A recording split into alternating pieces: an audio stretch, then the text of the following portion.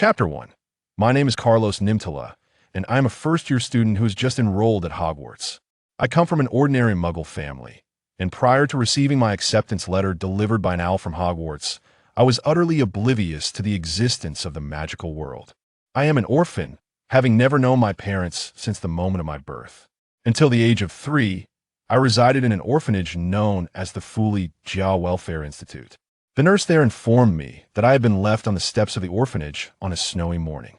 Had the gatekeeper arrived just 5 minutes later, I might have perished in the December snow. They assigned my birthday as December 8th, the very day I was found on those steps. The name Carlos was bestowed upon me by Director Mary, while the surname Nimtara is derived from the embroidery on my swaddling blanket. The orphanage staff unanimously believed that this surname held special significance, which is why they refused to allow any prospective adoptive families to change my name. Oddly enough, despite their diligent searches for others with the surname Nimtara, they found no trace of it in books, newspapers, or even telephone directories, as if the name had been conjured from thin air, belonging to neither family nor place. One summer, when I was 3.5, I was adopted by a Muggle family named Sam, who owned a grocery store. Their shop was located at the end of a narrow alley, marked by a weathered plastic sign in orange letters and a glass door. They sold a variety of goods, from candy and newspapers to music albums, women's pantyhose, and fresh vegetables. At least in terms of their offerings, they lived up to the promise stated on their storefront: Sam's Grocery, your best helper in life. I was quite familiar with this slogan, as I was often tasked with advertising it on wooden boards during my afternoons after school, and on weekends, promoting daily specials. If my delivery sometimes seemed rather polished, not befitting a child, it was likely due to the language skills I had acquired through these experiences, which proved useful when writing essays. The Sam family consisted of Uncle Sam, Aunt Sam, and their son Henry Sam. My relationship with them could be described as neither particularly good nor bad. It was said that they had some Mexican ancestry, which contributed to their strong family values. Consequently, they seldom spoke to me and rarely engaged in activities together, though we occasionally pretended to be a close-knit family during weekend outings. Uncle Sam once candidly admitted that he had adopted me in order to receive government assistance for adopting orphans. I neither confirmed nor denied this, as I could see that their grocery business was not thriving, and they had to manage expensive mortgage, car payments, and utility bills. Nevertheless, they treated me well, refraining from any abuse or arbitrary expulsion, like the cruel adoptive parents portrayed on television. They even provided me with my own room, and in winter, I had a warm coat and gloves, albeit hand-me-downs from Henry, so I had little to complain about. During my time at Uncle Sam's, I spent most of my days in my room at the end of the second-floor hallway, engaging in my own pursuits. I made a conscious effort to avoid intruding on Uncle Sam and Aunt Sam's family time. It was during this period that I exhibited some magical abilities, such as turning the pages of books without using my hands and floating in my sleep, only to awaken and fall heavily back onto my bed.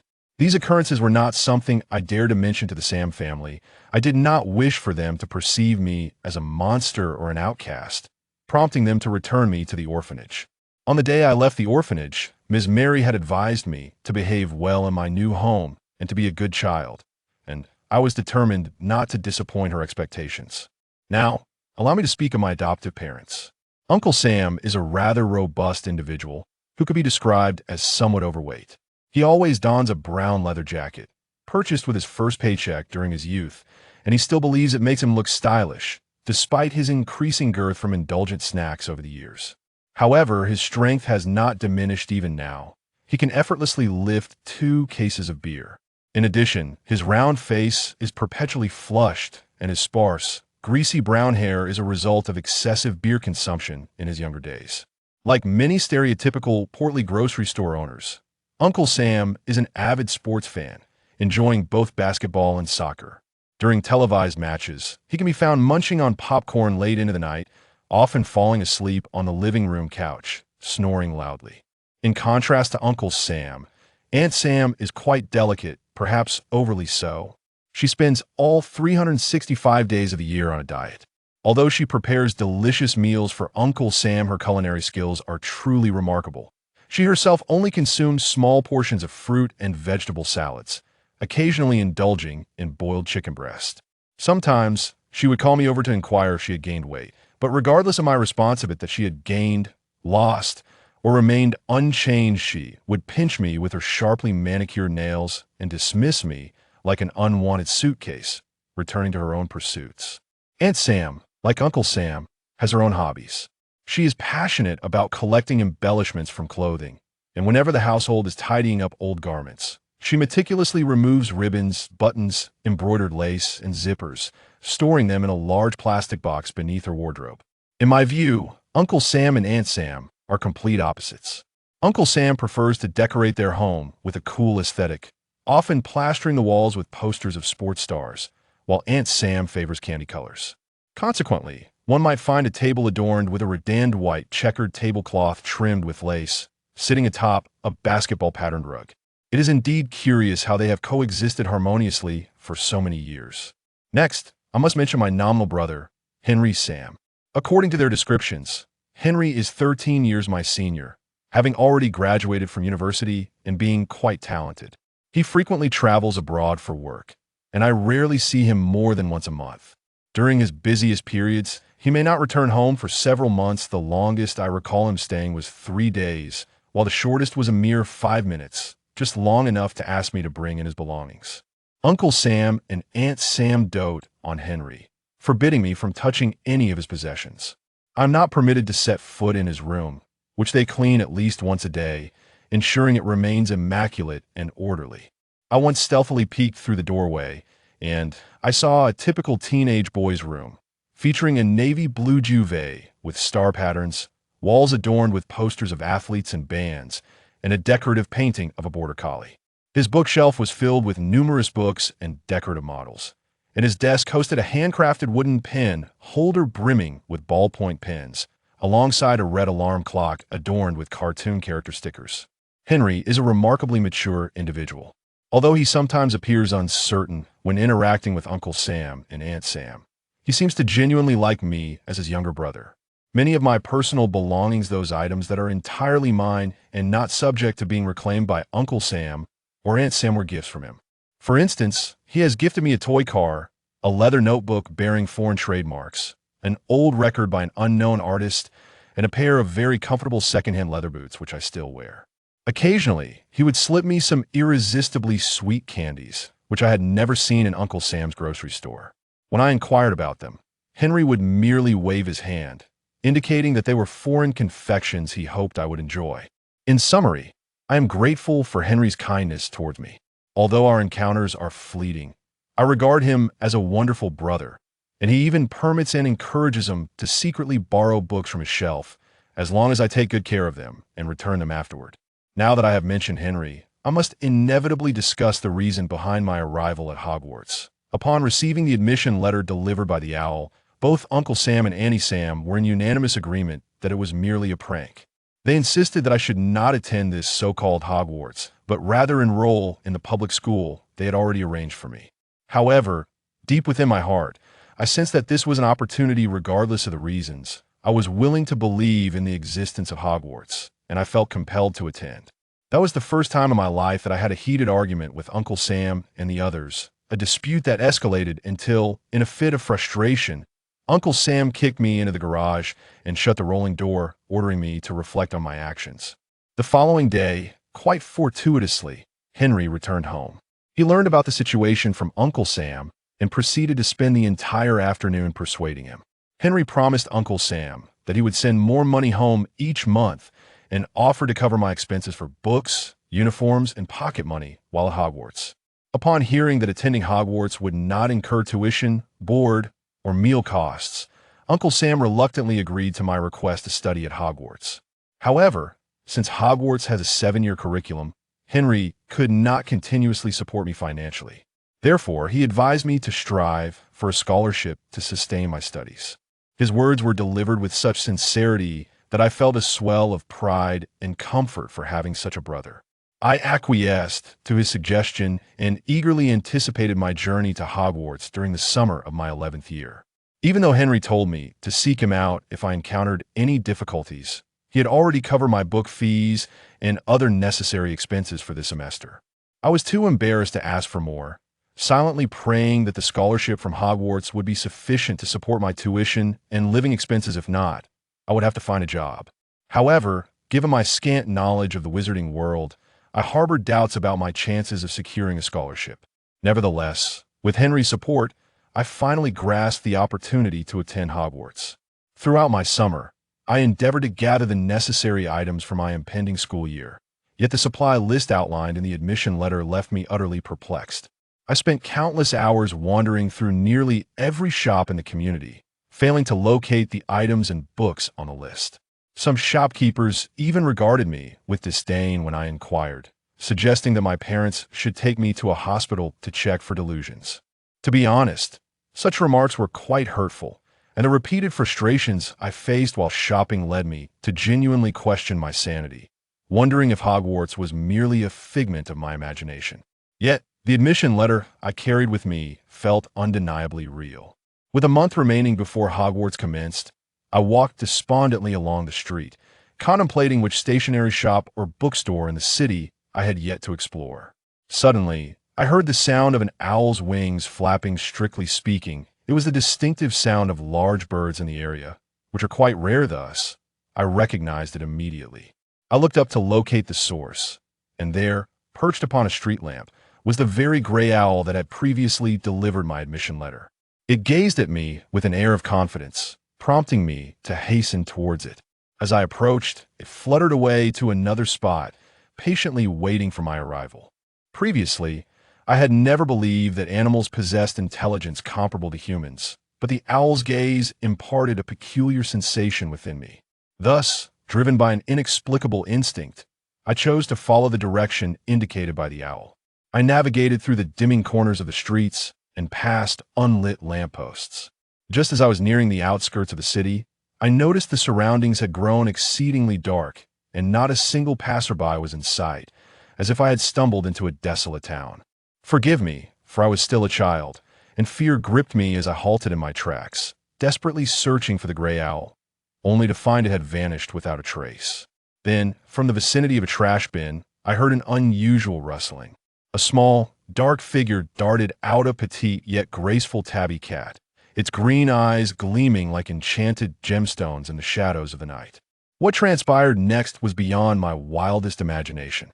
Before my very eyes, the cat's form began to enlarge, akin to a resilient piece of rubber. Under my astonished gaze, it transformed into a woman clad in a flowing green robe, who appeared to be of an age surpassing even my grandmother's, yet exuded an air of elegant maturity. She regarded me with her olive green eyes and greeted me with a nod from beneath her wide-brimmed, dark green wizard's hat, while holding a wand that resembled those wielded by wizards in storybooks, delicately tapping it in her palm. She disregarded my evident surprise and stiffness, instead nodding slightly and stating unequivocally, "Please forgive me for finding you at this hour. This year has been exceedingly busy. You must be Carlos Nimtara from the list. On behalf of Hogwarts, I welcome you." Then, she paused abruptly, as if gauging my reaction. Upon realizing that I exhibited no extreme response, she continued with a weighty tone, "Considering you reside in the Muggle world, I am here to assist you, Mr. Nimtara, in order to prevent any difficulties for new students from the Muggle realm during their enrollment. Would you be willing to accept assistance from Hogwarts?" Her words filled me with immense joy, for this was precisely what I needed. I could scarcely fathom the dire consequences of enduring until September without such guidance. I had no doubt that she was indeed a messenger from Hogwarts, so I nodded eagerly, indicating my willingness to accept her help. Clearly, my straightforward demeanor and the admiration reflected in my gaze brought her delight. I noticed her inhale slightly, her brows animated with newfound liveliness, and her tone softened as she continued, "Allow me to introduce myself. My name is Minerva McGonagall. I will be your headmistress at Hogwarts as well as your transfiguration professor." "Headmistress? Transfiguration professor? You must be an exceptionally powerful witch." After hearing Professor McGonagall's introduction, I felt a surge of appreciation for having such a prominent figure assist me with my preparation for enrollment. However, a wave of concern followed, prompting me to lower my gaze and say, "But you must be incredibly busy. I hope assisting someone like me, a non-wizard, will not trouble you, headmistress." "Trouble? No, not at all. Ensuring that every deserving wizard has a positive enrollment experience is my educational principle. I doubt anyone wishes to feel stranded in this place. Professor McGonagall quickly reassured me, noticing my despondence. She placed her hand on my shoulder in a gesture of encouragement. Moreover, not all Hogwarts students come from the wizarding world. Many, like you, born in the Muggle realm, can also achieve great things in the magical world. Really? Her encouragement prompted me to lift my head, reigniting a flicker of hope within me. Indeed, I once encountered a student named Hermione Granger, who, much like you, hailed from the Muggle world. Yet, she was exceptionally intelligent and diligent, becoming a remarkable witch and eventually an esteemed minister of magic through her own efforts. Professor McGonagall took my hand and guided me along the street, speaking to me in a gentle manner as if she were a kind grandmother telling stories to a child on their way home from school.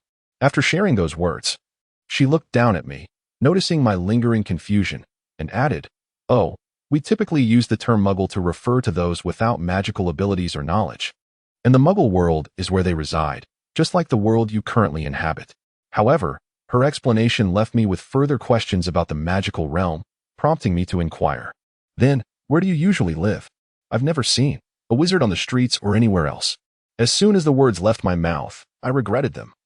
For I had encountered many adults who grew impatient with my multitude of questions, often limiting their responses to one or two from a child. Yet, Professor McGonagall was different. She did not release my hand, but smiled at me instead. "Well, that is precisely where I am taking you, Mr. Nimtara. The magical world is concealed from Muggle observation. Although my life has been intricately tied to the magical realm, I still find it wondrous, and I genuinely hope you will enjoy it." I must admit, her words resonated deeply with me, igniting a burgeoning anticipation and longing for the magical world.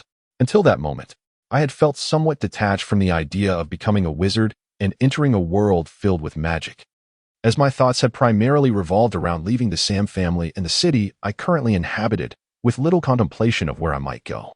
I had not even imagined what Hogwarts looked like, but Professor McGonagall's presence instilled in me a genuine eagerness for a world brimming with enchantment. She continued to lead me forward, and I sensed the surroundings growing increasingly dim, as if we were stepping into a realm devoid of light.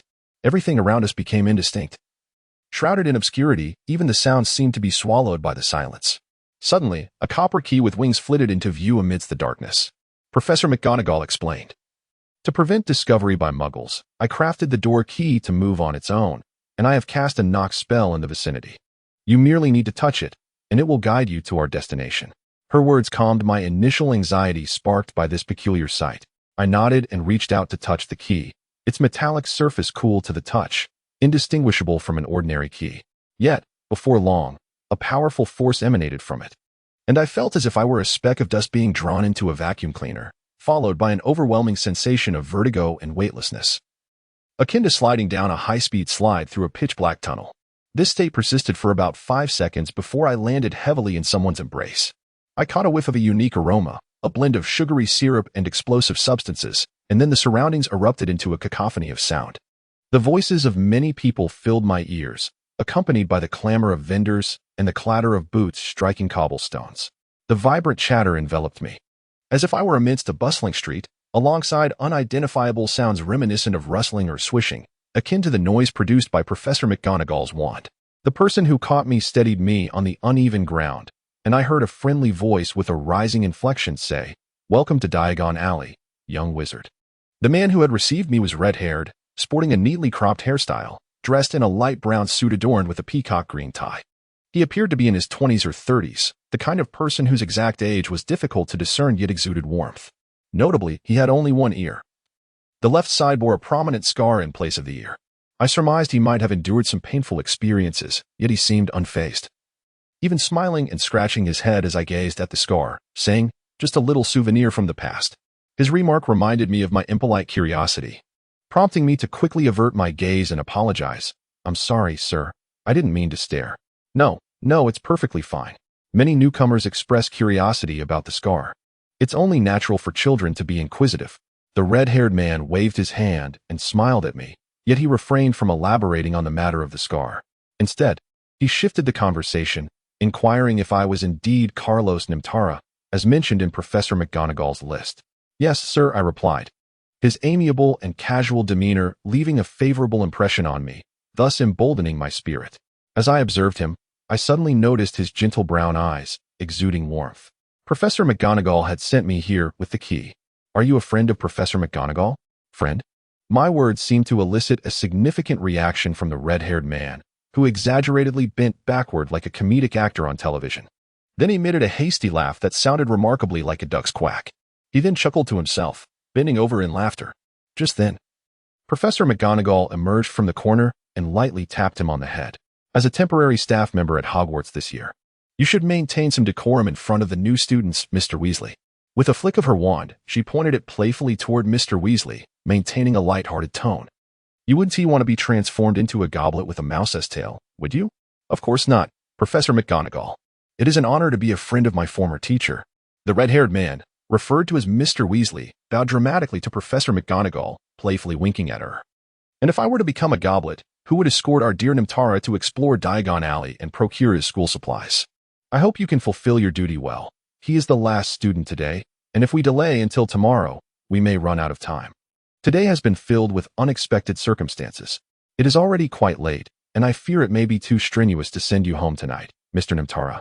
Professor McGonagall's initial sternness softened, tinged with a hint of apology. She turned to me, her tone gentler. If we cannot get you home in time, you may have to stay overnight in Diagon Alley. Mr. Weasley will take care of you. Realizing the implications of her words, I envisioned the furious red face of Uncle Sam and the sharp nails of Aunt Sam raised in indignation. It was clear that if I were to stay out overnight, I would likely incur their wrath, leading to dire consequences. However, thinking of my family, I hesitated, feeling the sweat bead on my palms as I nervously fiddled with the button on the corner of my sleeve, despite my genuine curiosity about what it would be like to stay in the magical world.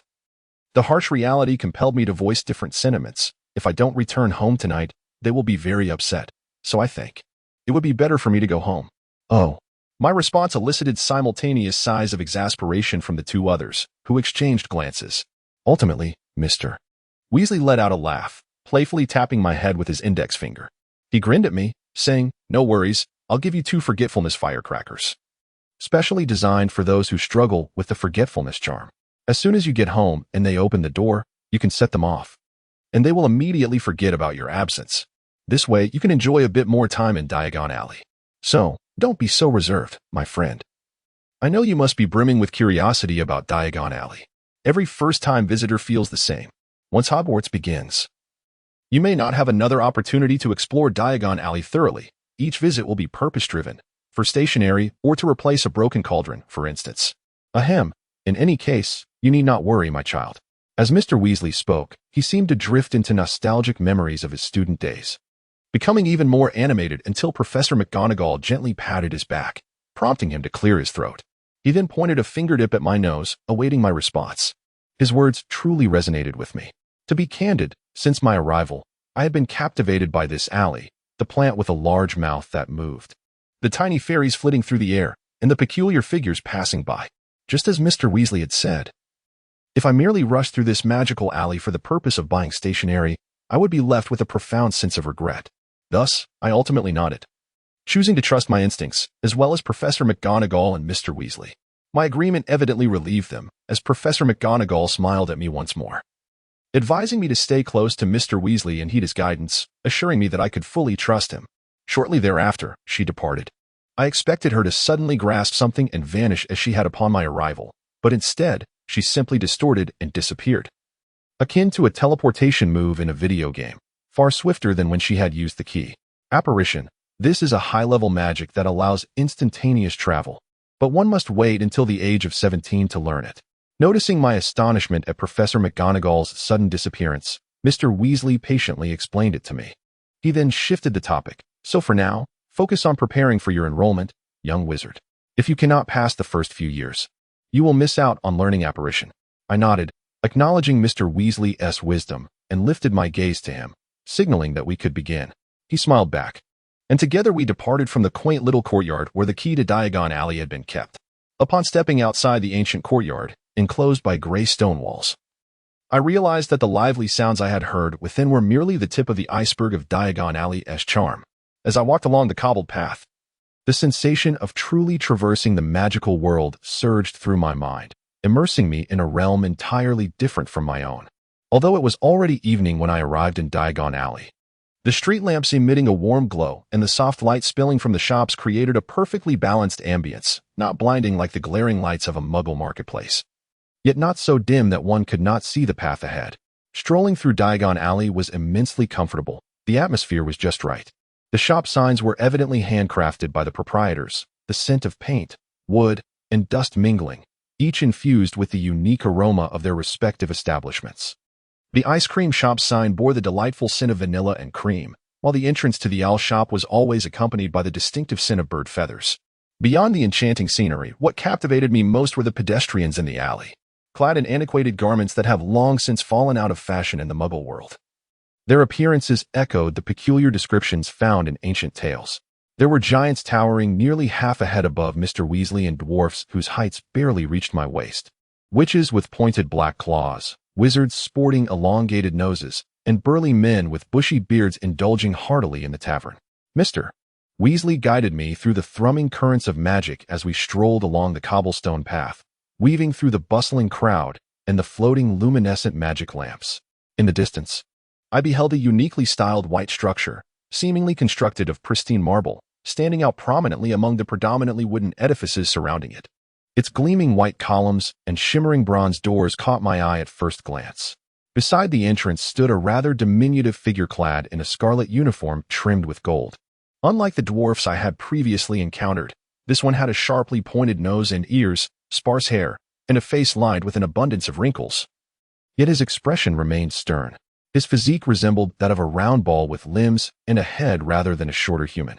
As I pondered this curious individual, Mr. Weasley gently tapped my shoulder and explained, "That is a goblin, a shrewd and proud creature skilled in ancient arts. Do not underestimate them due to their appearance. This Gringotts bank is run by them. You must exchange your Muggle currency for wizarding coins to shop in Diagon Alley, but tread carefully in dealings with them. They are clever but not particularly friendly." With that, Mr. Weasley amiably led me towards the polished bronze doors of Gringotts, where the goblin in the red uniform acknowledged us with a respectful nod. I returned the gesture and was immediately struck by the strong scent of gin emanating from him. Mr. Weasley winked and remarked, "Most goblins enjoy a drink." I then glanced at the metallic badge on his uniform, which bore his name and title, Griphook, Gringotts doorkeeper. With a sense of caution as I entered this new world, I committed this information to memory and followed Mr. Weasley into Gringotts. After passing through an atrium and a silver door, we finally arrived in the grand hall of Gringotts. The hall was immense, with ample space, its floor adorned with intricately patterned marble tiles. The white columns showcased exquisite carvings, and the chandeliers above glittered with an abundance of crystals, exuding a lavishness surpassing that of many Muggle banks. A sweet, refreshing scent reminiscent of cranberry cleaner wafted through the air, invigorating the senses.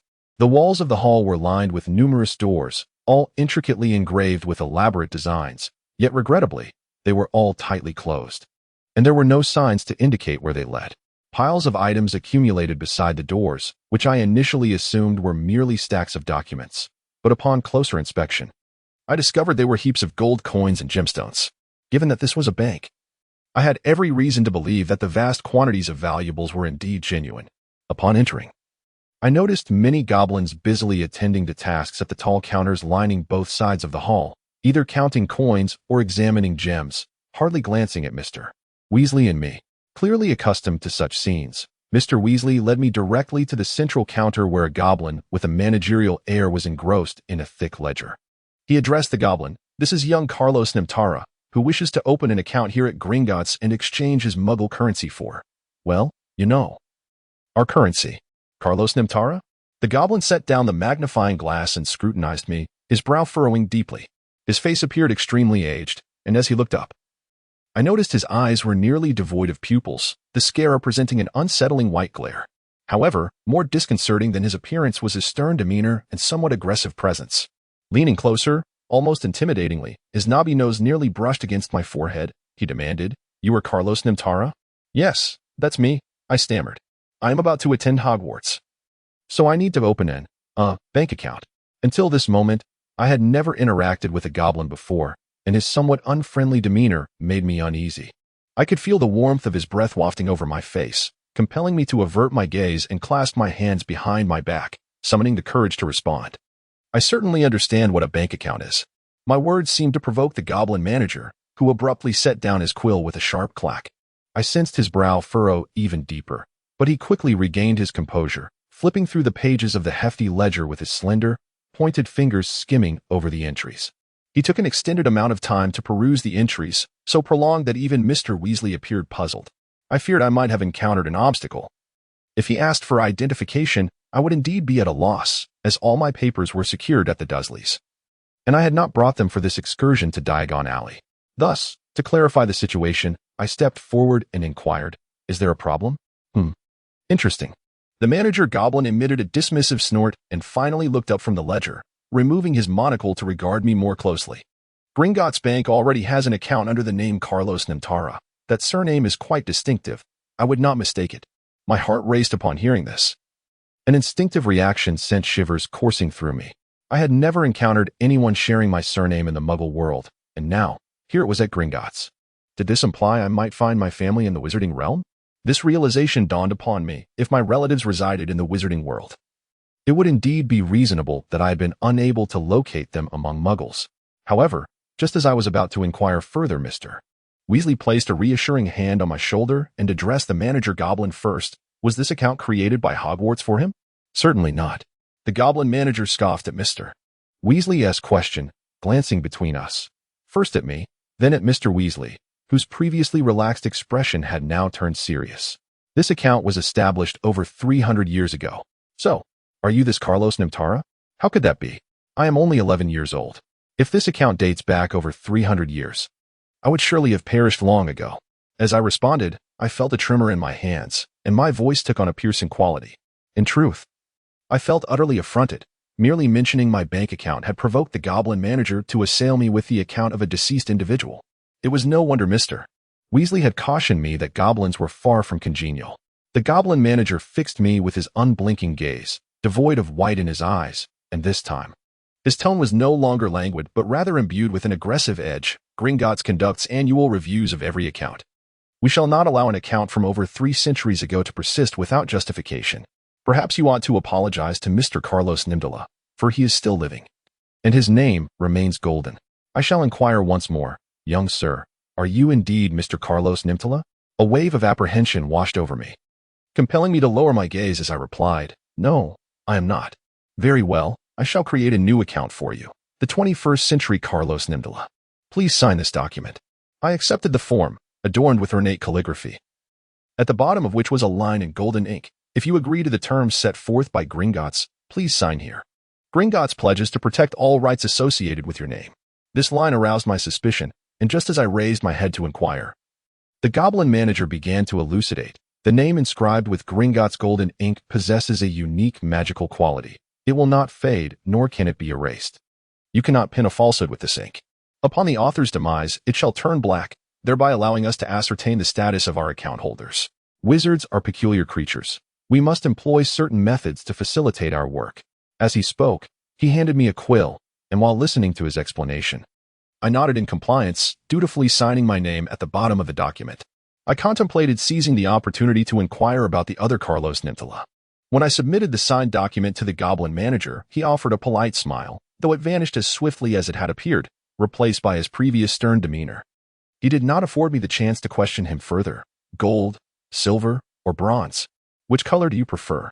"Silver," I responded, watching as he opened a nearby drawer, rummaging through it while the clinking of metal resonated like an odd sonata. Soon, he produced a silver key and swiftly handed it to me, stating, "Vault 624. You wish to exchange currency, correct?" "Yes." I accepted the silver key, carefully placing it in my pocket, then retrieved all the Muggle currency I possessed, reserving a small portion for my summer expenses and handing the remainder to the goblin manager. In truth, I was parting with only £800, which constituted nearly all my funds, sufficient for my tuition and living expenses for the academic year, including my school uniform costs.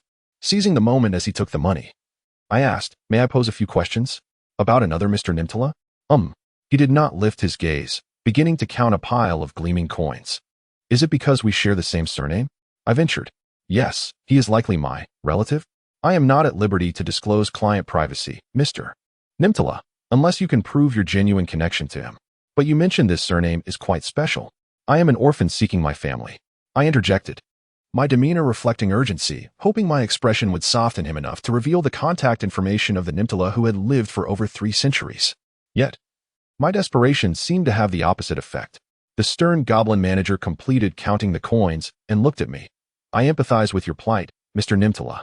But rules are rules, and moreover, he has not appeared at Gringotts for at least 200 years. Would you like to take your exchange of 162 galleons, 7 sickles, and 15 nuts, or deposit them in the vault? I felt deflated, my head drooping in resignation. At that moment, I became acutely aware of the sweat pooling in my palms, and my hands and feet grew cold, a sensation of blood retreating coursing through my body, accompanied by a tingling feeling that enveloped my face like a web, inducing a sense of dizziness and breathlessness. Noticing my distress, Mr. Weasley timely intervened before the goblin manager could press me further. He took the pouch of money from me and guided me outside Gringotts, back into the bustling atmosphere of Diagon Alley. Unlike the overwhelming silence within Gringotts, the cacophony of Diagon Alley soon filled my ears, and even the air felt considerably warmer. Standing on the crowded street corner, the suffocating chill began to dissipate. I regained my composure and looked up to see Mr. Weasley gazing at me with concern. Suddenly realizing my earlier lapse in decorum, I hastily apologized. I'm sorry, Mr. Weasley, I just... No, it's quite all right, dear child. You needn't explain. Mr. Weasley interrupted, gently patting my back with a softness akin to that of a parent comforting a child in a television drama. For reasons unbeknownst to me, my mind and eyes began to sting, and I struggled to breathe. I realized I was on the verge of tears, and my solution was to desperately conjure joyful memories in an effort to suppress them. However, with each recollection, the sorrow seemed to deepen, transforming into a blade that pierced my heart, urging me to cry even more. Clearly alarmed by my appearance, Mr. Weasley continued to offer gentle reassurances as he led me into a cozy tavern. Before entering, I caught sight of the intricately carved wooden sign above the door, reading, the Leaky Cauldron.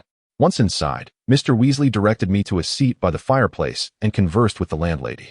The tavern was quite noisy, and I could only catch fragments of words, such as butterbeer and shepherd's pie.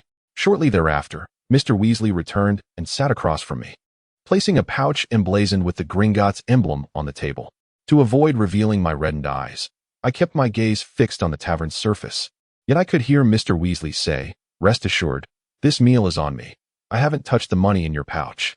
It's best if you keep this for yourself, though the pouch is enchanted against theft. No, I've troubled you enough, Mr. Weasley. And I must also impose upon you for my lodging tonight, so I believe I should cover the meal, I insisted, shaking my head as I reached for the pouch to begin counting the coins. Mr. Weasley intervened, and we found ourselves in a light-hearted dispute. Ultimately, my nearly stubborn insistence prevailed, and Mr. Weasley conceded to a compromise. I would pay for half of the meal. In the end, he rested a hand on the table, offering me a bemused smile. You are truly as stubborn as a unicorn. Be careful now, lest you find yourself stuck in a tree. I was not familiar with this. Following the amicable dispute we just had, my spirits had lifted considerably. I had never engaged in such a debate with anyone before, and that sense of camaraderie left me feeling somewhat euphoric. The lively atmosphere of the tavern further invigorated me, emboldening my demeanor. I began to survey this enchanting tavern of the wizarding world. Beyond the animated portraits adorning the stone walls and the bustling wizards engaged in animated conversations, what captivated me most were the magically conjured dishes on the tables, exuding a rich aroma. Golden liquids, bubbling with effervescence, were poured into colossal vessels that floated gracefully to the tables, where patrons indulged without reserve. Roast piglets, sandwiches, and honey puddings were served in an endless stream, and the delectable scent stirred my senses, making me acutely aware of my own hunger. At that moment, a figure in the corner caught my attention. He sat in a nook by the window of the Leaky Cauldron, a young man in his 20s with short, pale golden hair and striking gray-blue eyes, possessing an appearance reminiscent of a prince. Yet, in stark contrast to his classical good looks, his attire and the surrounding ambience were decidedly incongruous. If my eyes did not deceive me, he was holding a mobile phone, a device far more common in the Muggle world, and one of the latest models at that. My brother Henry often brought back posters and records from rock bands, allowing me to recognize the red logo of an English rock band emblazoned on the phone case. Below it, a phrase in artistic red letters, sharp as a bayonet, caught my eye, but the distance rendered it indecipherable. His fashion mirrored the style of his phone case, trendy and distinctly rock-inspired. He wore light blue ripped jeans and black Doc Martens adorned with shiny studs, paired with a short, utilitarian jacket replete with pockets, casually draped over his shoulders, exposing a red t-shirt featuring fashionable prints and patchwork cuts. To be candid, such a stylish young man seemed far more suited to a modern CAF or bar than to the Leaky Cauldron, which still bore the remnants of medieval decor. If the tavern's proprietress had not personally brought him a mug of butterbeer, I might have thought him a figment of my imagination. He remained oblivious to his surroundings, engrossed in his phone and chewing pink bubblegum. Just then, our order arrived at our table, consisting of grilled steak, fruit pudding, a small salad, and a large mug of butterbeer. Could one truly use a mobile phone in the wizarding world? As I pondered this while slicing my steak, I directed my question toward Mr. Weasley. At that moment, Mr. Weasley was preoccupied with the steak that had just been served. He attempted to use a levitation charm to sprinkle pepper from a bottle onto his meat, but his magic faltered, as controlling powdered substances with spells proved challenging. Hearing my inquiry, Mr. Weasley looked up and followed my gaze, clearly unfazed. Since Hermione had assumed the role of Minister for Magic, she believed that the wizarding community should engage with Muggle advancements instead of remaining insular. In response to the demands of the new generation, Muggle products that had been registered with the Ministry were now permissible in the wizarding world. Mr. Weasley shrugged, taking a bite of the steak, which had been overly peppered. And as he chewed, he replied, "My father was absolutely thrilled to hear this news. He even applied for a license for our car from the Ministry. However, most wizards are indifferent to this policy. After all, we have our own ways of life, and many traditionalists feel that this initiative taints the purity of the wizarding world."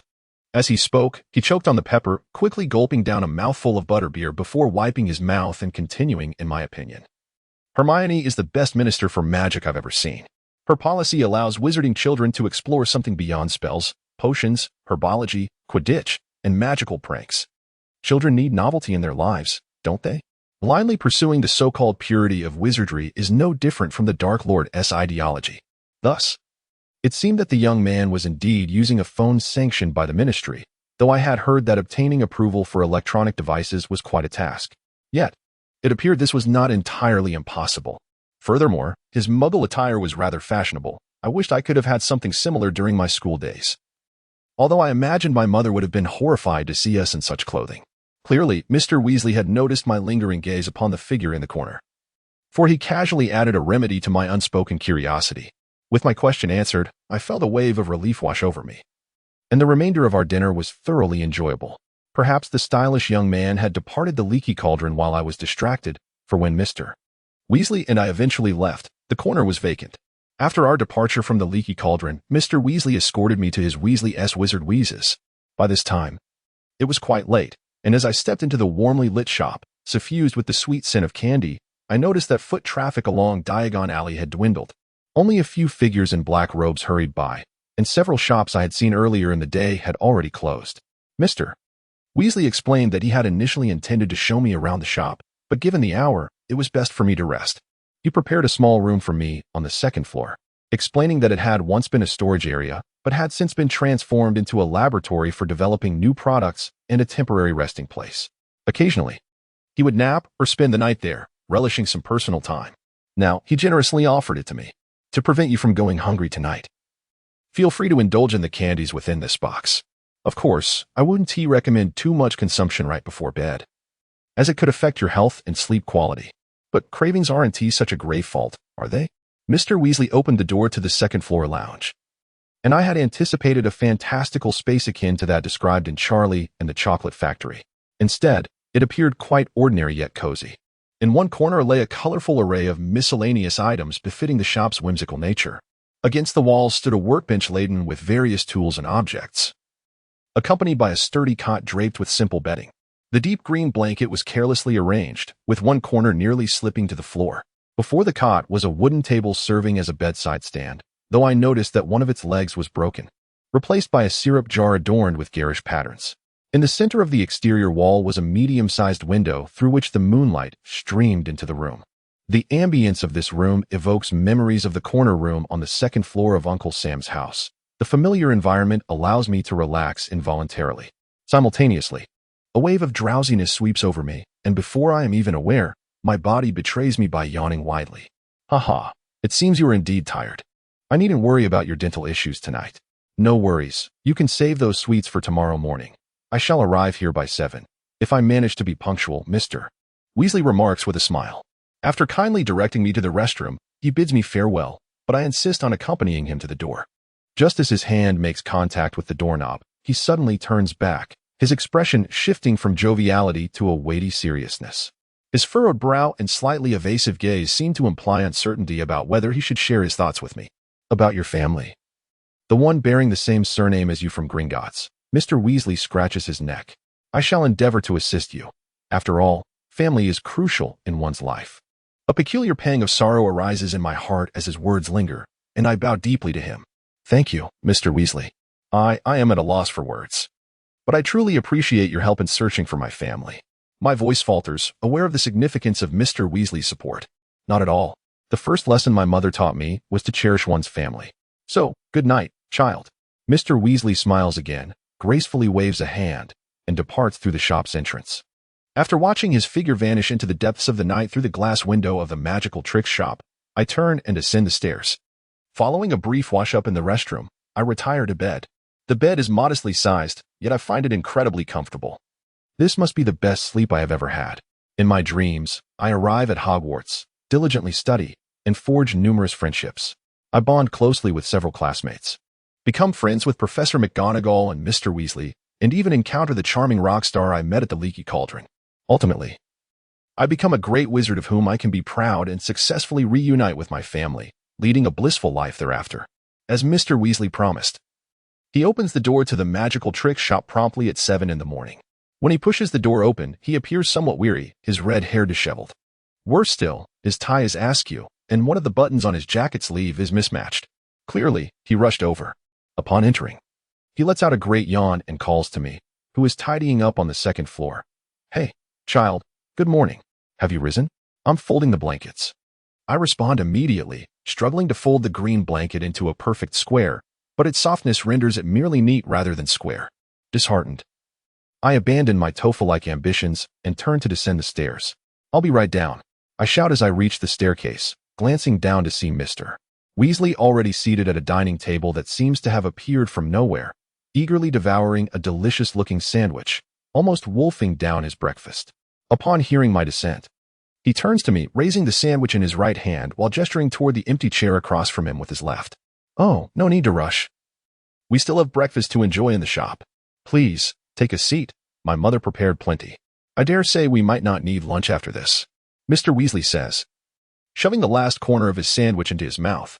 He then picks up an oversized thermos, adorned with a palm-sized red bag, opens it, and retrieves 2 thumb-sized teacups. With a flick of his wand, he enchants the cups, proclaiming, "Grow." As the incantation is spoken, the teacups expand to a normal size, and Mr. Weasley admires them with a sense of pride before pouring steaming red tea from the thermos into both cups. He pushes one toward me while keeping the other for himself, taking a hearty sip before sharing, as if confiding in a friend. Do you know? My mother roused me early this morning. You cannot imagine her demeanor. While wielding a feather duster, she chastised me, saying, "How can you leave a child waiting, you lazy fool? How dare you let an 11-year-old go hungry in your shop?"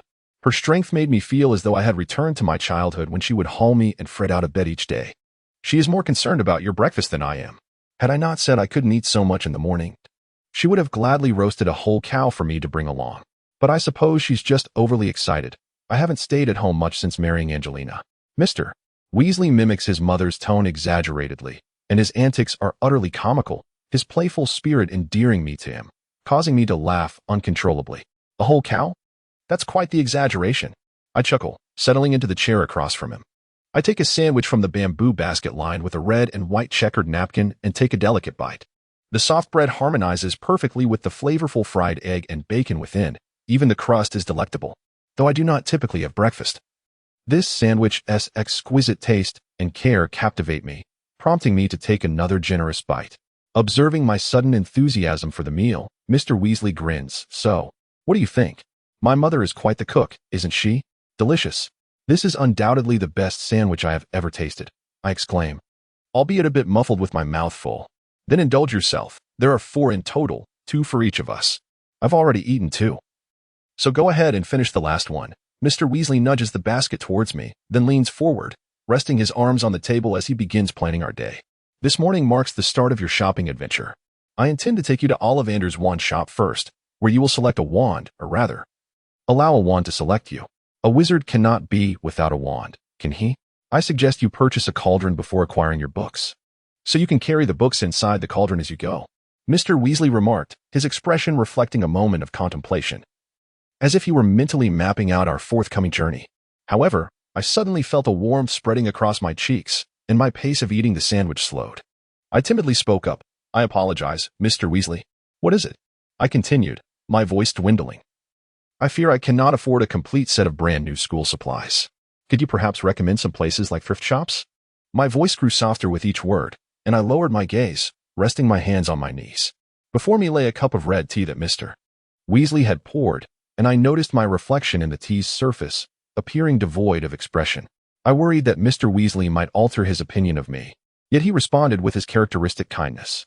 Upon hearing my seemingly timid inquiry, Mr. Weasley let out a gentle laugh, not sharp, but rather warm, and placed a reassuring hand on my shoulder. Of course, it's no trouble at all. I am quite familiar with that.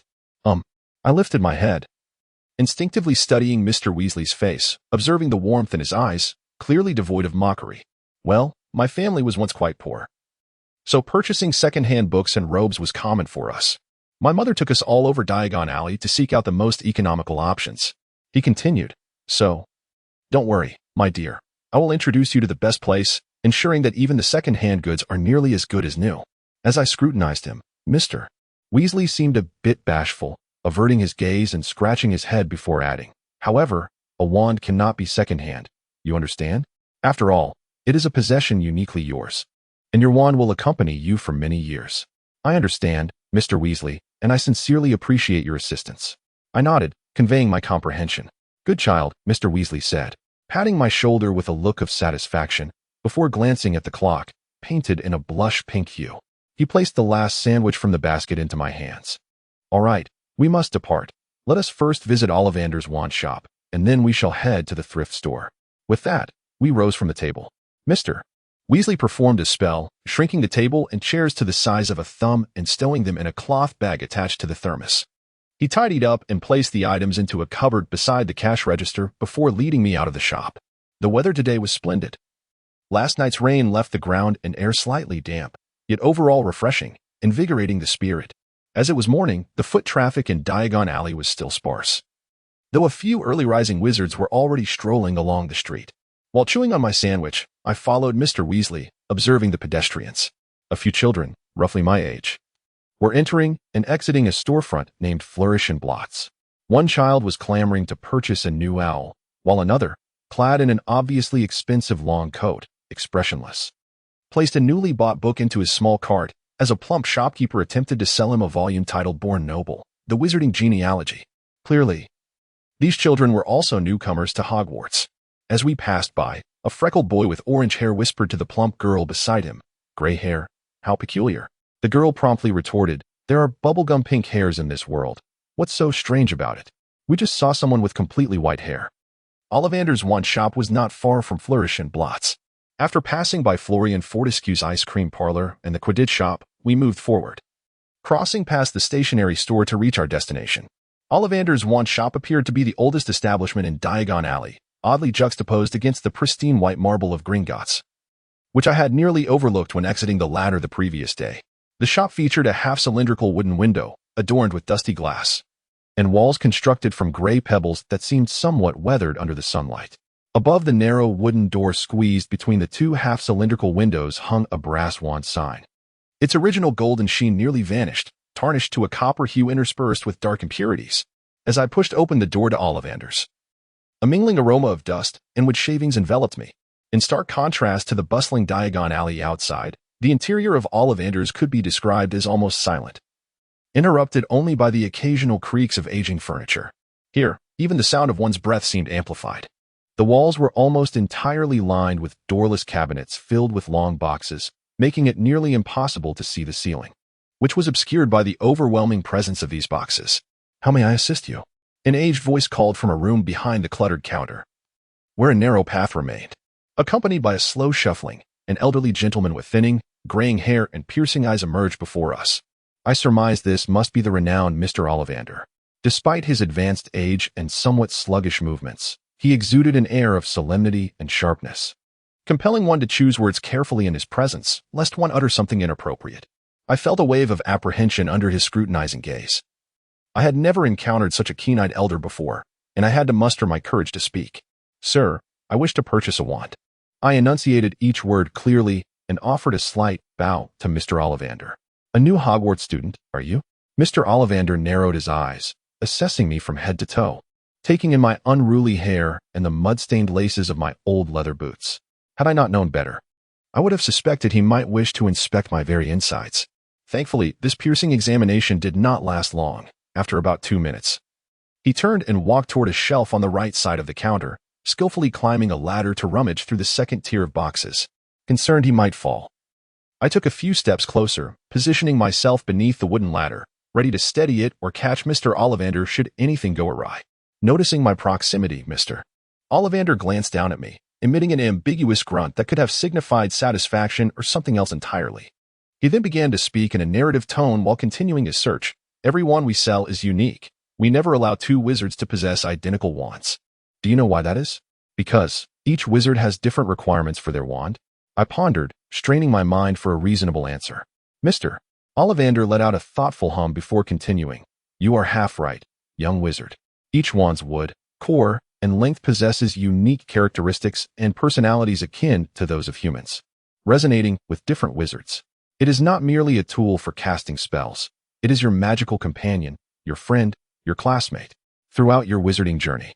It will learn alongside you, sharing in your triumphs and trials. Thus, akin to forging friendships or entering into contracts, it is not you who chooses the wand, but rather the wand that chooses you. The wand chooses me." I echoed Mr. Ollivander's words, a sudden wave of apprehension washing over me. Yet, what sort of wand would select me? I had only recently transitioned from the Muggle world to the realm of wizards. It is not solely about your experiences, but more about your character and choices. "Give this one a try," Mr. Ollivander interjected, descending from the ladder while holding a box. He placed it gently on the counter, as if presenting a cherished heirloom, and retrieved a wand of a delicate dark brown hue adorned with elegant wavy patterns. Upon extracting the wand, Mr. Ollivander did not immediately hand it to me. Instead, he produced a silk-like handkerchief from his pocket and meticulously polished the wand before presenting it to me. As I accepted it, Mr. Ollivander's gaze remained fixed on me as he remarked, "I usually do not allow my clients to try a wand of acacia wood at first, for it is quite discerning.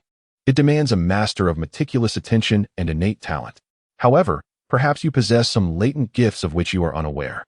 This wand is 11 inches of acacia wood with a unicorn hair core. Now, try waving it and follow my lead while saying, 'Flock of birds.'" Mr. Ollivander's tone was exceptionally gentle, imbued with a hint of encouragement that inspired an instinctive trust. Nodding, I followed his instructions and waved the wand, expecting something magical akin to a stage performance. Instead, the acacia wand appeared resistant to my commands, resulting in merely a few sparks and a pungent smell of burnt material, accompanied by a thick cloud of smoke that enveloped much of the shop. Believing I had inadvertently set the shop ablaze and damaged the wand, I hastily examined it. To my relief, despite the recent sparks, the wand itself felt cool to the touch, and its tip showed no signs of scorching. "It seems this wand is not quite suited for you," Mr. Ollivander stated, as the smoke dissipated thanks to Mr. Weasley's spell. He took back the wand I returned without displaying any hint of impatience, as if the incident of smoke filling the shop were of no consequence. Calmly, he placed the wand back into its box and turned to search for another wand on a nearby shelf, this time without the aid of the ladder. After a prolonged search, Mr. Ollivander spent considerably more time than before, leaving me to idly observe pedestrians through the shop's window. Dust and grime had settled on the glass, likely due to our early arrival, indicating that Mr. Ollivander had not yet had the chance to clean the shop. Or perhaps the person responsible for tidying had yet to arrive. Fortunately, the slight blemishes did not impede the view, and I noticed a girl across the street with pink braids, clutching a book beneath a lamppost, waiting patiently. She appeared to be of a similar age to me, strikingly beautiful, with amber eyes reminiscent of a cat's. She wore a knee-length brown and white checkered skirt paired with a white shirt and a deep brown vest adorned with a light green bow. At the center of the bow was a metallic badge, its design obscured from my distance. as I marveled at the existence of someone with bubblegum-colored hair. I continued to observe the girl through the window.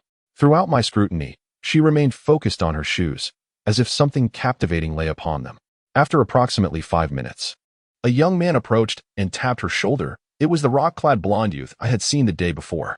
I gasped involuntarily, startled. The young man greeted the pink-haired girl with a smile, his right hand pressed against his ear, revealing that he was on a phone call.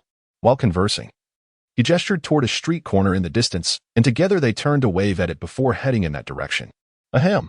Mr. Ollivander's sudden, stern cough jolted me back to my present reality. I nearly stumbled backward into the counter, only then realizing that Mr. Ollivander stood before me, holding a box, while Mr. Weasley leaned against a shelf, laughing heartily, clearly aware of my distraction with the girl outside. I felt an intense flush of embarrassment, my face burning as I quickly apologized to Mr. Ollivander and accepted the wand he offered.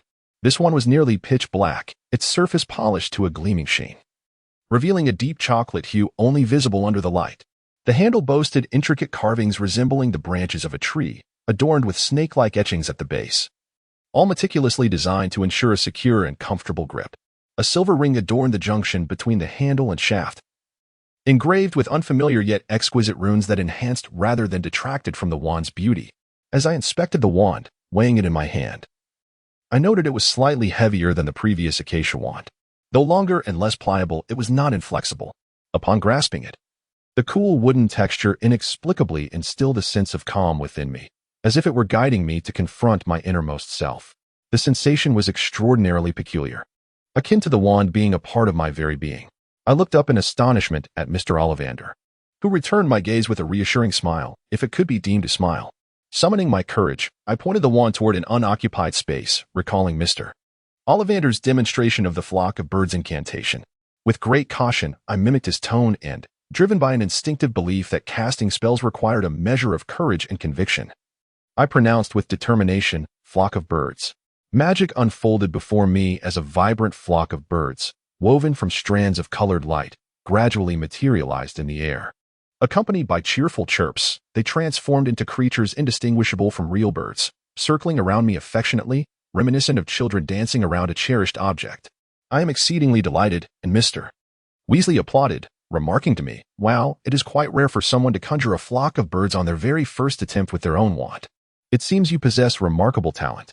I shall certainly inform Professor McGonagall of this, so she can assign you additional work once the term begins. No, I would rather not have an excess of assignments, but if they would aid my studies," I responded, a touch of shyness creeping into my voice. Turning to Mr. Ollivander, he nodded at me, and from the glimmer in his eyes, I sensed a measure of satisfaction. He returned to the counter, cradling the box that housed the wand, and said, "Black walnut, phoenix feather, 11 inches. You share a special bond with it. For many years I have hoped this wand would find its rightful owner. Thank you, Mr. Ollivander. I too feel it is exceptionally suited for me, as if—" I paused thoughtfully, stroking my chin, as if it were custom-made for me. For reasons unknown, upon hearing my words, Mr. Ollivander displayed an uncommon, warm smile. He gently caressed the wooden box that once contained the wand, as if reminiscing, and said, "In a sense, it is indeed bespoke. This wand was crafted for a customer who never returned to claim it, a matter of years past, back when I had not a single white hair. The deadline has long since passed. I believe that even if I were to sell it, the original customer would have no objections. Therefore, your total comes to 7 galleons and 11 sickles. Would you prefer to carry the wand with you, or shall I package it?" Although I had yet to master many spells, I chose to carry my wand with me. On the first day of acquiring it, I felt as though I had made a new friend. It resonated with me so deeply that I was reluctant to part with it. I hoped to become better acquainted with it in the days to come, and to forge an enviable partnership in magic. Moreover, I truly sensed an extraordinary reassurance emanating from the wand. As I reflected on Mr. Ollivander's question, my hand continued to caress the wand shaft, enjoying the unique sensation of the carving on the handle. After hearing my response, Mr. Ollivander said nothing more but diligently placed some complimentary wand care supplies into the box, packaged it, and handed it to me along with the bill, ultimately bidding farewell as Mr. Weasley and I departed the shop. Upon returning to the outdoor streets of Diagon Alley, I realized just how effective the soundproofing of Ollivander's wand shop was. Inside, I had felt enveloped in a soothing tranquility, but the atmosphere outside was entirely different. Although Mr. Weasley and I had only spent about 40 minutes inside, Diagon Alley had grown increasingly lively since our arrival. The streets were now teeming with pedestrians, an array of individuals brushing past Mr. Weasley and me. As Mr. Weasley guided me toward the secondhand shop, I found myself glancing toward the lamppost where I had previously spotted the girl with pink hair and the young man with golden locks, but they were no longer there, having evidently departed long ago. The ensuing shopping experience proceeded smoothly, although the wizarding robes I purchased were somewhat oversized for me, and the edges of the old books bore scorch marks with disorganized notes scrawled within, while the brim of the witch's hat was sullied with indelible stains from unknown potions. All items remained well-preserved and reasonably priced, leaving me quite satisfied. The Quidditch shoes, however, emitted an unpleasant odor of mud. The proprietor of the second-hand store informed me that the previous owner had been a Quidditch player who frequently trained in the rain, thus leading to the shoes' current state. Considering my inability to find a better pair of Quidditch shoes, I ultimately decided to purchase them, placing them at the bottom of the shopping cart Mr. Weasley was pushing. I heeded Mr. Weasley's advice and opted for a brand-new brass cauldron rather than a second-hand one, fortuitously catching a discount that allowed me to acquire a new set of scales and potion ingredients. By the end of our shopping spree, my belongings nearly filled the cart. The already worn hat almost losing its shape due to the pressure from the books. As we passed the Owl Emporium, I felt a strong desire to acquire an owl of my own. However, upon glimpsing the prices displayed in the shop's window, I ultimately chose to forego that wish. After all, Mr. Weasley had informed me that Hogwarts provided communal owls for students, albeit lacking the loyalty and reliability of a personal owl, and the quality of their delivery skills varied. Thus, establishing good rapport with them was essential, and sometimes, securing a competent owl relied solely on luck. My final meal during this journey was once again at the Leaky Cauldron, where Mr. Weasley treated me to another delightful butterbeer, humorously suggesting that I might not have the chance to savor such a delicious beverage again before the summer's end. I wholeheartedly agreed, feeling a twinge of regret. I had initially assumed that I would return via a portkey or apparition, yet Mr. Weasley smiled mysteriously and led me to the outskirts of Diagon Alley. The area surrounding Diagon Alley was damp, shrouded in thick fog that obscured the path, although I could still discern a dark, smooth stone road amidst the haze. Mr. Weasley gestured for me to raise my wand toward the sky and remain still for a moment, assuring me that a vehicle would soon arrive. Before I could inquire further about the nature of the vehicle, a loud bang resonated through the fog, startling me as if something had exploded. Following this, an array of peculiar creaks and clanks emerged, and a massive, giant-like shadow gradually materialized from the mist. Its two eyes sparkled within the white haze, and its legs were remarkably short, resembling two black tires. No, they were indeed tires. It was a colossal, three-story bus, adorned with a skin resembling the hue of a ripe eggplant and emblazoned with the words Night Bus in white paint. The bus moved swiftly, yet its brakes were impeccably timely, halting precisely before Mr. Weasley and me. The door swung open with a flourish, releasing a complex aroma of sweat, wood shavings, and jam. A conductor, clad in a purple uniform matching the bus's color and sporting a pair of oversized ears, leaned halfway out the door. His keen yet slightly lethargic eyes were set in a face marked with irregularities. He scanned Mr. Weasley and me before rapidly inquiring, "Who wishes to board?" "It is he. His residence lacks direct access to the magical train, and I was concerned for his safety in transferring. Moreover, it would be quite exhausting. Hence, I thought of you, Mr. Weasley replied with a smile, gently nudging me forward. "Ah, so that was it. A splendid choice indeed, for our bus is filled with those in need of assistance, young and old alike." The ticket collector elongated his tone as he replied, casting another glance in my direction before revealing a somewhat unappealing yet amiable smile. However, this expression lasted merely a second, and he quickly reverted to his previous demeanor, characterized by drooping eyelids and an air of ennui. While popping a piece of gum into his mouth, he opened the ticket pouch at his waist and inquired, "Where are you headed?" This question was evidently directed at me, so I promptly provided the address of Uncle Sam. I felt a twinge of concern over whether this bus would take me directly there. Yet the ticket collector merely jotted something down with a quill, swiftly tore off the ticket, and handed it to me, shaking my hand as he did so. "The fare is 12 sickles, and for an additional 3, you may enjoy a cup of hot cocoa. If you add 2 more, you will receive a hot water bag and a toothbrush, though honestly, one hardly requires a hot water bag and toothbrush during the day. But reciting this little advertisement is part of my duty. My name is Stan Sombach, the attendant of this bus, and it is my pleasure to serve you." "Thank you, but I do not require hot cocoa or a hot water bag. This will suffice," I replied with a smile, retrieving 12 sickles from my pocket, which Stan accepted with politeness, allowing me to board the vehicle. Once again, I bid farewell to Mr. Wesley, expressing my gratitude for his care throughout the day and night. Before taking the bus in accordance with Mr. Wesley's prior arrangements about the forgotten fireworks, as soon as I stepped inside the vehicle, I was startled by a dark, seemingly desiccated head of a long-haired person hanging at the front of the bus, swaying in the air as the vehicle moved forward.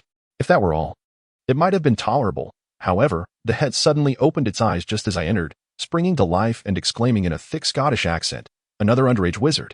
When was the last time this happened, Santon?" It must have been during Harry Potter's time, though he never revealed his true name to us.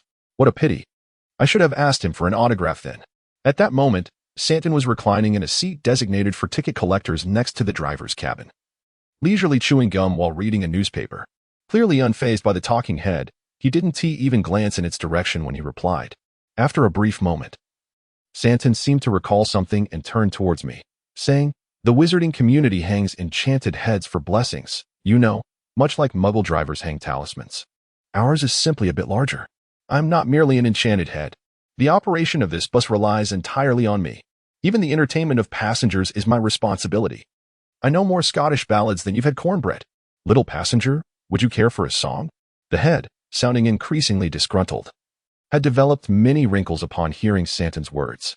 "Come now, have you forgotten that Mrs. Mary is also on this bus? She will vomit at the sound of Scottish ballads. So kindly remain silent, head sir. But you cannot stifle my passion for singing." Amidst the banter between Stan and the head, I began to search for my seat. I noticed that every chair on this bus was distinct in design. Some were rustic wicker chairs, others were those paired with school desks, wooden stools, and even an embroidered little sofa reminiscent of those found beside an old manor's fireplace, though regrettably, this particular sofa was occupied by a portly wizard whose belly resembled a balloon, snoring loudly enough to echo throughout the bus. I settled into a corner on a cushioned European-style wooden chair, and as soon as I did, the bus jolted to life. The seat began to sway slightly, yet surprisingly. Despite the bus's speed rendering the view outside nearly indistinguishable, the seat shifted and rocked without straying significantly from their original positions, akin to a well-balanced weeble. This novel experience of riding the bus intrigued me, and I found myself swaying in rhythm with the vehicle, creating the illusion of riding a roller coaster. Meanwhile, the dialogue between Stan and the head had progressed to a new phase, with the head inquiring about the latest news in Stan's newspaper. Stan flipped through the pages before finally stating, "Aside from those tired family anecdotes and advertisements, the only noteworthy tidbit is that our Ministry of Magic intends to collaborate with the Nordic Ministry." "Huh, the Nordic Ministry," exclaimed the head, his tone elevated and laced with disdain. "They are a bunch of softies, and their magic is utterly nonsensical, drawing something in the air, stamping marks on themselves, chanting incantations, and forging magical items through blacksmithing. Is that truly magic? Not a hint of gentlemanly conduct. I've heard they even curse people with blood. How barbaric. But your head was certainly severed by the Norse, wasn't it?" Stan replied nonchalantly, chewing gum without lifting his gaze. "Their ancient magic was quite formidable, wasn't it? That was in the age of legends. What they practice now pales in comparison to the magical system of my homeland. I dare say discarding their discs, silverware, and those cumbersome wands would be a boon for their magical community." The head continued to rant about Nordic magic and their ministry, while Stan appeared entirely indifferent to the head's grievances, instead raising his voice to read aloud the headline of the newspaper, "To enhance international magical security and resolve long-standing mysteries plaguing the wizarding world, our ministry has decided to collaborate with the Nordic Ministry." Wait? Security? The head's complaints abruptly ceased upon hearing this, its expression shifting to one of suspicion as it leaned closer to scrutinize the newspaper in Stan's hands. Unfortunately, its hair was not long enough to reach the paper. Yet it lowered its voice, adopting a tone of mock authority, and asked, "Surely they aren't referring to that case?" "I don't know. It isn't specified, only that it mentions cooperation." Stan hastily replied, yawning as if the newspaper bored him. The head's words no longer piqued his interest, so he stuffed the paper into a netted pocket beside the seat and pulled out a puzzle book from his pocket to entertain himself. However, the head's comments had piqued my curiosity, prompting me to rise from my seat and relocate closer to the head, asking, "Which case? I'm rather curious about your conversation." "Haha, I adore inquisitive wizards. The head's topics are always the most captivating."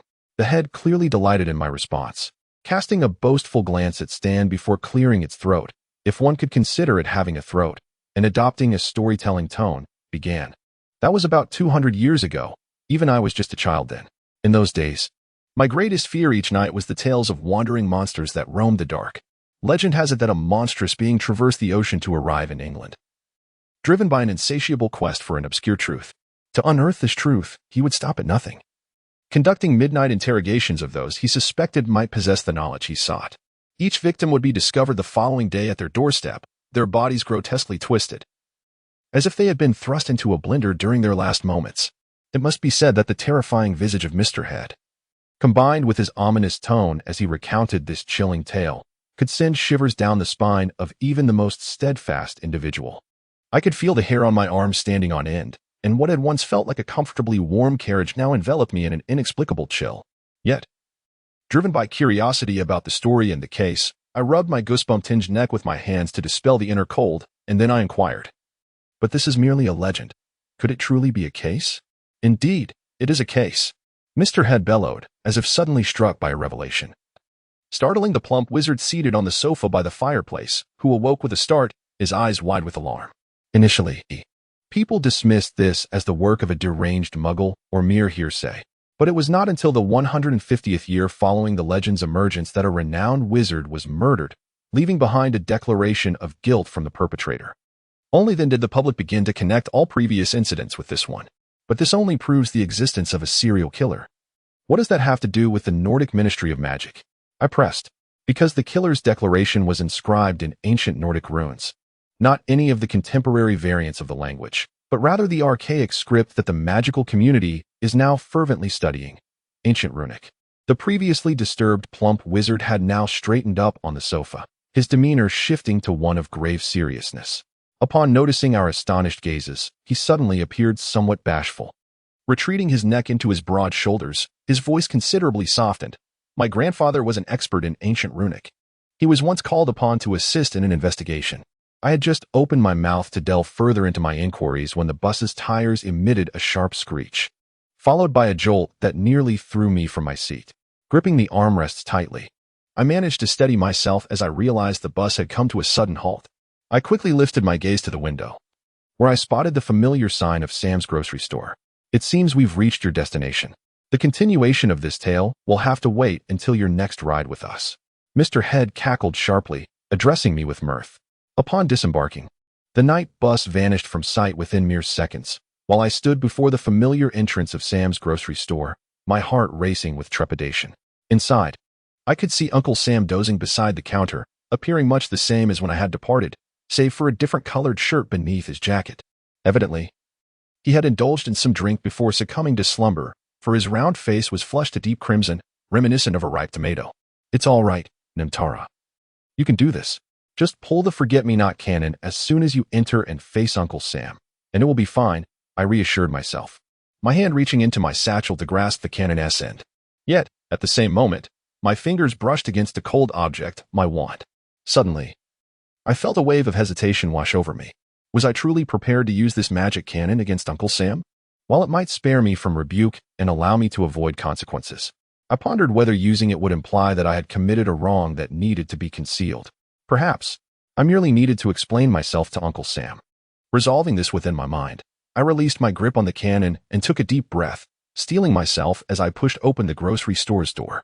The chime of the doorbell rang out, sending a shiver through my scalp and causing my palms to sweat nervously.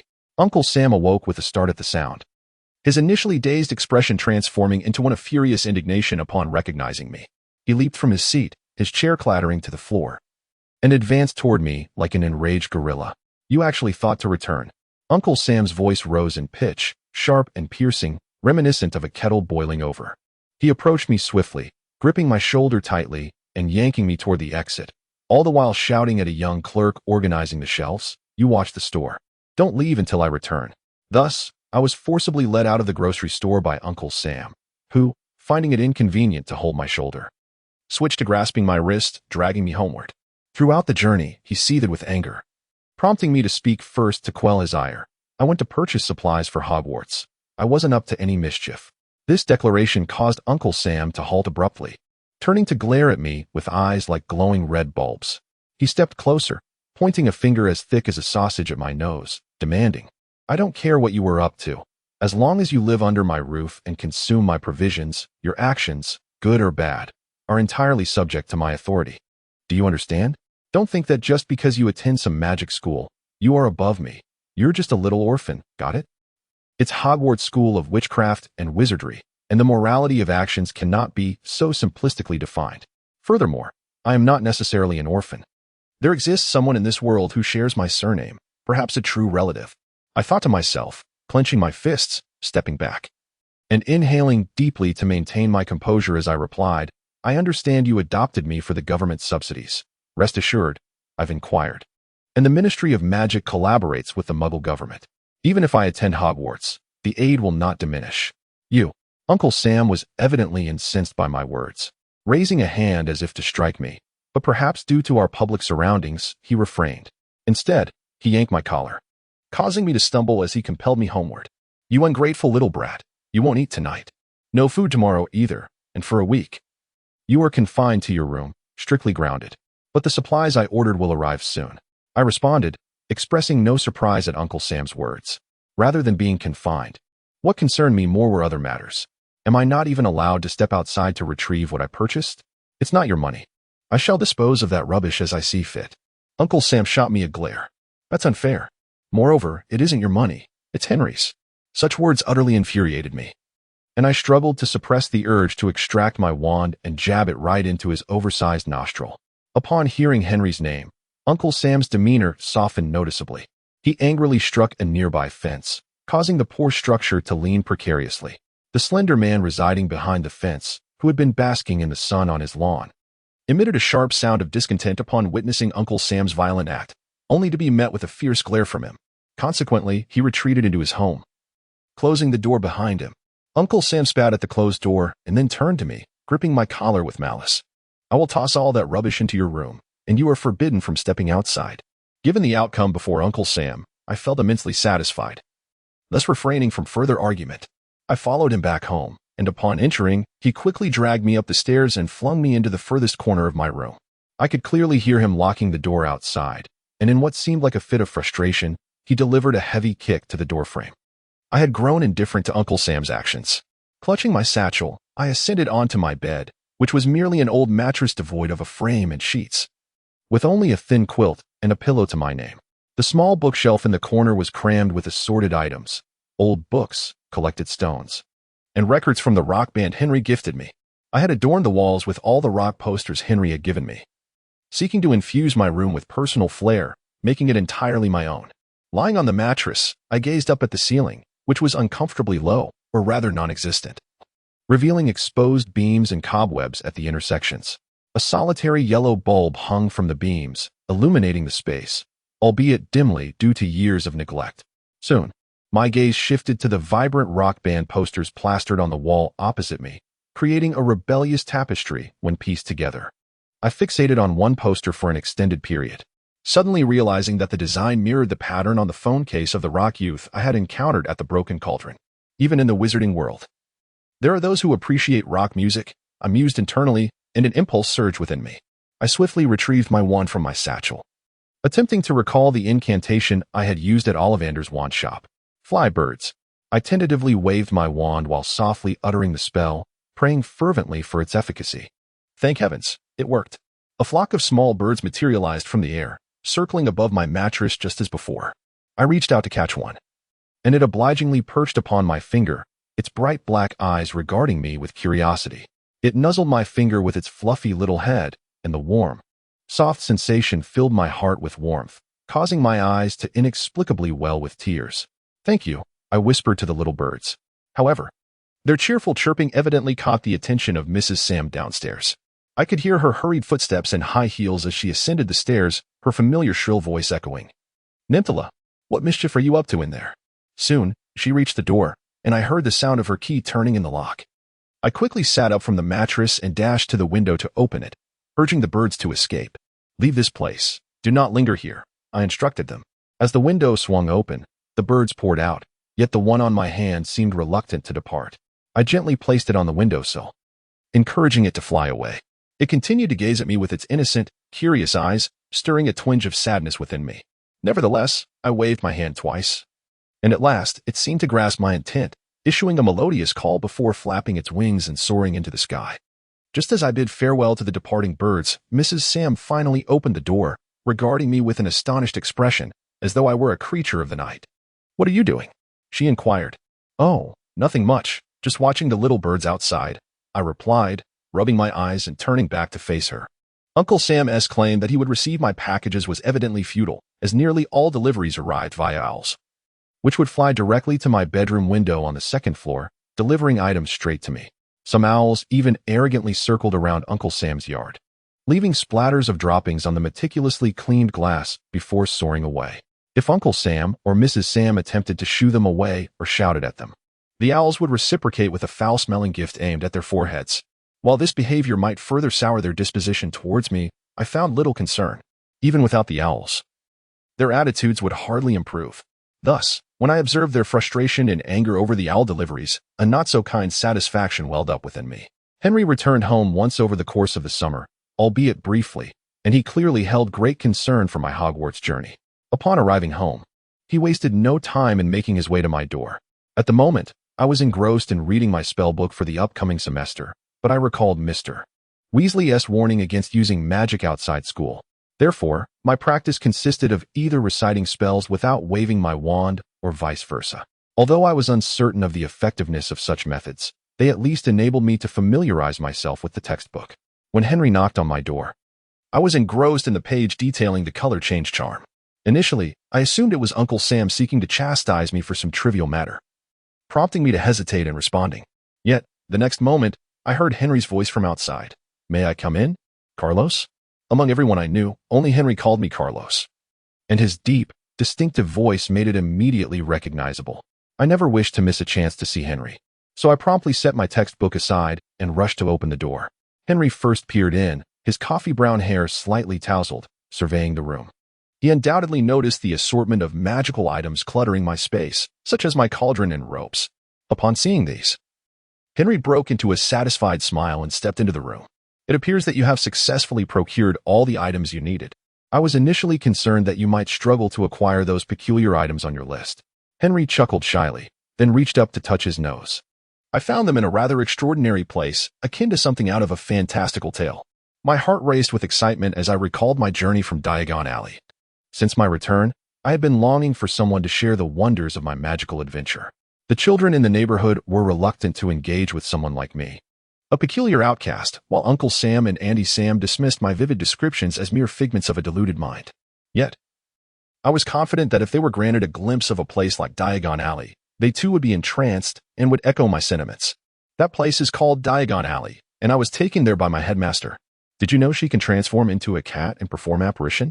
In an instant, I was transported to Diagon Alley, not through apparition, but via a portkey, which is an enchanted object that allows one to travel to a specific location. My enthusiasm surged as I recounted my journey, almost stumbling over my words in my eagerness to describe my experience. I spent approximately 10 minutes narrating my tale, during which Henry patiently sat on the sole wooden chair in my room, occasionally expressing awe or contemplation in response to my descriptions. When I mentioned Ollivanders, I dashed to my bed and rummaged through the pile of textbooks to retrieve my wand, which I had used as a bookmark. I found it nestled within my History of Magic textbook. With great excitement, I pulled it out to show Henry. "Mr. Weasley told me that having one's own wand is essential to being a true wizard. Look, this is my wand, purchased from Ollivanders." As I spoke, a sense of pride welled within me, and I instinctively lifted my chin. This wand had chosen me, and I had even cast spells with it in the wand shop. "That sounds marvelous. Now I understand why you received your acceptance letter to the wizarding school. You already appear to be a diligent young wizard, Carlos. I sincerely hope your life at Hogwarts goes smoothly."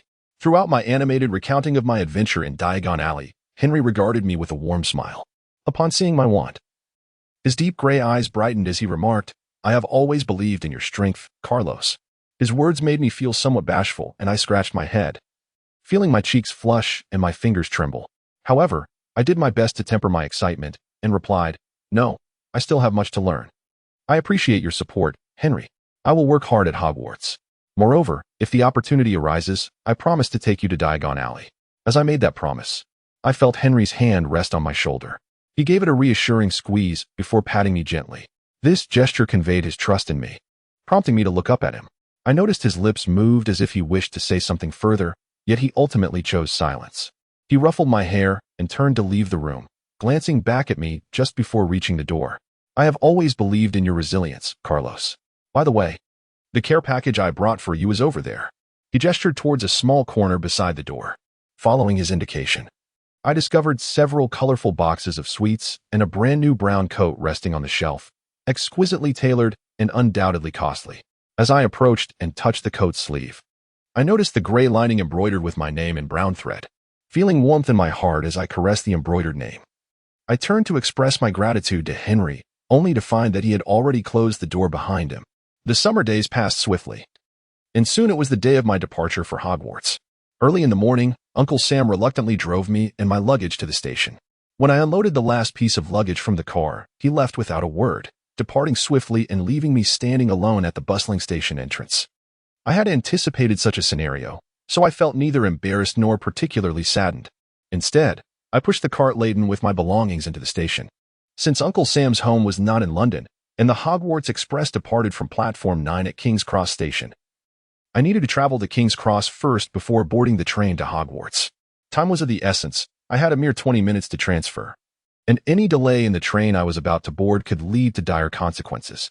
As I stood on the platform awaiting the train to London, my heart raced with anxiety, feeling that each passing minute was both fleeting and interminable, quick with the worry of a potential delay, yet slow as my anticipation stretched the waiting into an eternity. To distract myself, I began observing the other passengers on the platform. The platform was crowded with people, men and women jostling together, along with a few noisy or quiet children. Suddenly, I noticed a girl nearby, roughly my height, clad in a deep teal coat and wearing an oversized white furry hat. As she tilted her head to avoid a passing crowd, a strand of pink hair escaped from her hat. Although she quickly tucked it back, I had unmistakably seen it. A surge of excitement coursed through me as I recalled the girl I had glimpsed through the window of Ollivander's in Diagon Alley. Pink-haired individuals are a rarity, especially girls my age. If she were indeed the same girl from Diagon Alley, then she too must be a witch and a first-year student at Hogwarts. I felt an undeniable urge for companionship on this journey. Even if she were not the same girl, I could easily craft a story to occupy myself. After all, I had already encountered many who regarded me as an oddity, and I was untroubled by the prospect of adding one more to that list. With this realization, I tentatively approached the girl. She appeared somewhat restless, glancing at the large clock on the platform and then at her wristwatch, oblivious to my approach. When I gently tapped her shoulder, she jumped in surprise, nearly calling out, but quickly covered her mouth, gazing at me with a mix of astonishment and suspicion. Upon meeting her olive green eyes and delicate features, I knew I had found the right person. "I apologize for startling you," I said softly. "I merely wish to inquire if you're also headed to Platform 9? Upon hearing me mention Platform 9 and 3/4, the girl's expression noticeably softened. She lowered her hand that had been covering her mouth, adjusted her clothing, and inquired, "Hello, are you also a student at Hogwarts?" Her voice was unexpectedly melodious, reminiscent of a siren singing in a fairy tale, imbued with a touch of vulnerability. I was relieved that she did not hold my earlier rudeness against me, so I nodded eagerly and extended my hand towards her. "Yes, I am a new student this year. My name is Carlos Nimtara. It is a pleasure to meet you. Shibli Blau, I am also pleased to meet you. How fortuitous, I am a freshman as well." Shibli lightly grasped my hand, but she soon released it, her olive green eyes appraising me. I sensed that beneath her sweet exterior lay a profound wisdom unique to her. "How did you recognize me as a Hogwarts student?" she asked. "Because of your hair. The bubblegum-colored hair is quite rare, and I saw you in Diagon Alley while purchasing books," I replied, inwardly hoping my answer would satisfy her. To dispel her doubts about me, I retrieved my Hogwarts acceptance letter from my pocket. Upon seeing the wax seal and my name inscribed in dark blue ink, her expression relaxed significantly. I smiled at her and carefully placed the letter back in my pocket. "At that time, you were holding the textbooks for this semester, while I was selecting my wand at the wand shop," I continued. "Now, encountering you at the station again feels like destiny. In China, there is a saying, 'Meeting is fate.'" I deliberately quoted the phrase I had come across in a divination book, mimicking the enigmatic tone of television fortune tellers. Clearly, my jest struck a chord as she chuckled, her laughter brightening the air. I stood momentarily flustered, joining her in laughter.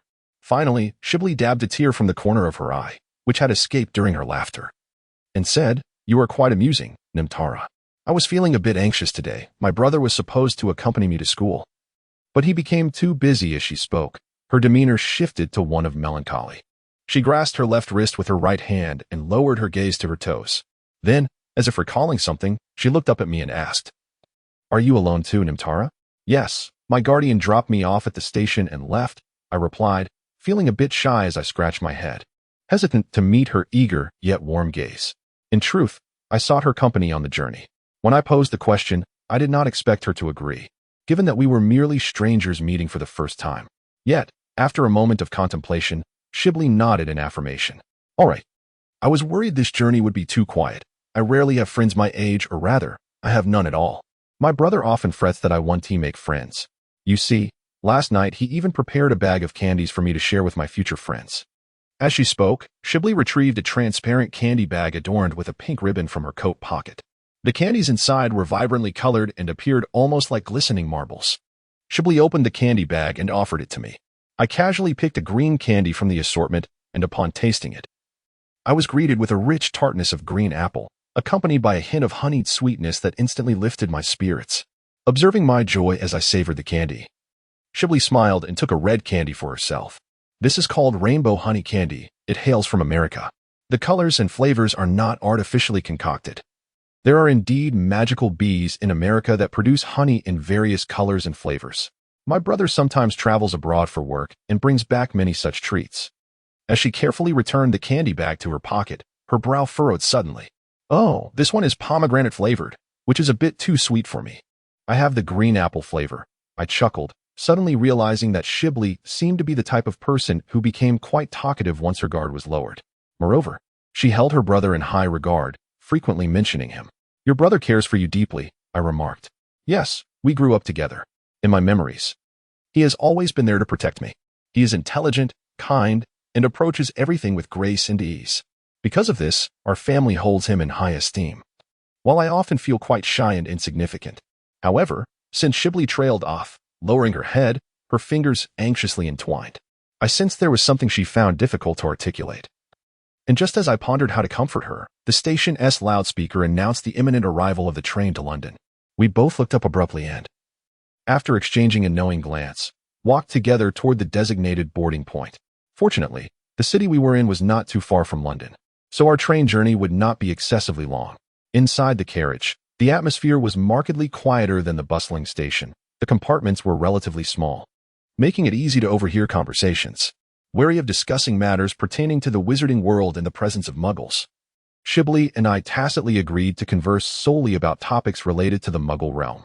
As I mentioned how my brother Henry often brought back posters of rock bands, Shibli looked at me in astonishment and said, "The rock band posters you mentioned must be of the Silver Horn and the Thorns, for in my recollection, only their posters match your description." "Wait, Shibli, you know of them?"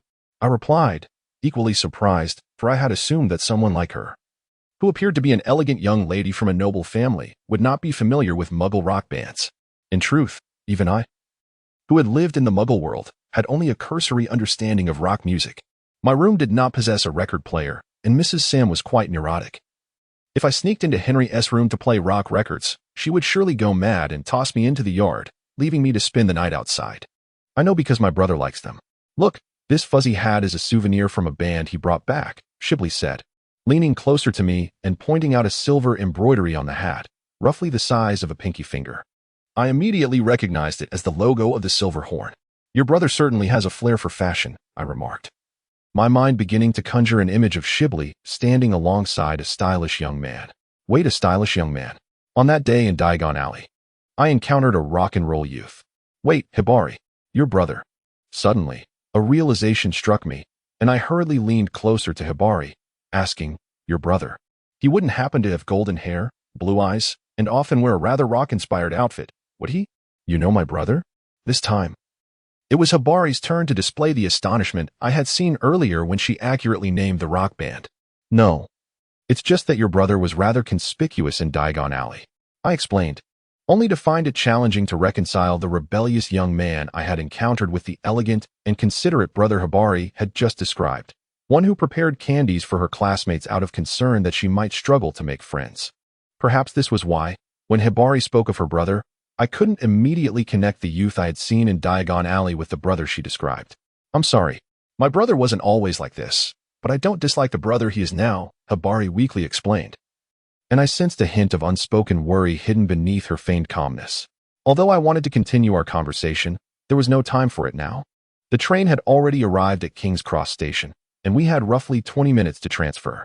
Hibari and I nearly sprinted off the train with our luggage, our eyes darting swiftly across the platform's numbers, passing from 1 to 9, only to find a stone wall standing between 9 and 10. Just as I began to ponder the significance of that stone pillar, Hibari suddenly grabbed my wrist and rushed toward the wall. After a sensation akin to being enveloped in a viscous substance when using a key, I opened my eyes to find ourselves on another platform. I gazed at Hibari with admiration, and she puffed her chest out proudly under my gaze. Daring to try is never wrong, and if no other options present themselves, then the one previously overlooked must be the true answer, Hibari remarked, her spirit evidently lifted by her own cleverness and bravery. She removed her white fluffy hat, revealing her pink curls, smiled at me, and quickly led me toward the train that had already come to a halt on the platform.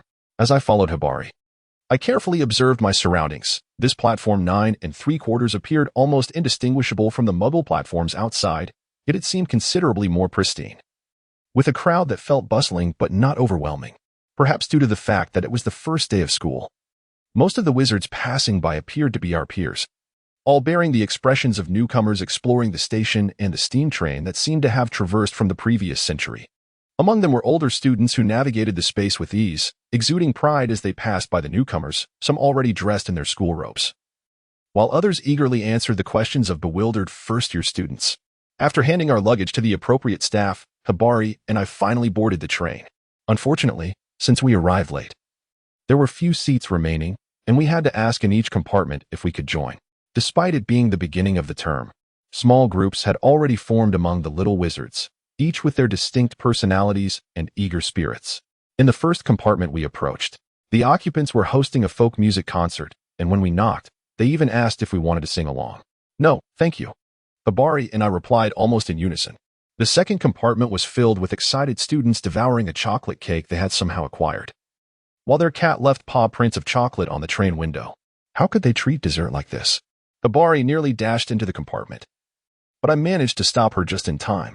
In the third compartment, 3 giggling girls were energetically discussing the contents of a wizarding magazine. Upon noticing Hibari, their eyes brightened. You look beautiful, but perhaps there's a hint of Germanic heritage? Just kidding. Wizards are practically a separate species now, the girl in front, wearing round black-framed glasses and sporting 2 brown Muggle braids, said. Would you like to join us? But soon her gaze shifted to me standing behind Hibari, and I noticed her raise an eyebrow, revealing a playful expression. I think I'll look for another seat. I awkwardly scratched my head, realizing I should gracefully bow out. And before Hibari could respond, I left. Alone, I continued to traverse the compartments, but they were either full or unwelcoming. I suddenly realized that, much like in the public school I had attended, the seat you occupied on the first day determined your place and friendships in this new school. If no one accepted me, I might become yet another friendless outcast. But it was only the first day of school. Entering with a defeated spirit would not do. And who knows what could happen? I thought to myself, giving my cheeks a light pat, as I reached the end of the first-year compartment. Unexpectedly, I found a single occupant inside, a peer who exuded a calm demeanor that seemed incongruous with his youthful appearance. His features were sharp yet exquisitely handsome, with curly black hair that had unusual streaks of gray interspersed. At first glance, he gave off an air that suggested he was not to be trifled with. Dressed in a well-fitted gray trench coat with a deep blue lining, paired with black slim trousers and brown leather ankle boots, the coat was casually unbuttoned, revealing a black sweater tucked neatly into his trousers. As I approached the compartment, I noticed he was resting his chin on one hand, leaning against the window, his expression weary. Perhaps it was his demeanor and tired expression that deterred anyone from disturbing him, allowing him the solitude of the entire compartment. Just as I hesitated to wake him up and ask if I could sit, he opened his eyes and looked at me. Unlike Hibari's vibrant emerald green eyes, this boy's eyes were a peculiar olive green, reminiscent of a cat's gaze, and they were unforgettable. After studying me in silence for about 3 seconds, his gaze felt almost scrutinizing, an expression one would hardly expect from a boy of 11 or 12. I felt my throat tighten under his gaze until he finally softened his expression and gestured to the empty seat across from him. Please, have a seat. He spoke with a voice that exuded the same calm and composed aura as his appearance. "Oh, thank you, and I apologize for disturbing your slumber." I nodded hastily, as the train was on the verge of departing, and I could feel the carriage gently vibrating. Nearby, another compartment echoed with the shouts of train staff urging passengers to take their seats swiftly, and that sound grew increasingly closer. Before the voice could open the door to our compartment, I hurriedly took a seat within, though I chose not to sit directly opposite him as he suggested, instead opting for a polite distance in the diagonal position. He appeared unfazed by my subtle defiance. In fact, upon finishing his sentence, his gaze had already shifted from me to the scenery outside the window.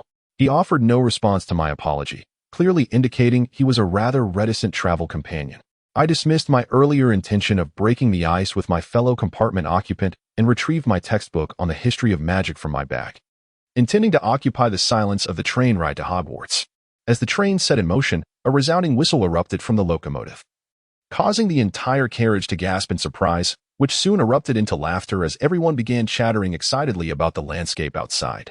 While I had initially resolved to immerse myself in my studies, the vibrant atmosphere of new students embarking on their academic journey subtly captivated me. The compartments were alive with melodies, laughter, and the delightful aroma of chocolate and honey sweets wafting through the air, making it difficult to confine myself to mere reading. The densely packed text on the pages seemed to swarm before my eyes like tiny black insects, each buzzing with the exuberance of young children, refusing to settle down or form a coherent thought. In exasperation, I sighed and put away my textbook, opting instead to take out my diary to jot down some random musings. As I wrote, I couldn't help but steal glances at the individual seated opposite me, practicing my descriptive skills within the pages of my diary. It was then that I noticed a small tag on his backpack, embroidered in deep blue thread, bearing the name Sigmund. Sigmund? Could this be his name? It certainly matched the impression he gave off. I chuckled inwardly as I continued to write, only to suddenly realize my fountain pen had run dry. I reluctantly stowed it and my notebook away, but as I reached to put everything back in my bag, the pen slipped from my grasp, clattering to the floor and its cap rolling away, landing at the feet of a gentleman in brown leather shoes. I quickly picked up the pen, intending to ask him to move so I could retrieve the cap, but he kindly handed it back to me before I could utter a word. "Here you go, your pen cap. I sincerely hope that pen isn't damaged." "It looks like quite an antique," he remarked with a cheerful tone, his voice clear and lively, reminiscent of a favored choir singer in a church. "Thank you." I accepted the cap and lifted my gaze to meet his. His face matched his voice perfectly, a youthful and charming doll-like visage, with eyes that seemed even larger than those of a certain fairy, sparkling with vitality. His long eyelashes framed bright eyes, and his lips bore a gentle smile. If Cupid had a face, it would surely resemble his. His skin was remarkably fair, almost glowing in the sunlight streaming through the window, while his hair was nearly pure white. The only hint of color on his head was his striking blue eyes, akin to the sea. Even more intriguing was his attire, a pocketless brown coat paired with matching trousers, cinched at the waist with a black leather belt. A few white buttons adorned the right collar, and his boots were plain black, resembling military garb. Yet, he seemed utterly unconcerned by my curious gaze. Instead, he gestured toward the compartment, saying, "May I sit here?" Though the teachers over there mentioned I could go to the staff carriage, I thought it best to mingle with my future classmates. "Oh, I don't mind," I replied, glancing at Sigmund, and shifted toward the window to create space for this new arrival, who settled beside me. He carried a delightful scent, a blend of herbs and acorns, not commonly found in England. "Thank you. I'll treat you to some chocolate." He casually draped an arm around my shoulder, producing a large piece of violet-wrapped chocolate from his pocket and breaking off a generous chunk to offer me. As I accepted it, he flashed a radiant smile and turned to Sigmund, asking, "Would you like some too?" "No, thank you." Sigmund quickly glanced at the chocolate and its bearer before declining, deftly redirecting the conversation. "Are you from Durmstrang Institute?" The moment Sigmund's words left his lips, images from my history of magic textbook about the school flashed through my mind, an institution located in the Nordic Scandinavian peninsula, notorious for its unrestrained approach to dark magic, with even its inhabitants unaware of its precise location. Its educational philosophy seemed worlds apart from that of Hogwarts. "Considering I'm already in uniform, it should be rather evident," he replied. "How about we introduce ourselves? I'm Hyafnarl, hailing from Norway, where my family are farmers. Oh, by the way, the core of my wand is made from the nerve of a Norwegian ridgeback dragon. What about you?"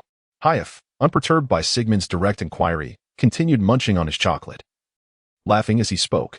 Suddenly, he turned to me, his blue eyes inviting me to continue the conversation. I felt a bit flustered under his gaze, despite his cheerful demeanor. His eyes drew me in like blue whirlpools, pulling me toward the cold depths of the sea.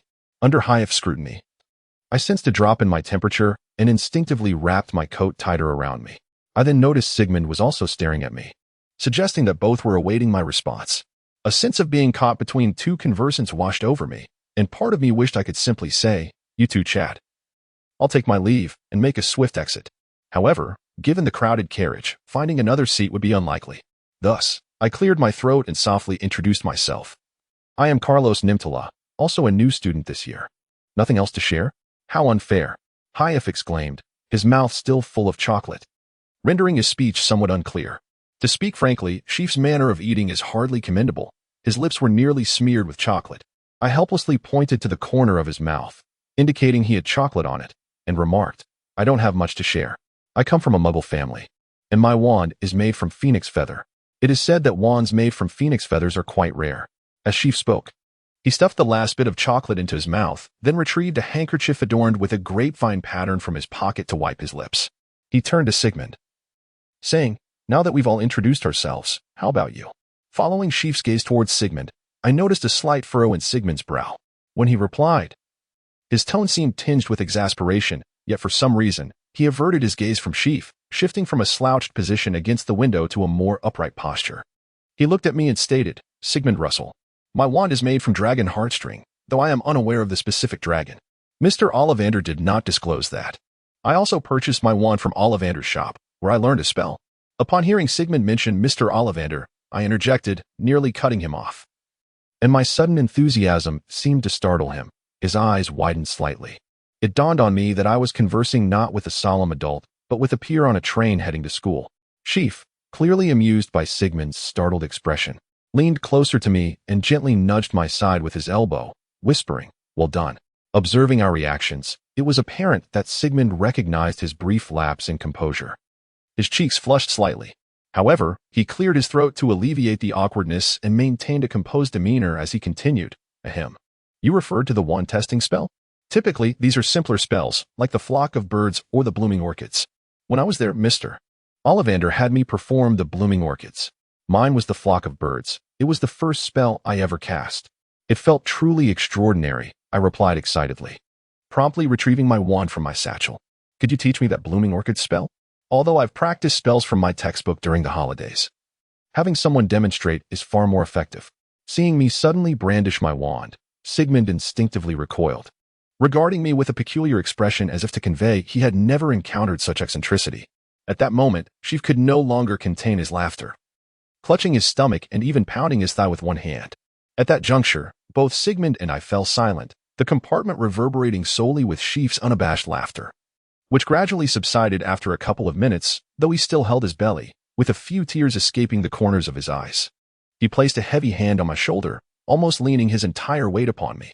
"You two have hardly conversed with anyone before, have you?" he remarked, intermittently pausing as he evidently struggled to suppress his laughter. "Your dialogue resembled that of characters in a poorly written novel, far too stiff. Moreover, Nimtara, may I call you that? Your previous comment was rather off base.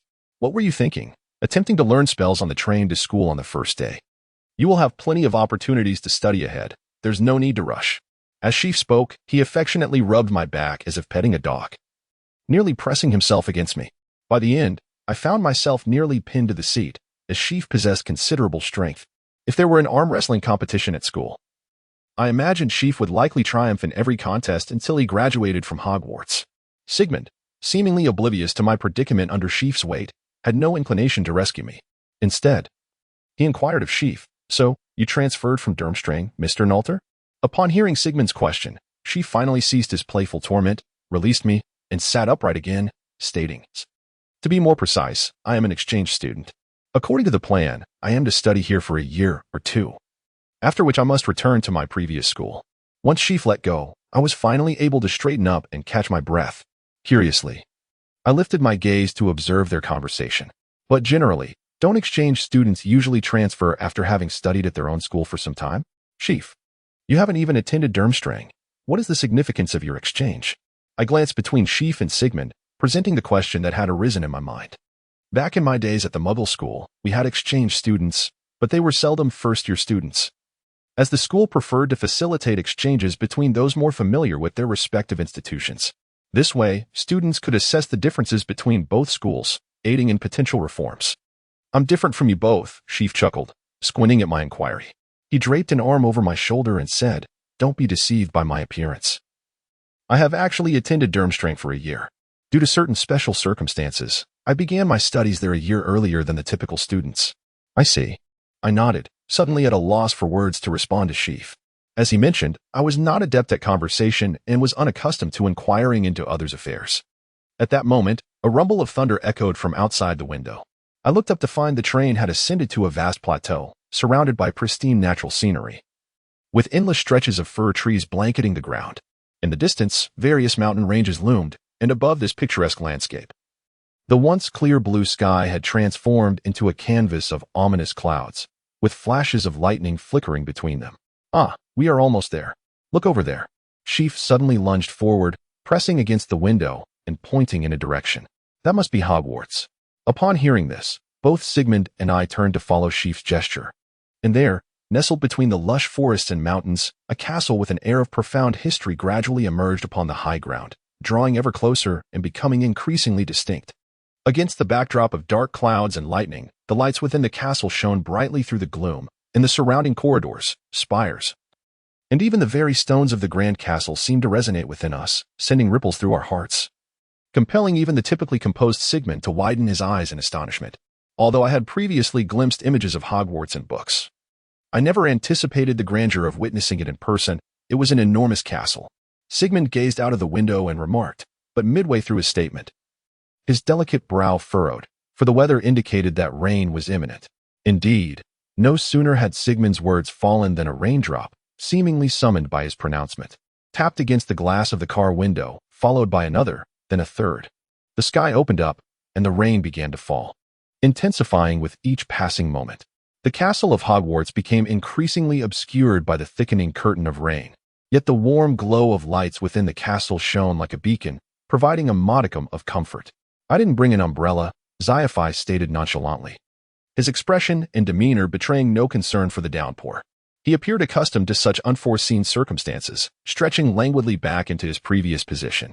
"I could cast a waterproof charm for you, so your belongings won't get wet. However, in this weather, even with the charm, a dash to the school entrance might leave one susceptible to a cold by morning. I, for one, am unbothered. After all, the winters in Northern Europe can be far more frigid than here." First-year students at Hogwarts traditionally crossed the Black Lake by boat, and given the current rain, a boat ride did not seem the wisest choice. After Xiaofi spoke, Sigmund chimed in, observing the torrential rain. My heart surged with a twinge of unease, if possible. I wish for a smooth journey for all students and faculty. As the train continued its course, drawing ever closer to Hogwarts, the atmosphere within the carriage became increasingly restless. Students buzzed with chatter about the gloomy rain and their impending arrival at school, their voices persisting until the train finally halted at the platform. I too felt a swell of anxiety, gripping the strap of my satchel tightly as my mind raced with spells mentioned in the textbooks that could shield against rain. Due to the downpour, no one disembarked immediately, and soon a voice, audible to all, permeated the carriage. It was the distinct tone of Professor McGonagall, who stated, "Good afternoon, students. I am your headmistress, Minerva McGonagall. I ask that you remain patient. Hogwarts will provide raincoats for everyone and arrange for you to travel by enchanted carriages to the school for the welcoming feast and sorting ceremony. For the safety and health of the new students, this year's boat ride across the Black Lake has been temporarily canceled, but we will ensure you have the opportunity to experience it at a later date. We appreciate your cooperation." Professor McGonagall's composed demeanor swiftly quelled the previously restless atmosphere within the carriage. Before long, the carriage doors swung open, and several large, seemingly ancient wooden crates floated into each compartment, ours included. As the crates landed, they opened wide, releasing a flurry of black raincoats emblazoned with the Hogwarts crest, which flew to each student as if choreographed. Xiaofi, Sigmund, and I each received a black raincoat. Xiaofi whistled as he took his coat, exclaiming, "Is this my first Hogwarts uniform since arriving in England? You'll still need to wear the Hogwarts uniform for classes, won't you?" I asked, donning my raincoat while adjusting my satchel to keep it securely covered. My school preferred that I wear the Durmstrang uniform year-round, though it wasn't an absolute requirement. The only firm rule was that I needed to present myself in uniform at the welcoming feast. So perhaps one day, if my Hogwarts uniform is wet and not dried, you might see me in my Durmstrang attire, Xyophi mused, then pointed towards the open carriage door. Shall we go? I nodded, intending to follow Xyophi out, but suddenly felt a chill at the nape of my neck, as if someone had brushed it with ice, causing me to freeze momentarily. Turning around, I found not Xyophi behind me, but rather a stout giant, nearly as tall as the carriage ceiling. He had disheveled black hair and a beard, a protruding belly, and was clad in worn, furry animal skins that exuded a blend of bird feathers and cinnamon. He held a pair of fur gloves in his hands, and had evidently just touched my neck. Seeing my startled expression, the giant appeared somewhat embarrassed. He removed his gloves and scratched his head, apologizing in a deep voice. I'm sorry, I didn't mean to scare you. I just couldn't think of another way to wake you. Meanwhile, Xyophi chuckled and explained, this is Hagrid, the keeper of keys and grounds at Hogwarts. And he also teaches our care of magical creatures class. Moments ago, both of you suddenly fell silent, as if your souls had been ensnared by a Dementor. Just as I was pondering how to assist you, Hagrid entered the carriage. Traditionally, I have been responsible for escorting the first-year students and guiding them across the Black Lake. Although unforeseen events have transpired this year, my duty remains unchanged. I felt it imperative to ensure that no students were left behind in any of the compartments, which led me to discover the three of you. Hagrid cleared his throat with a voice so immense it seemed capable of shattering the carriage, then observed me closely, reaching out to touch my forehead to confirm my well-being. He then turned his gaze to Sigmund, inquiring, and you? How do you feel? While I believe Hogwarts to be the safest place on Earth, considering the various peculiarities that have occurred here in the past, I cannot dismiss the possibility of Dementor influence. Therefore, if you witnessed anything unusual, it would be prudent to inform me, and I shall report it to. Ahem, Professor McGonagall. I'm fine. I've regained my senses. In fact, I came to before Nimtara, I replied, grateful for Hagrid's concern. Sigmund, finally breaking his silence, wore a serious expression. As he responded to Hagrid's inquiry, his eyes glanced toward me. Nimtara and I had both been captivated by something outside the window, likely in the woods directly across from us. I sensed a presence watching us, prompting me to look back. However, the darkness rendered visibility impossible. Sigmund continued to study me, as if trying to see through my very soul.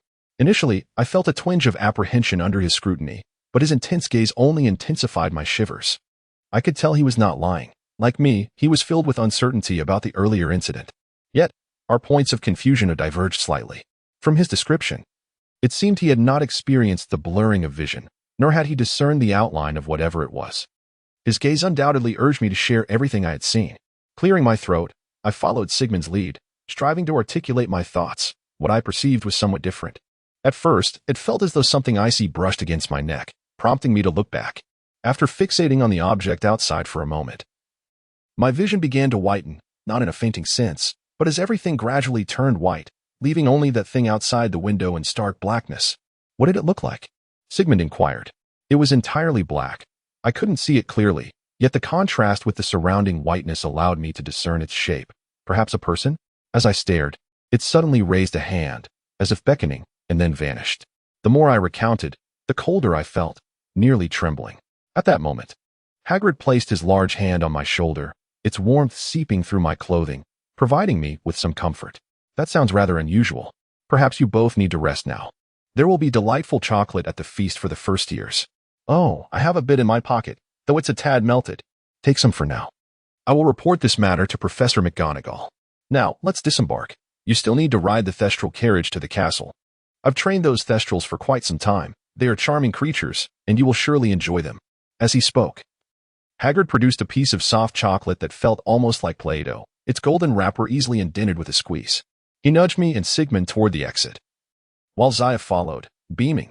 As we neared the carriage door, Sigmund suddenly turned back to Hagrid and asked, Hagrid, what do you think the chances are that what we saw was a Dementor?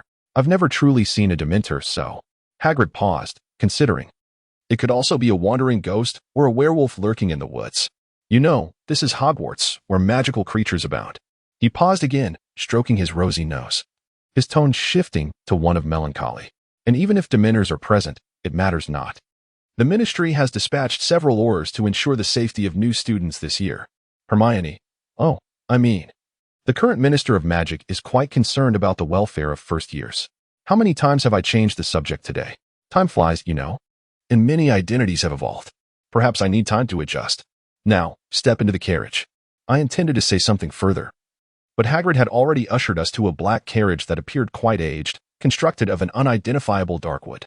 Compared to the carriages depicted in films, this one looked more like a simple cart drawn by horses, lacking a proper roof and instead sporting a canopy made of a black fabric resembling our raincoats. The carriage stood at the roadside, adjacent to the forest, while several identical carriages rolled by, filled with passengers.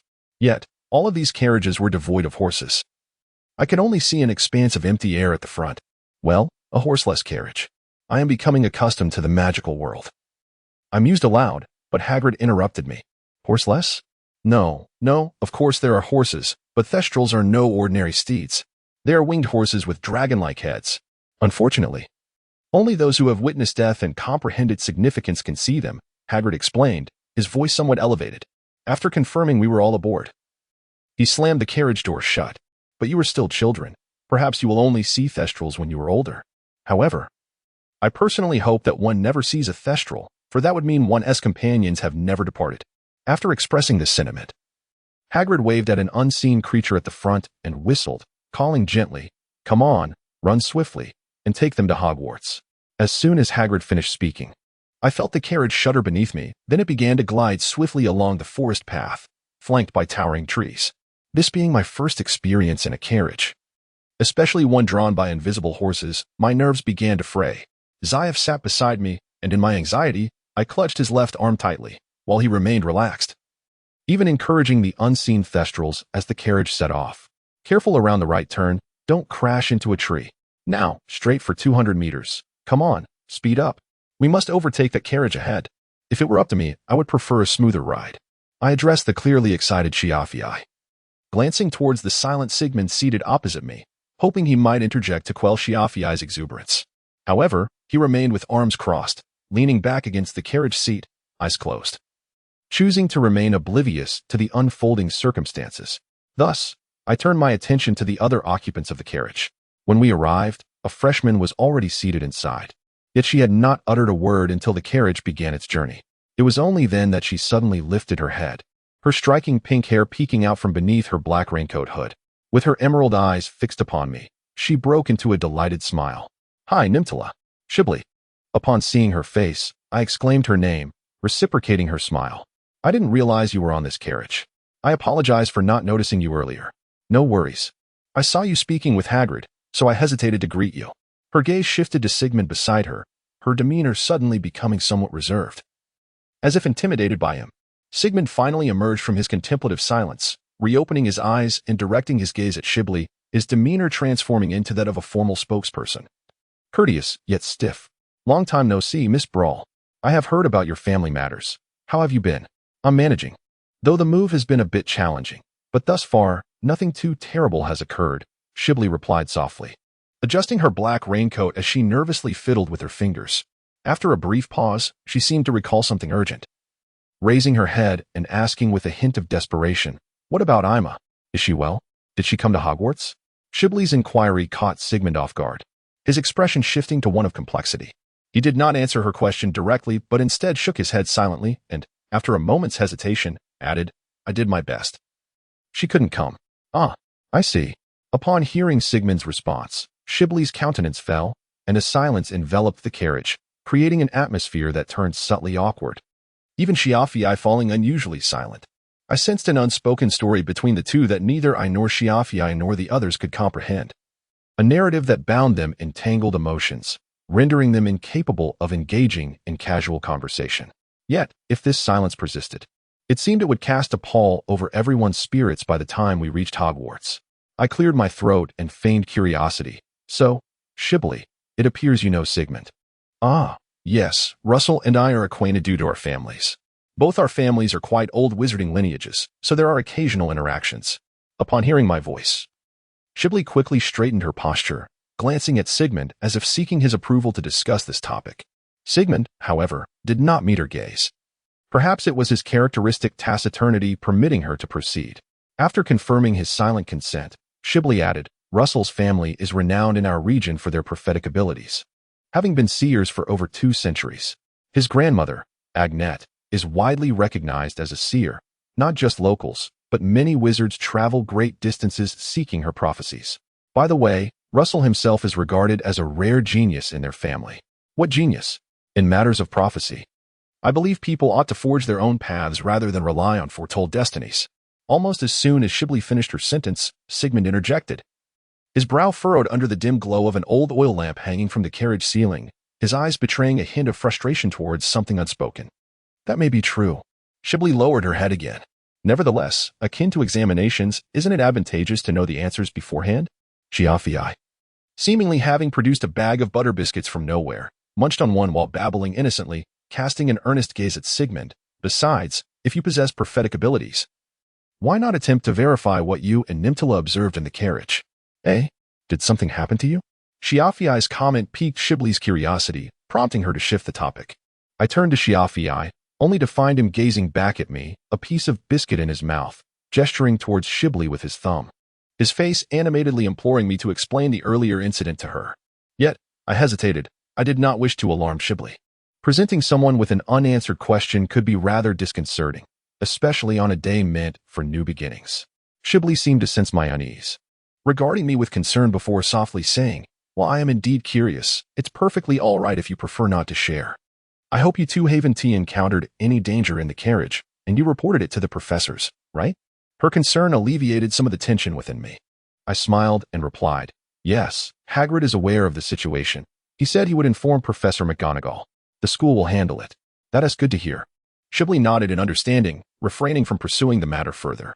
For the remainder of the journey, silence enveloped us as we each absorbed the scenery that caught our attention. I fixed my gaze on the castle towers of Hogwarts emerging above the treetops, the grand edifice remaining majestic even against the backdrop of rain. The thought of spending 7 years immersed in magical studies within such a colossal castle filled me with an inexplicable excitement. I yearned to share my exhilaration with others. Yet Shiafii appeared more preoccupied with his biscuits, while Sigmund maintained his silence. If not for his wide-open eyes, I might have assumed he was asleep. Only Shibli, as we drew nearer to the castle, exhibited her excitement, enthusiastically pointing out towers, walls, and sculptures, sharing what she knew about Hogwarts history. We even attempted to reach out from the carriage to touch the invisible thestrals, only to be halted by Sigmund, who had been quiet until then. He cast a serious glance at Shibli, prompting her to immediately sit back properly, after which he guided me back to my seat opposite him. Some thestrals dislike being touched. Such actions can be somewhat intrusive, Sigmund explained. But these are Hagrid's thestrals. I believe they possess lively personalities and might well enjoy human interaction, I countered. Hia appeared to speak in a tone of exculpation towards Sigmund, who shot him a glare, prompting Hia to shrug resignedly as if to convey that he had done his utmost, before lapsing into silence. Once again, we found ourselves enveloped in quietude. Yet at that moment, neither Hia nor I cared for the prospect of stroking Yuchi. We had already crossed the threshold of Hogwarts. A grand and classical iron gate flanked by rough-hewn marble columns that bore the marks of time. Above the gate, the words Hogwarts School of Witchcraft and Wizardry were painted in dark hues. Beyond this portal lay the true realm of Hogwarts, and as we approached the castle, our carriage came to a skilled stop right before its entrance. Several students had already disembarked, shedding their raincoats at the door before stepping into the festively adorned and brilliantly lit school hall. The discarded raincoats, in an almost magical fashion, floated into a large chest beside the entrance the moment they were released. I must confess, gazing inward from the entrance, I truly grasped the resplendent splendor of Hogwarts. The hall, directly accessible through this grand door, appeared capable of accommodating thousands for a simultaneous feast. The seats within were already bustling with numerous individuals. And at the far end of the hall, directly opposite the entrance, stood a long table parallel to the door, backed by an array of high-backed, antiquated chairs. Each chair was occupied by a person of distinct character. Some donned black robes with hoods, while others resembled merchants from a bygone century. They varied not only in attire and appearance but also in age. One figure, seemingly translucent and of advanced years, appeared to levitate as they sat. I surmised these individuals were the professors of the academy, with Professor McGonagall seated centrally upon an ornate golden chair.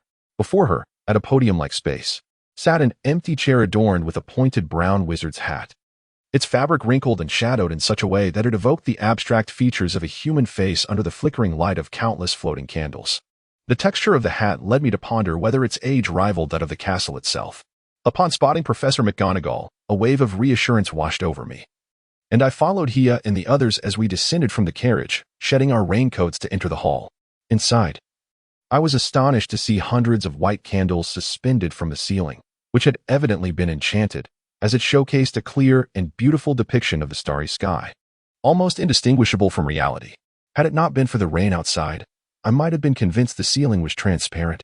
We seemed to be among the last of the newcomers this year, for as we settled into the remaining 4 vacant seats near the hall's entrance, Professor McGonagall cleared her throat and gently tapped a golden cup before her with her spoon.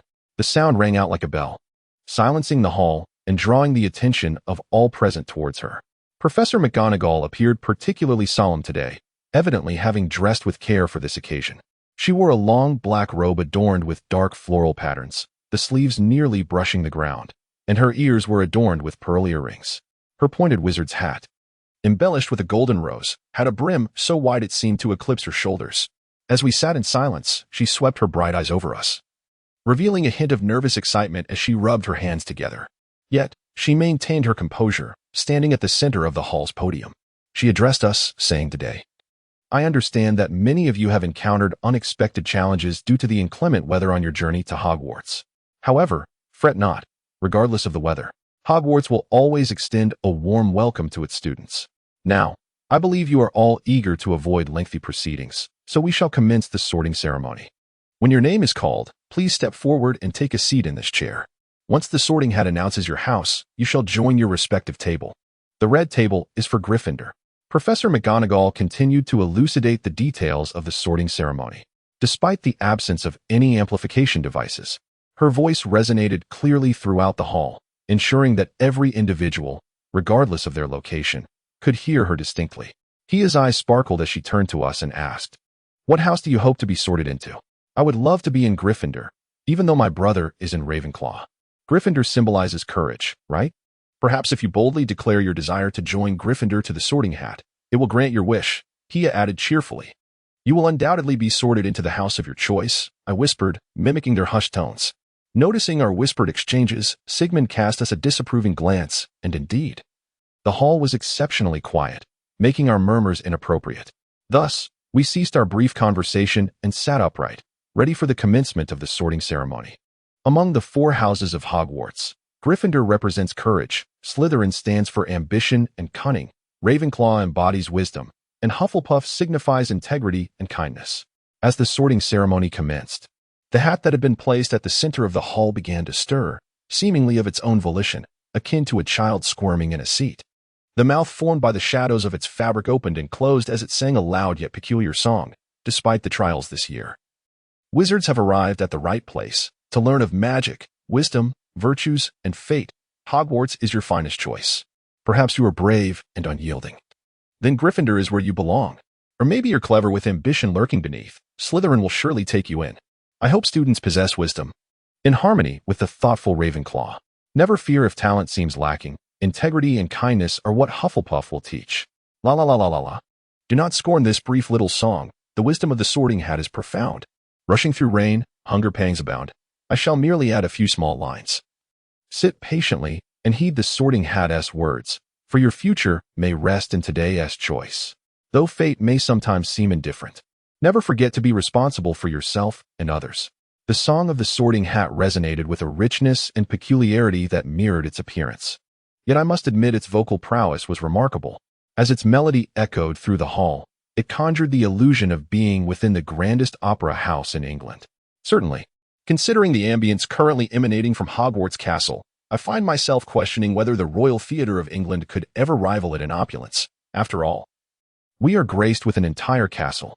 Once the song concluded, the sorting hat let out a deliberate cough and proclaimed in a theatrical tone, "No need for applause. No need for malfunctions, students. I am well aware of my singing prowess, but let us attend to the matters at hand." The hat's folds, symbolizing its eyes, turned towards Professor McGonagall, who responded with a knowing smile before quickly suppressing it. She adjusted her robes and retrieved a thick parchment scroll from her ample sleeves, unfurling it with a grace that suggested she had rehearsed this gesture countless times. The sorting ceremony was about to commence. The scroll in Professor McGonagall's hands was quite extensive, its yellowed parchment cascading to the floor. One hand held the top of the scroll aloft, while the other brandished a speckled white quill. She scanned the text and called out, "Emagandi." As her voice echoed, a girl with unruly black curls rose calmly from her seat and made her way forward, her peers murmuring speculations about which house she would be sorted into. Upon reaching the chair, Professor McGonagall casually released the quill, which floated above the scroll, poised to record. Gently, she placed the sorting hat upon Emma's head, which began to wriggle as if assessing her thoughts. "Ah, quite intriguing. You possess the steadfast integrity of Hufflepuff, yet also the determination to advance. Come now, child, do not be shy. Reveal your thoughts to me," the hat mused, its folds displaying a contemplative expression. While Emma's face broke into a smile, I couldn't help but wonder if there lurked a row of teeth within that hat, nibbling at the minds of those who donned it. As the hat squirmed atop Emma's head, Xyophi exaggeratedly grimaced, shuddering as if chilled, and leaned closer to whisper. "You startled me. The sorting ceremony is a long-held tradition at Hogwarts. Such a thing could never occur," I muttered, both to Xyophi and to reassure myself, though I could not suppress a swallow of unease. At the very least, I was certain I would not wish to wear that hat. I would prefer to drink unsweetened cocoa for a month than don that hat. Xyophi, nursing the back of his hand where I had playfully swatted him, retreated to his seat and remarked quietly. Just then, the sorting hat suddenly exclaimed with clarity, "Gryffindor." This declaration marked the completion of Emma Gondi's sorting, eliciting an enthusiastic cheer from the older students at the Gryffindor table, who beckoned her to join them.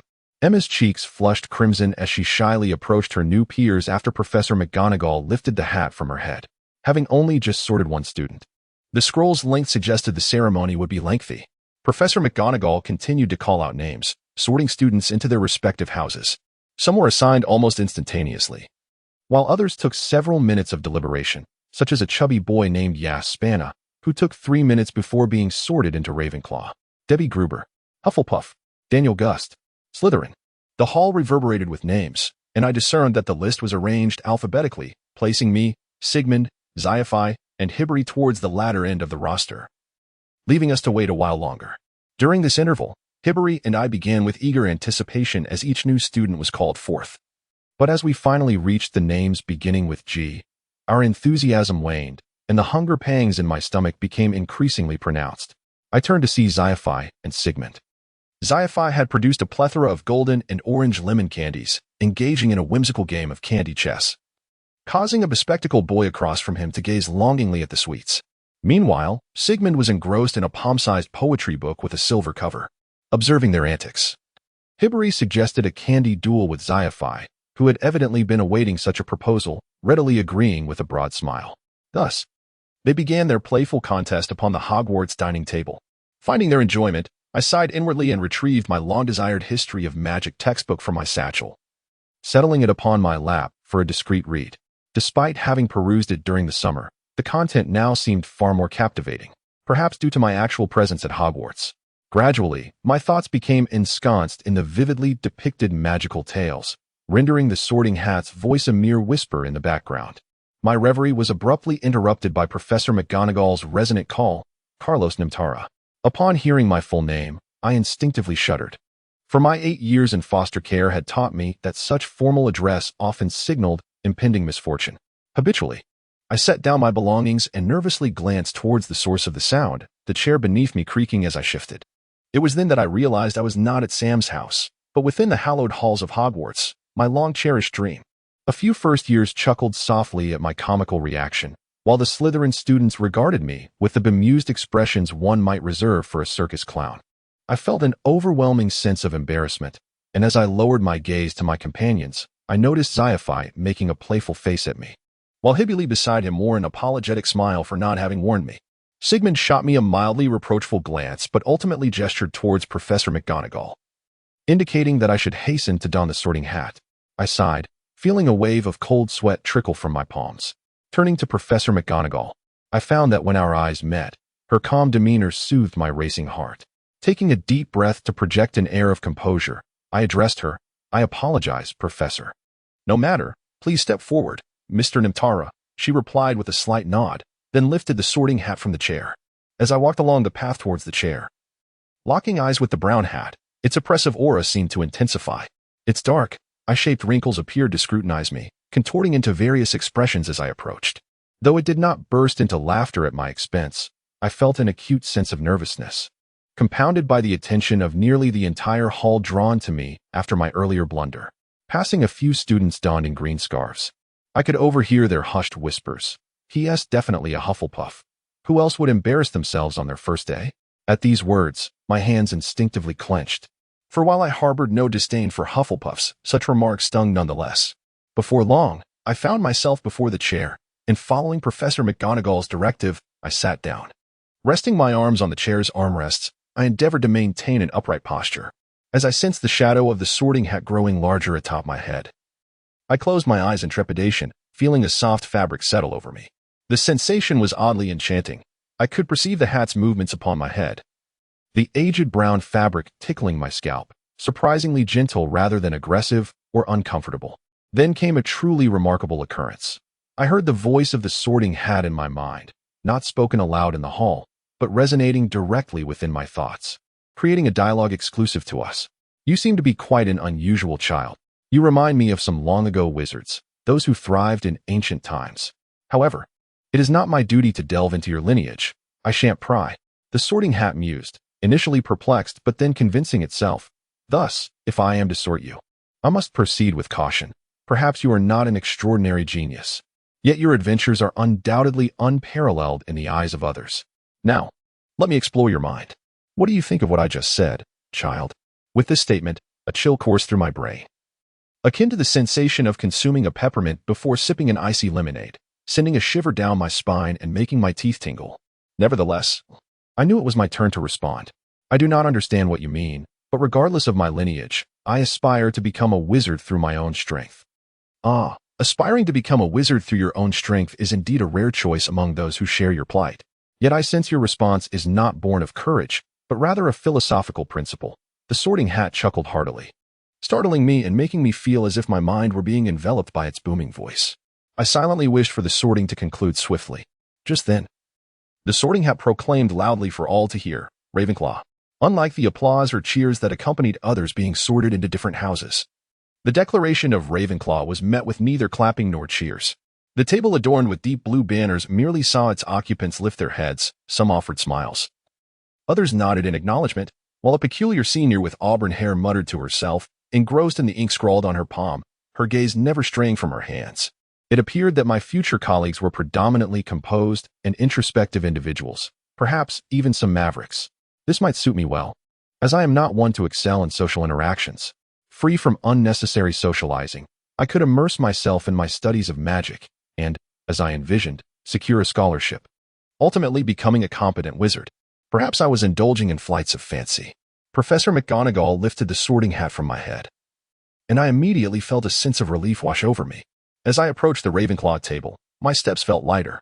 The table was arranged with remarkable order, with upperclassmen seated at the front and the newly sorted freshmen occupying the seats at the end.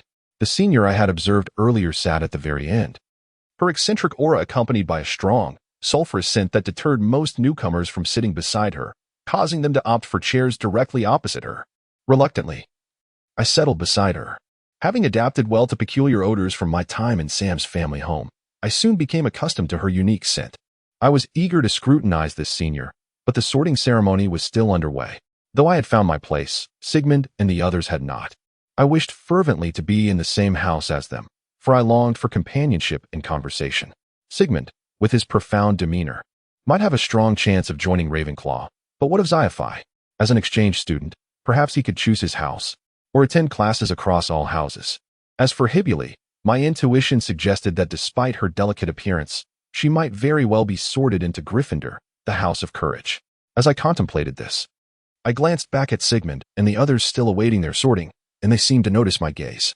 Xiphi waved at me from across several tables, a sight that made him stand out, especially in his Durmstrang uniform.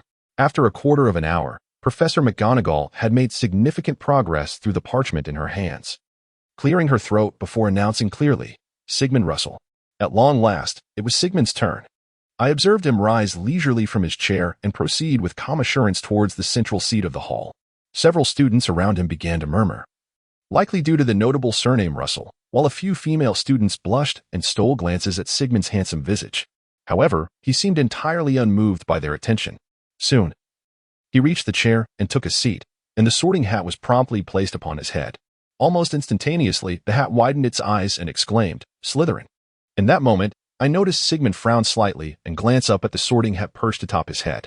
Just as Professor McGonagall was about to remove the hat, it suddenly shrank and shouted, "Wait, I think I may have made an error."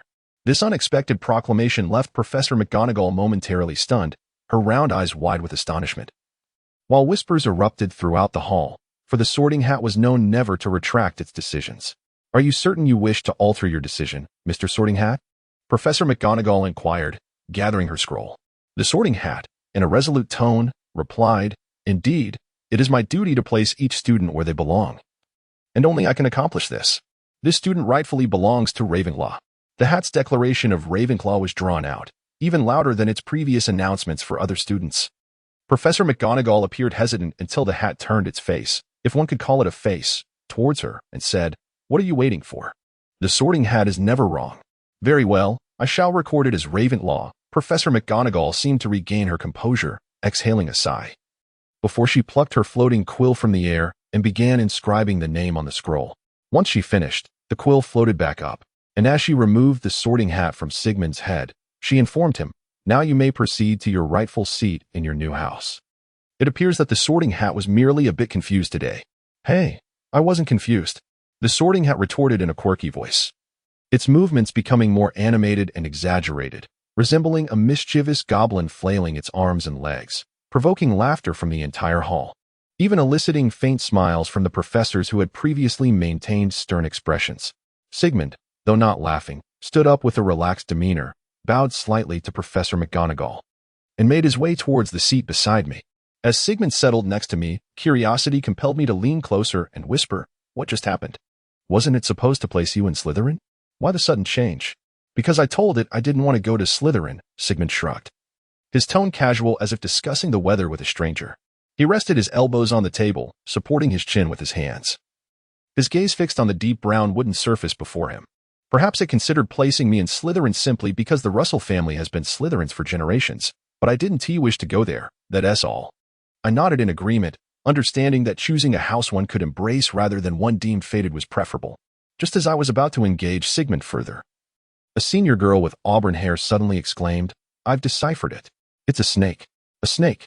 Her outburst startled me, as I had been turning to face Sigmund when the exclamation erupted behind me, sending chills down my spine. I swiftly turned to the girl and instinctively asked, "What snake? What is happening?"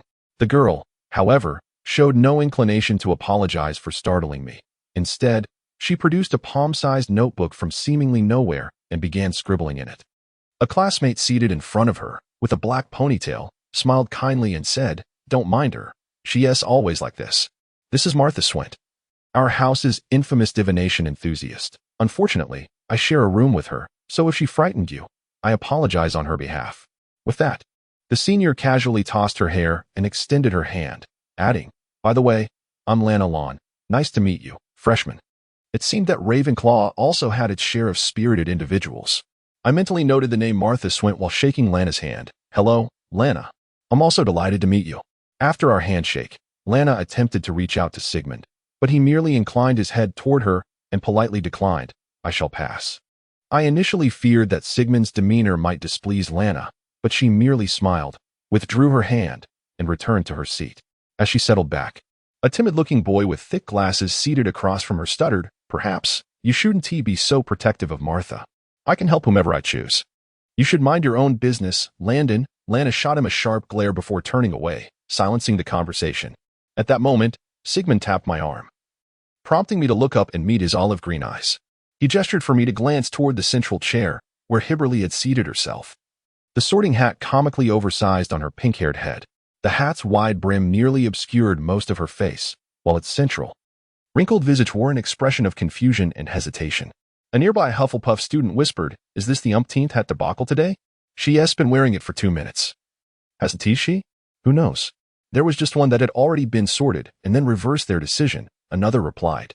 This year's freshmen are truly full of surprises. Oh well, it's not like we'll have another Harry Potter. As I listened to the discussions of the nearby Hufflepuff students, a wave of anxiety surged within me, and my gaze inevitably lingered on Shibli. Although I could not discern her expression, I observed her hands, clenched into tight fists resting on her lap. After what felt like an eternity of nearly 2 minutes, as the atmosphere in the hall grew increasingly restless and tense, the Sorting Hat finally opened its mouth with a flash of brilliance and bellowed, "Gryffindor." At that moment, everyone, including Professor McGonagall, seemed to exhale in relief. The previously tense ambience in the hall dissipated with that resounding declaration of Gryffindor. Almost instantaneously, Shibli leapt from her seat, her hands covering her mouth, her expression brimming with joy that seemed to verge on tears.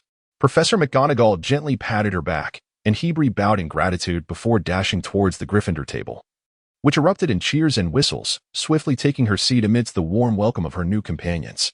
Witnessing her delight, a smile unconsciously spread across my face, although I felt a tinge of regret that Shibli and I had not been sorted into the same house. The fact that we were both part of Hogwarts assured me that there would be ample opportunities to meet and share experiences. Moreover, with Sigmund in the same house as I was not left without familiar faces. Following Shibli, approximately 20 more students underwent the sorting ceremony, and the process became markedly smoother, free from any further hiccups. Within a mere 8 minutes, Professor McGonagall had reached the end of the parchment scroll she held.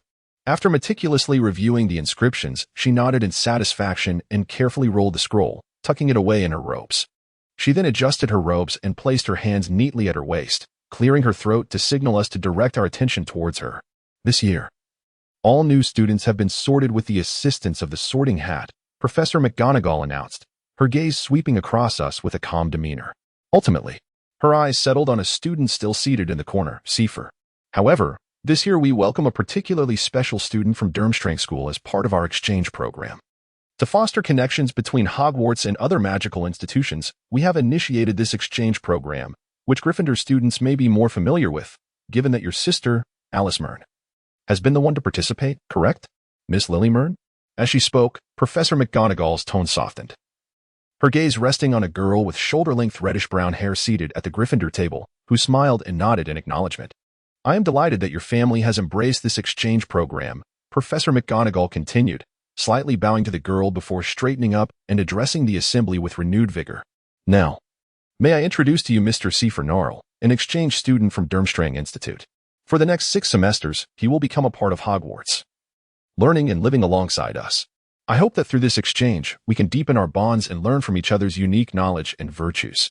Mr. Gnarl, could you please step forward? Upon hearing his name, Seaf had already risen, and as Professor McGonagall made way for him at the front of the hall, he strode forth with an air of confidence. Contrary to his previously nonchalant demeanor, Seaf now appeared exceptionally courteous, though his Durmstrang uniform bore a resemblance to military attire. His naturally endearing features, complemented by a youthful, radiant smile, painted him as the quintessential model exchange student.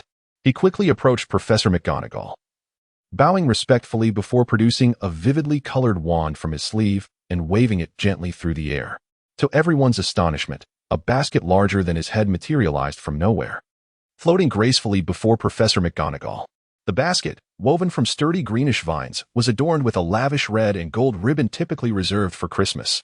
At the center of the basket lay an egg, strikingly more conspicuous than the ornate container itself. The egg, with a gradient of green and brown hues, resembled a rough surface composed of hardened, thick scales, provoking a collective gasp from the students in the hall, including a moment of stunned silence from Professor McGonagall. What kind of egg is that? It looks truly extraordinary, I murmured to Sigmund, who stood beside me, mirroring the astonished expressions of those around us. Sigmund's face remained impassive, but I could discern a slight furrow in his brow, indicating his skepticism about the egg being a mere decorative gift. That is a dragon egg, specifically from the Norwegian Ridgeback, he replied solemnly, crossing his arms. Dragon egg, of course. In a world filled with magic, the existence of dragons is hardly surprising. I simply did not anticipate encountering a genuine dragon egg on my very first day at school. As Seaf tucked his wand away, he executed another formal bow to Professor McGonagall and then, with a tone unexpectedly mature and composed for someone of his appearance, declared, "This is a gift from our school to Hogwarts, a native Norwegian Ridgeback dragon egg. We assure you that this egg is alive, and there are no concerns regarding its documentation. It has been approved for transport by the Ministry of Magic, and all certificates are contained within the basket. Our headmaster hopes that this Norwegian Ridgeback will symbolize the friendship between our two schools.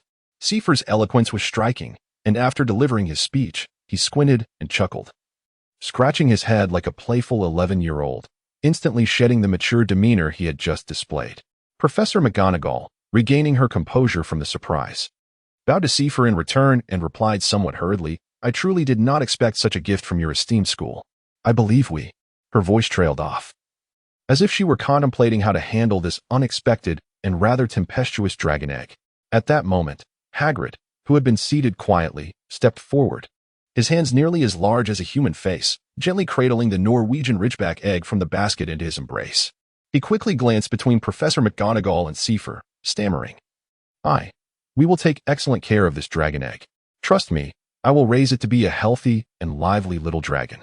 "Hagrid, that is splendid," Professor McGonagall exclaimed, and at the same moment, Seaf smiled and bowed once more to Hagrid. Professor McGonagall cleared her throat awkwardly and shot Hagrid a glare, her expression akin to that of a dragon about to incinerate him with its fiery breath.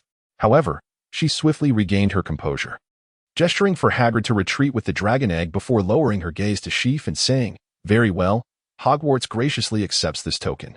Although we are yet to ascertain whether the Norwegian Ridgeback can thrive in the British climate. No matter. Studying the ecology of the Norwegian Ridgeback is indeed a significant research topic for our school, and we can consider it a collaborative project between our institutions. Moreover, if you, Headmaster, were to decline the gift from our headmaster, I fear I would be reprimanded upon his return." Seaf quickly interjected, feigning an expression of grievance, while Hagrid, cradling the dragon egg in his basket, nodded enthusiastically in agreement with Seaf's words, prompting several more glares from Professor McGonagall. Fortunately, the matter concluded amicably. After a resigned sigh, she shook Seaf's hand, indicating her acceptance of the dragon egg.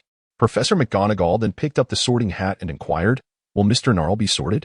After all, we hope Mr. Gnarl can experience the true essence of life at Hogwarts, as is the desire of your esteemed headmaster. And this will also determine your future class schedule and dormitory." At that moment, I noticed Seaf's expression contort, and I heard Sigman beside me stifle a chuckle. However, Seaf soon donned a businesslike smile and asked, "May I choose the house I wish to join, headmaster?" To which Professor McGonagall replied, "That would likely be against the rules. Come now, Mr. Gnarl, let us see which house suits you." At this, a smile crept onto Professor McGonagall's lips, and she appeared remarkably poised as she deftly pressed Seaf down into a chair while swiftly placing the sorting hat upon his head. Upon witnessing Seaf's fingers contort in surprise as the hat was suddenly perched atop him, I could not suppress a suppressed laugh, quickly covering my mouth. Turning to glance at Sigmund, I found his eyes sparkling with amusement. Evidently, we both shared a moment of shared hilarity. The sorting hat squirmed atop Seaf's head, its broad, deep brown brim casting large shadows over his almost luminescent complexion. Strangely, it seemed to me that with the sorting hat on, Seaf transformed into a quiet puppet, the lively demeanor he had possessed dissipating without a trace. I could almost sense a hint of cold menace lurking within his blue eyes beneath the brim, and his typically smooth tongue was now pressed tightly shut, leaving me with an unsettling chill. The sorting hat appeared to be contemplating, its mouth sucking in Seaf's thoughts, the creased visage morphing into a myriad of expressions, emitting rather unpleasant murmurs, while Professor McGonagall patiently stood beside him. After a couple of minutes, the hat emitted a peculiar sound akin to a sneeze and proclaimed, "Ravenclaw."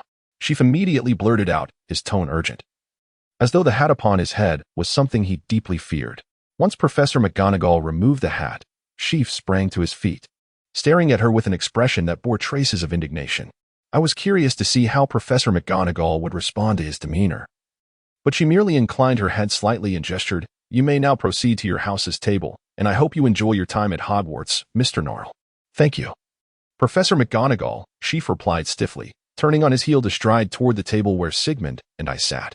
As he passed by Marthasfit, who was obliviously gazing at the writing in her palm, he shot her a sidelong glance and muttered under his breath, "Freak." Seaf crashed into the chair beside Sigmund with considerable force, and I cast a worried glance in his direction. He leaned over the table, visibly furious, and swiftly unwrapped a piece of amber candy from his sleeve, popping it into his mouth before burying his face in his arms. I sensed he was murmuring something, but the distance between us made it impossible to discern his words. I turned to Sigmund for help, hoping he might catch what Seaf was saying. But he shook his head, signaling me to refrain from asking further. Seaf continued to ignore us, and shortly thereafter, Professor McGonagall introduced the new Defense Against the Dark Arts professor for the semester. She was clad in a voluminous black cloak with a hood that obscured her face, rendering it impossible to discern her features. However, her figure suggested she was a woman in her 30s, despite her peculiar accent, which seemed foreign to England. Her voice was melodious, reminiscent of a gentle song, creating an endearing atmosphere. She introduced herself as Lydia, inviting us to call her Professor Lydia. She refrained from disclosing her surname, perhaps for reasons not suited for ordinary students to know. With great enthusiasm, she informed us of her origins in Norway and expressed her eagerness to teach us about defense against the dark arts while also enlightening us on the distinctions between traditional Nordic magic and contemporary European magic. Her words were met with unanimous approval from Ravenclaw House, and when she concluded her address, our applause rang the loudest. Then came the moment I had eagerly anticipated, the feast. I had expected an entourage of servers to parade before us with a splendid array of dishes. However, Professor McGonagall simply returned to her seat, tapping her silver spoon against her goblet and declaring, "Dinner is served, students." In an instant, our table was laden with a plethora of delectable dishes, each one a feast for the senses, emanating a warmth that suggested they had just emerged from the oven. I have never encountered such an abundance of food at a dining table, let alone the generous portions available for my selection. I was swiftly captivated by the Yorkshire pudding and roast beef before me. I hurriedly served myself a portion, sandwiching the roast beef between the folds of the Yorkshire pudding and indulging in the delightful morsel. As I poured myself a glass of orange juice, I cast a glance at Sigman beside me. He was meticulously cutting a piece of steak into bite-sized cubes, slightly larger than a thumb, accompanied by several carrots. At that moment, Seaf also seemed to perk up, drawn to the bountiful spread of food on the table. His plate was adorned with several roasted chicken legs and wings, along with a generous bowl of mashed potatoes, which he devoured with an insatiable appetite as if transforming his sorrow into gluttony. After a fulfilling day of my Hogwarts journey, my hunger had reached an extraordinary level. Thus, after consuming my second Yorkshire pudding filled with roast beef, I still felt unsatisfied. I served myself a large helping of mashed potatoes drenched in gravy, and then set my sights on a substantial plate of syrup pies positioned to the right of Sigmund. I gently nudged him, requesting a piece of the delectable pie. At that moment, Sigmund had just finished his steak and was savoring a small portion of berry jam pudding. Upon my nudge, he turned to face me, noticing my gesture towards the pie adorned with a white icing design of a soaring eagle. He appeared quite astonished by my capacity to consume such a vast amount of food, his sharp gaze widening in disbelief as he handed me the syrup pie. Feeling a bit sheepish, I scratched my head and weakly explained, "I haven't eaten much since this morning, except for the sweets and chocolates that Seaf and Hiblis gave me." "Don't worry, I have no intention of interfering with your appetite," Sigmund replied, lowering his gaze to continue enjoying his pudding. However, he soon lifted his head again, casting a concerned glance at my pie-filled mouth, and added, "But do be cautious. Eating too quickly when one is very hungry can lead to an upset stomach." "I will be mindful," I mumbled, deliberately slowing my chewing of the syrup pie. Just then, the voices of several students nearby captured my attention. I turned to see them pointing excitedly towards a corner near the entrance of the hall, exclaiming, "Look! Doesn't that person sitting there eating resemble the legendary Harry Potter? That lightning-shaped scar and iconic round glasses must be Harry Potter for sure. But what brings Mr. Potter here? Is he returning to visit his alma mater? Fool! I heard that the Ministry of Magic has sent a few individuals to assist with this year's enrollment at Hogwarts. Mr. Potter must be one of them. They actually sent a bona fide or, how generous of the ministry. After dinner, why not ask him for an autograph?" Ah, Harry Potter. I stuffed another bite of pie into my mouth and glanced in the direction of the students' chatter. There, at a table, sat several adults who were not professors, one of whom had dark hair and wore round glasses, indulging in syrup pie just as I was. It was evidently the Harry Potter they spoke of. Professor McGonagall had seemingly vacated her designated spot in the hall and was now engaged in conversation with Harry Potter, a small glass of wine in hand. Hagrid stood beside them, devoid of the dragon egg, likely having secured it away. The three appeared quite familiar with one another, discussing the earlier matter concerning the dragon egg, as if they were longtime friends.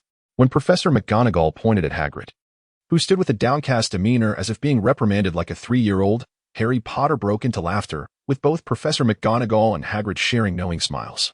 My knowledge of Harry Potter was limited, primarily derived from the exaggerated accounts in my History of Magic textbook regarding his defeat of the Dark Lord, and the snippets mentioned by Mr. Weasley during our shopping excursion in Diagon Alley. Thus, my feelings towards him were not particularly profound. I vaguely understood that he was a genuine hero, yet as someone who had long resided in the Muggle world, I was not particularly sensitive to such magical anecdotes. Merely regarding him as a respected elder in the wizarding community, perhaps even embellishing his stature in my mind. "Do you also wish to ask him for an autograph?" Sigmund inquired, having noticed my gaze directed at Harry Potter. "No, I am not acquainted with Mr. Potter, and I do not possess the same sensitivity to his name as you who have grown up in the wizarding world. I merely heard his name in textbooks and felt a bit curious, which is why I turned to look." I chuckled lightly, turning back to the dining table, surveying its contents before pointing towards a distant table with roasted quails and vegetable salad. "Could you fetch me a portion of that? I seem to still be hungry." After the conclusion of the welcoming feast, we would return to our assigned dormitories under the guidance of the house prefects. Our prefect was a somewhat disheveled tall boy, whose lanky figure resembled a black pillar from a distance. His hair was a messy straw-like hue, tinged with red, and the lenses of his glasses were nearly as thick as a finger, smeared with unremoved stains. His oversized black robe hung loosely on him, although the sleeves had been intentionally cropped, exposing a significant portion of his thin forearms, which appeared alarmingly frail. I also noticed that his left arm was wrapped in white bandages, starkly contrasting against his black robe. As the feast neared its end and the professors prepared to depart, he approached us with an expression of mild impatience. Upon his arrival, I was struck by the strong scent of potions emanating from him, not the familiar aroma of the potion shop, but rather the potent smell of alcohol typically found in hospitals. The scent was even more pronounced than that of a head physician in a municipal hospital, which left me quite astonished that such a fragrance could be present at Hogwarts. It was evident that I was not the only one taken aback, as he drew closer, peering at us through the thick lenses of his glasses. A few other Ravenclaw first years began to murmur in disbelief, seemingly unable to reconcile that this individual would play a significant role in our lives at the academy. To be honest, had it not been for the unmistakable prefect badge on his robe, I would have struggled to believe that this peculiar figure, seemingly plucked from a comic book, was indeed our prefect. However, our head boy seemed utterly indifferent to the peculiar impression he left on the freshmen. From the moment he appeared before us, he had been rubbing his neck with his right hand, occasionally emitting groans of discomfort. After a considerable pause, he appeared to remember he was meant to address us, abruptly lifting his gaze. His voice, as languid and casual as his demeanor, carried an air of aloofness that felt almost self-indulgent. "Apologies, I dozed off at the potion table yesterday. I only woke up an hour ago. Probably a crick in my neck. No, it must definitely be a crick. Let me think, is there a spell to remedy this?" As he spoke, he began rummaging through his belongings, producing an array of peculiar items before us, including but not limited to a green toad, 2 makeup brushes, a piece of red-brown candy wrapper, oddly shaped pebbles, a fountain pen dripping red ink, and a palm-sized notebook marred by the ink. After hastily stuffing these assorted trinkets back into his robe pocket, he reached for the hood of his robe and extracted a bright honey-colored wand. He waved it nonchalantly through the air a few times, then recited a spell directed at his neck. To our astonishment, his neck transformed from its crooked state to a normal position. As he lowered his wand and moved his neck, a satisfied sigh escaped his lips. At this point, it was evident that Sigmund, unsettled by the head boy's nonchalant demeanor, could no longer remain seated. He crossed his arms and stepped forward from the group of freshmen. Addressing the head boy, "Perhaps you should introduce yourself. After all, we are all waiting for you." "Well, the new students are quite bold nowadays," the head boy remarked, finally shifting his attention to us. After stowing his wand into the sleeve of his robe, he leaned down to meet Sigmund's gaze, which barely reached his chest. The posture evoked images of delinquent youths from television shows, and I couldn't help but feel a pang of concern for Sigmund, contemplating how to diffuse the situation if the head boy were to become irate. Surprisingly, the head boy displayed no anger. In fact, a look of utter boredom, as if someone had forced him to stand before us, lingered on his face. Even his speech reeked of reluctant obligation. After observing Sigmund for about 5 seconds, he straightened up, his gaze sweeping over us as he placed one hand on his hip and declared, "I am Eden Chris, your head boy for this term. Although Hogwarts regulations dictate that you may approach me with any difficulties or concerns, I sincerely hope you prioritize your studies during your time here. Try not to engage in peculiar antics like those of the Gryffindors or Slytherins. As the professors would say, Wisdom cannot be acquired from others. Additionally, I am quite busy, so I advise you to consider the nature of your inquiries before seeking me out. That is all I have to say. What an idiosyncratic speech. I mused internally, watching as Sigmund quietly retreated into the crowd after Chris finished speaking, standing beside me. He cast a glance my way, clearly dissatisfied with the head boy's comments, and all I could manage in response was a sympathetic smile. Our head boy truly was an oddity. Or perhaps all Hogwarts students were like this. At that moment, a somewhat sinister voice emerged from behind me, startling me into nearly calling out. I turned to find Seaf leaning forward, wearing a mischievous grin, evidently intent on frightening me with his tone. I shot him a glare, but he merely shrugged with a smile, seemingly unbothered by my irritation. Of course, I wasn't genuinely angry. The opportunity to jest with friends was a rarity for me. Before coming to Hogwarts, such moments were a distant dream. As I shifted my gaze from Seaf back to Chris, I noticed he had produced a parchment scroll resembling the one Professor McGonagall had earlier, albeit shorter, only about the length of my forearm. Clearing his throat in a manner reminiscent of McGonagall, Chris raised the scroll to eye level and announced, "Next, I will read the dormitory assignments for this year. Pay close attention. First-year students at Hogwarts are assigned to dormitories of 5. When you reach your 3rd year, if you are confident in your academic performance, you may apply for a dormitory of 2 or even a single." However, he suddenly elongated his words, narrowing his eyes as he surveyed us, his gaze landing on Seaf amidst the throng of newcomers. It may have been my imagination, but for an instant, Chris's expression sharpened with an unusual seriousness as he locked eyes with Seaf. This demeanor persisted for less than 2 seconds before he reverted to his previous languor. A barely perceptible smile tugging at the corners of his mouth, still directed at Seaf. However, our exchange student, Mr. Sheafnall, may choose to reside in a 2-person room. This year's first-year enrollment is somewhat unique, and after accommodating 5 in a dormitory, 1 single room will remain. Thus, Professor Flitwick specifically instructed me to remind Mr. Null to select a roommate among the new male students whom he finds agreeable. Chris's statement drew the attention of nearly all the freshmen towards Seaf. And since I stood quite close to him, I felt the weight of countless eyes upon me, which made me quite uncomfortable. I instinctively shrank my neck, wishing to move further away from Seaf, but as I lifted my foot, a sudden force jerked my arm, causing me to stumble back into Seaf's chest. In that close proximity, I heard Seaf's slightly excited voice. "Then I shall definitely choose this guy as my roommate. Carlos Nimtara, I choose him." What? My mind momentarily short-circuited from the sudden pull, and Seaf's proclamation stunned me further. I steadied myself and turned to face him. "You want to choose me?" "Of course. Do I know anyone else here at Hogwarts?" Hybri is a girl, and as for Sigmund, sharing a dorm with him would make me worry he might poison my drinking cup. Seaf stuck out his tongue and shook his head, glancing sideways at Sigmund while standing with his hands on his hips, showing no sign of concern for Sigmund as he claimed, "If your worry stems from doubting my character, I assure you, you are overthinking it." Sigmund retorted without any hesitation. And when our gazes met, there was an undeniable tension, causing the crowd to involuntarily part, creating a small clearing around us.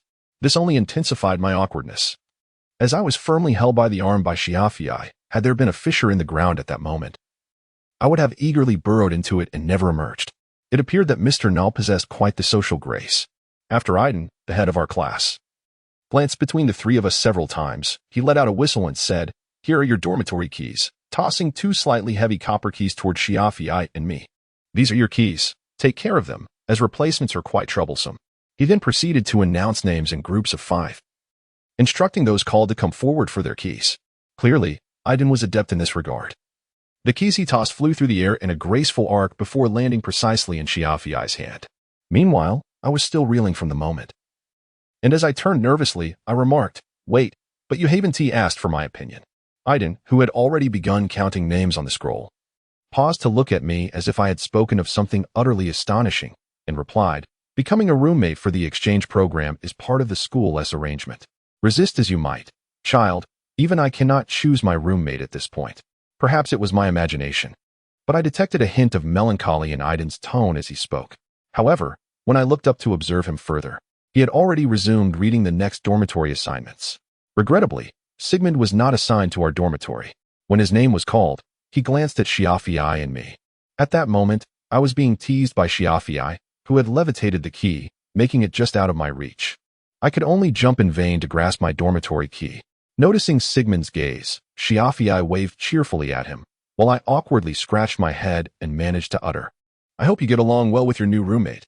"You too, though it doesn't seem easy," Sigmund replied succinctly, his expression neutral as he lifted his chin toward us before turning away to join his new roommates. Seeing Sigmund introduce himself to his peers, I couldn't help but feel a sense of relief, though I was uncertain whether it was due to his words or simply witnessing his ability to interact normally with his roommates. However, we had only known each other for a day, and I found it perplexing that I cared so much about their lives. While pondering these thoughts, I suddenly felt something fall from above, lightly striking my head before landing with a crisp sound on the stone floor of Hogwarts.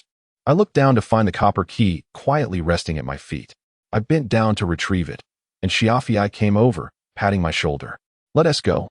The head is going to show us the common room." As I straightened up, Shiafii nudged me, and we followed the throng of newcomers into the spacious yet crowded halls of the school. The Ravenclaw common room and dormitories were situated at the farthest point from the main building of Hogwarts. We needed to head west from the castle's main structure and traverse a long open bridge. This bridge was so elevated that I could look down upon the grand entrance of the Hogwarts Hall, where I spotted Hagrid ushering several carriages toward the distant forest. Once all the carriages had entered through the heavy wrought iron doors, he closed them with a flourish, muttering something under his breath as he did so. After securing the keys to his waist, he made his way back toward the main castle.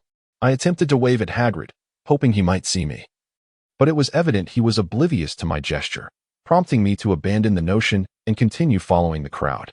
By this time, the torrential rain outside had ceased, and Hogwarts appeared revitalized in the aftermath.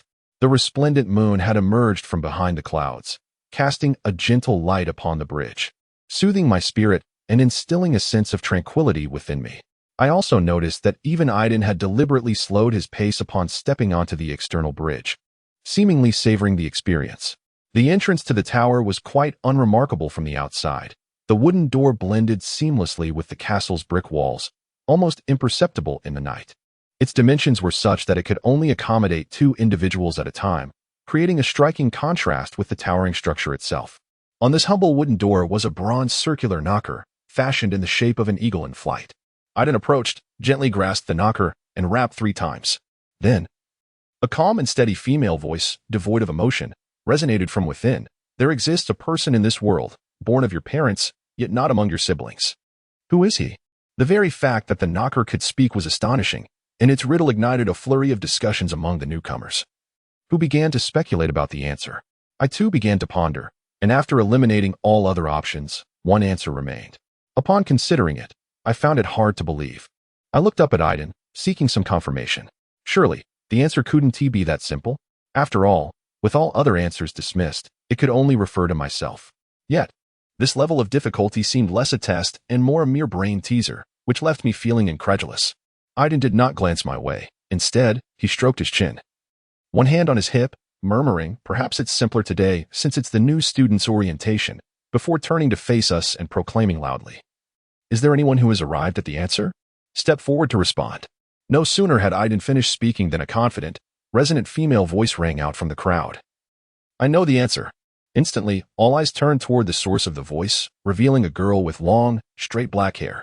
Her features bore a distinct East Asian resemblance, with a round, adorably innocent face and large, dark eyes that sparkled in the moonlight, even as her lips remained pressed into a serious line. As all eyes, including Aiden's, fell upon her, she raised her chin proudly and stepped forward, the crowd parting to make way for her. She approached the knocker and, with a clear, unwavering voice, declared, "Myself, that person is myself." "Correct. The door is now open." After the black-haired girl uttered the answer, the door knocker rapped thrice against the door panel. Following a soft creak, the door swung open automatically. The girl straightened her posture, placing her hands on her hips, and turned to face everyone. Although she stood nearly 2 heads shorter than the Eden prefect beside her, her demeanor was neither submissive nor arrogant, making it difficult for anyone to underestimate her. She cast a sweeping glance over the crowd, and when her gaze landed on me, I felt a tickle at my neck, prompting me to instinctively shrink back while striving to avoid direct eye contact with her. In contrast, Shiafii, who leaned almost half his body against me, wore a look of indifference and even let out a soft whistle in her direction before lowering his voice to comment, "Look at her expression. She truly believes herself to be the queen of the hive." I recognized that Shiafii's remark was exceedingly disrespectful towards the black-haired girl. So I emulated Sigman's demeanor and called out his name sternly, shaking off his elbow resting on my shoulder. However, Shiafii merely chuckled and stepped back, showing no sign of remorse. It was perplexing how such a stark contrast existed between his personality and his appearance. Fortunately, our prior conversation remained unheard by the black-haired girl. After scanning the group, her gaze settled on the Eden prefect beside her, as if silently urging him to speak. The prefect formed a silent wow with his lips before gesturing for us to enter through the door. He raised his head and addressed everyone. I am delighted that someone has promptly answered the question. Among you, there may be others who have deduced the answer and think little of it. However, the questions posed by this knocker will vary each time, ranging from astronomy and geography to history and philosophy, not to mention your studies in magic. If you neglect to cultivate your wisdom, you may find it challenging to return to your dormitory. Now, let us proceed into the tower. Once he had finished speaking, he stood at the entrance, watching as we filed into the tower. Only after confirming that the last person had entered did he step through the door, which then closed automatically behind him. However, upon entering this unassuming circular tower, we were utterly astonished. It was brilliantly illuminated, with a ceiling adorned by sparkling crystal chandeliers, meticulously arranged in a star map design between metallic strips symbolizing celestial orbits. Each crystal emitted an otherworldly glow. The overall palette of the tower's interior leaned towards white, with tall, slender windows draped in blue curtains embroidered with intricate celestial patterns and golden threads. Moreover, the walls were adorned with various delicate decorations and engravings, conveying an air of solemn grandeur. On the white wall near the staircase hung a massive golden Ravenclaw emblem, the soaring eagle depicted within it rendered with lifelike precision, every feather's texture vividly apparent. Adjacent to the elegant spiral staircase were 5 doors crafted from ginkgo wood and an unknown side door made of black wood. Each ginkgo door bore a golden plaque inscribed with ornate characters. For instance, the plaque on the door at the base of the stairs read Draco in flowing script. The theme of this floor's dormitories encompassed the 5 constellations included in the northern circumpolar constellations. Each of your keys is engraved with the name of your assigned dormitory. Currently, Ravenclaw boasts a total of 88 dormitories, corresponding to the 88 constellations in astronomy. After confirming that the tower door had closed completely, the Eden prefect inhaled deeply, his demeanor appearing more relaxed. After yawning, he approached us and explained, "Do not fret. You will begin studying astronomy in your first year, starting today. Memorizing all the dormitory names will aid your astronomical studies. I seem to have developed a habit of feeling drowsy upon entering the dormitory tower, as you know. Dormitories are meant for rest.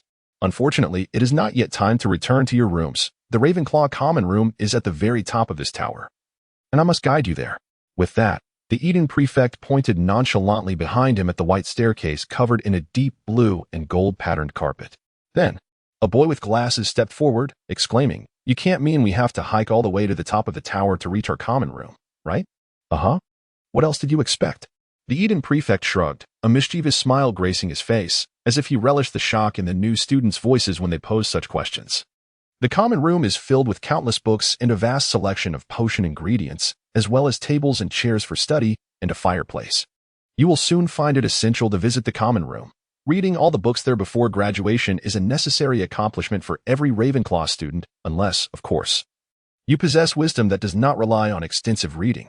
His words prompted curious glances among everyone present. Some nodded in agreement, while others groaned at the sight of the long white marble staircase. Meanwhile, I bowed my head and retrieved the key I had just received. I had not yet taken the time to examine it closely since acquiring it. The key was exquisitely crafted. Even as an ornament, it would be entirely fitting. The metallic teeth at the bottom were engraved with a constellation of stars, while the head of the key was composed of intricate floral vines, encircling a plaque-like metal inscribed with the words Corvus, presumably the name of my dormitory. As I admired my dormitory key, the Eden prefect had already begun leading us up the staircase. The bespectacled boy who had questioned the prefect glanced at my key as he passed, then suddenly patted my shoulder, offering a shy yet sorrowful smile before saying, "Your dormitory name is quite nice, unlike mine, which is assigned to flies." He dramatically feigned a pitiful sob before resolutely joining the throng ascending the stairs, prompting Shiafii to regard his determined back with respect, remarking, "He truly is unfortunate." After a somewhat arduous ascent up the lengthy staircase, we finally arrived at the fabled Ravenclaw common room. As my feet touched the soft blue carpet of the common room, I felt a surge of warmth throughout my body. I had never engaged in such intense and prolonged physical exertion before, rendering me speechless as I leaned against a bookshelf housing a small astrolabe, gasping for breath. In stark contrast, Shiafii appeared unfazed by the exertion, even taking the liberty to pat my back gently to help me catch my breath, though, if I disregarded the slightly mocking smile on his face, my experience would have been much more pleasant. After ascending numerous flights of stairs, the freshman appeared utterly exhausted. The boy wearing glasses had collapsed onto the ground, while Eden, the head boy, was struggling to lift him in order to seat him on the adjacent blue plush sofa. Meanwhile, the girl with dark hair had slumped onto a wooden stool, her hair disheveled. On one side of the lounge, Sigmund bore a resemblance to Seaf. Yet his labored breathing and the slight flush of his cheeks indicated his fatigue.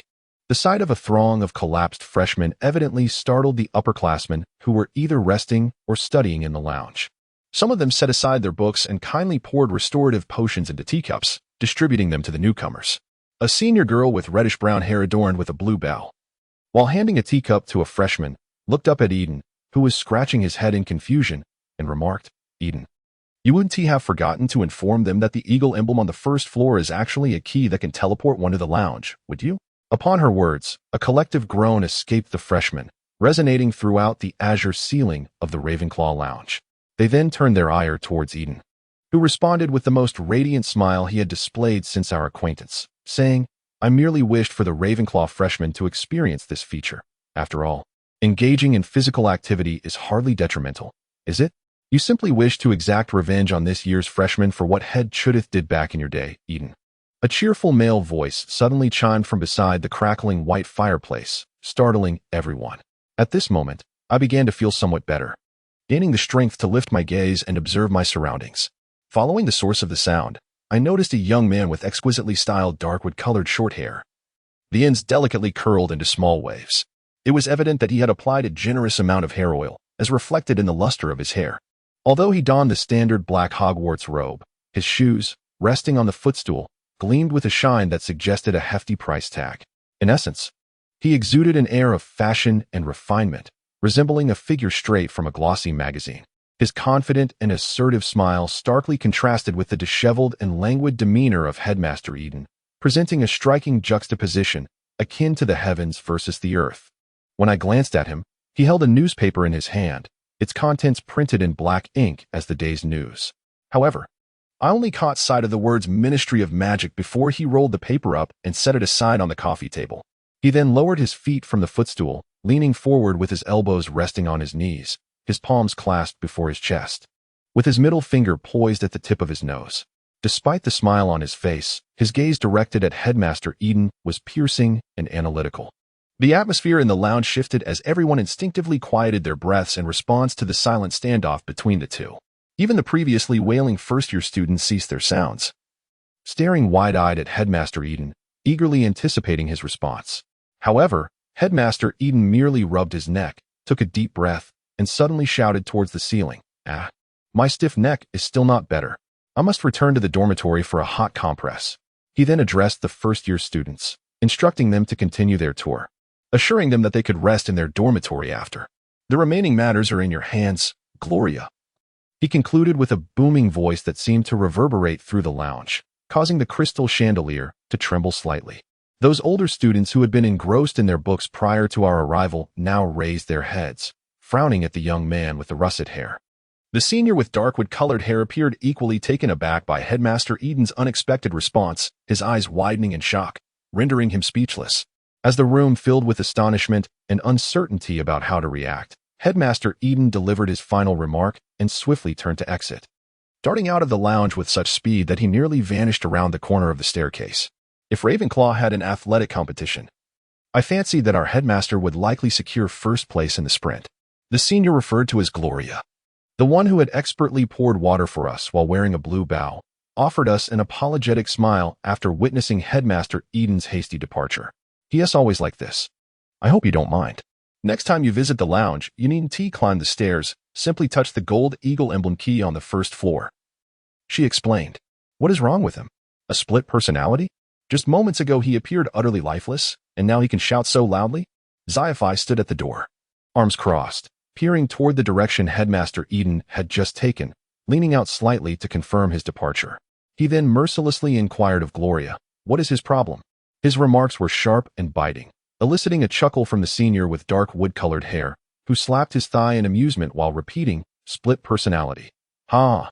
Gloria's smile faltered, becoming more strained due to Xiophai's pointed questions.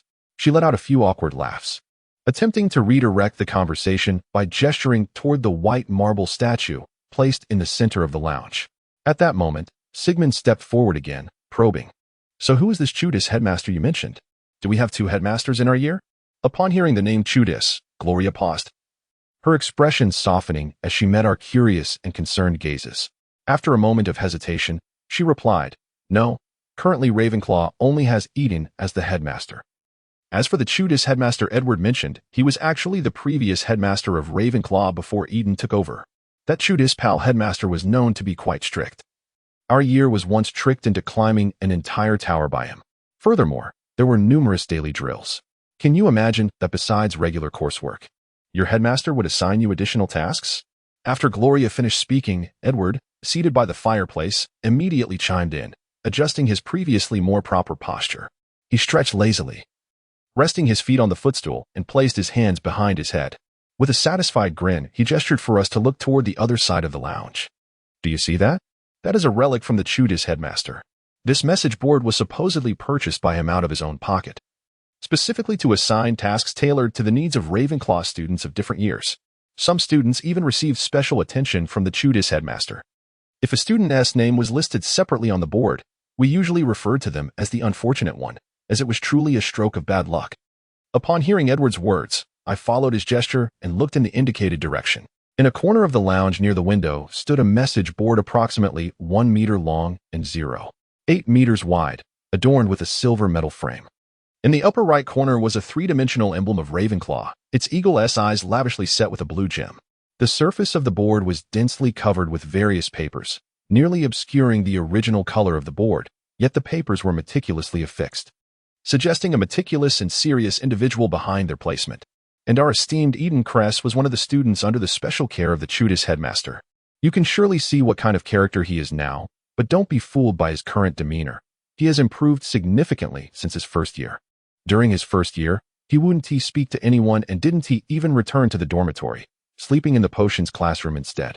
He never attended any classes that didn't interest him. Of course, later, the Judas headmaster made sure he caught up on all of them. I suspect the Judas headmaster must have put him through quite a lot. Otherwise, he wouldn't be so eager to put you through your paces now. Edward chuckled, continuing to observe our expressions. The atmosphere in the lounge grew somewhat awkward as everyone fell silent, unsure of how to respond, leaving Edward alone in his relaxed posture, sitting near the fireplace, nodding his head and humming a tune. The silence lingered for approximately a minute before Gloria, the senior, chose to break it.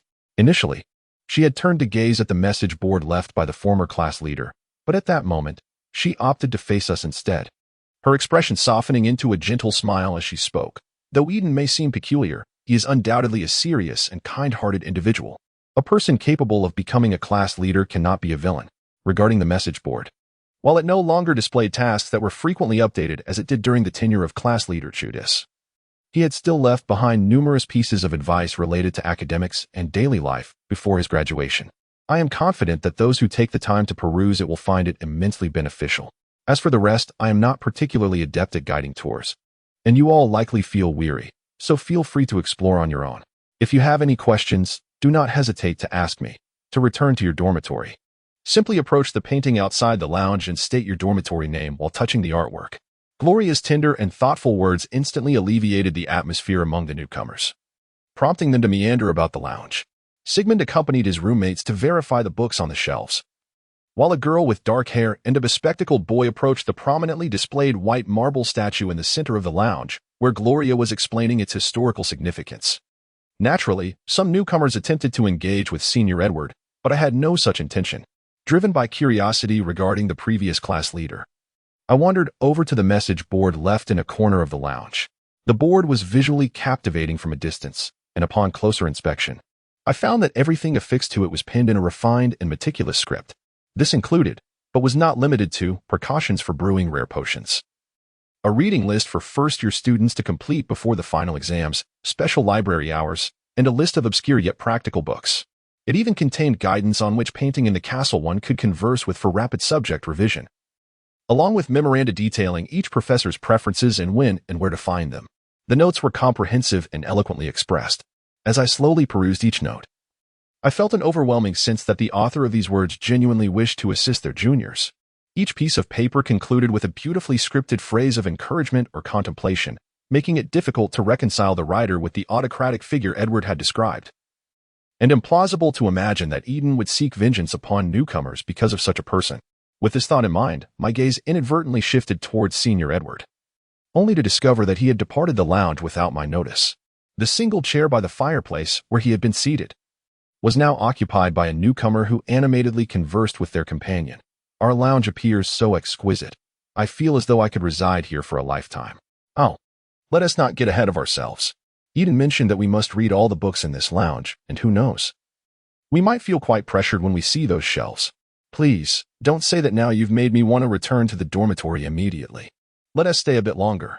Though I was aware that eavesdropping was an improper habit, the vividness of their conversation eased my tensions. It dawned upon me that I had officially begun my academic journey. My entrance into this world was complete, and now I was poised to embark on the genuine study of wizardry. As a member of Hogwarts, all I needed to do was explore my surroundings and return to my dormitory for rest at an appropriate time. Having primarily engaged in collective activities thus far, my opportunities for independent observation had been limited, but now I possessed ample time and space to scrutinize the Ravenclaw lounge, which would undoubtedly play a significant role in my future academic life at Hogwarts. From the moment I entered this lounge, I had been captivated by its opulent ceiling, framed by intricately patterned wood painted in gold, forming a vaulted dome. Initially, I had assumed that the spaces between these frames were filled with glass, allowing me to admire the beautiful starry sky, but upon closer inspection, I realized it was not glass at all. Rather, it was a magically constructed sky, akin to that of the Hogwarts Great Hall, adorned with gorgeous, swirling nebulae that captivated the eye. The immense golden astrolabe suspended in the center of the dome rotated gently with the passage of time, its metallic components producing a sweet, melodious chime reminiscent of a delicate wind chime. The overall decor of the Ravenclaw lounge was dominated by hues of blue and white, with a thick carpet adorned with golden star patterns covering the floor. Even the upholstery of the sofas and chairs featured the same colors and designs, creating a harmonious aesthetic. Although it was nighttime, the numerous windows draped with blue and bronze silk curtains suggested that the lighting would be splendid during the day. Moreover, an abundance of desks and chairs provided ample opportunity for study. The walls were nearly entirely composed of towering bookshelves, filled with an assortment of books. My estimation suggested no fewer than 3,000 volumes. If indeed, as Eden had stated when we were on the first floor of the Ravenclaw Tower, we were to read every book here before graduation, I feared I would be compelled to dream of reading even in my sleep. So many books. Surely they cannot all be read, I murmured to myself as I approached the bookshelf, my fingers brushing against the spines of the tomes. The uneven texture of the books and the rich scent of ink ignited an irresistible urge within me to seize one and delve into its contents. At that moment, an old, pumpkin-colored book caught my eye. I reached out to extract it. The volume felt heavy in my hands, approximately 3 centimeters thick, and the faded, gilded lettering on the cover revealed its title, Fantastic Beasts of Antiquity. Initially, I assumed this book would discuss magical creatures, akin to what I had seen in my textbook for the Care of Magical Creatures class. However, upon opening its pages, I discovered that it was less a scientific treatise on magical beasts and more a collection of myths or fables inspired by these creatures, with the so-called magical beasts appearing to be fantastical beings that one would only encounter in legends. Since I likely did not have the time to thoroughly read the book, I merely skimmed through it. But one particular fable ensnared my attention, preventing my gaze from straying from the page that narrated the tale. This tale unfolds in an ancient era, a time when the world was devoid of land. The deity sought to conjure a landmass through the power of magic. However, no matter how much soil and stone he cast into the tumultuous sea, the relentless waves scattered them. In his desperation, the deity contemplated a colossal serpent, capable of encircling an entire continent, that resided in the depths of the ocean. Yet, this serpent was reclusive, unwilling to emerge from its domain, and thus could not assist the deity. In a stroke of ingenuity, the deity created a rabbit, an entity of unparalleled agility, cunning, and exquisite flesh, to entice the serpent. The plan proved successful, as the serpent was drawn from its lair by the allure of the rabbit's pristine fur. The rabbit led the serpent in circles across the sea, ultimately causing its massive form to take on an infinite loop, forever chasing the elusive rabbit. The serpent was trapped in this shape. Upon witnessing this remarkable outcome, the deity rejoiced and filled the two circular areas encircled by the serpent with soil and stone. The serpent's body prevented the materials from being swept away, thereby establishing a stable landmass. The protagonist of this fable became known as the world serpent, Jormungandr, and the rabbit, Fafnir. To this day, they continue their eternal chase in the depths of the ocean. This audacious narrative captivated me profoundly, sparking a desire to borrow the book in which it was contained. I carefully closed the book and cradled it in my arms, casting a glance around the common room. My gaze fell upon Senior Gloria, who was engaged in conversation with Sigmund. She appeared apologetic, frowning as she rested her chin in her hand, gently shaking her head as she spoke to him. "I'm sorry. I may not be able to assist you. After all, in the world of magic, it is permissible for underage wizards to study at home instead of attending a specialized school. However, I can communicate this matter to Eden and Principal McGonagall. If Principal McGonagall can persuade your family, your sister may be able to enroll. Would that be helpful? It is certainly better than nothing."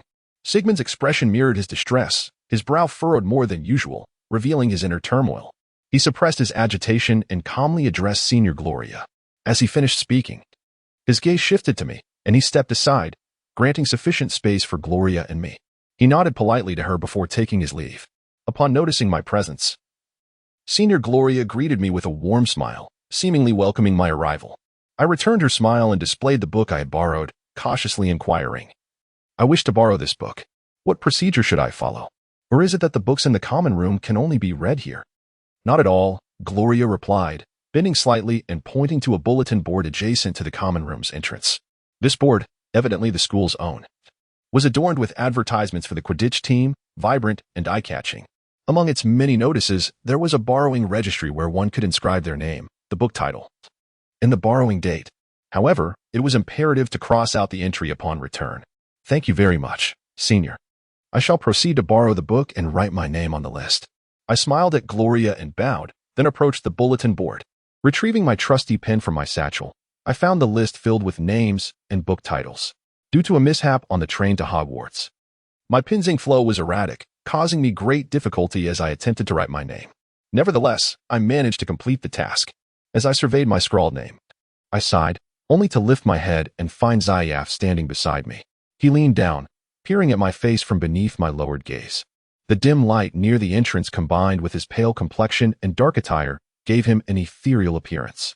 Chewing an apple, his large eyes widened in surprise, startling me once more, nearly causing my pen to slip from my grasp. This was yet another instance of being startled by Seaf since our meeting that day. Frustrated, I poked his face with my pen as we both straightened up. "Could you refrain from appearing so suddenly? It truly is unsettling. Do you realize how frightening you looked just now? I merely came to ask if you wanted to return to the dormitory together. Is that a crime?" Seaf feigned innocence, his demeanor shifting to one of faux naivety. "After all, we are destined to be good roommates, Nimtara. How delightful is that? Surely, you must be pleased.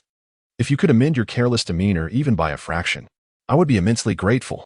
I found it hard to believe that he had not intended to scare me, as no reasonable person would lean down to inspect another's face while they were looking down.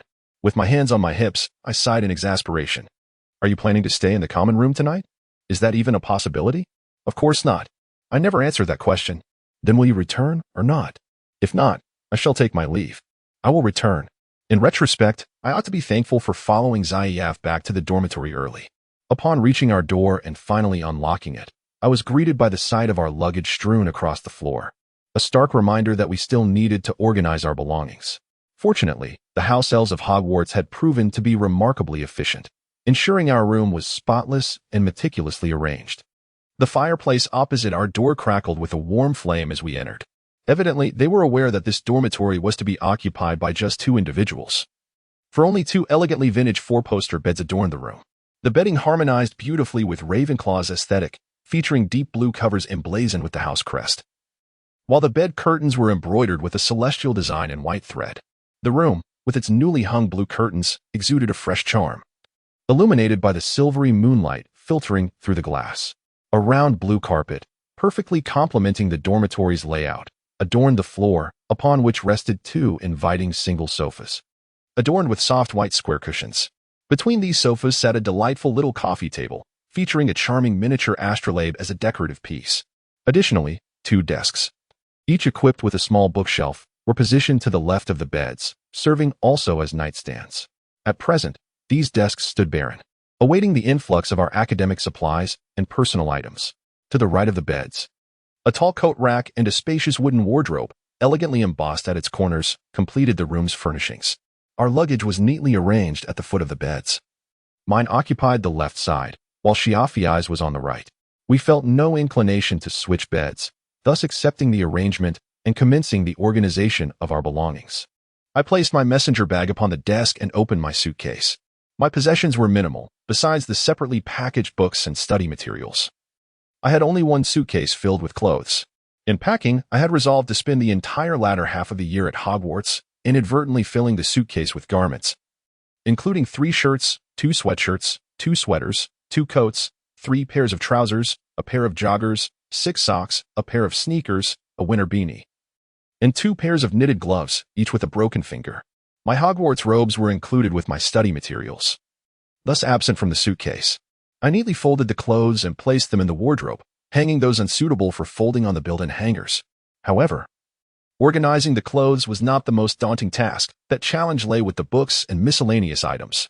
For someone like me, accustomed to the mundane world, handling cauldrons and scales was a novel experience, and I struggled with their storage, as they took up considerable space.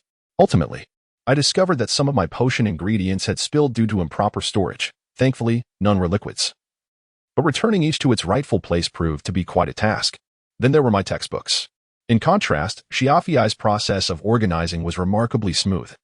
Not due to a lesser quantity of belongings, his load was substantial, nearly overflowing at the foot of the bed, but rather due to the peculiar nature of his possessions.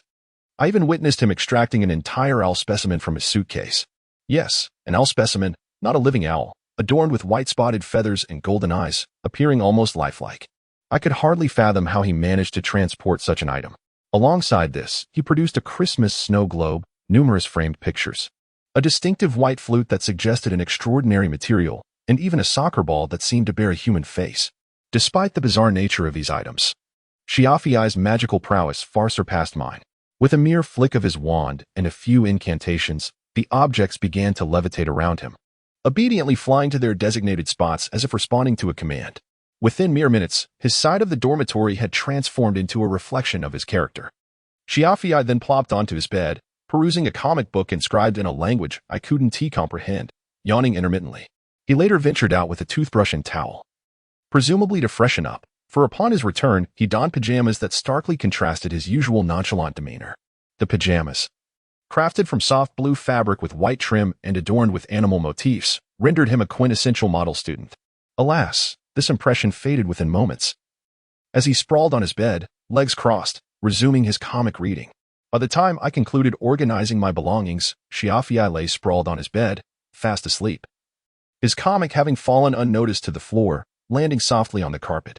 He had not covered himself with a blanket, and despite the warmth from the fireplace, I sighed and approached to tuck him in, retrieving the fallen comic. As I placed it on his desk, I noticed that every page of the black and white adventure comic was filled with writing, the script appearing youthful yet earnest. Next to these delicate letters, bold strokes of a distinctly different handwriting caught my eye, though the words were not in English, leaving me puzzled, perhaps a foreign language. As I turned to return to my bed, Shiafiai's voice suddenly broke the silence. Nimtara. His tone lacked the usual joviality, yet it bore no seriousness or menace. Merely a sound akin to a spoon gliding through a cup of water, clear and crisp. What is it? After a day filled with unexpected events, I had grown accustomed to such occurrences and quickly turned to respond. Shiafiai, now sitting up in bed, fixed his blue gaze upon me, the open window casting moonlight upon him, creating an ethereal glow that rendered his pale skin and hair almost ghostly, making his blue eyes gleam like sapphires. It must be said, when Shiafiai is devoid of a smile, he exudes an unsettling aura. Unconsciously, I slipped my hand into my sleeve, fingers brushing against my wand, the cold touch calming my breath. Yet, Shiafiai merely gazed at me for a moment before abruptly uttering a thank you. Then, with the agility of a cat, he reclined once more, enveloping himself in the blanket. I felt a sense of bewilderment, yet before I could articulate my thoughts, he mumbled from beneath the covers. "Remember to close the window. I can't sleep with it open." Very well. I realized that believing this fellow capable of coherent speech might be my gravest error. That night, I slept soundly, devoid of dreams.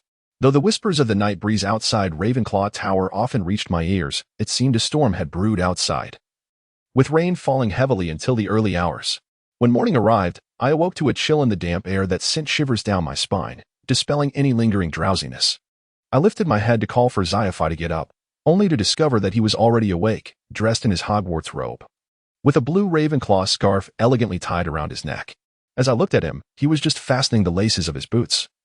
And upon noticing that I had awakened, he joyfully leapt from his bed, spreading his arms as if to showcase his attire, asking, "How do I look in my Hogwarts uniform?"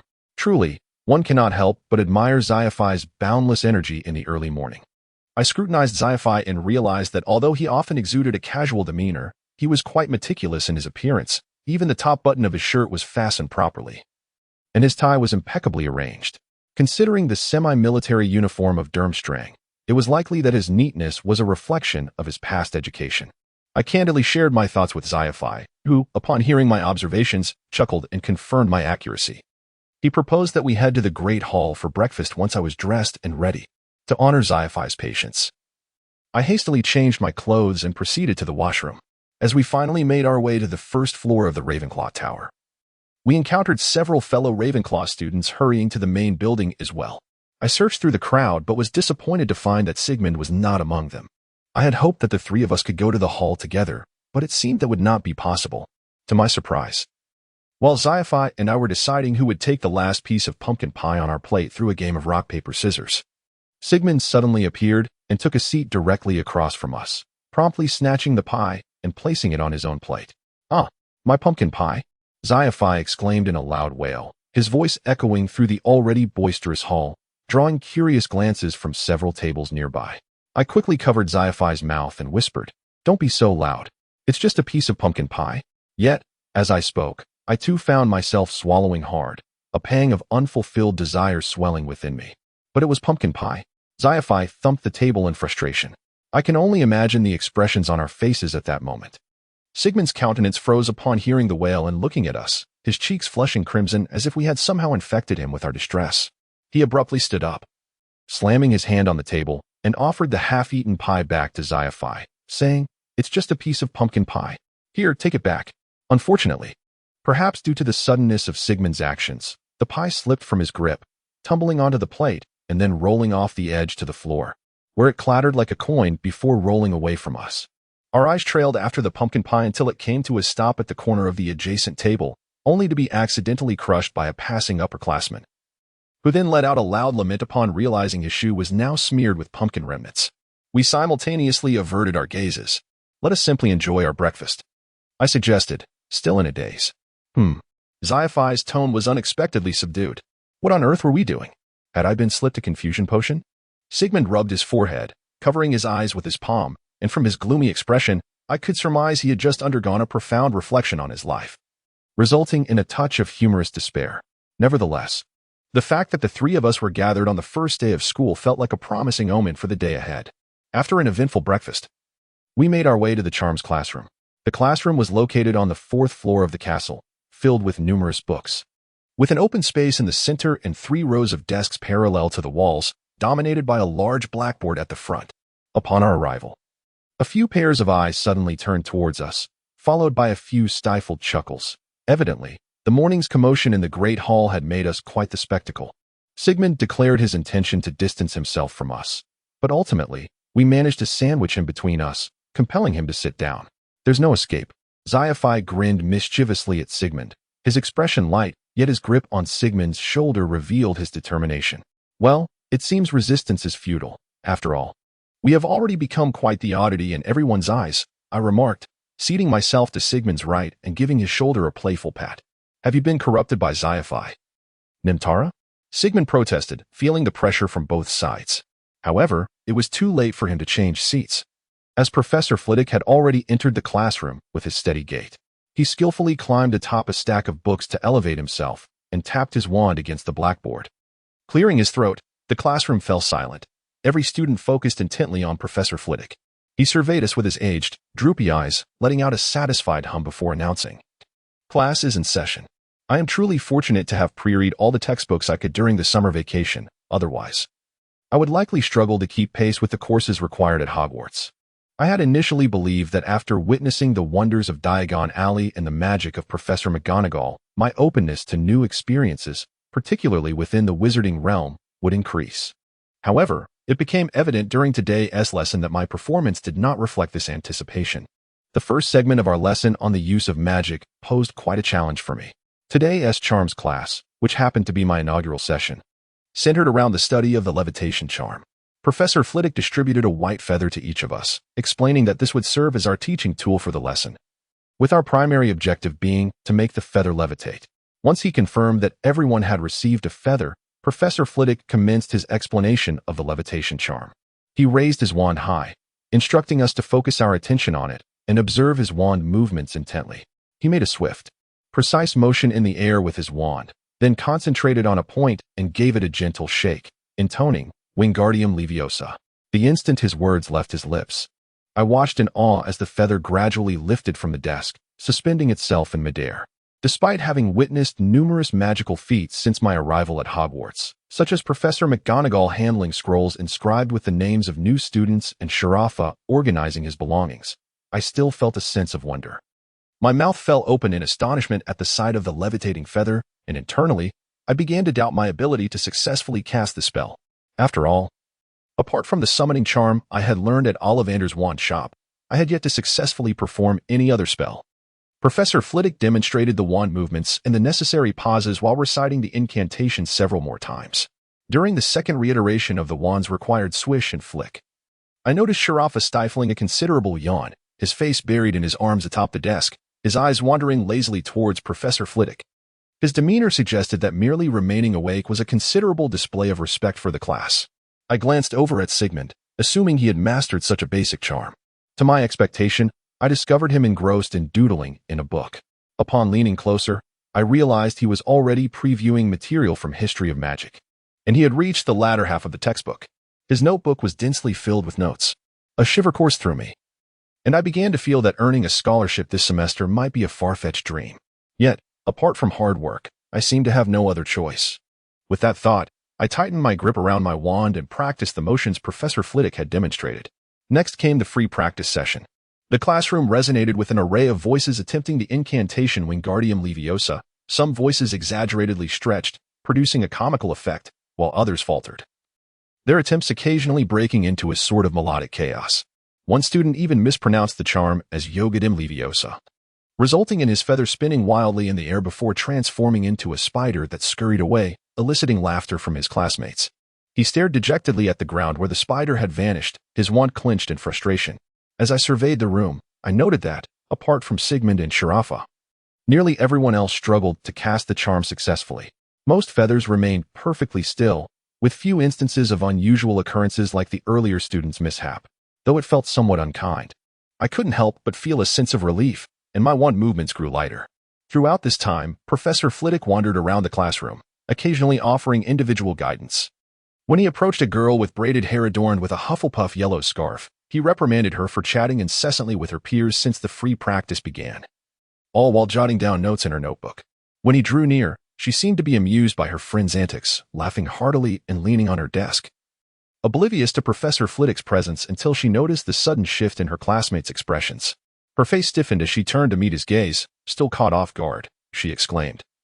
"Oh, I didn't see you approach." An immediate hush fell over the classroom, as all eyes turned to witness Professor Flitwick's reaction. He huffed, his brow furrowing, indicating a clear sign of his displeasure. Gently tapping the desk before the girl, he addressed her, "Miss Debbie Gruber. It seems you possess such confidence in your spellcasting that you deem practice unnecessary. I have ample reason to believe you should demonstrate your exceptional skills before the entire class. How about stepping to the center of the room? We eagerly await your display of magic." Debbie appeared visibly shaken by Professor Flitwick's stern demeanor. When she responded, her voice trembled, almost on the verge of tears. She quickly rose, bowing to him, and sincerely apologized. "I'm sorry, Professor, I want to do it again. I truly cannot perform this spell yet. I will practice diligently from now on." Professor Flitwick, seemingly appeased by her contrition, softened his expression but still coughed lightly to maintain an air of authority. I hope you will take this to heart, Ms. Gruber. If I were you, I would never squander an opportunity to practice my spells, for they are the foundation of a wizard's abilities. If you wish to remain at Hogwarts and become a competent witch, you must temper your inclination to chat and double your efforts. His admonition was delivered with such gravity that even Debbie, who had previously been so brash, replied meekly, I will, Professor Flitwick. Very well, take your seat, he said, nodding. After she sat down, he turned back to the class, declaring, these words apply to all of you. Do not let any opportunity to wield your wands pass you by. Now, continue practicing. As soon as his words echoed in the air, the classroom erupted into an even more fervent cacophony of spellcasting, the noise almost shattering the ceiling, rendering my own incantation nearly inaudible. Meanwhile, Professor Flitwick continued his rounds, and as he approached me, his eyes lit up upon noticing my wand. A walnut wand is quite rare. I am pleased to see a student of mine wielding one. Is that so? I purchased it at Ollivander's wand shop. Mr. Ollivander said it shows me.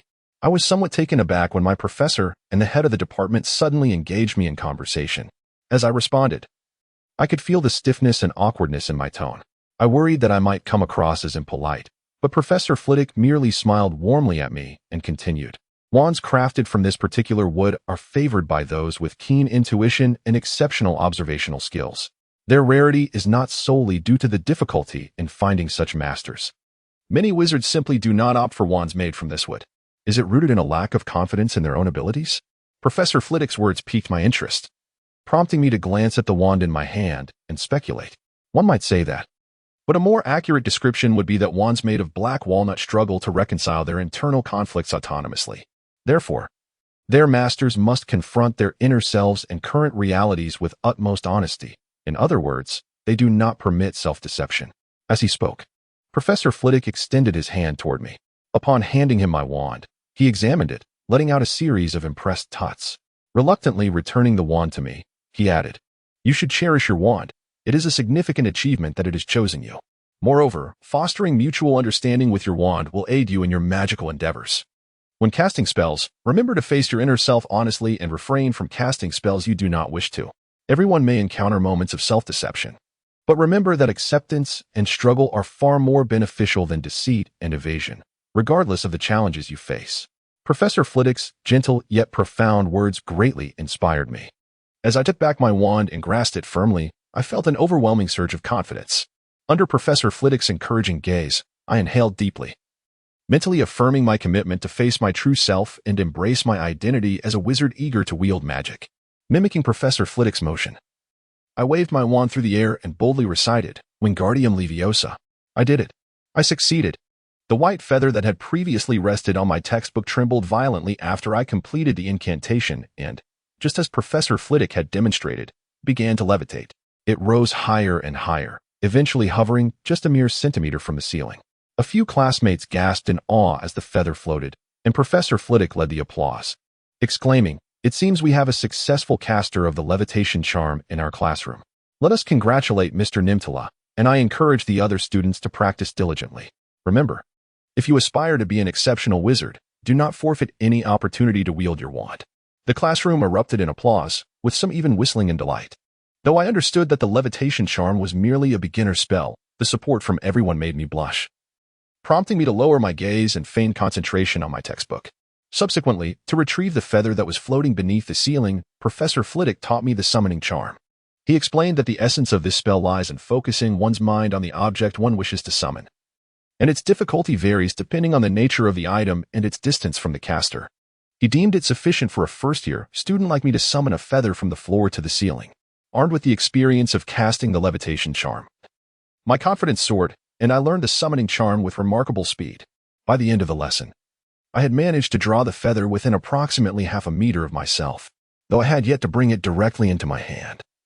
This was a significant accomplishment for me. It is worth noting that the summoning charm is recorded in the 4th level standard spellbook and is one of the oldest spells in the wizarding world. Our next class was potions, but as I was gathering my belongings, I realized that in my morning haste, I had mistakenly brought my history of magic textbook instead of my potions textbook.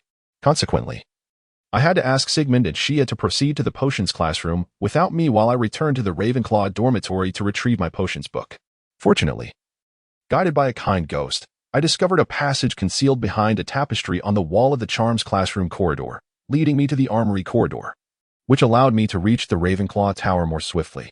Upon my breathless arrival at the first floor of Hogwarts' main building, clutching my potions textbook, just as I was about to enter the potions classroom, I heard a familiar and crisp female voice call out from behind me, "Excuse me. Could you please wait a moment?" Fortunately, I was already accustomed to sudden interruptions, so I merely turned around in mild surprise to see Debbie Gruber from Hufflepuff, her smoky violet eyes looking at me kindly. She initially wore a smile, but upon recognizing me as Carlos Nimtara from our previous class, she appeared to grow somewhat flustered and shy. After a moment of hesitation, she seemed to muster her resolve, clenched her fists in front of her chest for encouragement, and asked, "May I interview you?" I certainly did not intend to underestimate her due to her performance in class. After confirming with the clock in the castle corridor that there was still ample time before the lesson commenced, I nodded at Debbie and replied, "Of course. But I have just arrived at Hogwarts, or rather, I have just entered the magical realm. Thus, if you were to inquire about matters pertaining to it, I might not be able to provide adequate answers." No, it's perfectly fine. I am genuinely delighted that you are willing to grant me this interview," she continued. "You know, I was somewhat worried that you might perceive me as a poor student due to my conduct in class and consequently be reluctant to converse with me. Oh, by the way, your levitation charm was remarkable." Upon noticing my friendly demeanor, Debbie's eyes sparkled, and her speech became rapid as she deftly retrieved a notebook from her robe's pocket.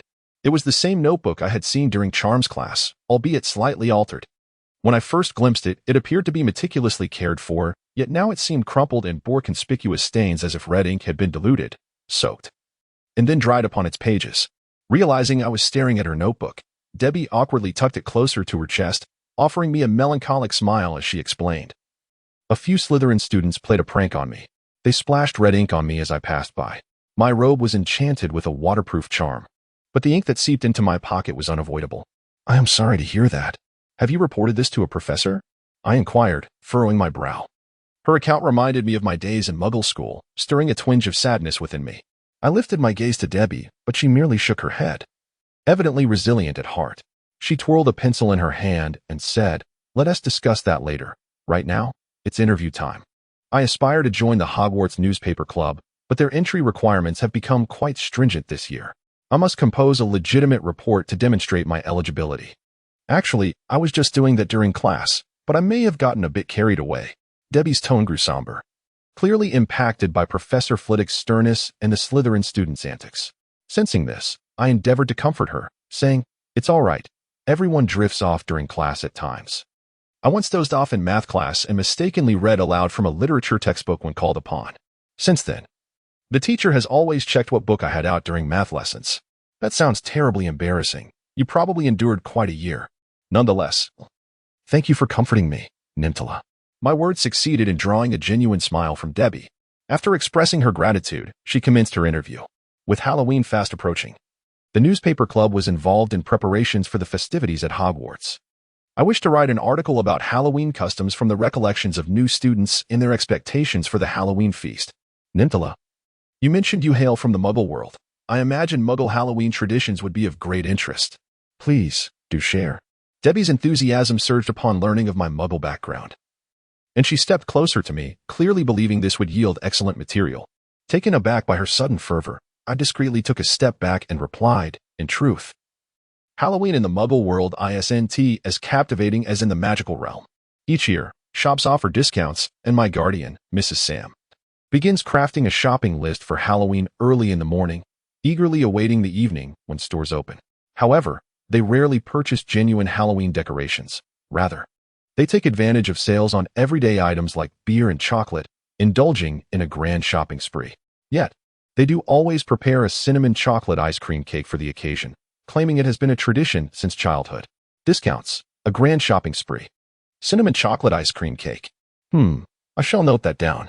Debbie diligently jotted down my words, nodding thoughtfully. "Are there any other customs? Furthermore, although I have not participated myself, on that day, children in the community dress as creatures from stories or characters they admire, going door to door, proclaiming trick or treat. In fact, some adults who fully embrace the festive spirit also choose to don costumes and parade through the streets, resembling ghosts or zombies, or some superhero. As I struggled to recall more details while retreating due to Debbie's encroachment, I eventually found my back nearly pressed against the wall outside the potions classroom. At last, Debbie ceased her note-taking, lifting her gaze with a serious expression, seemingly oblivious to the proximity we had reached. I helplessly gestured toward the potions classroom door and cautiously inquired, "So, potions class is about to begin. Has your interview concluded? I might still have some follow-up questions, like, who is this superhero you mentioned? Is it a celebrity from the Muggle world? And wouldn't real ghosts get upset if you dressed as them? How do you gain their permission? Regardless, thank you for agreeing to this interview." Debbie responded earnestly, stowing her notebook and pencil in her pocket. After rummaging for a moment, she suddenly produced a thin, berry-colored booklet and handed it to me. "This is a token of gratitude for your willingness to be interviewed. It contains peculiar tales and legends about Halloween creatures and lore that I compiled with my father's assistance. He is a news editor, far more knowledgeable than I. I believe most students would find the contents intriguing, but even if they don't, feel free to dispose of it as you wish. Apologies for the red ink stains. It may have gotten a bit damp." "Oh, it's perfectly fine. Thank you for this, Debbie," I quickly replied, smiling as I accepted the booklet and carefully tucked it into my potions textbook. For some reason, Debbie's face suddenly flushed, and she hugged her own textbook tightly, which I noted was a history of magic book, likely indicating that Hufflepuff's schedule did not entirely align with Ravenclaw's. Her speech quickened as she exclaimed, "In any case, do look forward to this year's Halloween feast. It is said that Hogwarts will host a grand celebration, with even the Aurors from the Ministry of Magic attending. I have another class now, so I must be off." With that, Debbie darted away, clutching her textbook like a nimble niffler, leaving me to watch her retreating figure disappear down the corridor before I turned and entered the potions classroom. The potions classroom is situated in the depths of Hogwarts' main building, ostensibly to mitigate the influence of light on the brewing of certain potions. This deliberate choice results in an atmosphere that is perpetually dim and somewhat oppressive. The walls are lined with towering shelves, filled to the brim with glass jars containing various preserved specimens and containers of herbs. Near the front of the classroom stands a magical materials cabinet, from which students may freely access potion ingredients. As I descended the staircase and entered the potions classroom, an involuntary shiver coursed through me, as if the warmth within my body was being siphoned away by the chill of the underground. My gaze swept across the room, and I soon spotted Shefi waving to me from a corner, with Sigman seated just a space away, evidently reserving that spot for me. I hurried over, and as I set down my potions textbook, a Halloween pamphlet gifted by Debbie slipped from its pages, revealing a cover adorned with a berry-colored pumpkin carved with a face. Upon seeing the pamphlet, Shefi leaned in mischievously, eager to examine it. I instinctively swatted at his outstretched hand, but alas, I missed, prompting him to retract his hand swiftly. Undeterred, he attempted once more to seize the pamphlet, but I informed him that it was unrelated to our potions class and that I would share it with him later in the dormitory. Finally appeased, he relented. "Our potions professor is named Horace Slughorn. He appears to be a rather amusing and exuberant old man, sporting a silver-white walrus-like mustache and a sizable belly. Despite his perpetually cheerful demeanor, his pale green eyes can suddenly become piercingly astute, scanning a student with the intensity of a bank appraiser assessing a property. Such scrutiny can leave one feeling a peculiar itch along the spine, as if countless tiny insects were crawling upon it." As he entered the classroom, before even reaching the podium, he boomed loudly, inquiring, "Who is Shefi Gnarl?" "Our brother student from Durmstrang." His voice echoed powerfully, and I caught Shefi muttering an unintelligible curse under his breath. Though I could not discern the word, I presumed it was far from flattering. Yet, the next moment, Shefi adopted a compliant expression, beaming as he stood to face Professor Slughorn.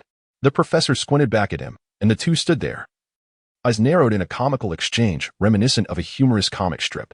They shared smiles for a full 2 minutes, during which silence reigned in the classroom, all eyes flitting between them, save for Sigmund, who remained engrossed in his potions textbook.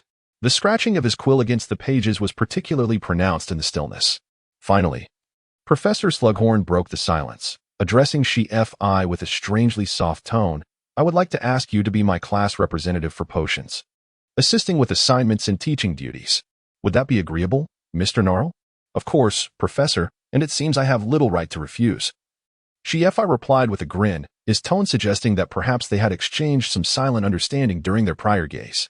However, Considering Shifi's brilliance and rigorous education at Durmstrang, it seemed improbable he had mastered nonverbal spells at such a young age, and thus I dismissed the notion as absurd.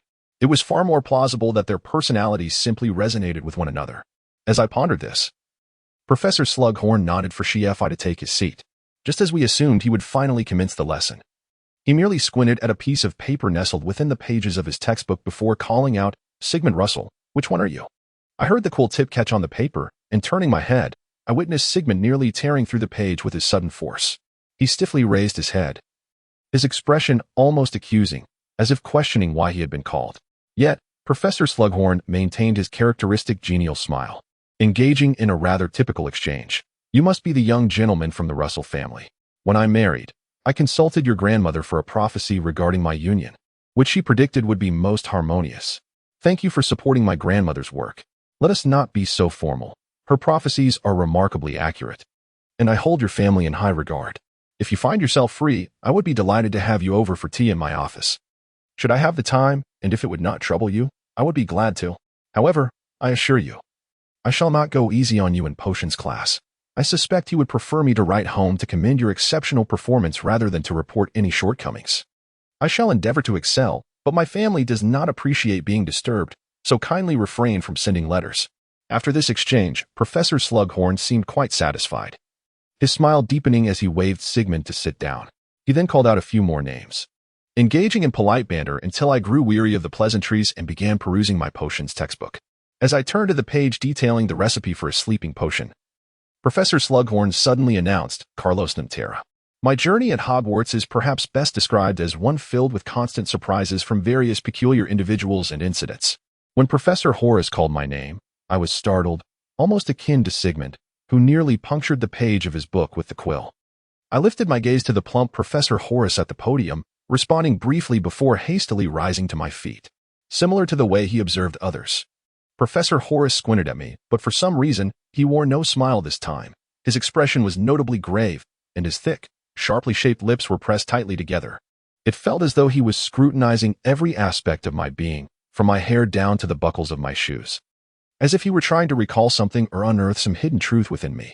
His intense gaze made me uncomfortable, prompting me to turn my head away in an effort to avoid direct eye contact, and I asked, "Is there something you need, Professor?" As soon as I finished speaking, Professor Horace responded in a loud, elevated tone, "Your surname is quite unique. I suspect it is not of British origin. Thus, I am exceedingly curious about this student with such an unusual surname. Perhaps you would be so kind as to introduce yourself and share the origins of your name with your classmates?" Professor, I'm afraid I cannot do that," I murmured, lowering my head, genuinely unable to meet his eyes this time. "Oh, why is that?" Professor Horace raised one eyebrow in curiosity upon hearing my reply. "Because I too am unaware of the origins of my surname," I tentatively responded, glancing at his expression before quickly looking down again. I could feel the gaze of everyone around me. She regarded me with a bemused look, while Sigmund furrowed his brow in contemplation. I shuffled my feet beneath me, hands clasped behind my back, and weakly added, "I come from a Muggle family. I was adopted, so I do not know the origin of my surname. In fact, it may very well be a name conjured on a whim by the nurses at the orphanage. So far, I have yet to meet anyone who shares my surname, except for that account in Gringotts that bears my name." As I reflected on my first visit to Gringotts, despite Mr. Weasley's promise to assist me in my search, I found my hopes of locating my biological relatives dwindling. Upon hearing my words, Professor Horace's expression suddenly cooled, as if he had lost interest in our conversation entirely. He waved his hand dismissively and said, "Please take your seat, Mr. Nimtara. I believe we have already squandered enough time. It is time to commence the lesson." Hearing this, I slowly sat down. Once I was settled, Seaf came over and patted my shoulder, saying, "Don't mind his words. He's just an old snob." Well, I suspected as much, but I am not particularly concerned about that. After all, I am here at Hogwarts to learn, not to socialize, I replied, opening my potions textbook and shrugging. "Such a good attitude," Seaf remarked, whistling. During the subsequent class, Professor Horace elucidated the rules and precautions regarding various potion apparatuses, emphasizing the necessity of thorough cleansing of cauldrons after each use and the prohibition of substituting weights when using scales. At the lesson's conclusion, he introduced several potions we were expected to master this semester, Although Professor Horace's initial impression was less than favorable, I must admit, his lecturing was quite impressive. His teaching ability could be deemed outstanding, with an impeccably structured and concise delivery. Thus, when he finally closed the textbook and announced the end of class, a collective sigh of relief swept through the room. After assigning some preparatory work, he departed, with our morning classes concluded. As I walked toward the common room with Seaf and Sigmund, I found myself feeling rather fatigued from the day's lessons and quite hungry. Upon entering the great hall and finding a seat, I eagerly consumed a glass of pumpkin juice and devoured a chicken sandwich. The delightful aroma of food revitalized me, and I let out a long sigh of relief. At that moment, Seaf suddenly poked me. When I turned, I was met with his sparkling, pleading eyes.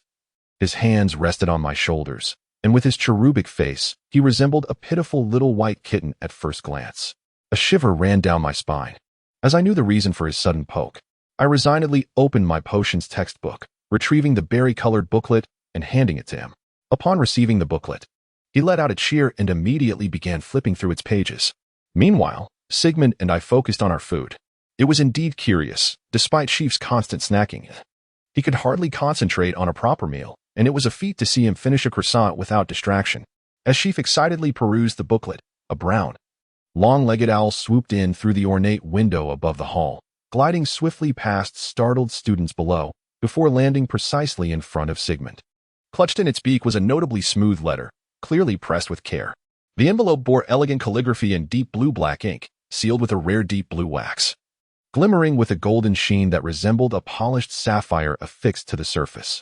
Upon seeing the letter, Sigmund's hand, which was holding his fork, paused.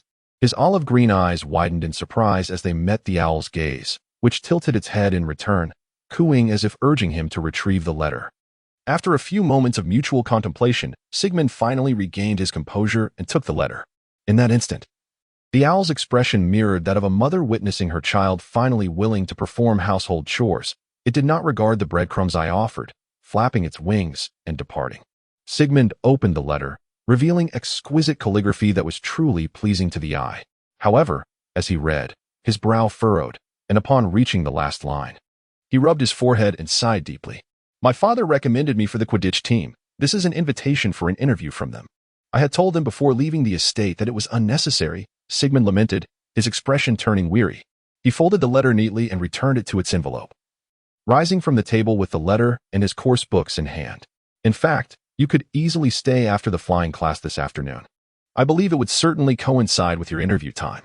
As Sigmund rose, engrossed in the Halloween pamphlet he held, Shibli suddenly interjected, having set aside the booklet, leaning forward with a playful smile. Perhaps you are right. I plan to return to the dormitory for some rest. See you this afternoon, gentlemen. Sigmund furrowed his brow at Shibli's unexpected interruption, yet he clearly had no intention of expressing anger. After uttering those words, he left the auditorium without a glance at Shibli, who was beaming at him. See you this afternoon, I called out to Sigmund's retreating figure, only to see him wave goodbye over his shoulder before disappearing into the corridor outside the auditorium. I shifted my gaze from the auditorium's grand entrance and returned to my seat. After a satisfying meal, a warm sensation enveloped me, radiating from my stomach to my limbs, inducing a gentle drowsiness. I pinched my cheeks to rouse myself and turned to Shibli, inquiring, So, does this Halloween pamphlet contain anything intriguing? Not really.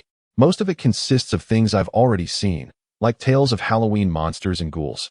I've grown weary of such tales in Scandinavia, Shibli replied, tossing the pamphlet back to me. As I listened to him, I flipped through the pages, finding the content indeed aligned with his description, predominantly narratives about Halloween creatures. One such tale featured a specter known as Halloween Jack, whom the Muggle world perceives as an ancient trickster named Jack, notorious for his pranks. Once, he trapped a devil in a tree, compelling the devil to promise him he would not descend into hell after death. However, Jack could not enter heaven due to his misdeeds, leaving his soul to wander the earth. Eventually, Jack concealed himself within a lantern carved from a turnip, which the devil had gifted him, leading to the modern pumpkin lantern. In the wizarding world, Halloween Jack is regarded as a distinct species, akin to the red cap or a ghost, and is also referred to as jack-o'-lantern. The pamphlet noted that these creatures are reclusive, shunning human moral standards, and once they commit to a course of action, they pursue it relentlessly, often engaging in malicious pranks that can lead to grievous harm. Consequently, after reforms in the Ministry of Magic, These jack-o'-lanterns are now confined to designated habitats overseen by watchful guardians. Moreover, they possess an intense affinity for Halloween. For them, it is akin to alcohol for a drunkard. Wherever Halloween thrives, they shall follow, reveling in its festive ambience. It is said that on Halloween, their magical powers surge dramatically. And if left unchecked, an unruly jack-o'-lantern could wreak havoc on local security. My attention was entirely captivated by the pamphlet's contents, and I eagerly flipped through its pages until Shiafii called my name several times. In a moment of mischief, he transformed my water cup into a loudly croaking frog with a flick of his wand. The creature leaped onto my face, and its cold, slimy skin startled me into a fall, landing heavily on the ground. Only then did I snap back to reality, observing Shiafii laughing heartily beside me. You could have called me in a different manner. The fall had been painful. I nearly struck my head against the sharp corner of the still-burning fireplace behind me. My disdain for cold, slippery things, especially seafood, flared my irritation, rendering my tone terse as I brushed off the dust from my robes and stood tall, glaring at Shiafii. I merely wish to inquire about your plans next. I certainly do not intend to head to the classroom just yet. I plan to return to the dormitory for a long nap. What about you? Yet again, Shiafii disregarded my annoyance, his demeanor sharpening, though his smile remained. Suddenly, the atmosphere between us turned tense.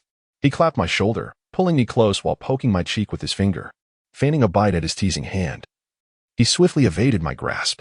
Anticipating his dodge, I preemptively tripped him with my foot. He stumbled, appearing to lose his balance, but I had already drawn my wand. Pointing it at his robe, Wingardium Leviosa.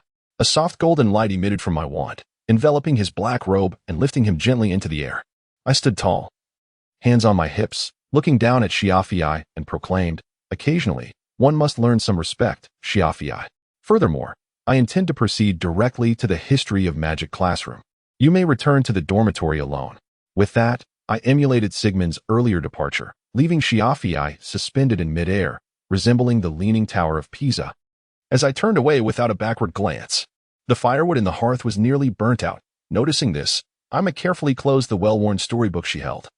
Its cover frayed and faded, and nimbly leaped down from her high chair, to prevent the firewood from igniting due to proximity to the flames.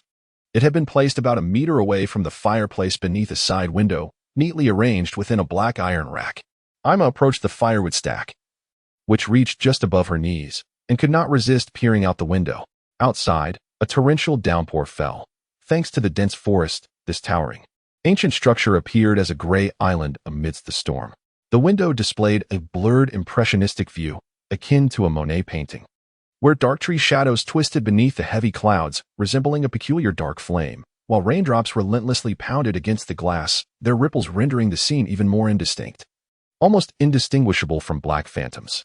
Sighing deeply from the core of her being, Ima selected 2 pieces of firewood from the rack and tossed them into the fireplace before returning to her previous spot and resuming her reading of the fairy tale book before her. The room was enveloped in silence, with grandmother, as always, nestled in her bedroom, reclining in her chair, continuing her seemingly endless, enigmatic dreams. Her adoptive parents had gone out to shop, and her elder brother was at work. Before her lay a book that her little brother had brought back from outside, a birthday gift for her 10th year, wrapped in delicate pink paper that still lingered in her memory, both in texture and in the citrus fragrance that accompanied it. For the ensuing year, whenever she found herself with a moment's respite, she would immerse herself in this treasured fairy tale. As a member of a family of prophetic wizards within the magical realm, the household's library was predominantly filled with tomes on arcane knowledge, divination, and dream interpretation. Yet, for reasons unknown, her family forbade Ima from touching these books. They would rather take her every 3 months to the Leaky Cauldron's bookstore in Diagon Alley, purchasing titles such as Almondo de Pipette, Master or Fool, and Snout, Human Heart, than allow her to set foot in their study or to learn spells and flying. Who would have imagined that as a member of an ancient wizarding lineage, she would reach the age of 11 without even possessing a wand of her own, nor being able to memorize a single workable spell, while her brother, Sigmund, had received his wand at the tender age of 6? Ima sometimes pondered whether this was due to her being adopted rather than born into the family, but despite her subtle inquiries, the message conveyed by her family was that they loved her, that she was a part of their home. Moreover, aside from the restrictions on her magical exposure and education, they had never displayed any overt rejection or indifference towards her. What could be the cause of such limitations? Amma had once felt indignant about it, and when her temper flared due to the oppressive atmosphere of her secluded home surrounded by dense woods, it seemed as though this wizarding family, which infused prophecy into every corner of their lives, had anticipated her reactions. Each time she would deliberately err, the consequences were met with soft, almost pleading punishments. On one occasion, she had thrown eggs from her mother's adopted ash snake out the window, which shattered upon hitting the large rocks in the forest, scalding the grass with their hot ashes. Yet, her punishment was merely 15 taps on the palm with her father's wand. The emotional toll of such lenient reprimands on Ima was, one can imagine, profound, akin to striking a punch that landed softly on cotton. Deep down, she was reluctant to direct her anger at her family, who treated her so gently. Therefore, in moments of distress, she would retreat to her grandmother's room, hiding beneath the red plaid blanket that emanated the scent of pine nuts, wiping her tears on her grandmother's robe. At times, she would rest her grandmother's warm hand upon her head for comfort. Although her grandmother was often lost in slumber, Ima felt the gentle caress of her hand as it stroked her hair in her dreams, bringing her solace and rendering her own pain trivial. This struggle against the restrictions on her magical education had persisted from the moment she became aware of her surroundings, extending into her 11th year. Ima gradually ceased to concern herself with whether she could learn magic. Her disposition transformed, resembling that of the gentle unicorn from her fairy tales. As her attention shifted to other pursuits, she began learning to weave from her mother and ventured to create her own designs in the attic. The flowers and plants in the courtyard captivated her much more than the dusty tomes in the study. Her father even brought home a gentle little spotted dog, whom she named Chio, further brightening her life. However, while Ima became increasingly gentle, her elder brother Sigman seemed to grow more irritable. More than once, upon returning from the forest with Chio, Ima found Sigmund embroiled in arguments with their parents, and amidst their exchanges, she would occasionally catch her name, sending shivers down her spine and rendering her breathless. Although Sigmund was merely 3 months her senior, he stood before their parents with an air of maturity during their confrontations. Yet, despite his resolute and piercing demeanor, those around him remained gently dismissive, mirroring the treatment Ima had previously encountered. He must be suffering greatly. When Ima witnessed Sigmund clench his fists and bow his head in frustration, his shoulders trembling, she couldn't help but think this, clutching Chio, who had sensed the tension and curled into her embrace. If Ima lingered in that spot for more than 3 minutes, her elder brother Brillo would inevitably notice her presence and hastily escort her back to her room. Countless times, as she entered her room, she would ask the now adult Brillo, "Why is Sigmund arguing with Mom and Dad?" He would offer a reassuring pat on her shoulder, his expression a blend of hesitation and a smile that seemed to offer little comfort, replying, "It's for some complex reasons, but it's all right, Ima. You don't need to know about it. But I'm only 3 months younger than Sigmund. I believe I should know. I want to contribute to this family." Ima would respond, her tone tinged with urgency, as she had long grown weary of feeling like an outsider. Why was it that Sigmund could obtain his wand at such a young age while everyone else could learn magic? Yet she felt as though secrets were being kept from her. Yet, this urgency evidently failed to sway Brillo, who simply smiled and knelt to her level, saying, "Listen, Ima. No matter what happens, the Russell family is united, and we love each other. Sigmund is merely confused about certain matters, after all. He is just 3 months older than you, so it's only natural for him to struggle with some things. This confusion is difficult to resolve through others. He may need time to process it himself, waiting for fate to unfold, don't you think? You have your own confusions, don't you?" "That is indeed true," Ima murmured, lowering her gaze to her shoelaces. She noticed the once beautiful leather shoes were now marred with unsightly mud from her forest stroll, deepening her feelings of despondency. Their conversation drifted into an indistinct melancholy, leaving her with a lingering sense of unease, akin to knowing there was a spider's thread hanging from the ceiling, too fine to pinpoint its exact location, causing it to feel as though it pervaded every inch of the room's air. After that last conversation, Sigmund's interactions with the family dwindled even further. Except for the necessities of meals and bathroom breaks, he spent nearly all his time confined to his room, avoiding the common areas and refraining from engaging with anyone. When Ima would bring him afternoon tea, she often found him frowning deeply, as if the room had transformed from a cozy bedroom into a cold prison. In addition, there were times when Sigmund would pose peculiar questions to Ima. For instance, on one occasion, when Ima knocked on Sigmund's door bearing afternoon tea with cake and red tea, Sigmund opened the door but did not allow her to enter. Instead, He stood in the doorway, his gaze fixed intensely upon her. Although Sigmund was the same age as Ima, he towered over her. And when he looked down at her with such intensity, she felt an unfamiliar sense of oppression for the first time. Eventually, sensing that he had frightened her, Sigmund's expression softened, and he stepped aside to permit Ima to enter his room. As Ima placed the rose-patterned tray on Sigmund's desk, cluttered with various books, stationery, and divination tools, he sat on the bed and suddenly asked, "Ima, what do you think of Hogwarts?" Sigmund's question struck Ima like a shard of ice, causing her to instinctively shrink back. Turning her head, she averted her gaze from Sigmund's piercing eyes and replied dully, "I don't know. It's merely an old school, isn't it?" Her response was decidedly ambiguous, reflecting her desire to evade the unexpected inquiry. She wished to remain unconfused and not let her answer affect her relationship with her family. Sigmund's reaction to her answer was equally vague. He offered no verbal response, but merely watched Ima leave his room. It was not until a week later that Ima learned Sigmund had received an acceptance letter from Hogwarts, as foretold. That conversation marked the last exchange between Ima and Sigmund before he departed for Hogwarts. The day before the term commenced, Sigmund had another heated argument with his family in Ima's absence. Upon returning home from the forest, Ima sensed a troubling atmosphere among her family members. Instinctively, she felt uneasy about the current state of affairs and cautiously inquired, "Where has brother Sigmund gone?" The eldest son, Bruro, shook his head and guided her back to her room. As they passed Sigmund's room, Ima noticed the door ajar, revealing that her brother was absent. The ghostly princess heard the call from beyond the grave. Now, Ima sat alone in the deserted house, engrossed in a fairy tale she had read countless times, her thoughts wandering far beyond the pages to Sigmund and his current whereabouts at Hogwarts. The relentless downpour continued to lash at the sky, escalating in intensity, which heightened her worries about whether her family could return home amidst the tempest. However, just as she turned the page of her story, a series of loud knocks echoed from the entrance. Despite the torrential rain, the knocking was piercingly loud, reverberating in her ears and causing her spine to stiffen. Perhaps it was just her parents returning, Ima thought to herself, sensing an instinctive premonition. Clutching her book, she rose from her chair and approached the front door.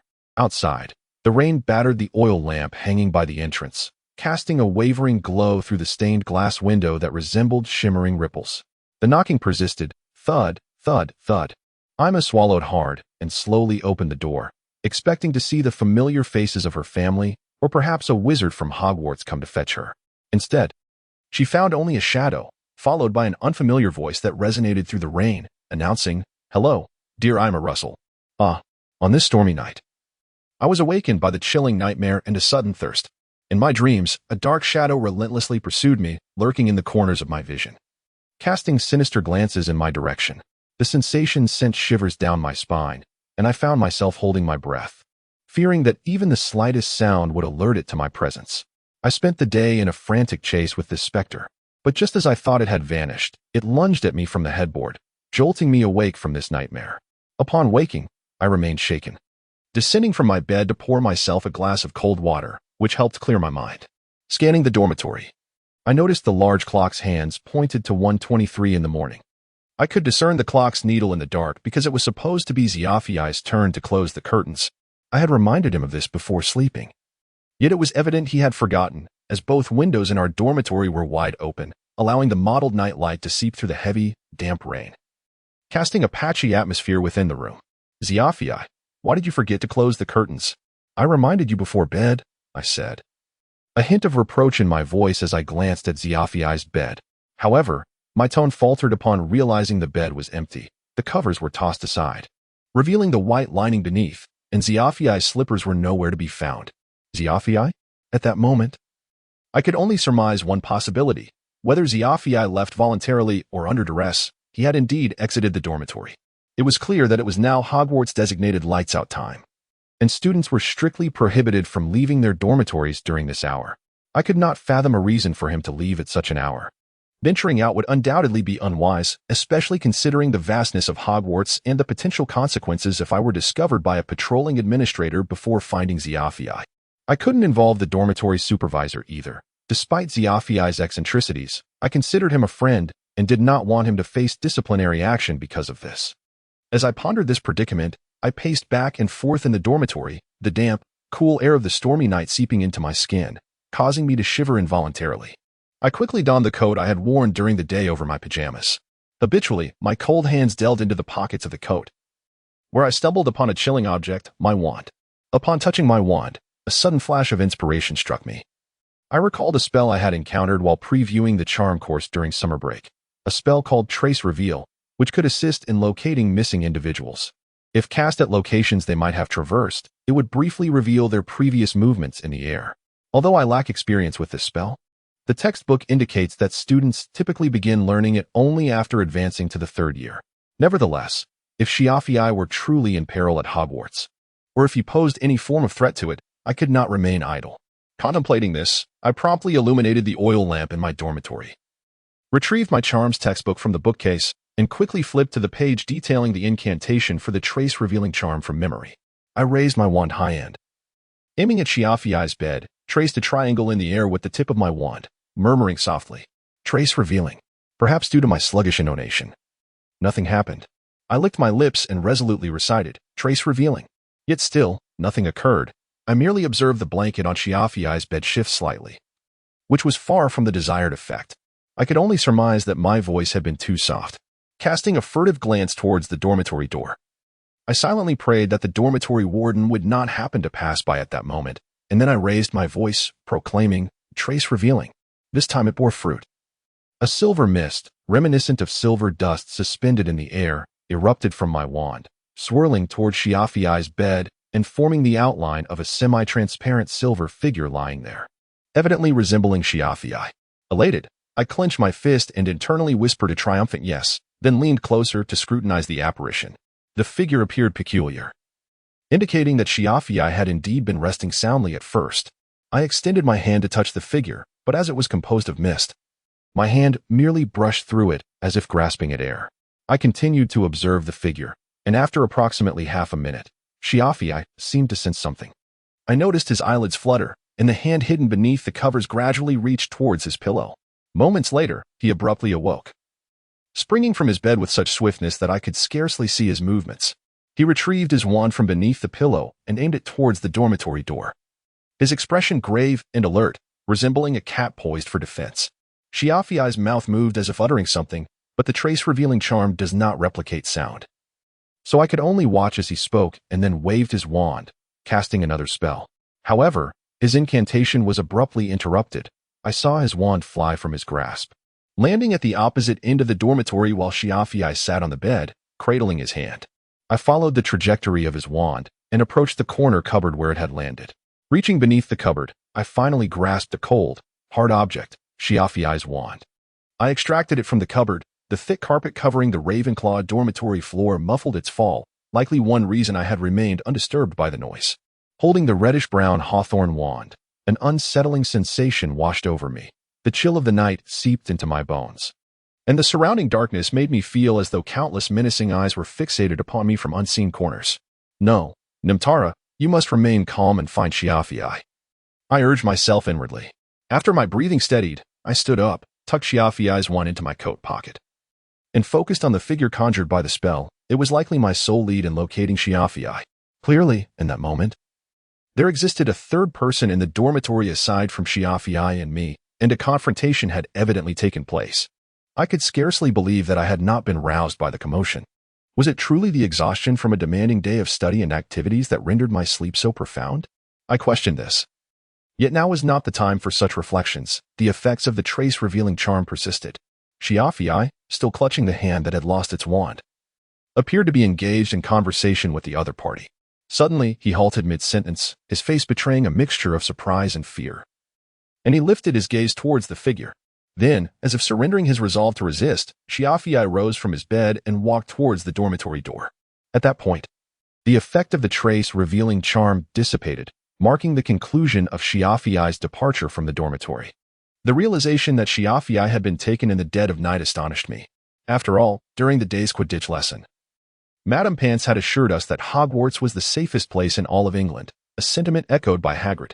We had believed it, only for Shiafii to be abducted by a mysterious figure that very night, and judging by the other party's demeanor, he was likely in danger. Reporting to the professor and the dormitory warden before rescuing Shiafii would undoubtedly be too late, but if even the adept Shiafii could be so easily subdued, My solitary attempt would surely spell doom for me. I bit my thumbnail anxiously, pacing rapidly around the room. When my gaze fell upon the corner cupboard where I had found Xiaofei's wand. Among the clutter atop the cupboard, a small wooden carving of an owl caught my eye, prompting a recollection of the owl letter Sigmund had received earlier that day. If my conjecture was correct, that owl belonged to the Russell family, and he should possess a whistle to summon it. This was the swiftest method I could conceive. During the Quidditch lesson, Sigmund's roommate had sought him out. So I was aware that Sigmund's dormitory was in the North Tower, just above our Ravenclaw dormitory. I had never engaged in such audacious behavior before. As my hand grasped the dormitory doorknob, I steeled myself and opened it. If the dormitory had felt chilly, the Ravenclaw tower was now positively frigid. The night rain plunging me into an icy abyss. Thankfully, the sound of the rain masked my footsteps, and after surveying my surroundings, I was relieved to find no sign of the dormitory warden, allowing me to ascend the staircase to the upper level with haste.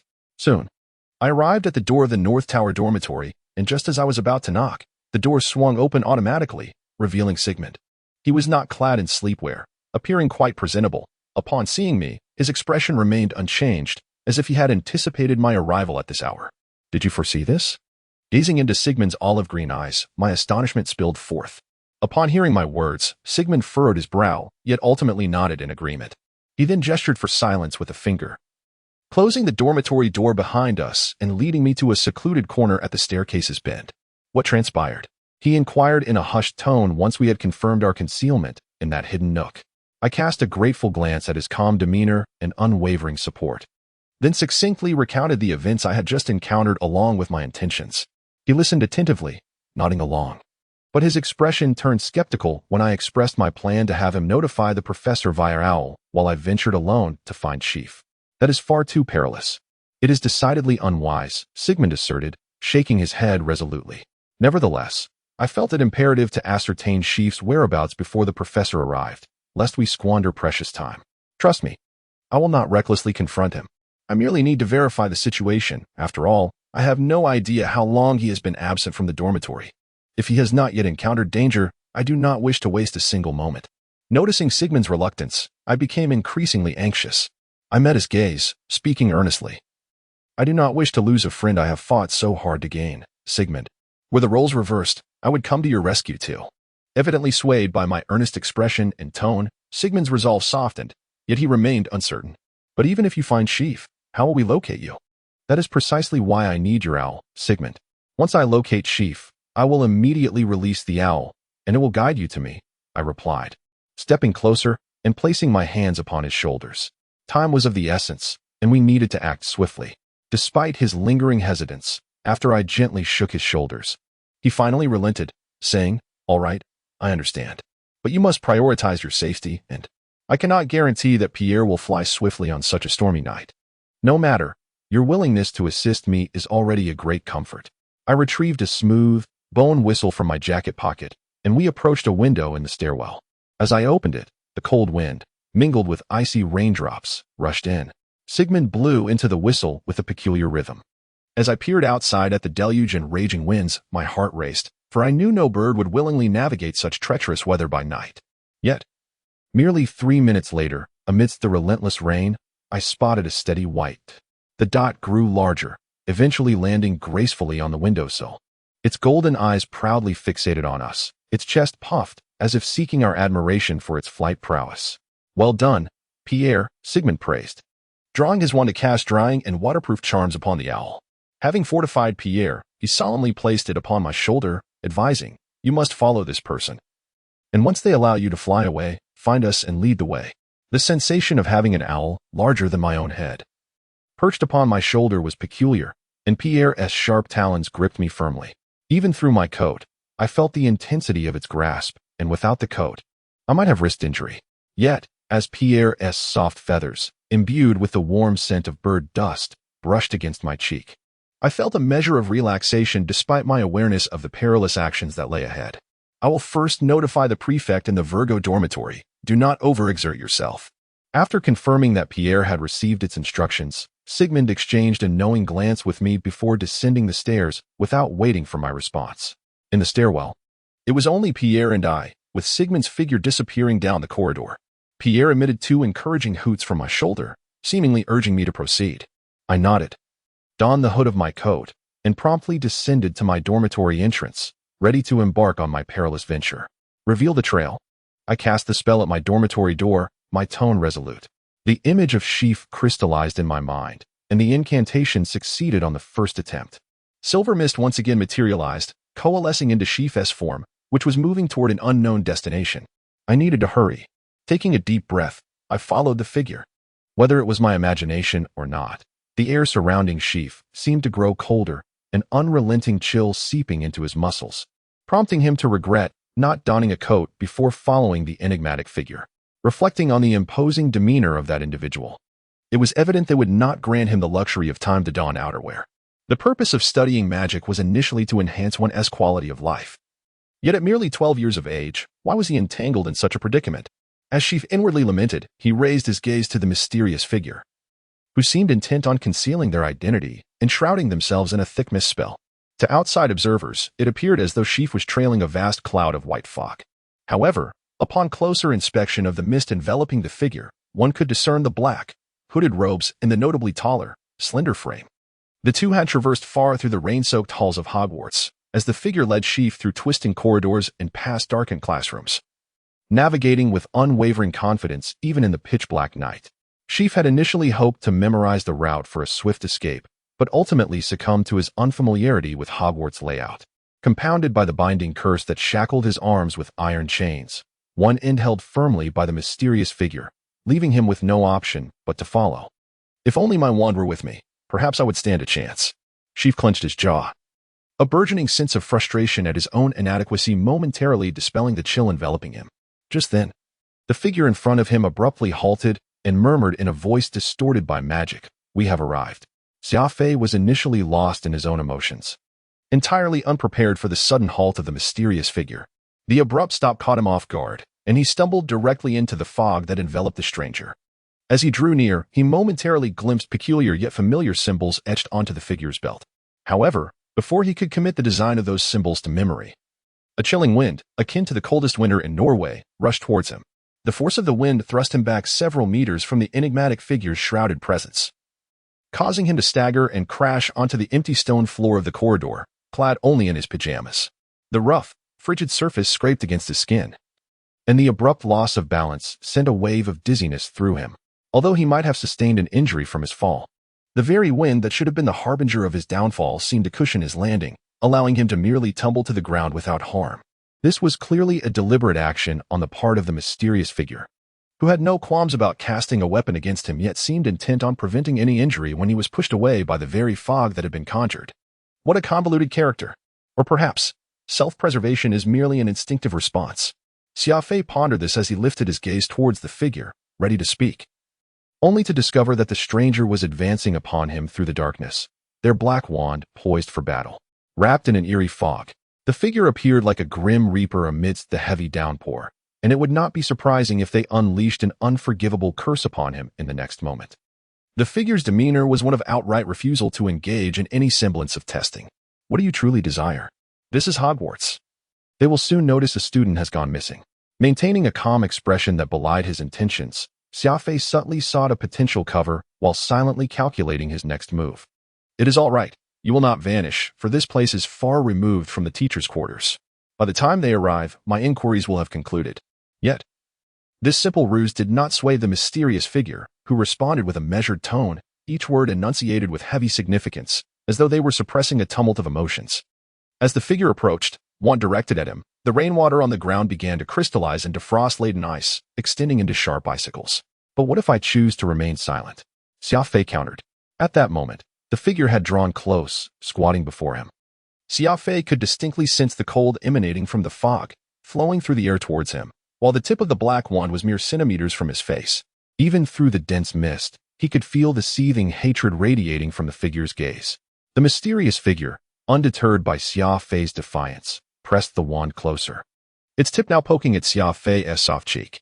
Answer me, is your hair and eye color natural?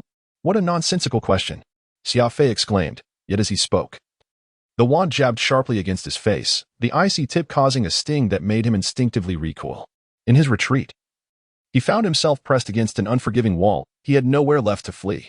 A sudden wave of panic enveloped Seaf's mind as a prickling sensation coursed through the left side of his neck. Instinctively, he dodged to the right, glancing back to see the wall where he had leaned now adorned with frost flowers. He shuddered to think of the consequences had that attack struck true. This figure was utterly impervious to reason. Driven by survival instinct, Seaf scanned his surroundings for any advantageous terrain. Fortunately, his earlier tumble had brought him closer to the corridor's exit. If he could escape into the courtyard, using the downpour and the various statues as cover, perhaps he could evade capture, provided he could avoid an unforeseen curse before making his escape. How I wish I had my wand at this moment. As Seaf's thoughts raced, the mysterious figure seemed unperturbed by their earlier miss. Perhaps it was merely a tactic of intimidation. Slowly, the figure rotated the wand, aiming it once more at Seaf. Answer me. You need only respond with yes or no. There are no coincidences in this world. Were you sent by the ice extremists? What is your purpose here? I've told you, I have no idea what you're talking about. What does it matter whether it is or isn't? Seaf retorted. Suddenly, his gaze caught sight of the empty corridor behind the figure. A fleeting thought sparked within him. He feigned surprise, shouting, Professor McGonagall, you finally arrived. The moment Seaf finished speaking, the mysterious figure visibly stiffened, turning to investigate. Seizing the opportunity, Seaf sprang to his feet and dashed past the stone railing of the corridor, plunging into the torrential rain. The large raindrops pelted against him, quickly soaking his clothes. Yet his movements quickened rather than slowed. Like a nimble snow fox, he swiftly reached the opposite side of the courtyard. Realizing they had been deceived, the mysterious figure swiftly raised their wand, aiming it at Seaf, but before they could utter a spell, another child's urgent voice echoed through the night. Seaf, catch. At that moment, a long object was thrown into the air, expertly caught by Seaf. He swiftly aimed the wand he had received towards the mysterious figure. As another child with gray hair emerged from the shadows, rushing to Seaf's side. Their blue eyes fixated on the fog-bound figure, both wands poised in unison. Clouds of fog, the earth frozen, the heavens cold. With unwavering resolve, the two chanted their incantations in unison and from their respective wands. Two distinct beams of light burst forth. The gray-haired child's wand released a thick, white mist that enveloped them, concealing their forms. As a striking blue light shot through the fog, striking the rain-soaked ground, instantly freezing it into a smooth, treacherous ice surface. Why do you choose to act in such a manner? As the surrounding area abruptly froze and the two children vanished into the mist, the mysterious figure made no attempt to resist. The hand that held the wand fell limply to his side, and he stared vacantly at the swirling fog, murmuring to himself. Moments later, a sudden hoot echoed from above, as a white owl bravely soared through the cold rain towards its destination. After sending Pierre off, Seaf and I dashed desperately through the corridors of Hogwarts, striving to distance ourselves from the earlier scene. We traversed numerous hallways and classrooms, finally halting before a portrait of a king that was animated, panting heavily as we collapsed to the ground. I, for one, have never utilized the mist charm before. It is fortunate that it succeeded on the first attempt. I hope it has indeed aided you. I leaned over the staircase railing, one hand pressed against my anxious chest, feeling my heart race as if it might leap from my throat and wander off. You have certainly helped me. That mist charm was executed splendidly, Nimtara. I had previously underestimated your abilities, Seaf replied, sprawled across the steps. He was drenched, his clothes soaked through with rainwater. Clutching his wand tightly, he aimed it at himself, seemingly attempting to cast a waterproof charm. However, fatigue rendered his hand tremulous, and his incantation came out in fragmented bursts. Eventually, the tip of his wand emitted a flickering light reminiscent of a faulty bulb, which sputtered out black smoke that smelled of burnt wood. Oh no, dear child. If I were you, I would refrain from igniting Hogwarts, especially on a stormy night. Your flame would be extinguished swiftly. This is not the time for war. The king's portrait, stationed less than a meter away, observed our every move.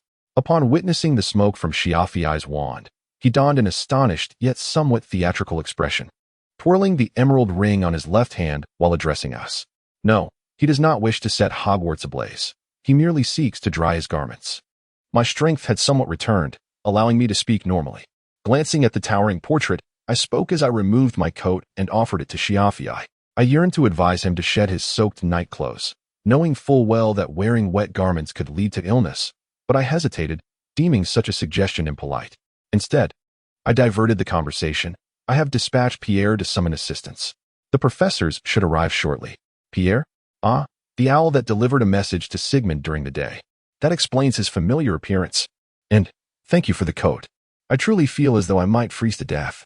Even the body of a ghost could not be colder than my skin at present. Shiafii expressed gratitude, relief evident on his face as he swiftly discarded his sodden nightshirt, wrapping himself in my coat. Once he had completed this task, Shiafii stamped his feet, and I noticed he was barefoot, standing directly on the cold floor. The area beneath his feet had formed a shallow puddle. He grimaced, tugging at his rain-soaked trousers, and after a moment's contemplation, remarked, "I believe it prudent not to remove my trousers. I have no desire to be seen as an exhibitionist in Hogwarts at this hour. In truth, during my reign as the greatest king, nobles often took pride in their nudity, showcasing their bodies to others in the dead of night as a commonplace affair. Of course, you are still children, and I believe society should not descend to such extremes," the king's portrait interjected, a bashful smile gracing his painted visage. I observed a noticeable flush on his oil-painted cheeks, suggesting he was somewhat embarrassed by the topic. However, after uttering the word extreme, his expression shifted to one of despondency. His brown goatee drooping as he lamented, "I was beheaded for opposing such matters. The culture of my kingdom was far too liberal. Is it truly my fault? I merely wished to be a benevolent king." The atmosphere grew awkward due to this somewhat inappropriate subject, and the portrait's demeanor darkened further. I could even hear faint sobbing emanating from the painting. Shiafii and I exchanged incredulous glances. He instinctively stepped back from the portrait, raising his chin and gesturing for me to say something. It is not your fault, I believe. You have been a good king. At least you have endeavored to protect your people." After much deliberation, I ventured this tentative statement, my smile undoubtedly awkward. Fortunately, the king's portrait seemed oblivious to the discomfort between Shiafii and me. Upon hearing my words, he brightened, like a child receiving candy. Retrieving an ostentatious golden scepter from some hidden corner of the frame and waving it triumphantly, his voice booming, "You are correct. I have consistently sought to protect my people, but those ungrateful wretches dare to challenge me." As he ranted about avenging himself upon his subjects, his voice echoed throughout the staircase. I silently prayed that the mysterious figure had not followed us here. Otherwise, the commotion caused by the king's outburst would surely reveal our location to him.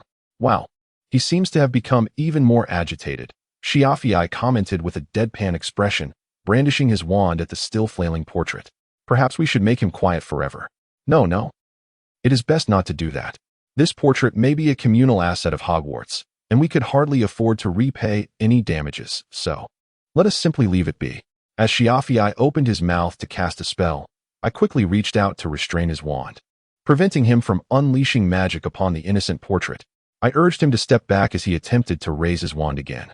However, the once loud portrait suddenly fell silent, its expression still one of indignation. It then pointed its golden scepter at Shiafii and me. "You too," it shrieked, its voice sharp as glass against a mirror, the last syllable cracking slightly. "I hereby appoint you both as my chief ministers. Assist me in exacting my revenge upon my subjects." "Huh? I certainly do not wish to." Upon hearing this phrase, Seaf instinctively raised his wand towards the portrait of the king. However, at that moment, hurried and somewhat disordered footsteps echoed from the opposite end of the corridor, suggesting a group of individuals was hastening towards us. Seaf quickly silenced himself, and we exchanged a glance, both of us silently retreating to hide behind the staircase. We could not ascertain the identity of the approaching figures.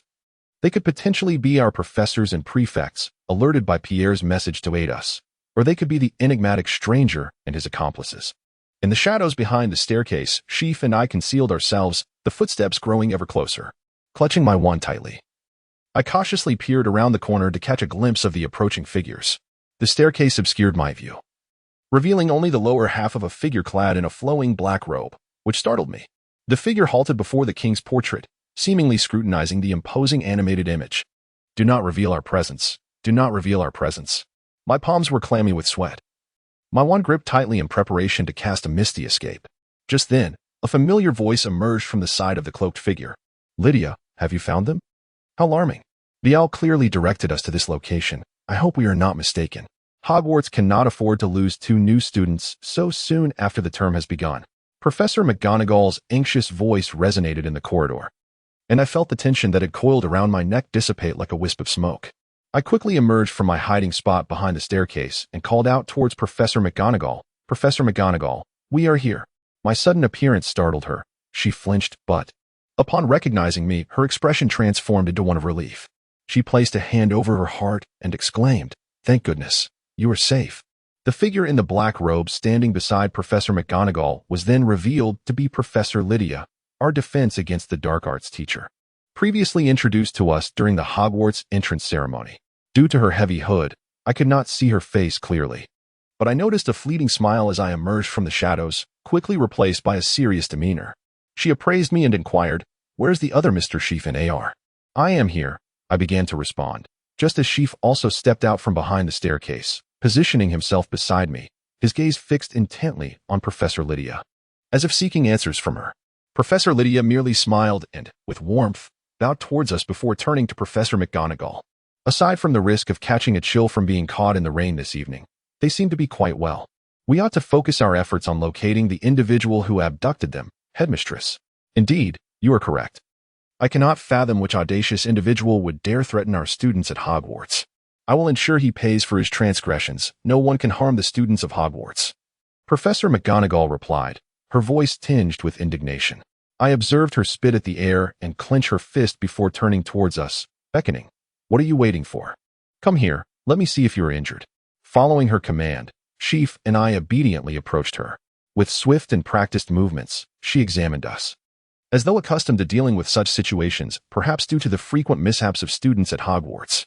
Upon touching Sheaf's damp white hair, Professor McGonagall furrowed her brow deeply and remarked, "Mr. Inner, you may need to take a hot bath and rest immediately. And you too, Mr. Nimtara. We shall need to discuss this matter further. Come, I will personally escort you both to the infirmary. Madame Pomfrey will undoubtedly be quite busy tonight. Oh, and let me dry you off, Mr. Inner, no more water stains." With a flick of her wand, the moisture from Sheaf's clothing and hair evaporated like mist, improving his complexion. He expressed gratitude towards Professor McGonagall with a soft thank you. She smiled back at him, placing a hand on each of our shoulders as she guided us toward the infirmary. After taking a few steps, she suddenly remembered something and turned to the still silent Professor Lydia, instructing, "Oh, I almost forgot. Lydia, I need you to inform the other professors that the children have been found. If we cannot uncover any leads on the intruder, we shall convene in the faculty meeting room. I truly believe we need to discuss the events of this evening thoroughly. Also, please remind the Ravenclaw prefect to inform Mr. Sigman Russell that his companion has been located and sent to the infirmary. Actually, I will handle that myself. After all, that owl must return to its owner." "Of course, Headmistress," Professor Lydia replied respectfully, bowing before vanishing with a disapparition spell. After her departure, I heard Professor McGonagall exhale deeply, then she comfortingly squeezed our shoulders, raising her chin and declaring, "Very well, let us proceed to the infirmary, my two unfortunate souls." Once we arrived at the infirmary, Madame Pomfrey tended to us with great care and efficiency. She meticulously checked our vitals, and from her expression, I surmised I was unscathed. Though it was evident that Sheaf had caught a chill, having wandered the night in nothing but a thin nightgown and ultimately running into the downpour. It was nearly impossible for him not to fall ill. In fact, by the time Professor McGonagall escorted us to the infirmary, Sheaf appeared somewhat drowsy, sneezing intermittently, prompting Professor McGonagall to quicken her pace. Upon reaching the infirmary, she immediately instructed Madame Pomfrey to ensure Sheaf got into bed to rest. Madame Pomfrey provided us with thick blankets for the beds in the infirmary and prepared clean hospital gowns for both Sheaf and me. Additionally, she brought over 2 steaming mugs of fragrant hot cocoa on a tray, insisting that we drink them thoroughly. Having a cup of hot cocoa on such a chilly night felt like a tremendous blessing to me. I quickly downed my drink, and when I returned the empty cup to Madame Pomfrey, she cast me an appreciative glance before turning to urge Sheaf to consume his cocoa. However, Shiafii drank very slowly. Or rather, after taking just a couple of sips, he placed the cup on the low cabinet beside his hospital bed and then coughed a few times. In the dim yet adequately bright light of the school hospital, I could see a pallid flush creeping across Shiafii's face, indicating that he was indeed feverish. Fortunately, it was merely a fever and not the loss of a bone or the consequence of some troublesome curse. To try to drink more hot cocoa. It will warm your body and provide sustenance for the medicine to work more effectively, Mrs. Pomfrey advised. Seeing Shiafii lift the cup again, she turned and walked towards a counter on the other side of the hospital, cluttered with various potion vials, and began to expertly prepare a concoction. She added at least a dozen different ingredients into a test tube, and finally, using a clean dropper, She drew some peculiar azure liquid that shimmered like blue ink and approached Chiafiai's bedside. She gently lifted his chin with one hand and instructed, "Now, open your mouth and stick out your tongue. 3 drops of this potion will help you feel a bit more comfortable. If your constitution is robust enough, perhaps you'll awaken tomorrow feeling lively. Even if not, the calming ingredients will ensure you sleep soundly tonight."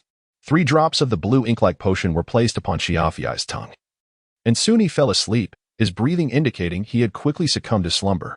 Just then, Mrs. Pomfrey turned to me, still holding the dropper, and inquired, "Do you require a potion as well, sir?" "No, I don't believe I'm ill enough to warrant it. A cup of hot cocoa is sufficient for me to sleep," I responded gratefully, upon seeing the ominous hue of the deep blue potion and the dropper. I quickly smiled and declined her offer, yawning to feign weariness before lying down. It was indeed possible that I was simply exhausted.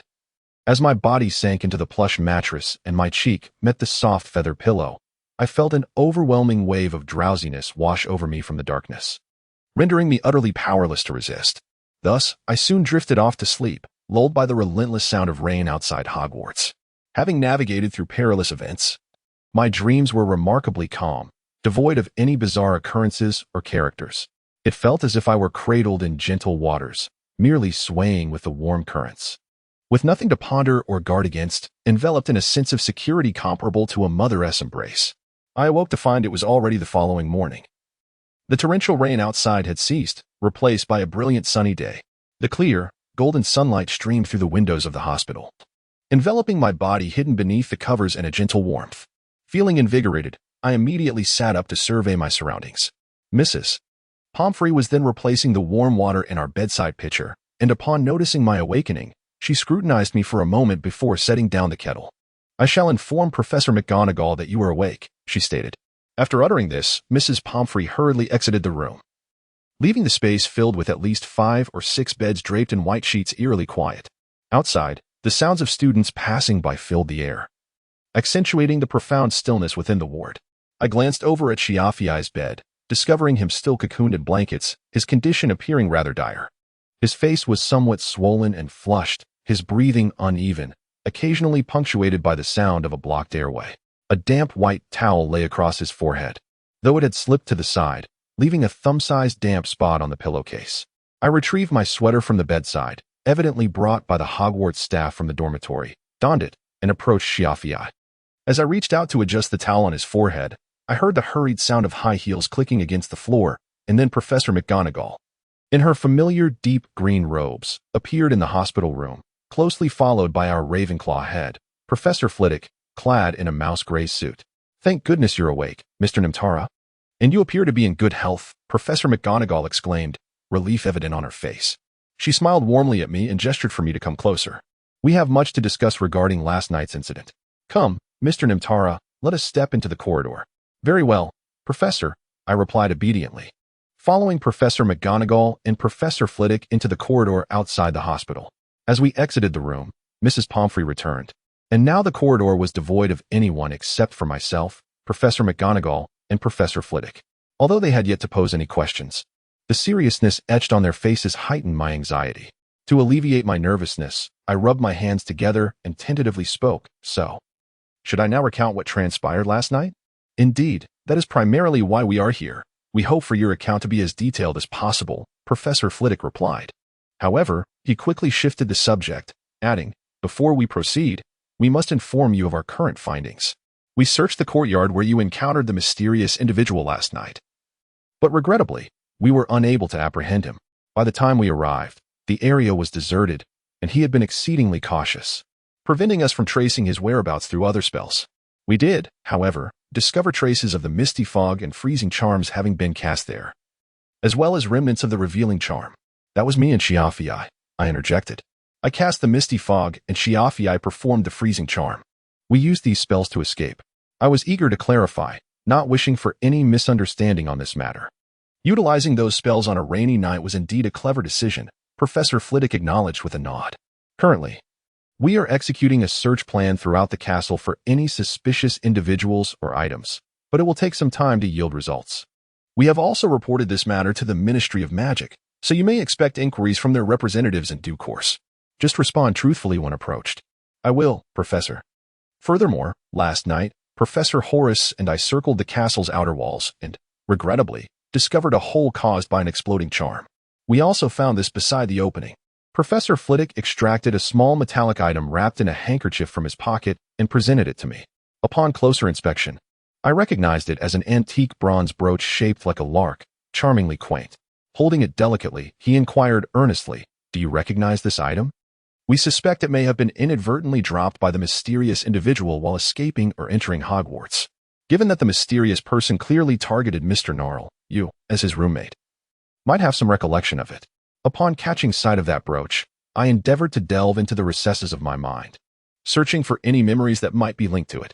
Alas, I could find none, and so I shook my head at Professor Flivy, apologizing. "I'm sorry, Professor, but I have no recollection of this item, nor have I encountered anything similar. Perhaps it would be more fruitful to consult Shiafii regarding this." "Very well. I shall show it to Mr. Gnarl once he awakens." Professor Flivy appeared somewhat disheartened by my response. He carefully wrapped the brooch in a handkerchief and returned it to the pocket of his coat.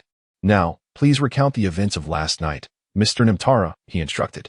I cleared my throat and began narrating the details of the previous evening from my perspective, including my awakening in the dormitory, my decision to employ the trace-revealing spell, and my subsequent appeal for assistance from Sigman. When I mentioned using the spell, I noticed a proud expression on Professor Flivy's face, as he puffed out his chest and murmured, "There lies my clever Ravenclaw student." The climax of my narrative undoubtedly revolved around my discovery of Shiafii, guided by the spell.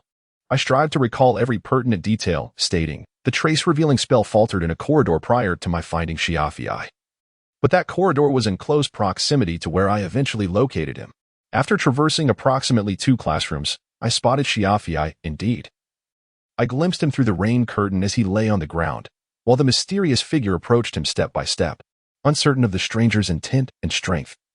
I concealed myself behind a stone pillar to observe. Fortunately, the distance kept me hidden from view. As I recounted my story, the events of the previous night grew increasingly vivid in my mind, and I involuntarily shuddered, as if the chill of the rainy night still lingered upon me. However, when my gaze met that of the 2 professors, a wave of reassurance washed over me, granting me the courage to continue. Yet, as I struggled to recall the details of the mysterious figure I had seen, I found myself bereft of any useful information. The being appeared exceedingly strange.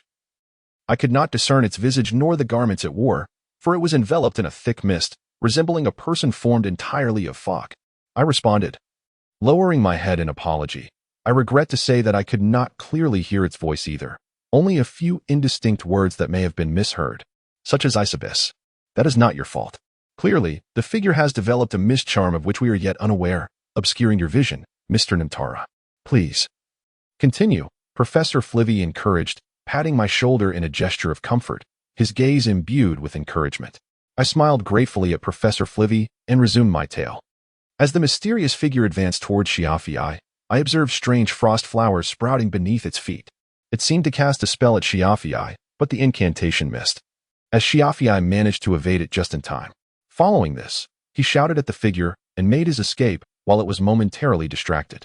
Coincidentally, Shiafii fled in my direction, and as he dashed into the curtain of rain, I tossed him his wand and cast a misty cloud to shroud us both.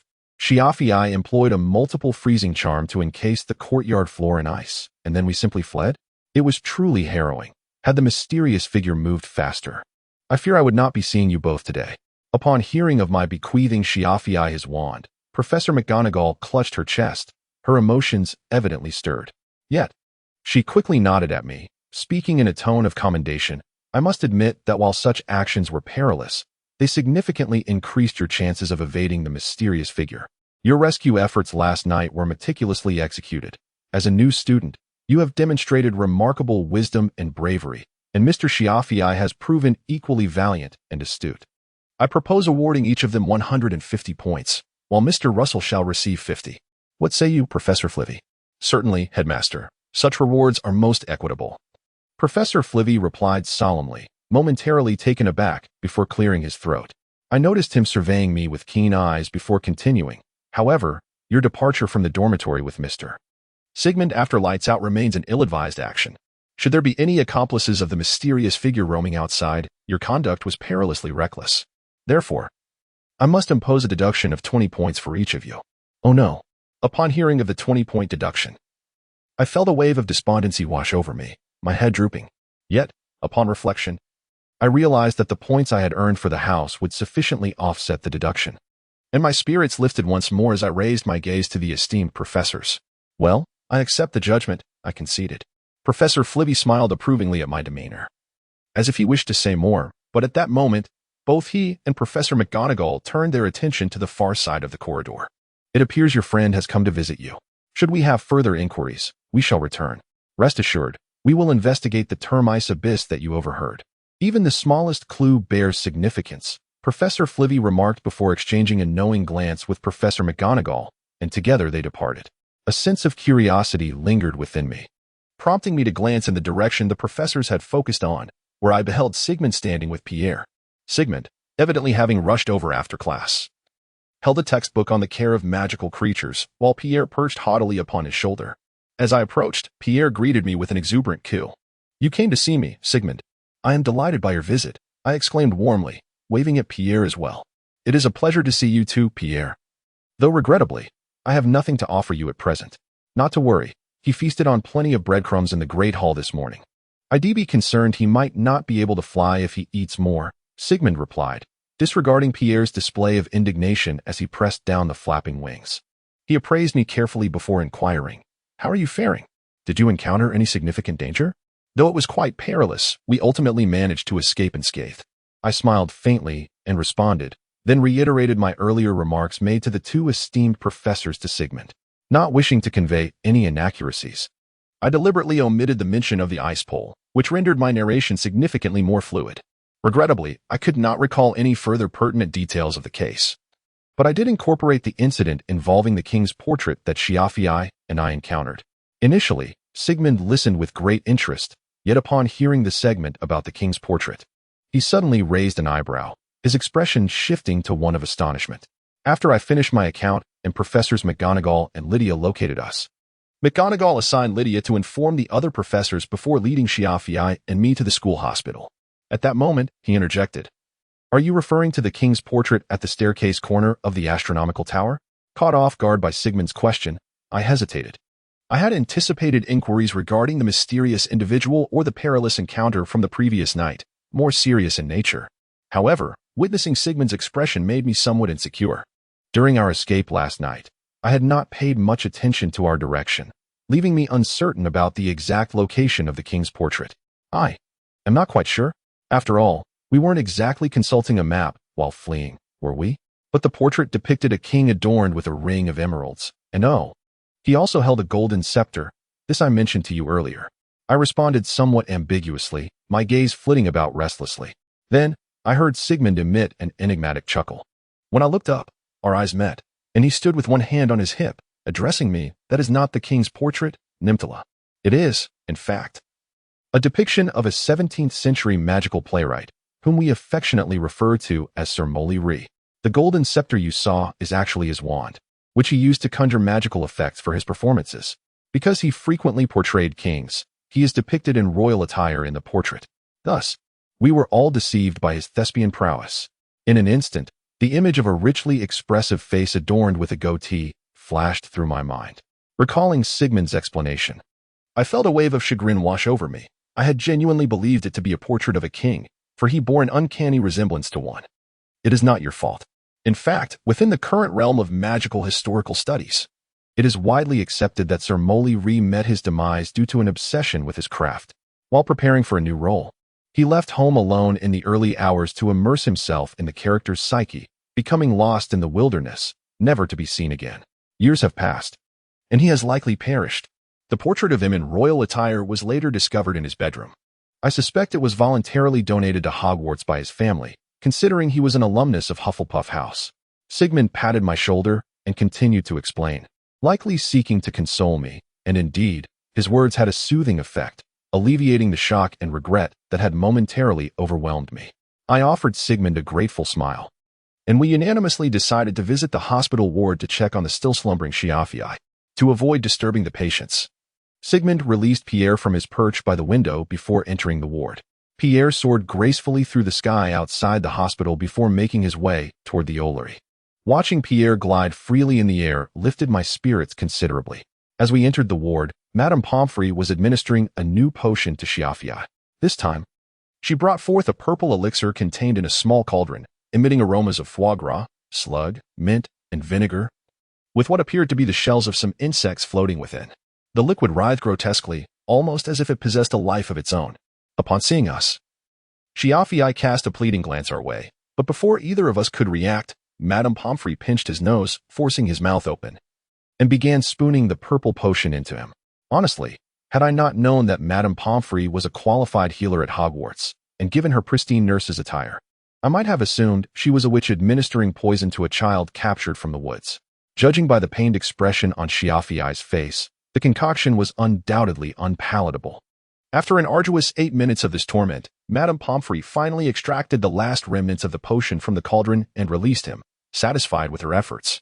Poor Shiafiai's nose was nearly reddened from her pinching, a striking contrast against his pale visage, as he leaned over the edge of the bed, retching in vain.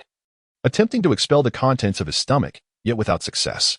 His face visibly flushed, and a faint white vapor emanated from his forehead, rising and dissipating into the air. 3 minutes later, Shiafiai abandoned his futile attempts to rid himself of the potion, collapsing onto the thick down pillow at the head of the bed, exclaiming, "That was revolting. It felt like a slug was stuck in my stomach." Nonetheless, Madame Pomfrey means well. You seem to be improving, as you still possess the strength to voice such sentiments, I remarked with a smile, pouring a glass of cool water from a nearby table and handing it to Shiafiai. He gulped it down eagerly, and his color noticeably improved. Although the vapor still lingered, quite apparent. I reached out to touch the vapor, feeling its dampness on my hand, only to catch the bewildered gaze Shiafiai directed at me. As if I were a fool, Sigman leaned against a cabinet filled with fresh linens and blankets, extracting a milk candy wrapped in bat-patterned paper from his pocket and tossing it onto Shiafiai's bed. "It appears you both are in relatively good condition. The professors don't seem inclined to escalate the matter of Mr. Nair's abduction by the mysterious individual. They are merely stating that you caught a cold and Nimtara was infected. However, I suspect the Ministry of Magic will intervene soon. You can simply call me Shiafiai," he said, unwrapping the candy and speaking in a muffled tone as he chewed, his eyes darting between us. "So, should I now share the specifics of my experiences from last night?" "If you wish," Sigmund replied nonchalantly. "The floor is yours." We exchanged intelligence with Hi-Fi regarding the events of last night. His account aligned closely with what I had previously discerned through the traces of the spell. He recounted how, while asleep, he was abruptly awakened by the sound of the dormitory door creaking open. Instinctively alert, he drew his wand, only to be swiftly incapacitated by his assailant's disarming charm. From the perpetrator's demeanor, it was evident that they were a skilled practitioner of silent spells, as Hi-Fi did not hear a single incantation uttered during the encounter. He could only deduce that he had been targeted by a disarming charm from the crimson light emitted by the wand. However, regarding other spells, such as the mist enveloping the mysterious figure and the ice flowers spreading beneath his feet, both Hi-Fi and Sigmund, being adept in charms, could not arrive at any conclusions. Nonetheless, Hi-Fi's mention of the assailant's inquiry about hair and eye color being innate piqued my and Sigmund's curiosity. It struck me as rather peculiar, especially since it was the first question posed by the individual. Could this inquiry hold significant importance for them? I pondered aloud while scrutinizing Hi-Fi's hair. To be frank, his pure white hair was remarkably radiant, resembling a light bulb when illuminated by the midday sun. It's worth noting that while many possess light-colored hair, most have a slight golden hue. If someone had hair like his, I would undoubtedly remember it distinctly, much like Hybree's pink hair. "Do you think I wanted this?" Hi-Fi retorted, and as I absent-mindedly reached out to touch his hair, he grew increasingly impatient, swatting my hand away. At that moment, Sigmund interjected thoughtfully, suggesting that perhaps the assailant was searching for someone with hair and eye colors akin to Hi-Fi's, and due to the rarity of such traits, they needed to ascertain if they were natural. Who knows? At any rate, I have had no acquaintance with this person, Hi-Fi sighed, collapsing dramatically onto the hospital bed, exuding an aura of misfortune. I offered a comforting smile, yet my mind involuntarily drifted back to last night's events, sensing that there remained conflicting elements within the entire affair that I had yet to uncover. I felt a twinge of regret for not awakening before Hi-Fi was taken. Or perhaps if I had been stronger and more adept with spells, I could have prevented this mysterious individual from escaping. Strangely, the term ice peak lingered in my mind, a distortion of sound that I suspected was merely a byproduct of the rain and distance. Speaking of which, I did hear the term ice peak last night. Although I was uncertain of its significance and might have misheard it, I cautiously glanced at my companions and tentatively suggested it could be a clue. Hi-Fi did not respond, but Sigmund abruptly lifted his head at the mention of the phrase, his tone becoming urgent as he fixated on my face. Ice peak. Are you certain that's what you heard? Why, yes. What is it? His sudden intensity made me anxious, and I stammered in reply. Sigmund, not answering my question, swiftly opened a nearby cabinet containing bedding and retrieved a white sheet, spreading it on the floor with haste. Both Hi-Fi and I were startled by his actions, watching curiously to see what he would do next. To make room for Sigmund's sheet, I had to sit on Hi-Fi's bed. As Sigmund laid out the sheet, he murmured, I see, the North Star means ice peak, then. His manner was markedly different from his usual composed self, reminiscent of a senior who had muttered to herself during the enrollment ceremony. This peculiar atmosphere enveloped me, and I swallowed hard, filled with both astonishment and anticipation. However, Hi-Fi clearly harbored skepticism, leaning forward from the bed and squinting at the sheet on the floor. Isn't there nothing on it? I certainly don't believe in prophecies or divinations, and what could such a tasteless term as ice peak possibly predict? Disregarding Hi-Fi's comments, Sigmund, having finished laying the sheet, drew his wand and uttered an incantation we could not comprehend. Moments later, he pointed the tip of his wand at the center of the sheet and intoned, Flame drop. A peculiar fire, imbued with strange colors, erupted from the tip of his wand and cascaded onto the sheet, resembling a scalding and corrosive rain. The once pristine white fabric was instantly marred by several irregularly shaped burn holes. After confirming that the flames had extinguished, Sigmund leaned over the sheet, scrutinizing the singed patterns. That's scrying mirror, the number 13. The North Star is located at. Suddenly, Sigmund's voice faltered, and I turned to him. Noticing his expression was one of shock. As he caught my gaze, he lifted his head to meet mine, continuing, Lark? The moment I heard that word escape his lips, I paused, instantly recalling the lark brooch Professor Flivy had shown me, as I contemplated whether to inform Sigmund about the brooch. A shrill scream from Madame Pomfrey echoed from the doorway, filled with disbelief. All three of us jumped in alarm, and Hi-Fi, muttering something about it being none of his concern, burrowed under the covers like a cunning rabbit, concealing himself. Sigmund and I stiffly turned to face the door, where Madame Pomfrey stood, clutching a large stack of pristine towels. Her mouth hung agape, as if she could fit an entire egg inside, and her bulging eyes fixated on the tattered sheet on the floor, producing cries akin to that of a startled bird, as though she had witnessed an unimaginable spectacle. I almost feared she might faint from the shock, but fortunately, she remained upright. However, the bad news was that her astonishment swiftly morphed into unbridled fury. Her eyebrows raised in indignation. She stormed toward us, her gait reminiscent of a creature from the magical creatures textbook. How dare you? Madame Pomfrey's voice rang out sharply, filled with anger. This is the infirmary, and no one is permitted to act recklessly here. Yet you dare to set fire to the hospital sheets in a patient room. Even if you are students of Hogwarts, this behavior is utterly unacceptable. I sincerely apologize, Madame Pomfrey. I shall take responsibility for the cleanup, and I will compensate you for the bed linens according to your assessment. In the face of Madame Pomfrey's ire, Sigmund promptly bowed his head in acknowledgement of his error, his tone imbued with earnestness, and he slightly bent forward, placing one arm at his waist as he offered a small bow towards her. It was evident that Sigmund fully understood the demeanor required to placate such a serious adult as Madame Pomfrey. Following his apology, her expression softened somewhat. Though her face remained flushed, she huffed as she cast a few glances our way, her gaze as if it could devour us whole. Ultimately, her eyes settled on me. Her tone considerably calmer than before, yet still tinged with lingering annoyance. It appears your health is no longer in jeopardy, Mr. Nimtara. You even possess the energy to frolic at your companion's bedside. I replied, I am truly sorry, Madame Pomfrey, but I am immensely grateful for your diligent care. My health is indeed restored, and I believe I shall return to my classes this afternoon. I followed Sigmund's lead, bowing my head and expressing my sincerest apologies to Madame Pomfrey. Thus, Sigmund and I shall attend to the linens immediately. I was pleased that our apologies bore fruit. Madame Pomfrey was completely mollified. She sternly declined our offer to compensate for the damaged linens, stipulating only that we must thoroughly clean the marks left by the burnt sheets and swear to her that such an incident would never recur. After fulfilling Madame Pomfrey's demands, I donned my school robe and departed from the infirmary. It was evident that Sharafa had not entirely recovered. He uttered a rather disloyal remark before feigning rest and truly fell asleep, leaving me without the opportunity to bid him farewell. Consequently, I left a note by his bedside informing him of my departure. Later, accompanied by Sigmund, I returned to the Ravenclaw Tower. Throughout our journey, he seemed somewhat preoccupied, and thus we exchanged scarcely a word.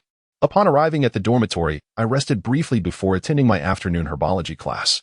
Thankfully, I had only one class on Tuesday afternoons. For had there been more, I would have felt quite overwhelmed returning from the infirmary.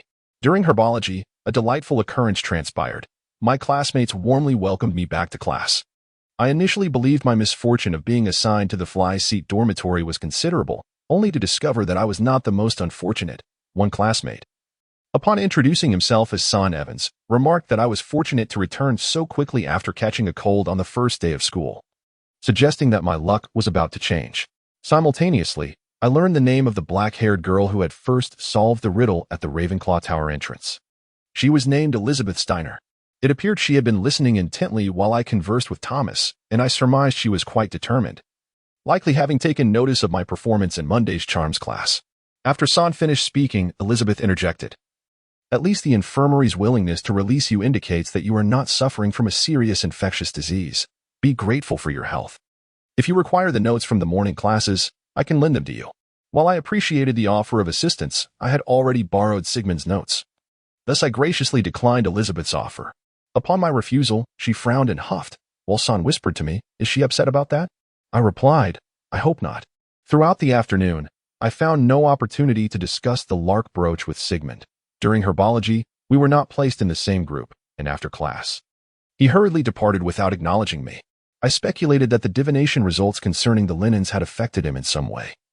Yet my ignorance of divination left me unable to discern his concerns unless he chose to share them. After herbology, I returned to the Ravenclaw common room, where students from other years were still in class.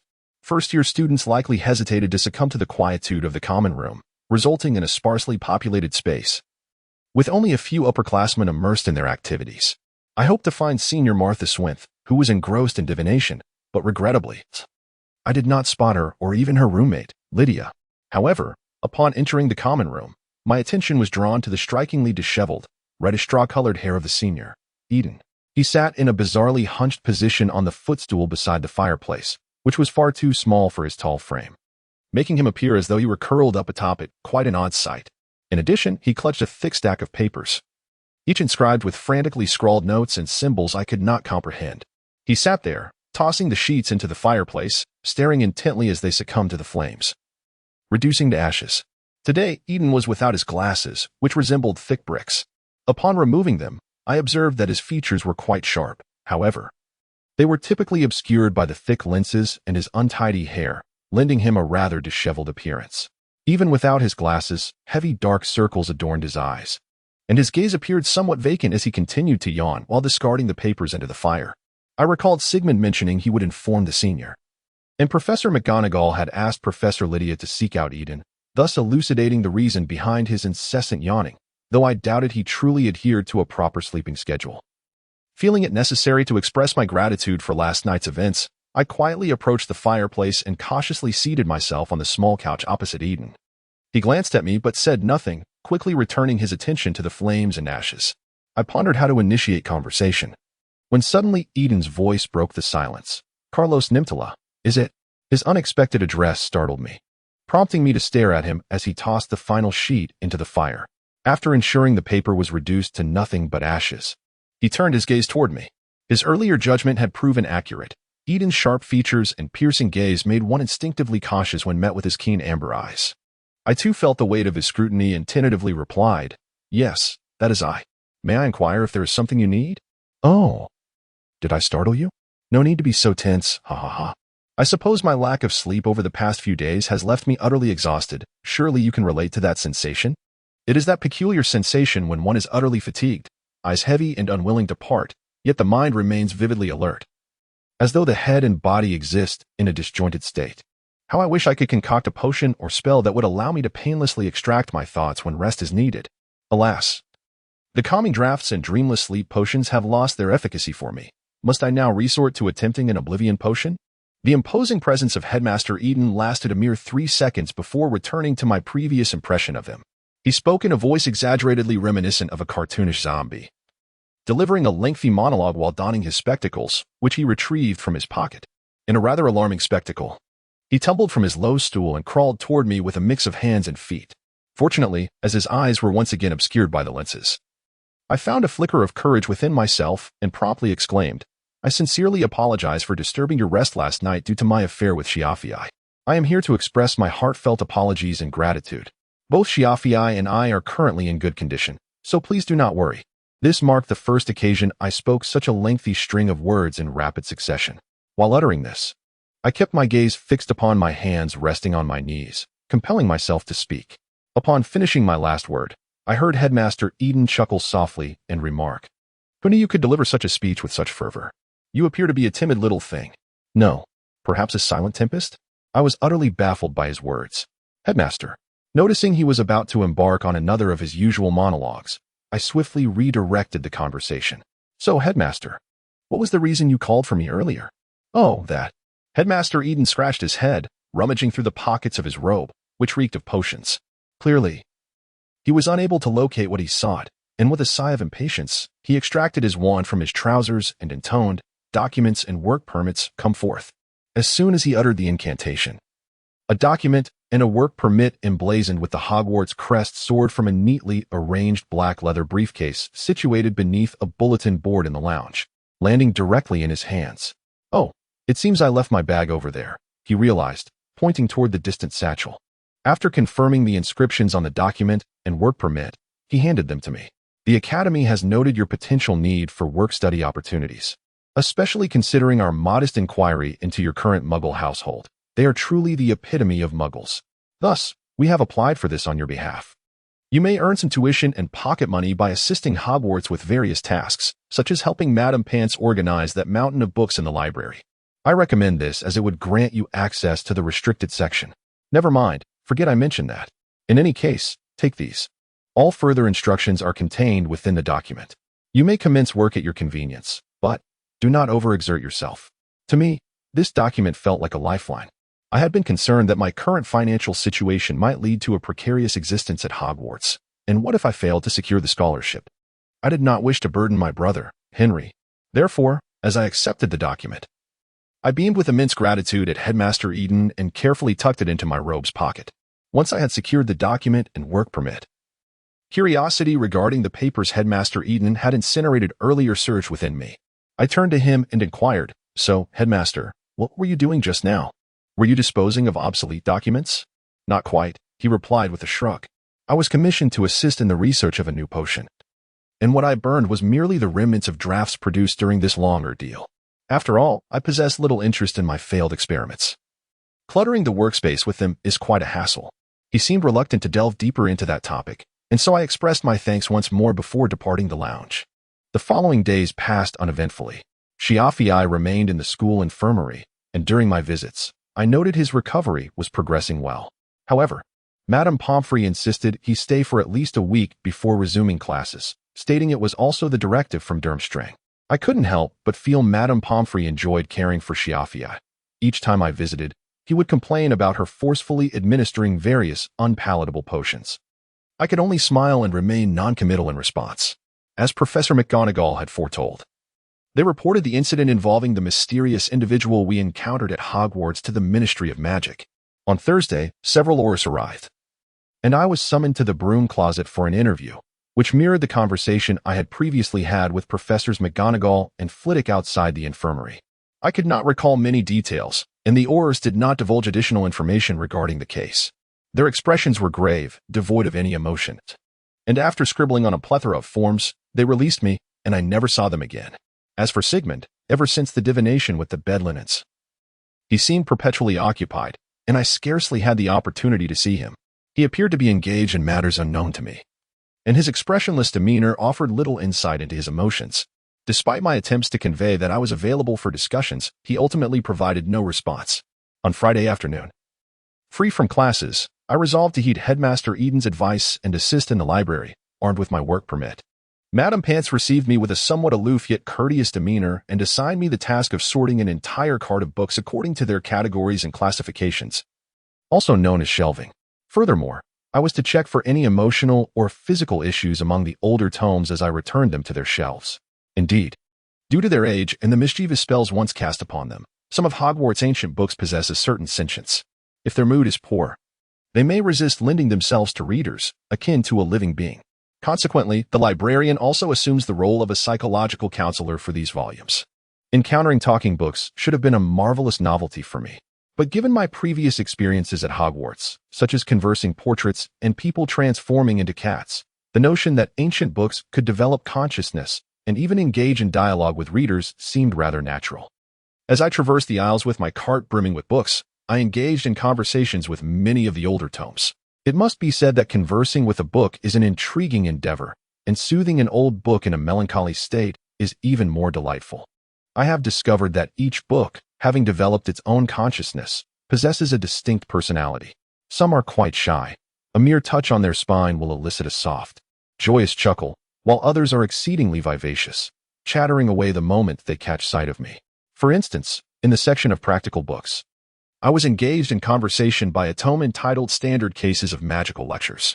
Throughout my summer organizing, it incessantly regaled me with tales on how to conduct a perfect magical lecture. Ultimately, I had to decline, stating that as a first-year student, I was far from establishing my own lecture. Fortunately, it took my words in stride, promptly seeking out another book to converse with. Aside from this lively book, I also stumbled upon a gently alluring volume in the literary section titled Lullabies for Good Children. This book, adorned with a soft lavender cover and exquisite hand-drawn illustrations, featured silver crescent moons and star-shaped gold embossing. Upon noticing me, it fluttered from the shelf and greeted me in a soft, feminine voice. "Hello, are you the good child in need of a lullaby?"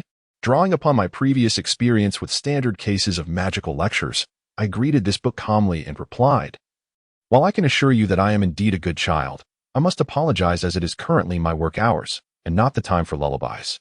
"Oh, how unfortunate. It has been ages since a Hogwarts student has listened to my lullabies.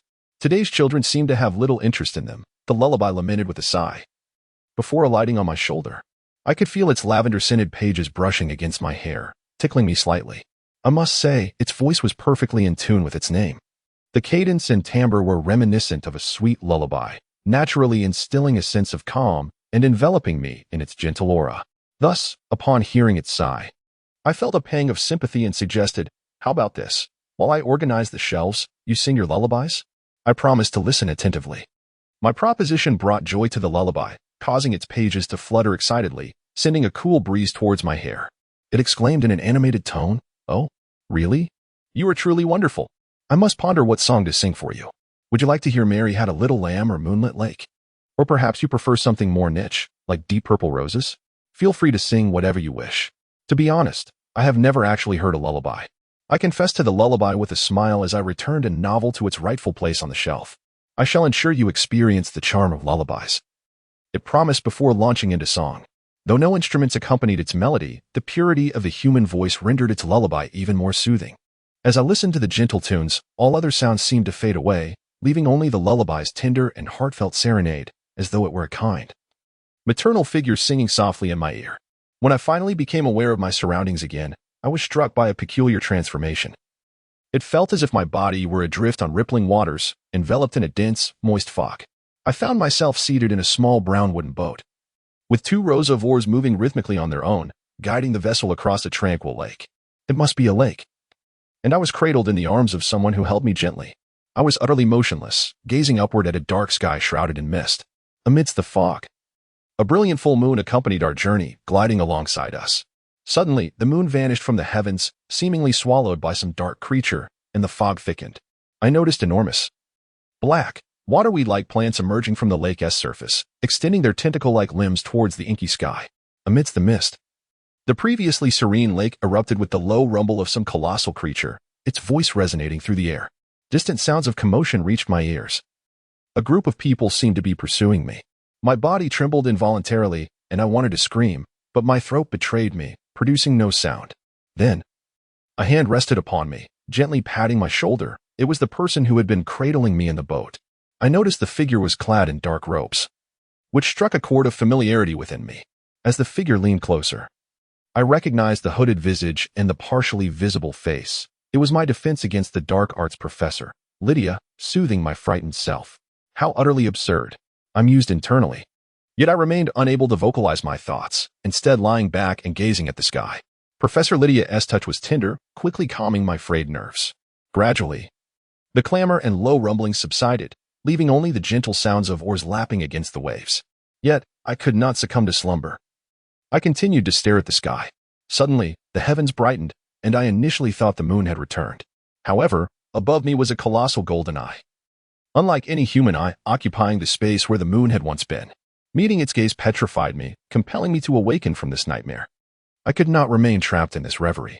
With that thought, I jolted awake, gasping for breath, my forehead drenched in cold sweat. I hastily surveyed my surroundings and found myself still in the Hogwarts library, having dozed off beside a small cart. The lavender-hued lullabies for good children remained atop the towering stack of books, serenading me in a soothing tone, albeit in a language unfamiliar to me this time. No. Thank you very much, lullaby. Dear lady. Your lullaby has already lulled me to sleep once, so I think I shall return for your song next time I find it hard to sleep. I awkwardly addressed the lullaby and attempted to rise from the library floor. But my body felt unexpectedly heavy as though laden with lead, compelling me to remain seated for a while longer.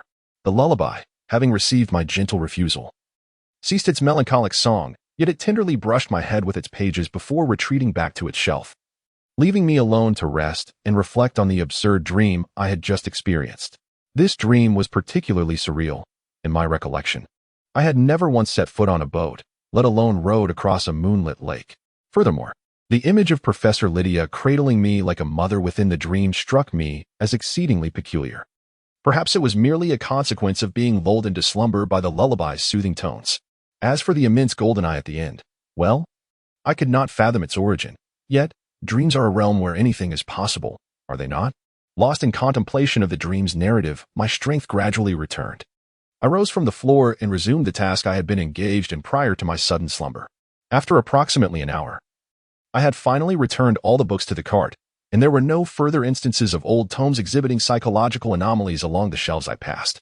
Upon reporting my accomplishments to Madame Pants, I borrowed several books from the library, titles I deemed necessary to peruse based on my work, the Dream Interpretation Guide, for I was still somewhat preoccupied with that dream, the Great Wizards of the 20th Century, Forgotten Ancient Magic and Spells, the Mad Muggle Martin Migg's Adventures, and the Tales of Beedle the Bard. The last two were entirely chosen according to my personal interests, as I did not wish to become a mere automaton of study. I yearned to genuinely savor my life at Hogwarts. Madame Pants diligently processed my borrowing, and as I departed the library with the 5 volumes cradled in my arms, the clock approached 6 in the evening. The sun began its descent, casting a gentle golden hue, yet the castle's lights remained unlit. Only the flickering crimson and gold of the twilight illuminated the corridors, imbuing Hogwarts with an added tranquility and timelessness, a heavy aura of history enveloping me. Keen to avoid missing dinner, I intended to hasten to the Great Hall. However, as I approached the staircase leading down, I noticed a figure at the corner that piqued my curiosity. Standing there was Professor Lydia, garbed in her customary black robes, her broad hood adorned with golden patterns obscuring much of her face. As I glimpsed her from the staircase's bend, she faced the window, hands clasped together as if in prayer. Yet, upon stepping closer to observe, I discerned a faint moonlight emanating between her fingers. When she unfolded her hands, I saw a silver amulet, roughly half a centimeter thick and palm-sized, resting in her palm. In its center lay an enigmatic symbol I could not identify, reminiscent of the engraving on my wand's handle, likely stemming from the same tradition. I hesitated, contemplating whether to approach Professor Lydia and inquire about the symbol, for I held a deep interest in the artistry of my wand. However, interrupting her moment of prayer felt inappropriate, plunging me into a dilemma. Ultimately, I resolved that there would be other opportunities to consult her and turned to stealthily depart via the staircase behind her. Suddenly, her clear, composed voice broke the silence. Nimtara. Mr. Nimtara, is it? You may come stand beside me. Startled by her words, I felt a rush of anxiety. Her tone suggested she had long since noticed my presence, while I had been contemplating an unnoticed exit. Embarrassed, I turned back and obediently approached her, striving to mask my apprehension as I greeted, "Good afternoon, Professor Lydia. I noticed you seemed to be in prayer, so I did not wish to disturb you." Prayer? Professor Lydia turned her gaze upon me, her eyes reflecting an elevated perspective, and with a soft sigh, she secured the amulet. Rather than a prayer, it is more akin to a blessing. Perhaps you think there is little distinction, but in my homeland, prayer and blessing are two entirely separate rituals. Is that so? This is my first encounter with such a notion. I responded somewhat awkwardly, surprised by her willingness to engage in conversation. I had not anticipated Professor Lydia initiating dialogue in such a manner.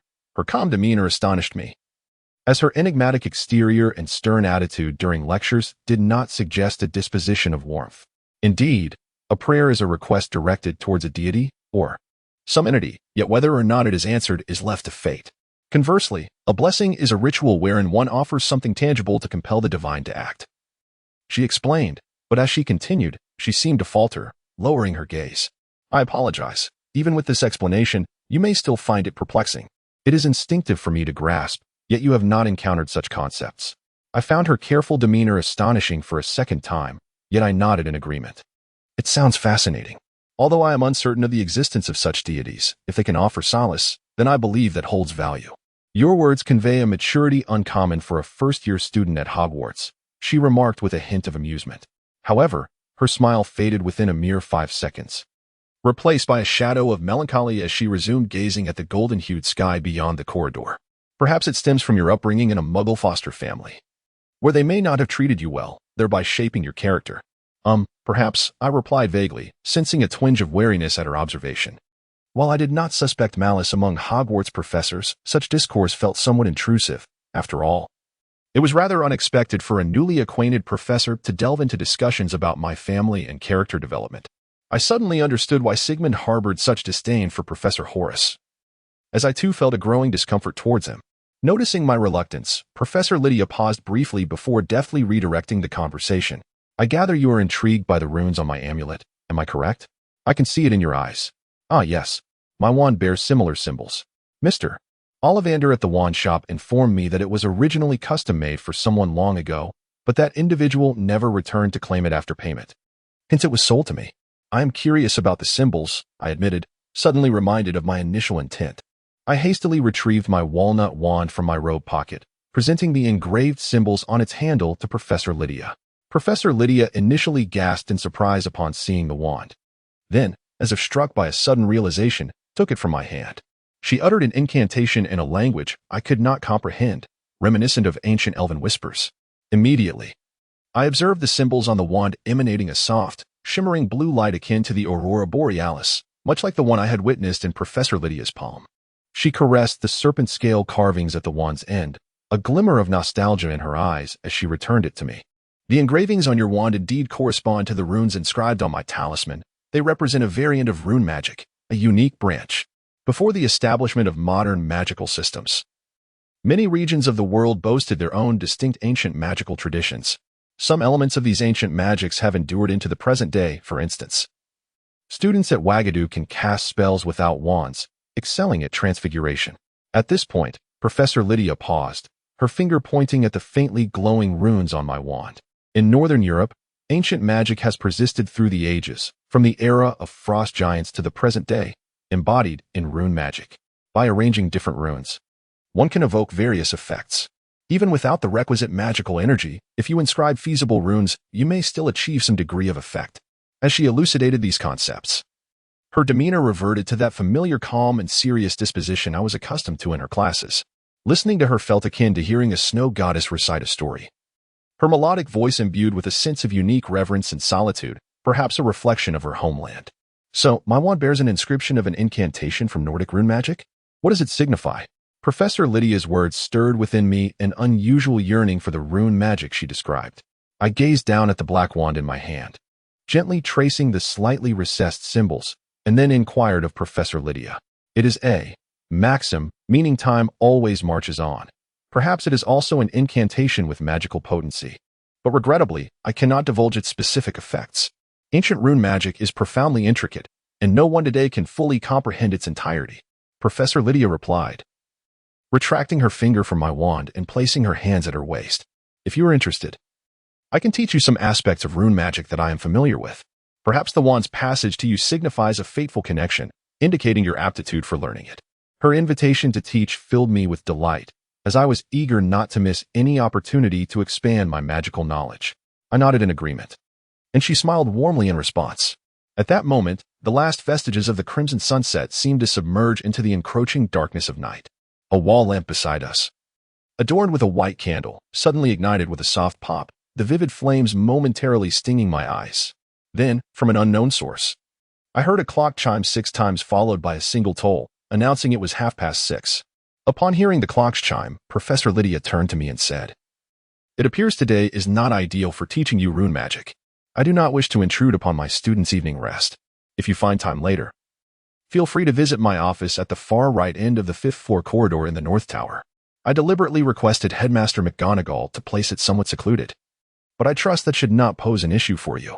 "I understand, Professor. Thank you for your generous guidance," I replied, nodding in gratitude. Professor Lydia then offered me a farewell gesture, and we parted ways, heading in opposite directions. Upon entering the Great Hall, I found the number of students dwindling. A few pale house elves busily cleared empty plates and dirty cups from the tables. My options for food were limited, but fortunately, I managed to procure a cup of warm milk, a small bowl of Italian salad, and 2 jam-filled donuts. Despite having worked at the library that afternoon, surprisingly, I did not feel very hungry. Thus, as I savored the last donut, I decided to return to my dormitory to rest, clutching my books. With Sharafa still in the hospital wing, I was alone in my dormitory, even though this was the first week of the term. The professors maintained a serious demeanor and assigned a considerable amount of homework. For potions, we were tasked with memorizing the appearance, uses, and origins of 7 potion ingredients beginning with the letter L. In charms, we were to practice the levitation charm and the clear water charm. Transfiguration required us to transcribe Gamp's basic laws of transfiguration, while herbology demanded a 200-word observational report on a plant found at Hogwarts. However, the most daunting assignment came from our history of magic class, taught by the rather old-fashioned ghost professor, Professor Binns, who was particularly stringent. He required us to read the entire history of magic textbook, select a historical segment of interest, and write a reflection. Moreover, he would examine our notes during Monday's class. Given that the textbook was at least 2 pinky fingers thick, completing it would undoubtedly consume a significant amount of time. Contemplating this, I lay on my bed, overwhelmed by an inexplicable fatigue, and resolved to rebel somewhat by reading one of the books I had borrowed from the Hogwarts library earlier that day. I decided to close my eyes and cast the levitation charm toward the 5 books, intending to read whichever one floated up. Wingardium Leviosa. My proficiency with the spell was quite adept, and upon uttering the incantation, I opened my eyes. I had anticipated a lighter, thinner book like the tales of Beetle the Bard or the adventures of Mad Muggle Martin Miggs, but to my surprise, the tome that levitated was a hefty volume bound in pure black leather, titled Forgotten Ancient Magic and Spells. As I grasped the book, the overpowering scent of aged ink and dust enveloped me, and I sighed, resigning myself to my choice. I settled onto my bed with the tome, which was at least 3 centimeters thick. This book appeared to be exceedingly old. The typeface was not the modern print we commonly encountered, but seemed to be handwritten. Each character minuscule, with narrow gaps between sentences and paragraphs, resembling a yellowed page densely populated with orderly black dots. Lacking the motivation to delve into the text, I flipped through the pages carelessly, each minuscule word failing to penetrate my weary mind. Moreover, as I turned the pages, a peculiar sensation washed over me, as though this ancient tome, potentially as old as my mother, possessed some unfathomable power, akin to a bottomless black vortex seeking to engulf me entirely. When I had taken the book, Madame Pants had mentioned it was authored by a reporter and columnist from the Daily Prophet named E. Lemus. If this tome truly originated from this individual, then I surmised that Lemus must have lived for at least 2 centuries. Such a work could not have been penned by someone merely in their 30s. As I turned to one of the pages, I was suddenly struck by a line of exquisite cursive written in deep crimson ink on an otherwise blank space. The footsteps of time always march in 3s. The future flies like an arrow, the present remains eternally still, and the past arrives only slowly. The words, reminiscent of poetry, were inscribed in beautiful red script, perfectly arranged on the page like blooming red roses. The strokes of the letters revealed that the author possessed a unique blend of madness and wisdom not found in ordinary individuals. Gazing at the familiar text, the words of Professor Lydia resurfaced in my mind. To me, a maxim should serve as a guiding light, imparting wisdom to its audience. Yet, upon discovering these lines written in English rather than runes or Norse, an inexplicable sense of conspiracy washed over me. I was certain these words had not been present when Miss Pence had inspected the pages in the library before lending me the book, and I had shown it to no one since. Given the dried and faded ink, it was clear these lines had lingered on the page for quite some time. Though I struggled to grasp the precise meaning of this passage, I sensed it must hold some profound significance that eluded my understanding. Driven by curiosity, I began to read the rest of the page carefully. It detailed an ancient incantation known as the Truth Curse, which, unsurprisingly, also originated from a distant Norse land. The text explained that when one sought to unveil the conspiracies and truths surrounding them, they could release this incantation into the air, causing a fragment of truth to materialize in their vicinity, thereby dispelling the curses of deception in their lives. It sounded akin to a divination ritual meant to avert disaster. As I traced my fingers over the lines, I couldn't help but comment on the vague descriptions of this incantation's effects. There were no concrete examples provided, and the mere assertion that truth would manifest around the caster left much to the imagination regarding what might actually occur. Moreover, the author noted that he had only heard of this ancient spell from the mouths of elderly individuals in remote Scandinavian regions, who had demonstrated it to him in silence but refused to divulge its exact wording, expressing a preference for it to fade entirely from cultural memory. At this point, my gaze returned to the 4 lines of poetry inscribed at the upper corner of the page, and I suddenly considered, perhaps these lines were indeed the incantation of the Truth Curse. The first line had already manifested on my wand, interpreted by Professor Lydia, and now the first line coincidentally aligned with the subsequent 3 lines describing the Truth Curse. This was undoubtedly worth a try. Furthermore, if the Truth Curse truly revealed the truths surrounding a person, it might lead me to uncover the identity of the mysterious intruder who had attacked Seaf at Hogwarts. Even if my attempt failed, the text did not mention any detrimental consequences resulting from a failed incantation. Thus, it seemed prudent to proceed. Although the book did not disclose the specific incantation, it did describe how the elders had demonstrated it, by twirling their wands in the air to the left before tracing a pentagram. I retrieved my wand.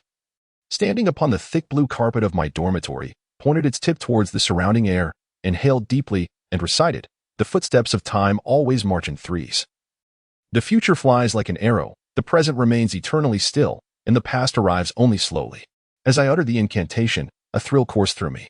Today, I had only just begun to delve into the realm of ancient magic, and now I was making an effort to unleash it, albeit uncertain if the lines written in red ink constituted a genuine spell or merely a snippet of poetry transcribed by someone. However, the incantation initially did not respond to my anticipation. Silence enveloped me, pierced only by the howling wind outside the tower and the crackling of the fire in my room. Nothing occurred, no glimmer from the wand, no strange aroma, no manifestation of any sort. I began to doubt whether it was overly imaginative of me to equate the lines in crimson ink with an incantation. Perhaps they merely shared a similar phrasing with the maxim inscribed on my wand, both stemming from the same romantic poetry anthology. Contemplating this, I placed my wand on the desk and scratched my head, intending to return to my bed and continue reading forgotten ancient magic and spells. However, as I picked up the book, a sudden chill enveloped me. Despite the fireplace still burning, I felt as though I were surrounded by glaciers. Simultaneously, my vision darkened as if a black shroud had been draped over my head. I could only see a limited area around me, my fireplace, the decor of the dormitory, the bed of Seaf. Everything else eluded my sight, obscured by a darkness so profound it felt as if I could not see my own hand in front of my face. Sitting on the bed, I shivered from the cold, yet my mind remained clear. I realized this must be the effect of the Truth Curse, clouding my vision and senses. Just as I lamented my recklessness and hesitated about seeking help, white shadows began to emerge from the surrounding darkness. They started as a trickle and soon multiplied, filling the space around me like a sinister fog. I looked up at the eerie mist surrounding me, only to discover it took the form of menacing faces, each one unfamiliar, yet all glaring at me with the ferocity of sworn enemies. Their mouths gaped wide, releasing a series of chilling, piercing wails akin to water boiling in a kettle. Gradually, the faces morphed, twisting and contorting, as necks, shoulders, torsos, and arms began to take shape, as if they were clawing their way out of the mist. I felt as though the very air around me, and even the bed beneath me, was being invaded by skeletal arms reaching out to grasp any part of my body they could seize. I found myself utterly immobilized, as though bound by iron chains to the bed. One pale hand was now gripping my face, forcing me to gaze straight ahead. As they drew nearer, close enough for me to discern their hollow eye sockets devoid of pupils, I began to perceive an increasing density of words amidst their shrieks, words in a language I had never encountered. They interwove with the piercing cries, gradually coalescing into an ancient song sung by countless voices. Each word felt woven from the very fabric of the aurora, imbued with the monumental essence of impenetrable snow-capped peaks and the eternal night.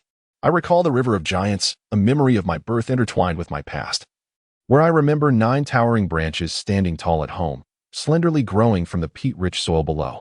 I cannot discern when I succumbed to slumber, but upon awakening, the ethereal white shadows and the biting chill had vanished, leaving my surroundings unchanged. The clock on the wall indicated that approximately an hour and a half had elapsed since my return to the dormitory. Had it not been for the black-covered tome titled Forgotten Ancient Magic and spells sprawled across the sheets and the wand I had enchanted resting on the bedside table, I might have believed I had merely experienced an extraordinarily vivid nightmare. It seemed that the spell had induced some form of after-effect. My body and mind felt unusually heavy, as if my torso and limbs were foreign to me. After exerting considerable effort to sit up, I pulled the book close and opened to the page inscribed with the truth spell.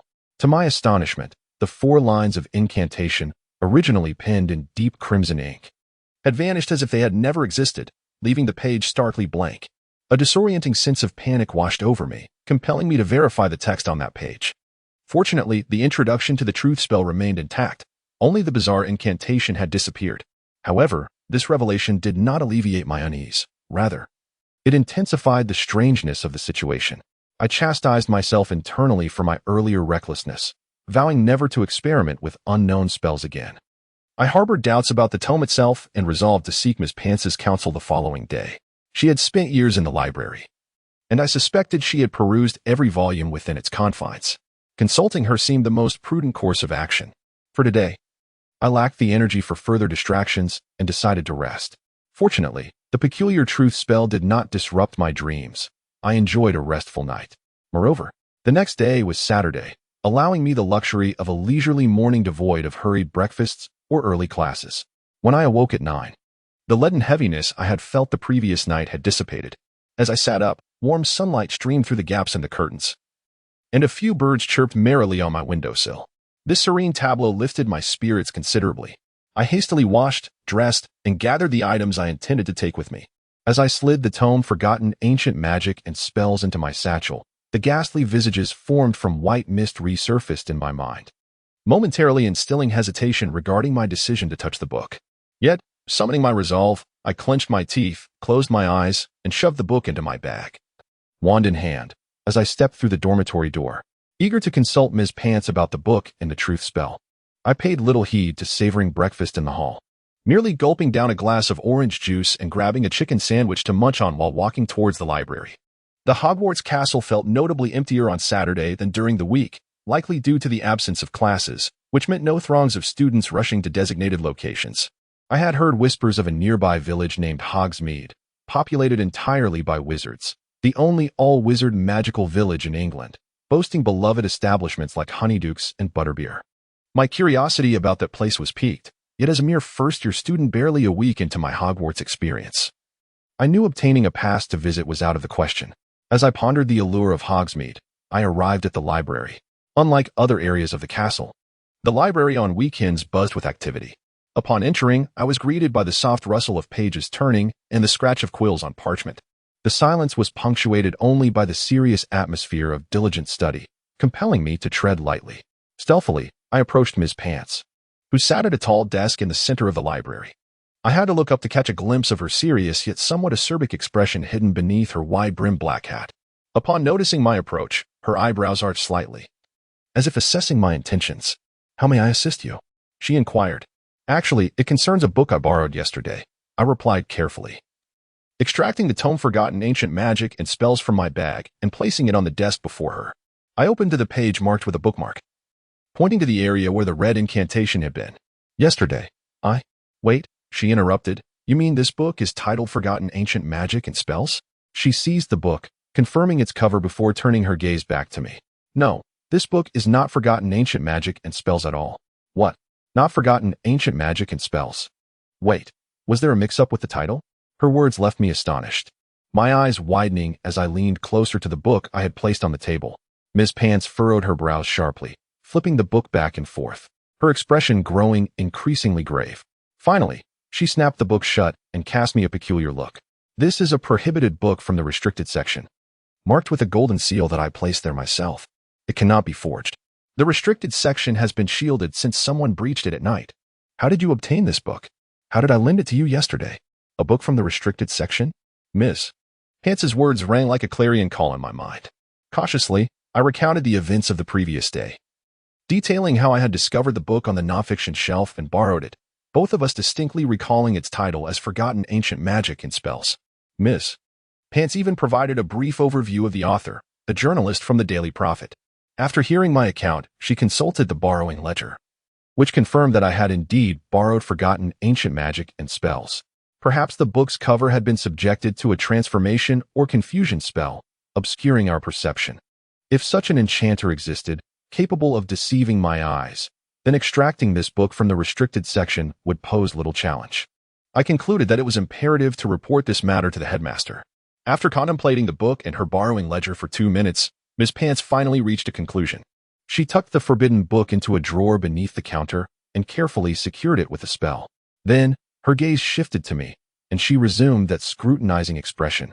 Raising an eyebrow as she inquired, "You seemed to have more to say earlier.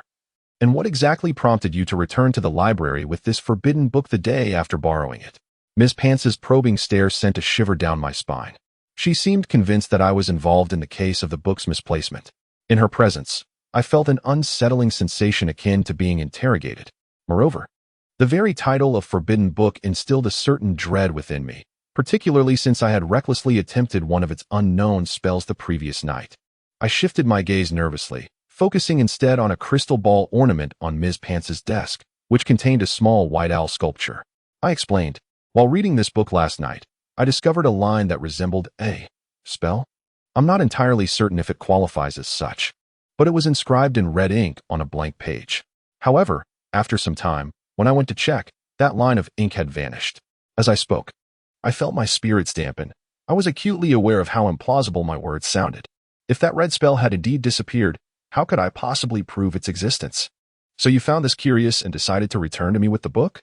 Ms. Pants scoffed after hearing my last statement, quickly continuing as she jotted down notes on a blank sheet of paper, occasionally glancing at me. "What you just said will be recorded in the report I submit to the headmaster, Mr. Nimtara."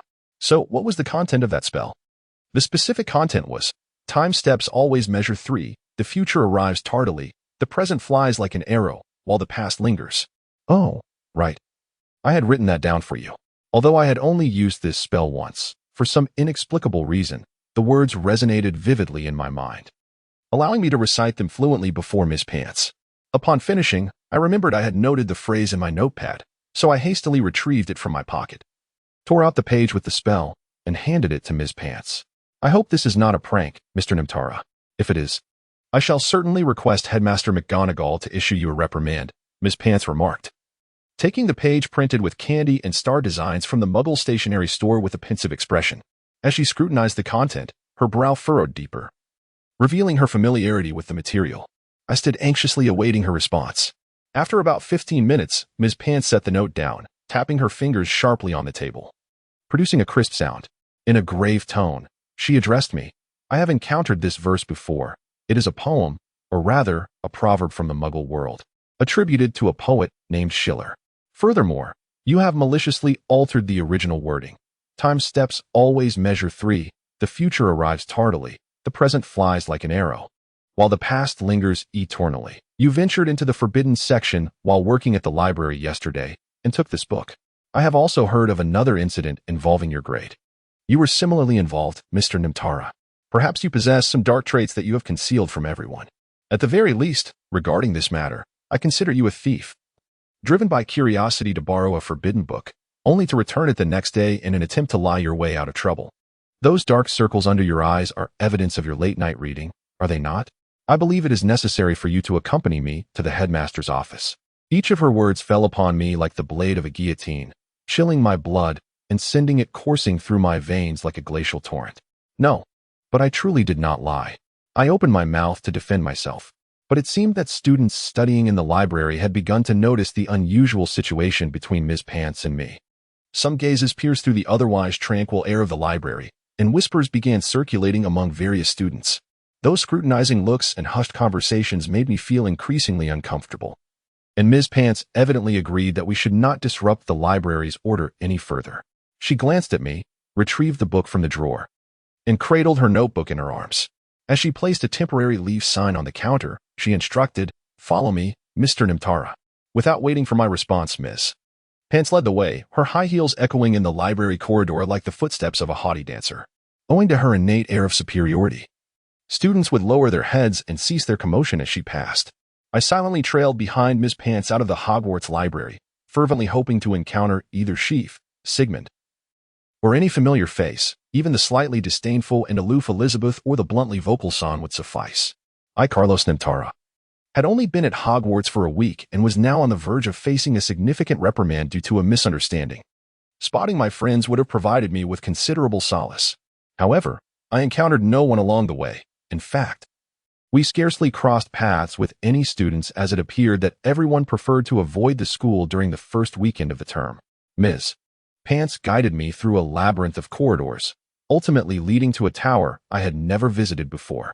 This tower was remarkably spacious, devoid of long staircases, hanging portraits, or any adornments. Directly in front of us stood a massive stone beast sculpture, exuding an ancient elegance, somewhat resembling a Chinese qilin but more robust in form. Miss Pants halted before the stone creature, and, as I pondered whether this was indeed the headmaster's office, she cleared her throat and uttered, "Eagle-headed assault formation." My immediate reaction was confusion at this sudden phrase from Miss Pants, leading me to speculate that the stress of the stolen book incident had frayed her nerves, perhaps prompting a moment of delirium.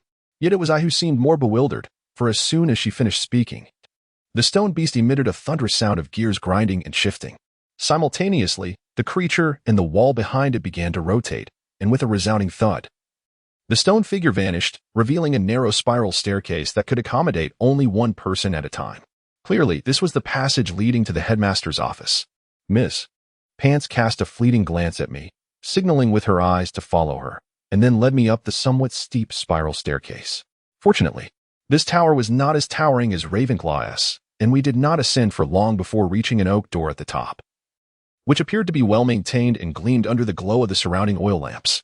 Like the Ravenclaw tower, it sported a brass knocker, though instead of an eagle, it bore the shape of a sphinx from my textbook on magical creatures. After knocking twice on the knocker, a faint voice beckoned us to enter.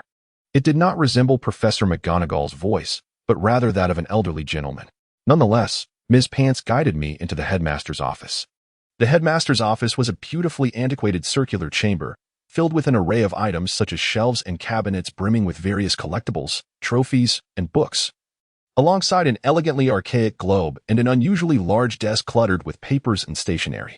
Despite the abundance of objects, the room retained a sense of spaciousness. What captivated me most were the numerous moving portraits adorning the walls, which turned to face us as we entered, creating a truly magnificent spectacle. However, upon surveying the office, I realized that Professor McGonagall was absent. Aside from Miss Pants and myself, there was no one else present. Was that previous invitation to enter issued by the portraits? Yet, responding to a portrait's invitation only to find the office empty felt rather inappropriate. As I pondered these thoughts, a voice, reminiscent of the earlier one, resonated from my side. Another forlorn student sent to the headmaster's office, Miss Pants. "You don't often visit here. What has this poor child done?" The voice was remarkably close, as if the speaker stood less than half a meter away. Although his tone was gentle, I instinctively recoiled in surprise. Turning to face the source of the voice, I beheld an elderly man with a long, silvery beard reminiscent of sheep's wool, his hair matching in hue. He wore a loose, lavender robe that appeared exceedingly comfortable, topped with a black satin hat adorned with intricate golden patterns and dark brown tassels. Beneath the hat cascaded hair that was remarkably long and the same color as his beard, despite his slightly crooked nose. When he regarded others through his half-moon glasses perched atop his nose, his bright blue eyes emanated an indescribable calmness, making one feel as though all their actions and thoughts were laid bare before him. I was utterly captivated by the profound aura radiating from this portrait of the elderly man, left speechless.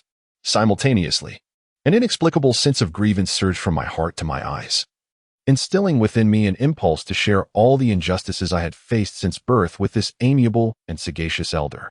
If the portrait could evoke such feelings, what would it be like to encounter the man himself?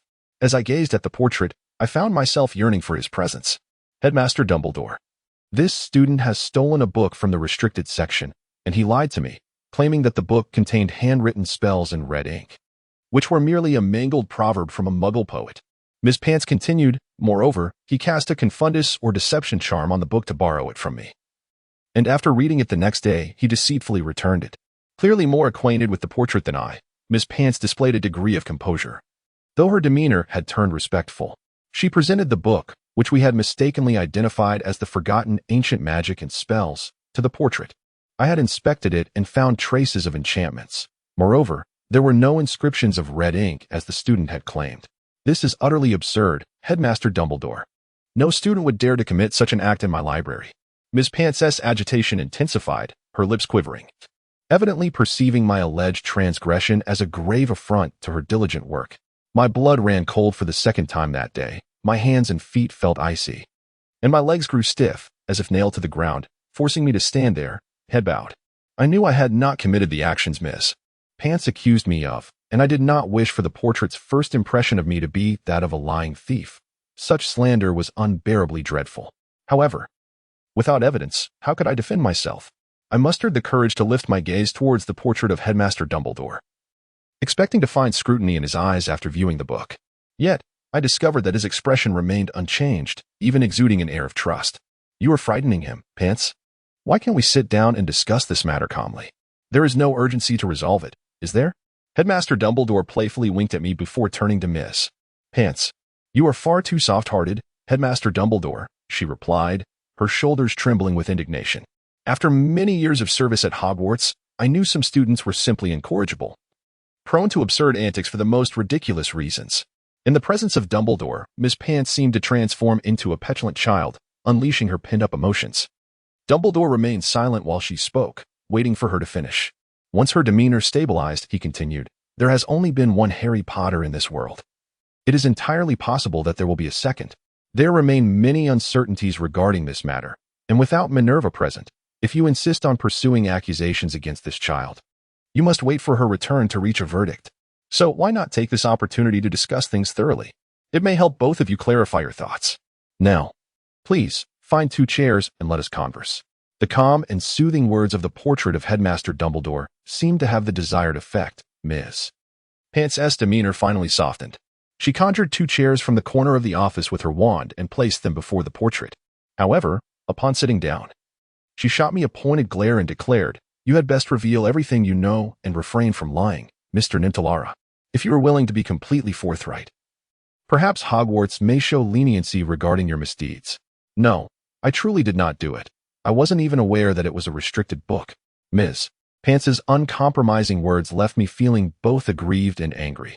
Eager to clarify, I sat down and fervently exclaimed, I have only just arrived at Hogwarts a week ago. How could I possibly breach the barriers of the restricted section and cast a confundus charm upon the books? My outburst clearly caused Miss Pants to waver slightly.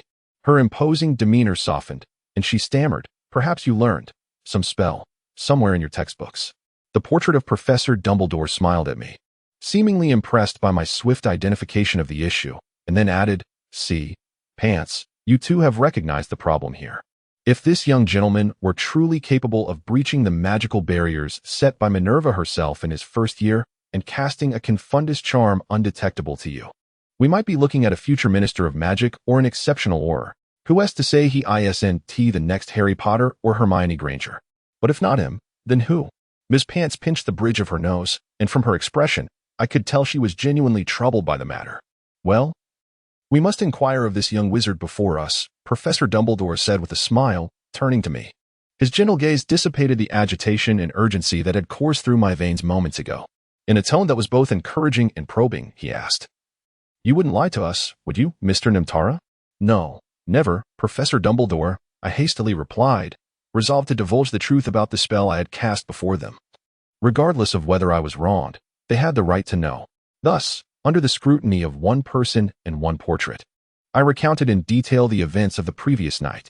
Unlike my previous account in the library where I had intentionally omitted the part about casting the truth spell, this time I vividly described the aftermath of releasing it, even detailing the peculiar white shadow nearest to me and the number of misty lumps it bore. I also included the haunting lyrics I had heard amidst their shrieks, sung in a language unfamiliar to me yet comprehensible in meaning, as if indelibly etched upon my heart, making it impossible to forget. After I had finished my elaborate recounting, Both Professor Dumbledore and Miss Pants fell into a prolonged silence. Miss Pants, with a serious expression, crossed her arms and regarded me intently before finally managing to say, "It seems you indeed spoke falsely before, but I find myself inclined to believe you now. Those details do not seem like the fabrications of a first-year student attempting to evade the accusation of theft. Furthermore," Miss Pants paused, and Professor Dumbledore quickly took over, stating, "Moreover, an 11-year-old first-year could not possibly have read the Poetic Edda. You know where those verses originated from, Pants?" "Yes, that is quite an ancient tome," Miss Pants acknowledged, adjusting her posture. When she noticed the curious look I cast her way, she hesitated before continuing. "The Poetic Edda, also known as the Elder Edda, was first discovered in 1643 by a Muggle bishop. It is a compilation of poems that narrate the Norse mythology and heroic tales of the Viking Age. In fact, the content of those poems likely dates back to that ancient time. And the verses you recited just now are from the first poem, The Prophecy of the Witch. I had never even heard of that book. And I knew nothing of the Viking Age." As soon as Miss Pants finished, I interjected, hoping this would finally absolve me of suspicion. "Indeed, this may be somewhat beyond your current studies, but I am beginning to think you are not entirely uninvolved in this matter, Mr. Nimtara," Professor Dumbledore remarked. Upon seeing my eyes redden at his words, he quickly hushed me softly and added in a comforting tone, "Do not fret, Mr. Nimtara. I am not asserting that you are the one who took the book and cast the spell upon it. However, I am inclined to believe that the truth spell you released was indeed genuine, and what you witnessed may represent a part of your own truth, akin to a prophecy or divination. But neither those ghostly apparitions nor the poetry has ever manifested in my life before," I hesitantly replied, feeling a sting in my eyes. To keep myself from crying, I shrank into my chair and stared at my fingers. All I ever wanted was to attend Hogwarts, study diligently, become a wizard, and escape my Muggle foster home. Yet in my first week, my roommate had already been attacked by a mysterious intruder. And now I found myself embroiled in this incident in the library.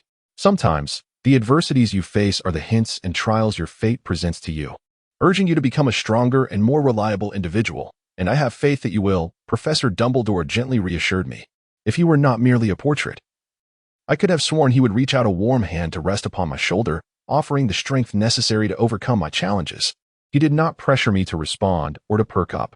Rather, he assumed the responsibility of continuing the conversation, speaking in a calm tone reminiscent of a lecture to students. "The incantation of the truth spell combined with the verses from the Edda evokes a significant aspect of Norse mythology, which is why I assert that Mr. Nimtara is not entirely disconnected from this affair. In Norse mythology, there exist three immensely powerful goddesses of fate, referred to as Urd, Verdandi, and Skuld in the Prophecy of the Seer. Difficult names to remember, right? Yet we can refer to them by the three names we are more familiar with: the past, the present, and the future. Time marches in threes." Upon hearing Professor Dumbledore's words, the first part of the truth spell suddenly surfaced in my mind, and I involuntarily recited it aloud. However, I felt a dissonance afterward, recalling Ms. Pants's earlier comments about the incantation being an inverted Muggle proverb, which should have read, "The future lingers, the present flies like an arrow, and the past remains eternally still." What could that mean? Professor Dumbledore nodded approvingly at me and continued, "I believe the issue lies here. This phrase describes the fate and time of us as ordinary beings. The past, present, and future possess their own order that cannot be reversed, yet for other existences, it is different. It is this inversion that gives rise to the effect of seeking the truth.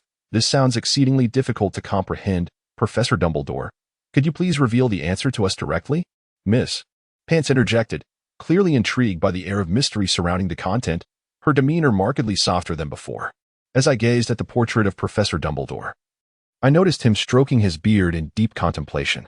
It was evident that he was grappling with unspoken thoughts, his furrowed brow betraying his confusion. He whispered softly, though the words were too faint for both Mrs. Pants and me to discern. Nevertheless, we patiently awaited the wisdom this profound sorcerer was bound to impart. Just as anticipation hung in the air, the familiar click and rumble of the office door echoed, and within 10 seconds, Professor McGonagall breezily swung open the grand oak door, brandishing a photograph aloft. As she entered, she called out, "Dumbledore, Hagrid insists I show you the pictures of the new blast-ended Scroots he has raised. He also mentioned that you are to name each of the four. Oh, Mrs. Pants and Mr. Nimtara, you two must name the Scroots." "Oh, what are you doing here?"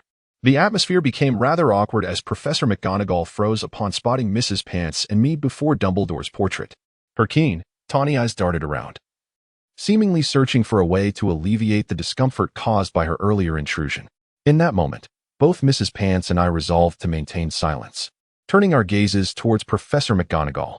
Fortunately, she perceived our unspoken agreement. A few seconds later, with a discreet cough, she swallowed as if she had just ingested a small scrut, adjusted her stance, and with a warm smile inquired, "What brings you here? Is there something amiss?" "We were discussing the theft of a book from the restricted section of the library," Mrs. Pants replied calmly. "In truth, I borrowed the book myself and attempted one of its unpredictable spells, which is why I returned it to Mrs. Pants the very next day."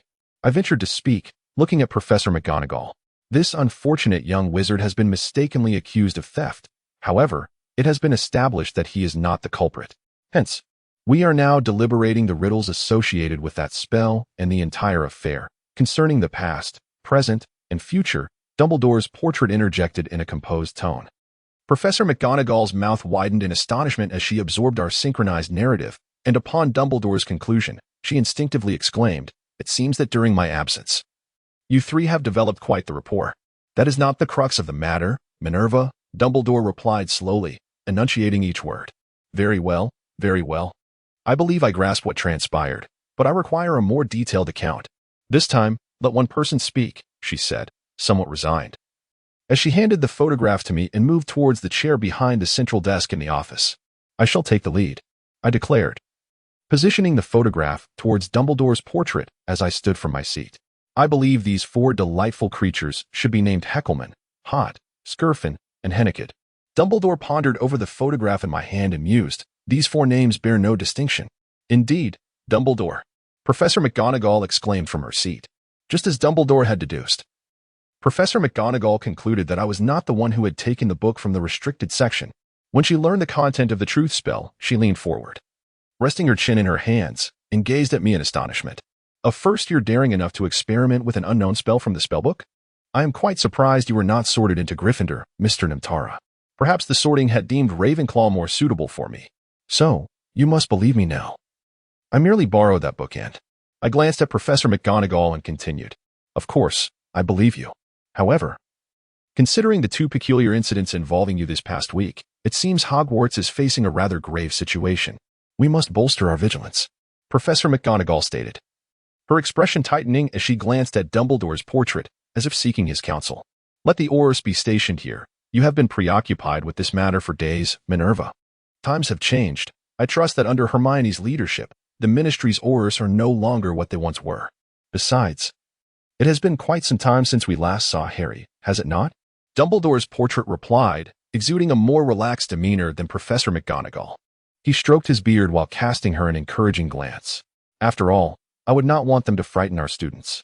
The presence of Aurors at Hogwarts would be quite conspicuous, especially with the term having just begun. Yet with the breach of the restricted section, Albus, I believe you are right.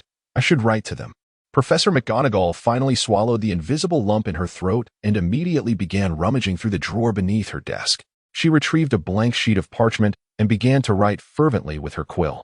As I observed Professor McGonagall, engrossed in her letter, I felt a sense of uncertainty about whether I should request to leave the office. I certainly did not wish to spend my entire Saturday here. However, Mrs. Pants, sitting beside me, was much more direct. She stood from her chair, bowed to Professor McGonagall, and stated, "It seems my presence is no longer required. May I return to the library? I believe the children need their librarian." "Ah, yes, Pants, you may go. But upon your return, I would like you to check the wards of the restricted section again. Please do not disturb the scene, and await our arrival, if you would," Professor McGonagall replied, still writing at a remarkable pace, her quill moving rapidly across the parchment. "Of course, Headmistress," Mrs. Pants nodded calmly, bowing once more to Professor McGonagall. When she turned to me, she also offered a bow and, with utmost seriousness, said, "I must also apologize to you for my hasty judgment once led to your unjust suffering. I now understand that you were merely entangled in this matter, and I humbly seek your forgiveness." I was taken aback by the earnestness of her words, spoken by someone significantly my senior. All I could do was smile awkwardly and reply, "It is quite all right, Mrs. Pants. From your perspective, I certainly appeared to be the most suspicious person at the time. Even I found those words hard to believe." Certainly. If this could alleviate some of my workload when I later work at the library, that would be splendid. For pushing such a large cart of books alone is indeed quite a challenge. I shall do it. Miss Pants nodded earnestly at me before departing. After watching her leave, I turned to Professor McGonagall, who had evidently finished writing a letter and was now carefully placing the folded stationery into an envelope. As she heated a red wax seal with a metallic spoon, I cautiously spoke up. So may I also take my leave, Professor McGonagall? Or is there something you require me to do? Indeed, Mr. Nimtara. You are correct. We do have a task for you. After pondering my words for a moment, Professor McGonagall seemed to remember something and rummaged through a wooden box filled with various envelopes and documents on the left side of the headmaster's desk. Eventually, she produced a letter sealed with a green shield emblem and handed it to me, saying, "This was sent along with yesterday's reply from Durmstrang Institute. I believe it is a letter specifically for Mr. Norrell, hence I did not open it. As for the matter at hand, Durmstrang's response assures us that Hogwarts will take good care of Mr. Norrell, and the exchange program continues. I hope you will deliver this letter and the news to Mr. Norrell." "I shall do so, Professor McGonagall." I stepped forward to accept the letter from her hands. Upon grasping it, I felt its weight, suggesting it contained a considerable amount of content. The envelope was sealed with green wax, and the recipient's name, Seaf Norrell, was inscribed in an elegantly sharp script. After acquiring the letter, I exited the headmaster's office, offering a word of thanks to the portrait of Dumbledore, who kindly responded, "You're welcome." Leaving the side tower of the headmaster's office and returning to the main building of Hogwarts, I decided to head to the hospital wing on the first floor with the letter in hand. Along the way, I pondered the riddle embedded in the spell, yet, no matter how I deliberated, I could not arrive at an answer. Initially, I conjectured that the solution might be ghost, for ghosts have no future and remain eternally suspended in the moment of their demise. However, this did not elucidate the notion of past arriving late. If the spell I cast last night summoned ghosts from the past, the sudden appearance of so many new specters within the castle should have caused a commotion, which contradicted the very definition of truth. Would it not be simpler to refer to it as a necromancy spell or ghost summoning spell? Furthermore, it seemed improbable that all the summoned spirits had conveniently read Edda and could recite its verses. The more I contemplated these queries, the more perplexed I became, to the point where I felt my mind might explode from the relentless whirlwind of thoughts since morning. Thus, when I entered the ward where Seaf was currently residing, he was startled by the expression on my face, mistakenly believing I had been expelled from school and had come to bid him a sorrowful farewell. Perhaps I truly was on the verge of expulsion. I accepted a box of chocolate frogs that Seaf offered, unwrapping it while feeling somewhat downcast. As I opened the box, a chocolate frog leaped out, landing squarely on my face, its chocolatey limbs clinging to my nose and filling my nostrils with the sweet aroma of cocoa beans. Seaf burst into laughter at the sight of the chocolate frog perched on my face, but it seemed that a week of hospitalization had softened his demeanor. In the past, he might have taken the opportunity to unleash more chocolate frogs and watch them cling to me. Or perhaps he would have stuffed my mouth with a handful of Bertie Bott's every flavor beans. Yet this time, he merely chuckled while helping me remove the chocolate frog from my face, promptly shoving the entire confection into my mouth. Well, he remains unchanged. I had underestimated him. "So, what on earth happened to make you so downcast when you came to see me?" Seaf asked with a smile, opening his own box of chocolate frogs. He deftly caught the frog before it could leap out, a testament to his recovery over the past few days, as I no longer sensed the remnants of his previous illness. After popping the chocolate frog into his mouth, he casually pulled out the wizard card inside to glance at it, revealing a look of disappointment. "Another Nicodemus Lamay. This entire week, I have yet to uncover any other character S card." Seeing Seaf's reaction reminded me of the wizard cards hidden within the chocolate frogs. As I contemplated how to recount the earlier events to him, I reached into my own box of chocolate frogs and extracted a wizard card. "It's Dumbledore, the very portrait in the headmaster's office. Shall I give you my card? After all, this box of chocolate frogs was gifted to me by you. Keep it for yourself." "I prefer the cards I discover on my own," Seaf replied, shrugging and declining my offer. He tossed the Nicodemus Lamay card onto the bedside table and leaned closer, wrapping his arms around me from behind. The proximity allowed me to catch a faint scent of herbs and disinfectant from him as he whispered in my ear, "So, do tell, what transpired?" "Very well, I shall tell you, but before that." I retrieved the letter from Durmstrang that Professor McGonagall had entrusted to me and smiled as I handed it to Seaf. "This is a letter from Professor McGonagall meant for you. She mentioned it was your personal correspondence." It appears your family is quite concerned for you, having sent such a hefty letter. For a fleeting moment, as I passed the letter to Seaf, I noticed a flicker of emotion cross his face, neither the relief nor joy I had anticipated, but rather a hint of fear. As if he had been walking peacefully down the street only to suddenly encounter a bomb around the corner. However, this momentary shift did not linger long. Or perhaps it was merely an illusion I conjured, as Seaf quickly accepted the letter with a smile and said, "Thank you. My family can be quite chatty. They want to share every minutiae with me, which can be rather overwhelming at times. But after this letter, I now demand you share with me today's gossip about Nimtara." With that, Seaf tucked the letter beneath his pillow and gazed at me with a mix of anticipation and excitement. His playful expression rekindled a sense of familiarity within me, reminiscent of how he was before his hospitalization. Yet, I did not find this feeling displeasing. I understand. I massaged my temples and spoke. I find myself recounting past events throughout the day. Initially, I shared with Mrs. Pings about last night's occurrences, then narrated the same to the portrait of Professor Dumbledore in the headmaster's office, and eventually recounted it to Professor McGonagall. Now, this marks my 4th time today relaying these events. How I wish to master a spell that allows an object to speak on my behalf. Perhaps a Muggle recording device would suit me better.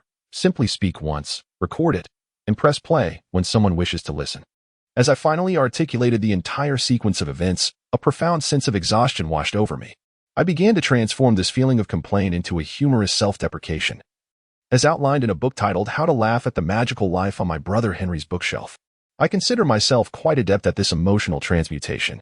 I had anticipated that Xiaphai would laugh heartily at my reckless attempt with an unknown spell or my recent misfortunes, yet he did not. Instead, he displayed an unusual seriousness, even shock, leaning closer to me, allowing me to see his white eyelashes clearly. In a somewhat somber tone, he asked, "Wait, you truly managed to cast the truth spell? And you actually acquired a forbidden book that had been removed from the restricted section, yet was obscured and placed in the general reading area?" "Yes, I have no reason to deceive you, Xiaphai," I replied, meeting his gaze.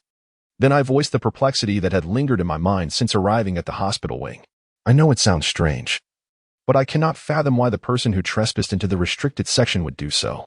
Do you think he intended to harm students? Could he be the same individual who attacked you before? I believe this is directed at you, Nimtara. He does not wish to harm other students. His target is solely you." Before I could finish, Xiaphai abruptly interrupted, fixing me with an unprecedentedly grave expression. Noticing my silence, he reiterated, "This is aimed at you." "But how could that be? What advantage would that hold for them?" I stammered, somewhat intimidated by Xiaphai's stern demeanor. After all, that book was simply sitting on the shelf. Anyone could have taken it, right? Yet it conveniently appeared on the very afternoon you were to work in the library. Prior to that, no one had borrowed it. No, to be precise, no one had attempted the spell above it. Otherwise, we would surely have known, and you would not have been able to borrow that book. Do you recall why you impulsively decided to experiment with that obscure spell? Xiaphai interjected, his stance somewhat confrontational. Yet I could sense an underlying urgency in his grip on my shoulders, a worry more palpable than my own.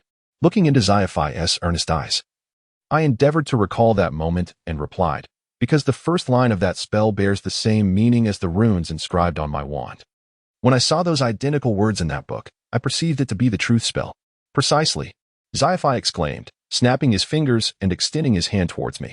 "I was unaware that your wand bore inscriptions. May I see it?" Nodding, I retrieved my wand from my pocket and handed it to him. He nearly snatched it from my grasp and began scrutinizing the black wand intently.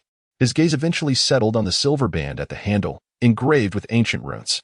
Suddenly, he froze, as if time had been suspended, astonishment flickering in his eyes. He turned to me and inquired, "These are ancient runes. How did you come to know their meanings?" "I assumed the engravings on your wand were in English, which prompted you to try the spell in the book. This actually traces back to that afternoon when I encountered Professor Lydia," I replied, hesitating slightly, reluctant to divulge my meeting with her. I had consciously omitted the detail about encountering Professor Lydia in the castle corridors and her interpretation of the phrase "time steps always in threes" from my wand's symbols. Initially, I believed she had no connection to this matter, as I had approached her to inquire about my wand, and she merely answered my questions. However, Xiaphai's earlier remarks prompted me to reconsider the simplicity of the situation. After a brief pause for contemplation, I resolved to share this with Xiaphai. On the afternoon I borrowed that book, I encountered Professor Lydia in the castle corridors. She was engaged in some sort of prayer. holding a talisman closely resembling the symbols on my wand. Thus, I inquired about her symbols. I explained, recounting the events of the previous afternoon in detail. Xiaofi listened intently, occasionally displaying an introspective expression that contrasted with his usual demeanor. As I concluded my narration, I recalled a dream I had about Professor Lydia after falling asleep in the library. While I did not believe that vague dream bore relevance to my current predicament, I felt compelled to mention it to Xiaofi for prudence's sake. Upon hearing about my dream involving Professor Lydia, where she cradled me in a small boat, creating an illusion of maternal comfort, Xiaofi's expression transformed. His eyes widened in disbelief, resembling a startled creature of the wild. In the next instant, he recoiled as if avoiding a plague, retreating and hurling a pillow at me. You dreamt of Professor Lydia holding you. Do you often fantasize about your professors in such a manner? To think you would liken her to your mother. I misjudged you, Nimtara. No. How could you even think that? I merely mentioned it for caution's sake. I rarely fall asleep in public. I protested, my face burning with embarrassment as I threw the pillow back at Xiaofi, our playful banter echoing throughout the hospital wing. Silence. The hospital wing prohibits noise. And pillow fights. Madame Pomfrey's irritated voice rang out from the direction of the potion shelves. Apologies, Madame Pomfrey. Xiaofi and I chorused, lowering our voices in unison. So, time steps always in threes. Was that her revelation to you? Seaf cleared his throat lightly, his tone noticeably more measured this time. He pressed further, his gaze flitting between the runes on my wand and my face, revealing that his demeanor was not as relaxed as his words suggested. Why didn't you tell me earlier? This is quite significant information. Yes, at least that's what she conveyed to me, I replied, feeling remorseful for not recognizing the importance of the matter sooner. I had initially thought that Professor Lydia was unrelated to this issue. I'm sorry, Seaf. I didn't realize it was so crucial. I lowered my head, feeling guilty for the concern my friend had shown me. You never mind. What else did that woman say to you? Or anything else related to her? Just tell me everything. You truly are an oblivious fool, Seaf sighed in exasperation, tossing my wand back to me. He raised a finger solemnly, fixing his intense gaze on my face as he began to analyze. Listen closely, Nimtara. To me, she seems extraordinarily suspicious. How coincidental is it that she was praying right when you returned the books? And then she told you, time always walks at 3? Besides, she's the defense against the dark arts teacher. Breaching the restricted section might not pose a challenge for her at all. She only started working in this castle this semester. There are too many red flags, Nimtara. I believe she is entirely untrustworthy. Furthermore, she always wears that large hood. My past experiences tell me that anyone unwilling to reveal their true face cannot be trusted. As he continued, Seaf leaned closer, almost pressing his entire face against mine.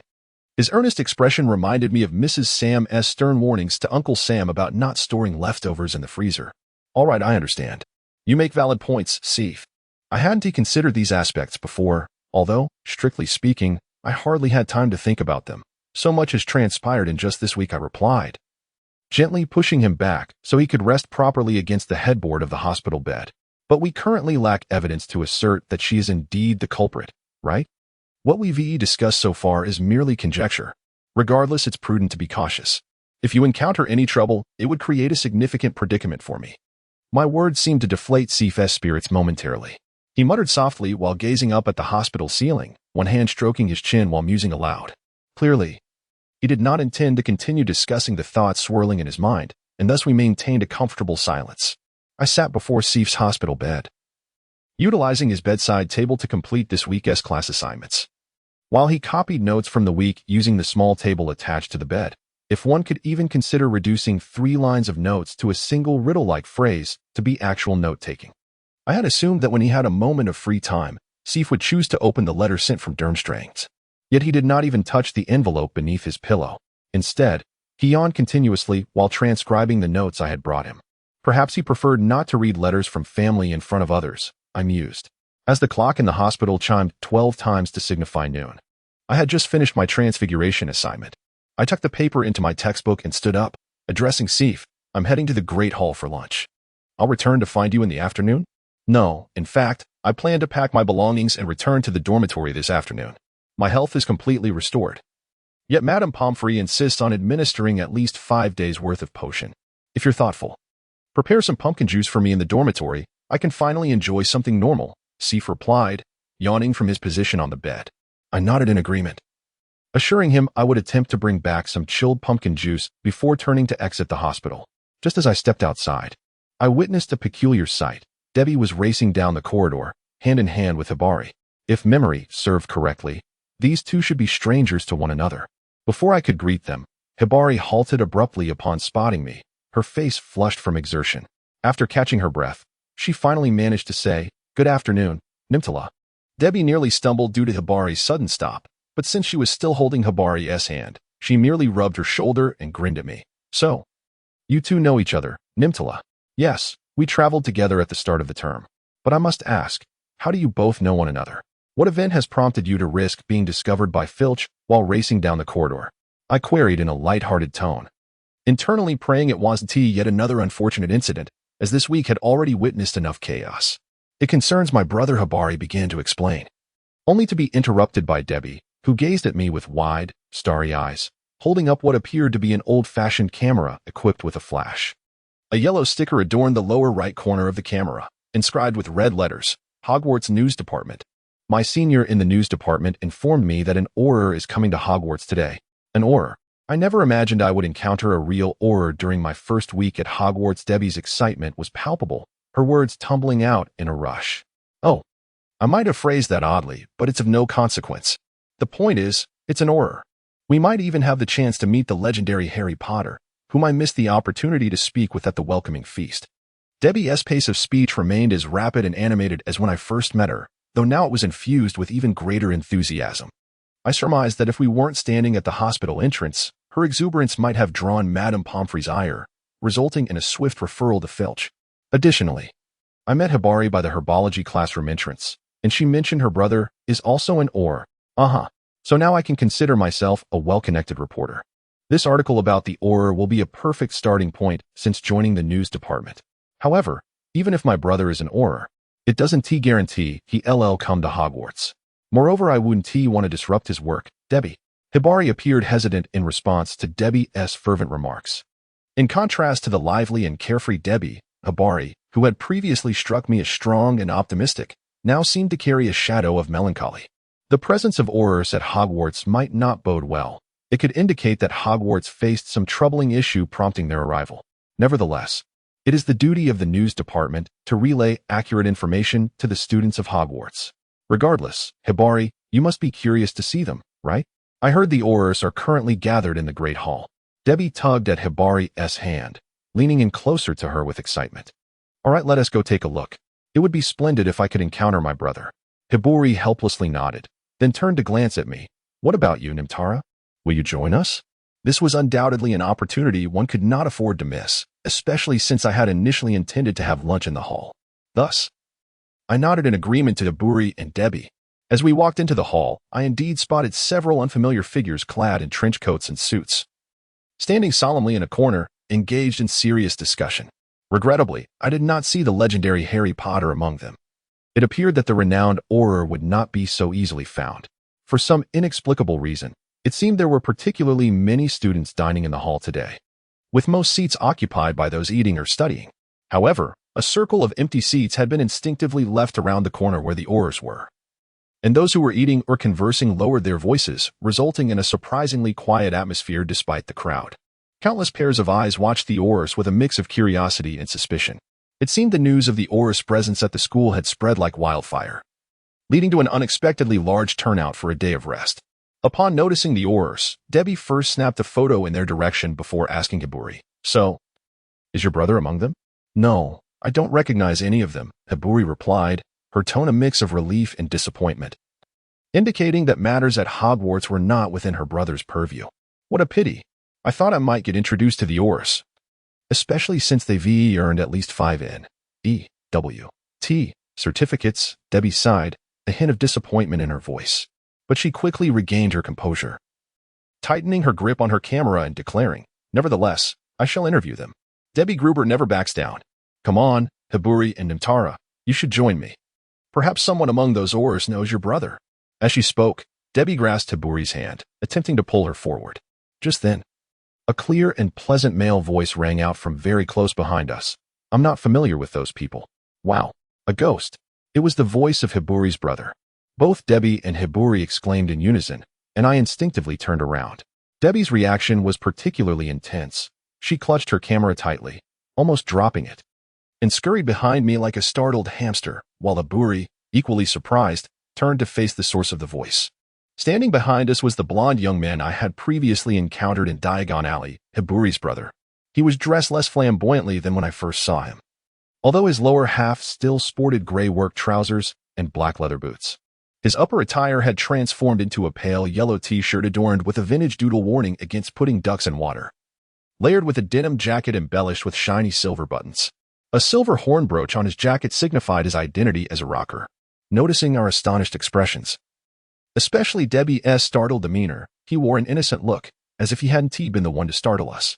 Suddenly, he broke into a radiant smile that, combined with his fairy tale prince-like features, made Debbie's face flush crimson. With one hand on his hip, he spoke in a cheerful tone. I thought this entrance would appeal to today's youth. It seems my assumptions were misguided. I apologize for startling you. Unfortunately, I changed into a new jacket today, and all my candy is in my old one, but I should have some left with my partner. I'll get some from him later. After saying this, he scanned Debbie and me with his eyes, his smile unwavering. Finally, he extended a hand towards us for a handshake, saying, "My name is Arthur Wasworth. You should know I'm an Auror and also Haburi's brother. It seems my sister has received much care from you, and I wish to express my gratitude." Arthur's words left me somewhat astonished. On one hand, his modern attire contrasted sharply with his classic-sounding name, evoking an intriguing sense of disparity. On the other hand, his earnest and cheerful demeanor made him seem like a fairy tale prince, a blend of charisma and charm that was hard to reconcile with the rebellious image typically associated with rock bands. Perhaps I was simply being too judgmental. Debbie appeared utterly captivated by Arthur. Before he finished speaking, she seized his outstretched hand and shook it vigorously, exclaiming, "I'm Debbie Gruber. You can call me Debbie. It's no trouble at all. In fact, it's Haburi who takes care of me. She is such a gentle girl, like a goddess among the crowd, telling me stories. And Mr. Wasworth, you're incredibly handsome. Your family's looks are simply magnificent. If only I had just joined the news department earlier, I would have made sure you two were the headlines of the Hogwarts Gazette." Haburi, flushed by Debbie's exuberant praise, quickly interjected, "Debbie, that is too much." Arthur maintained his cheerful demeanor, placing a hand on Debbie's shoulder.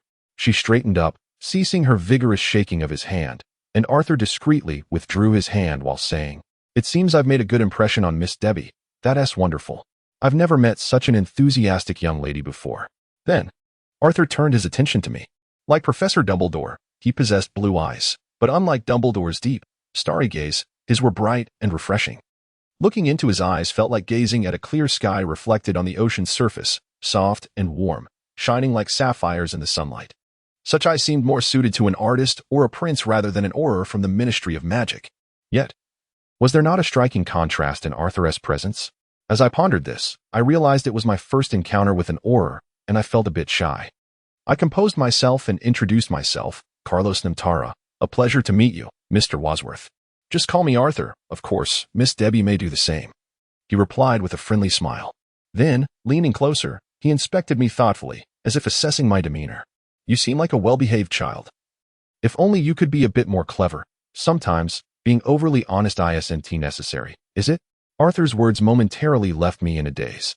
While I pondered the profound implications of his statement, I heard Debbie exclaim from the opposite side of the corridor outside the auditorium, "Look over there. The armor is moving on its own." We followed Debbie's gaze to the far end of the corridor, where a tall figure clad in a black trench coat approached us. From head to toe, he revealed scarcely a hint of skin. His hands were encased in brown leather gloves, and a scarf of the same hue adorned his neck. The hem of his trench coat fell below the knees of his gray suit trousers. What had elicited Debbie's astonishment was the knight's helmet he wore, which, albeit somewhat antiquated in design, was impeccably maintained, gleaming silver under the midday sun. Indeed, it was almost blinding. The helmeted figure advanced towards us with resolute strides. As he came to a halt, Arthur burst into laughter, playfully thumping the armored man's chest with his fist, nearly choking on his mirth. One arm draped over the helmeted man's shoulder, while the other rested on his hip as he exclaimed, "This is quite over the top. I never imagined you would actually don the helmet. I can't believe Professor McGonagall allowed you out of her office. Such is the way of things." The helmeted man replied in a deep, resonant voice. The nearly airtight helmet, with only a narrow slit for his eyes, distorted his speech slightly and imparted an unusual accent. Nevertheless, he exuded a serious demeanor, akin to his rigid helmet. One might easily envision him gracing the cover of a superhero magazine. Brother, who is this? Despite Arthur's affectionate attitude toward the helmeted man easing our apprehensions, Hebe gently tugged at Arthur's sleeve, her brow furrowed with concern. Arthur glanced back at his sensitive sister, ruffling her hair while leaning against the helmeted man. No need to worry or be afraid. He is also an Auror and my partner. His name is Arthur. Turned to the helmeted man, forming a word with his lips before pointing at him. The helmeted figure emitted a muffled grunt before succinctly responding, Elliot. Indeed, Elliot, my esteemed partner. Please greet them, partner. Moreover, the protagonist of this incident, Carlos Nimtara, is also present. If it weren't for his encounters with two peculiar events, you wouldn't have had the chance to meet here at Hogwarts. Arthur squinted and chuckled, vigorously patting Elliot's chest. Thankfully, no metallic clang echoed from his torso. And then looked at us with a proud expression, akin to one showcasing a rare collection. Wow, an Auror wearing a helmet. How unique. May I take a photograph to publish in the Hogwarts Gazette? Debbie raised her camera towards Elliot. No, thank you. My partner declines the offer for photographs, Arthur interjected. Faced with this peculiar duo, Hebe, Debbie, and I were momentarily lost for words, staring at them in astonishment. Elliot remained silent, showing no inclination to engage with us. Though he faced us, we were utterly oblivious to the expression behind his heavy helmet, and perhaps it was merely my illusion. But I felt Elliot's gaze burning through the narrow slit of his helmet, resting uncomfortably upon me. I instinctively recoiled, shifting a little farther away from him. An air of awkwardness enveloped us until Arthur finally released Elliot and spoke up. Well, it seems I shall have to handle the conversation. So, Elliot, you just emerged from Professor McGonagall's office. What did she say regarding this operation? She stated that we are permitted to investigate freely, provided we do not disturb the students' regular studies and lives, Elliot replied succinctly. That is settled then. You all heard him. I shall instruct Elliot to relay Professor McGonagall's decision to my colleagues. Now, how about we share a lunch together? It's been a while since I had a meal with my sister, Hebe, and I have some matters to discuss with Mr. Nimtara. Oh, must I recount everything once more? Including this, I've already repeated the same story 4 times this morning. Upon hearing Arthur mention wanting to speak with me, I felt a wave of despondency wash over me. At that moment, I felt Elliot's large, gloved hand rest upon my shoulder, presumably offering some form of comfort. And I was too exhausted to question how he had suddenly appeared behind me. Would you be willing to accept an interview with me, Mr. Wadsworth? The students would undoubtedly be intrigued by your life as an Auror and this mission, Debbie eagerly proposed, not wishing to miss such an opportunity. Regrettably, Arthur declined Debbie's request. But upon witnessing her crestfallen expression, he agreed to seek her out during his break for an interview. Arthur's words rekindled Debbie's spirits. And after enthusiastically inviting her to find him in the Hufflepuff common room, she dashed off with her camera in tow, seemingly undeterred from pursuing interviews with other Aurors. Following this, Arthur and Elliot exchanged a few brief words, and Elliot nodded before making his way toward the gathered Aurors in the auditorium. His distinctive appearance drew the attention of several students as he entered, and it was thanks to Elliot's captivating presence that Arthur and I were able to find a secluded corner of the auditorium to enjoy our lunch without attracting undue attention. Emma felt a chill. Since leaving home, her hands and feet had been icily cold, nearly devoid of sensation. Though it was not yet the season for snow, and the weather at Hogwarts remained relatively mild, that coldness had enveloped her since the moment she stepped outside. More than the chill, however, Emma felt an overwhelming sense of fear. She had never ventured so far from home, especially not nearly alone. The person accompanying her seemed hardly human in her eyes, merely a talking specter. With this thought, Emma carefully stowed her peeler in her pocket and glanced at the pumpkin she had placed opposite her. This pumpkin was as large as 1.5 basketballs. Its insides hollowed out. The discarded pumpkin flesh was collected in an iron bucket in the broom closet, while the exterior bore the classic jack-o'-lantern features Emma had painstakingly carved, albeit with clumsy edges and uneven lines that revealed her inexperience with a knife. The pumpkin was surreptitiously acquired by Emma under the cover of night, as per the instructions of the ghostly gentleman from the kitchen of Hogwarts. To be precise, it was deceitfully obtained. The ghostly gentleman had somehow procured a green scarf belonging to a student of Slytherin House, and Emma donned that scarf to infiltrate the Hogwarts kitchen. When she expressed her desire for a fresh pumpkin to decorate her dormitory for Halloween to the enthusiastic house elves, they readily obliged, selecting for her the largest, most pristine, and aesthetically pleasing pumpkin available. After firmly declining the house elf's offer to assist her in transporting it to her dormitory, Ima concealed the pumpkin in the broom cupboard, the very space she had hidden in since her arrival at Hogwarts. In that broom cupboard, Ima spent several anxious days, striving to minimize her time outside. Even when she did venture out, she chose the moments when the corridors were least populated, relying on the ghostly gentleman to bring her sustenance. Since accompanying her to Hogwarts, the ghostly gentleman had been perpetually busy, often eluding her sight as he traversed the castle with his ephemeral form, often claiming he had a mission to fulfill. Ima had repeatedly expressed her wish to explore the castle more or seek out her brother, Sigmund, but each time, her requests were met with stern refusal. The ghostly gentleman unexpectedly addressed her with a grave tone, tinged with a hint of menace. Do you wish to be perceived as a mere girl who, despite not mastering even a single spell, follows a stranger away from home, merely to succumb to fear in unfamiliar surroundings? Such behavior will only lead the British wizards to discover you, return you home, and your parents will never allow you to leave again. You will jeopardize our plan. Dear girl, do you not wish to prove yourself? To demonstrate your independence and brilliance in magic? If you truly aspire to study here and stand equal to your brother, you would do well to heed my counsel. Ima vividly recalled the expression on the ghostly gentleman's face as he spoke those words, if one could indeed consider a visage formed from swirling black smoke to possess a face at all. In any case, she was both frightened and captivated by the conditions he laid out. If she could endure this period and assist him in his endeavors, everything could transform entirely. In the confines of the broom cupboard, Ima pondered this hopeful thought. She gazed at the hollow eyes of the pumpkin, murmuring to herself that she hoped the ghostly gentleman would be pleased. Suddenly, a heavy footfall echoed from outside the broom cupboard, reminiscent of thick old boots striking the floor. Simultaneously, she overheard two individuals conversing. Are you really going to wear that thing to meet him? I think that's a bit over the top. What is wrong with just meeting him directly? And where on earth did you get that? You didn't dismantle the suit of armor in the corridor, did you? I bought it at an antique market a few days ago for 60% off. Only you would think about discounts when buying an antique helmet.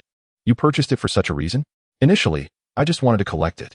But I'm quite pleased that there might come a day when I actually need to wear it. Intrigued by the conversation outside, Ima stealthily approached the door and peered through the keyhole.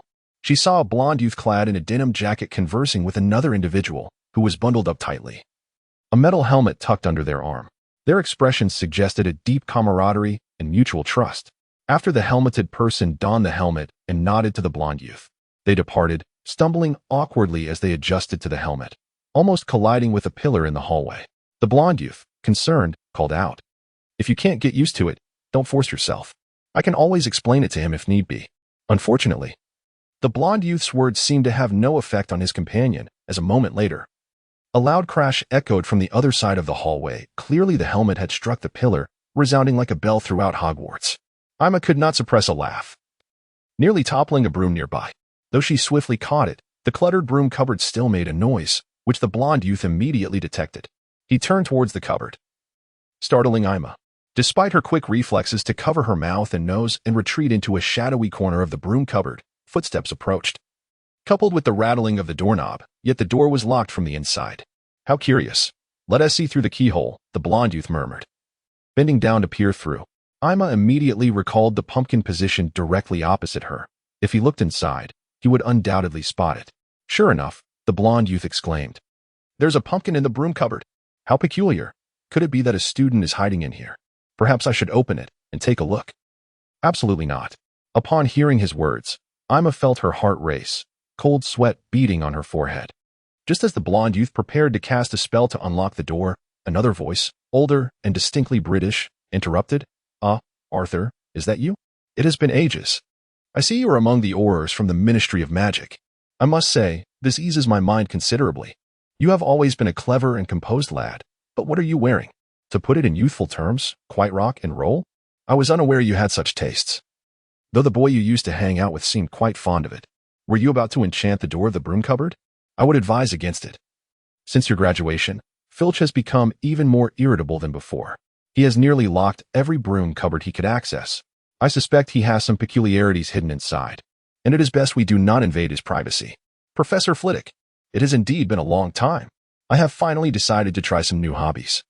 As recommended by friends over the years, listening to rock music helps me unwind amidst the many considerations an Auror must ponder. Perhaps I should try it as well. I happen to have some materials related to this situation that I would like to show you. Shall we walk and talk? I recently acquired a fine selection of tea for my office. Of course, Professor. Listening to the footsteps retreating further away, Ima, who had been holding her breath in silence, finally exhaled with relief. One hand pressed against her chest, she could distinctly feel her youthful heart racing within her small ribcage. Meanwhile, a corner of the ceiling above her emitted a rustling, somewhat piercing sound, akin to a gust of wind rushing through the narrow ventilation duct. Or perhaps the squeaks of countless mice dwelling within. The noise grew increasingly frantic and chaotic, as if it were materializing before her. Suddenly, with a sharp crack, the duct split open, and a cloud of dark brown smoke resembling fireworks erupted, swirling towards a pumpkin head that had been sitting in the corner of the broom closet.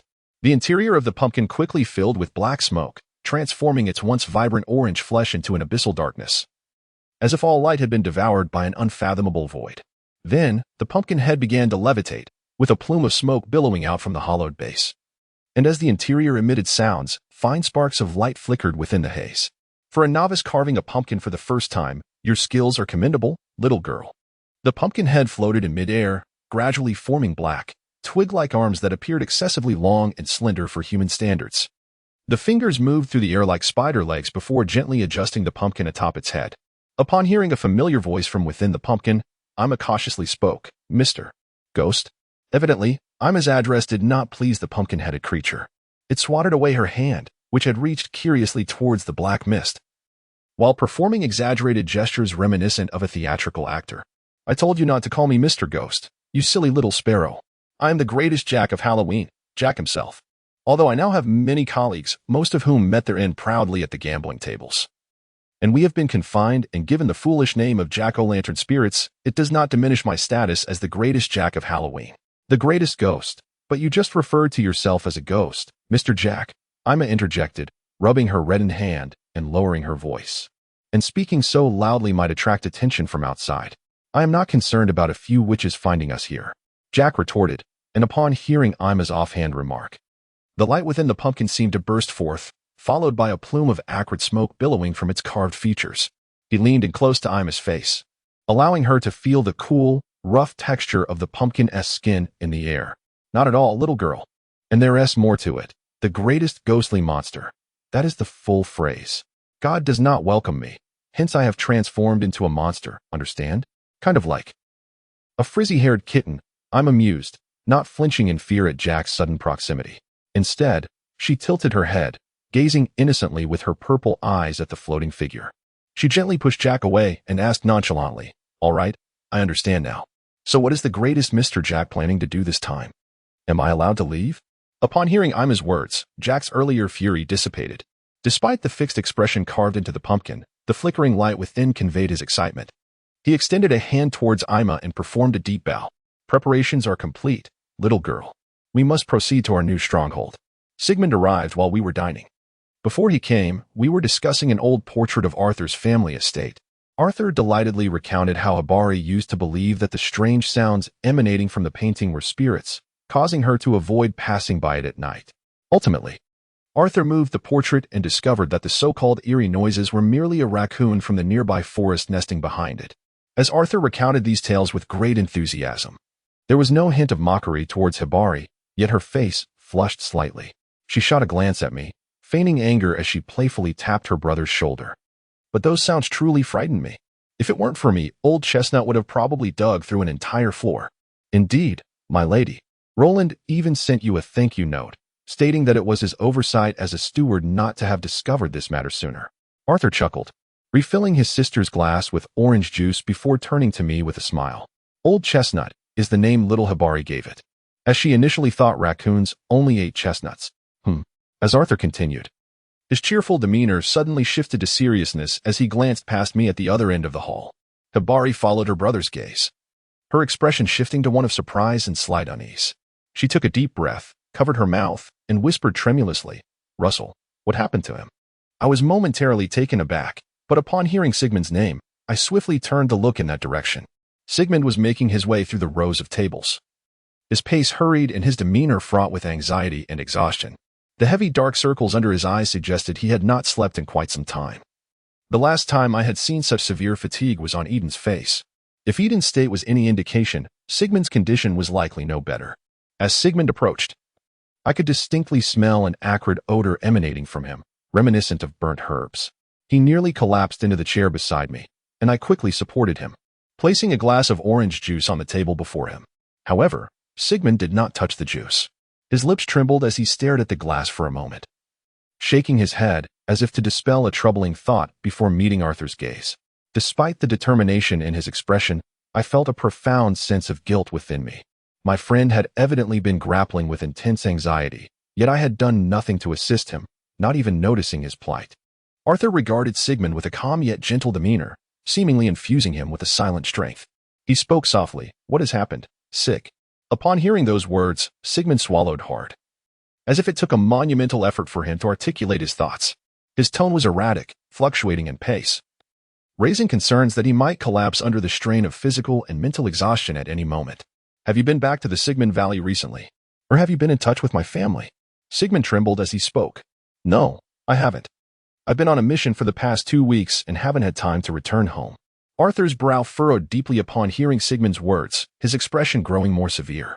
He leaned slightly forward, gazing intently at Sigmund, and asked, "What is wrong? Tell me, Sig. I will do my utmost to assist you." "I had previously divined the result of a lark," Sigmund stated hurriedly, and upon meeting our bewildered and anxious gazes, he rubbed his temples and continued. "The lark symbolizes my sister, Emma Russell. My grandmother once said that Emma's fate totem is the lark. Consequently, my brother Henry once gifted Emma a lark brooch. But you had also divined a lark from the sheets earlier." I interjected, instantly recalling our earlier divination session in the school infirmary, where the final image revealed on the sheets unmistakably depicted a lark. If the lark symbolizes Sigmund's sister, it is entirely understandable why Sigmund's countenance had changed dramatically upon its appearance during the divination concerning the intruder at the school. But I glanced back at Sigmund, who nodded in acknowledgement of my words and continued. "So, regarding the divination about the Hogwarts intruder, I suspect you have come for that reason, Arthur." Upon seeing the lark in that divination, I immediately sought to contact my family to confirm Emma's safety. However, no matter how many letters I have sent home these past few days, there has been no response. I even dispatched Pierre, but he has not returned since he flew out on Wednesday, which is entirely uncharacteristic of his speed. Today is Saturday. 3 days have passed. Habari spoke weakly, her face etched with anxiety. "Yes, I have borrowed Pierre before. He is a remarkably clever owl. The round trip from the valley to Hogwarts should take him no more than a day and a half," Arthur mused, resting his chin on his hands. "Please, continue, Sig. Share every detail you know." I had just performed another divination near the Forbidden Forest, employing the tarot burning method. "Arthur, you must be familiar with this technique. We only resort to it when we believe the subject of the divination faces significant peril and upheaval. So that is the source of the burning sense surrounding you." I remarked, incredulous, for the Forbidden Forest is strictly off-limits to students. Some of the herbs used for divination require resources from the Forbidden Forest, and its positioning is far more favorable. In any case, this time, not just Emma, but all my family members appeared in the upright tower position, with the devil on the left and judgment on the right. Then, the card representing my grandmother, the dove, completely vanished from the spread, which is utterly abnormal. She is the strongest among us in terms of spiritual power. The divination methods of the Russell family became standardized thanks to her guidance in her youth. The dove cannot simply disappear from the Russell divination spread. Sigmund's urgency grew as he spoke, his head bowed low, shoulders trembling slightly. I was at a loss for words and could only gently pat Sigmund's back. Yet, another concern nagged at my mind. I turned to Arthur, who quickly met my gaze and shook his head, indicating that we were likely thinking of the same troubling matter. I had hesitated whether to disclose this to Sigmund, but it seemed clear that what he needed was not knowledge of this matter but rest. We must find a way to alleviate his crisis, aside from sending letters. "Have you attempted to contact your uncle and aunt by other means?" Arthur inquired. He retrieved his phone, tapped a few times, and placed it to his ear. After half a minute, he clicked his tongue softly and hung up. "No one answered. The line is busy. I've called several times using Professor McGonagall's office phone, but I couldn't get through. I've also tried to persuade Professor McGonagall to grant me permission to leave Hogwarts. That would be too dangerous." Professor McGonagall is correct. If something is amiss that your uncle and aunt cannot handle, your presence would only place you in jeopardy, Arthur replied, pressing a few more buttons on his phone before looking at Sigmund. In any case, I will assist you, Sig. Rest assured. I will bring all the Russells back to you. You need to rest. These burdens should not fall on your shoulders as a 12-year-old child. Sigmund remained silent, his head still bowed, his long bangs cascading down to obscure most of his face, rendering his expression unreadable. However, the oppressive aura surrounding him suggested that he was in distress. Arthur sighed as he regarded Sigmund and then turned to me, saying, Nimtala, I initially intended to have a discussion with you, but it seems that cannot happen now. Could you please take Sigmund back to the dormitory and offer him some comfort? You are peers, and I believe you are acquainted. I will certainly do my utmost to assist, I affirmed, nodding to Arthur, signaling my determination. Arthur seemed somewhat reassured by my words as he stood up and smiled at me, saying, If you wish to find me later, you may come to the abandoned classroom on the 5th floor of the castle. Even if I am not there, my colleagues will be, and they will be willing to converse with you. They can provide you with the information and discussions I would have shared. I will remember that, I replied, exchanging a glance with Arthur before helping Sigmund to his feet. Hibari had also intended to rise and assist in escorting Sigmund back to the dormitory. But Sigmund halted her with an outstretched hand. I understood his gesture. He felt that Hibari was not involved in this matter and that he had already troubled her brother enough. He did not wish to add further complications to their family. After being rebuffed by Sigmund, Hibari displayed a somewhat aggrieved expression, her eyes clearly conveying her desire to help. Yet, Sigmund turned his face away, avoiding her gaze, creating an awkward atmosphere. I felt compelled to address Hibari, saying, Hibari, could you inform Professor McGonagall of what Sigmund just shared? I believe she needs to be aware of this. Your brother seems unable to report this to her immediately. Upon hearing my suggestion, Hibari immediately perked up, responding affirmatively with a bright before turning and hastily exiting the hall. Now, only Sigmund and I remain, with him silently trailing beside me. I sense his reluctance regarding the necessity of rest. Perhaps his strong-willed nature compels him to wish for a greater role in this predicament, rather than relying on others to navigate the current crisis. I deeply empathize with Sigmund's state of mind. At times, I ponder if I were not an obscure novice wizard, struggling for days to master the most basic spells, but rather a powerful sorcerer like Arthur or Mr. Fred.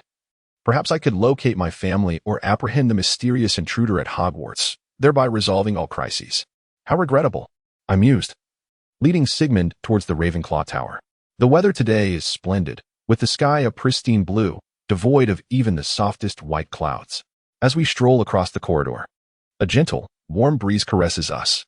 If one were to focus solely on the scenery before us, one might easily overlook the fact that Sigmund's family, lost in the distant Scummin Valley, is missing, and that Hogwarts, once deemed the safest place in the world, was recently invaded by a mysterious figure, with books from the restricted section stolen. If only I could do more. What is there to regret? To my surprise, Sigmund echoed my sentiments, maintaining a distance of a step or two behind me. Whether it was his own emotions or the surrounding wind, his voice carried a muted tone. If I could have done more at that time, perhaps by capturing the mysterious one, things might have turned out differently. I responded, striving to imbue my tone with a lightness, since Sigmund had seen the symbol of Ema in his divination regarding this matter. Regardless of whether the entity threatening his family was indeed her, capturing it would yield more information. Perhaps, but that remained merely a possibility. Sigmund interrupted my thoughts, stepping alongside me as he spoke. Considering that even that Durmstrang boy was unable to handle the mysterious one, it is quite impressive that you, a novice who has only recently begun learning magic, managed to escape unscathed. Even I cannot guarantee that I could accurately locate someone using the revealing charm. So I believe you should not be too hard on yourself. Yet, he trailed off, his voice diminishing gradually. I turned to face him and noticed his head bowed, fists clenched tightly, the skin near his nails tinged with a faint red from the pressure. We halted before the entrance of the Ravenclaw Tower, where the eagle-shaped bronze door knocker shimmered in the sunlight, almost blindingly so. Sigmund suddenly lifted his gaze to meet mine and inquired, "Do you believe in prophecies, Nimtara?" His unexpected question took me aback. I initially assumed he sought my validation of his prophetic abilities. However, the seriousness in his eyes revealed a genuine curiosity regarding my perspective. I pondered for a moment, realizing I could not dismiss his question lightly. Well, I'm not entirely certain if I believe. In the Muggle world I once inhabited, people generally do not hold faith in prophecies. There was even a popular belief that the world would end in 2012. Yet that turned out to be mere folly, as we have long passed that fateful date. As I spoke, I glanced at Sigmund's expression, noting that he did not appear displeased by my remarks against prophecies. Instead, he leaned against the railing of the corridor leading to the main castle, arms crossed, gazing at me with keen interest, as if encouraging me to continue. He seemed much more animated. He truly needed someone to converse with and share his thoughts. Clearing my throat, I leaned against the railing beside him and continued. In truth, I believe most prophecies, or rather, those that can be substantiated, serve as omens. Omens? Why do you say that? Sigmund raised an eyebrow, intrigued. For instance, regarding the prediction of rain, we can foresee impending precipitation due to certain signs, such as thickening clouds, rising air pressure, dragonflies flying low, or ants moving their homes. Observing these signs naturally leads to the conclusion that rain is forthcoming. I paused, gazing at the sun-warmed stone floor of the corridor, relieved not to have spotted any relocating ants, assuring me that today would remain clear. Thus, if a certain event is destined to occur, there will inevitably be signs beforehand. Perhaps prophecies merely summarize those subtle indicators and deduce outcomes. After I concluded my thoughts, Sigmund remained contemplative, his gaze fixed on the ground beneath him, though it seemed unfocused, as if he were staring at an imaginary point in the air. I, too, fell into silence, observing the sky, with only the gentle breeze of the approaching autumn passing between us. After approximately 5 minutes, Sigmund finally spoke. What if the prophecy were not about natural phenomena, but concerned people? For instance, your sister may one day kill you. Such a prophecy. His voice had shed the earlier anxiety from our time at the dining hall, returning instead to its usual calm and enigmatic tone, resonating like striking jade, pleasant to hear. With a rhythm that felt mundane, as if discussing the day's lunch, if one could overlook its unsettling content.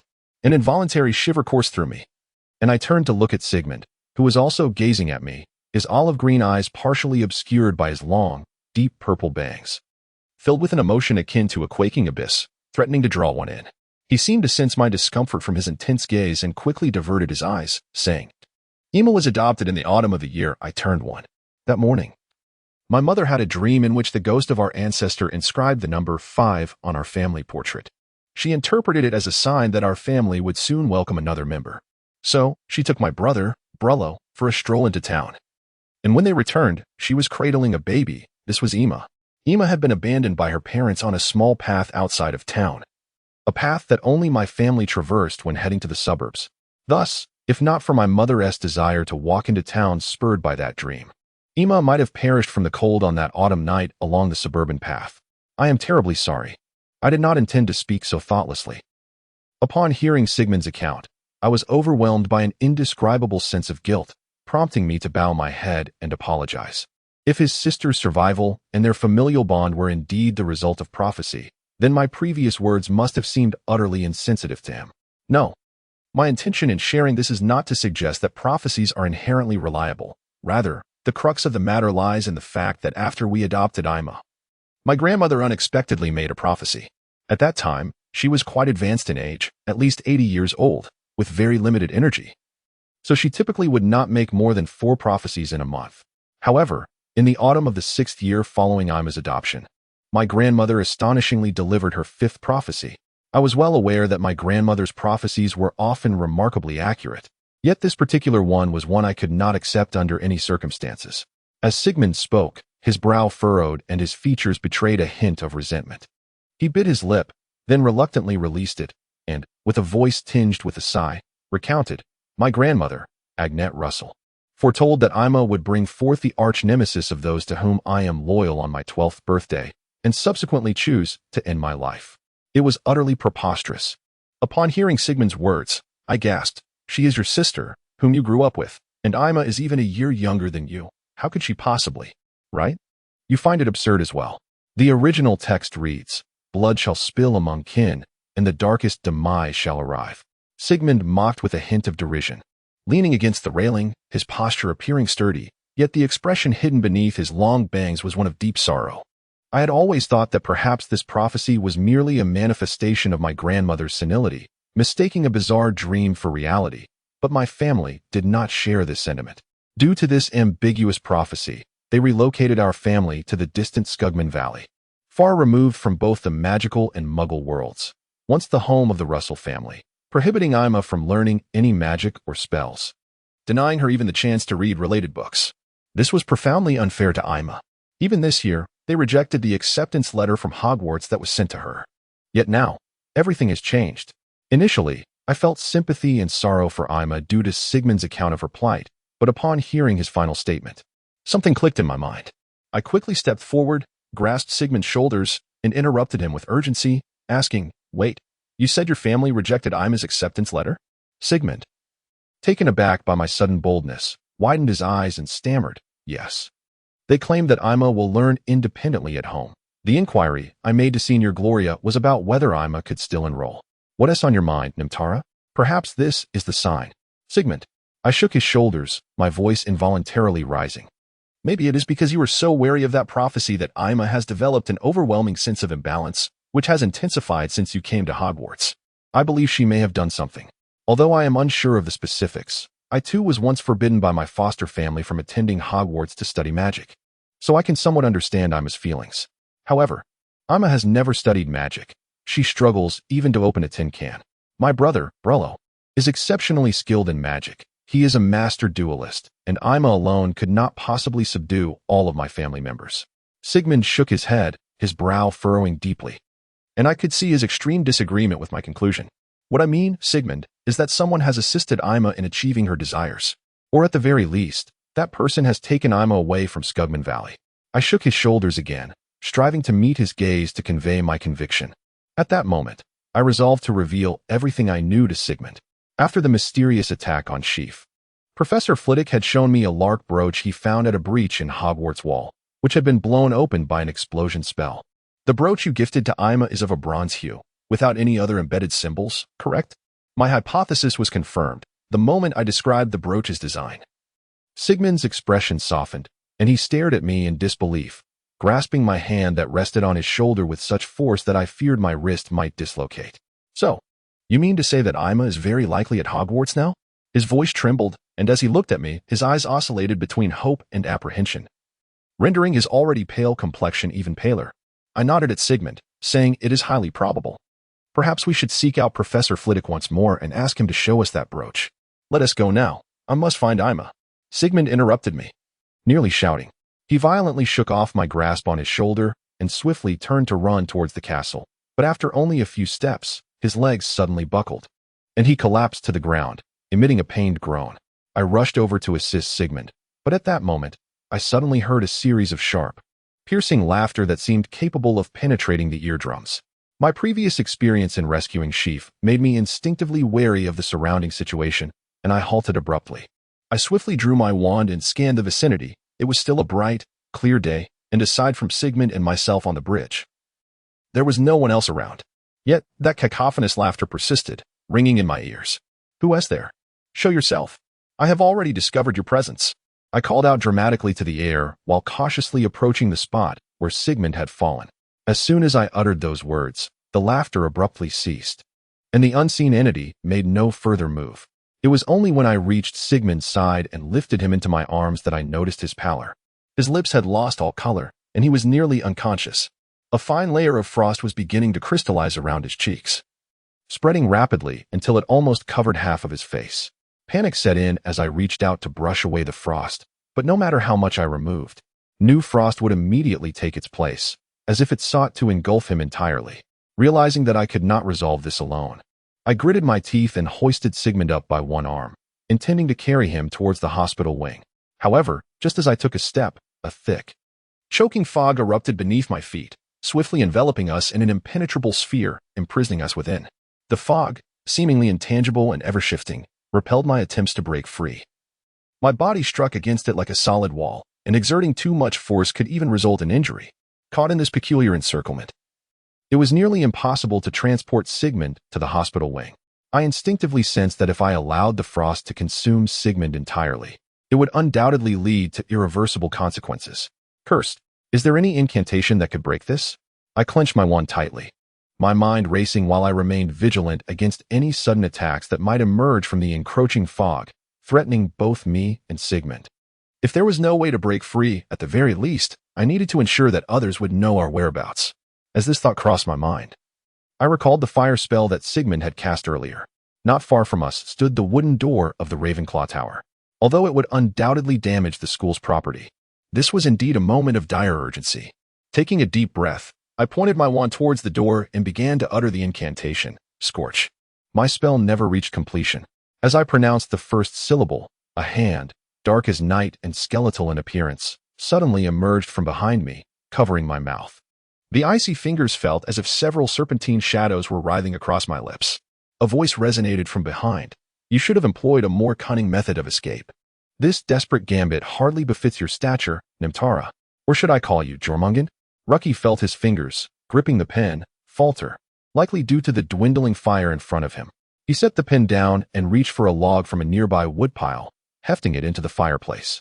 Yet, the flames did not respond. The feeble fire lay smothered beneath the dust-laden log, on the verge of extinguishing. Rucky's instincts urged him to draw his wand and unleash the fire spell that Mr. Fafner had demonstrated just the day before. However, as he retrieved his newly acquired chestnut wand from his boot and aimed it at the kindling, the words eluded him. He was acutely aware of his own tongue's clumsiness. And, being a person of earnest disposition, perhaps to the point of folly, as described by those he encountered in the woods, he sat there, awkwardly brandishing his wand, engaging in a silent standoff with the embers in the hearth. At last, Fafner, seated by the window and gazing out at the scenery, noticed Rucky's predicament. With a resigned sigh, he set down his teacup and approached.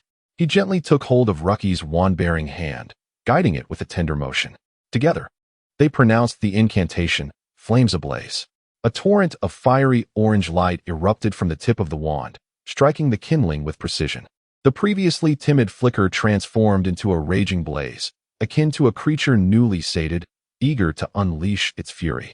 Fafner beamed at the flames, turning to Rucky, who was now crouched before the hearth like a puppy basking in warmth.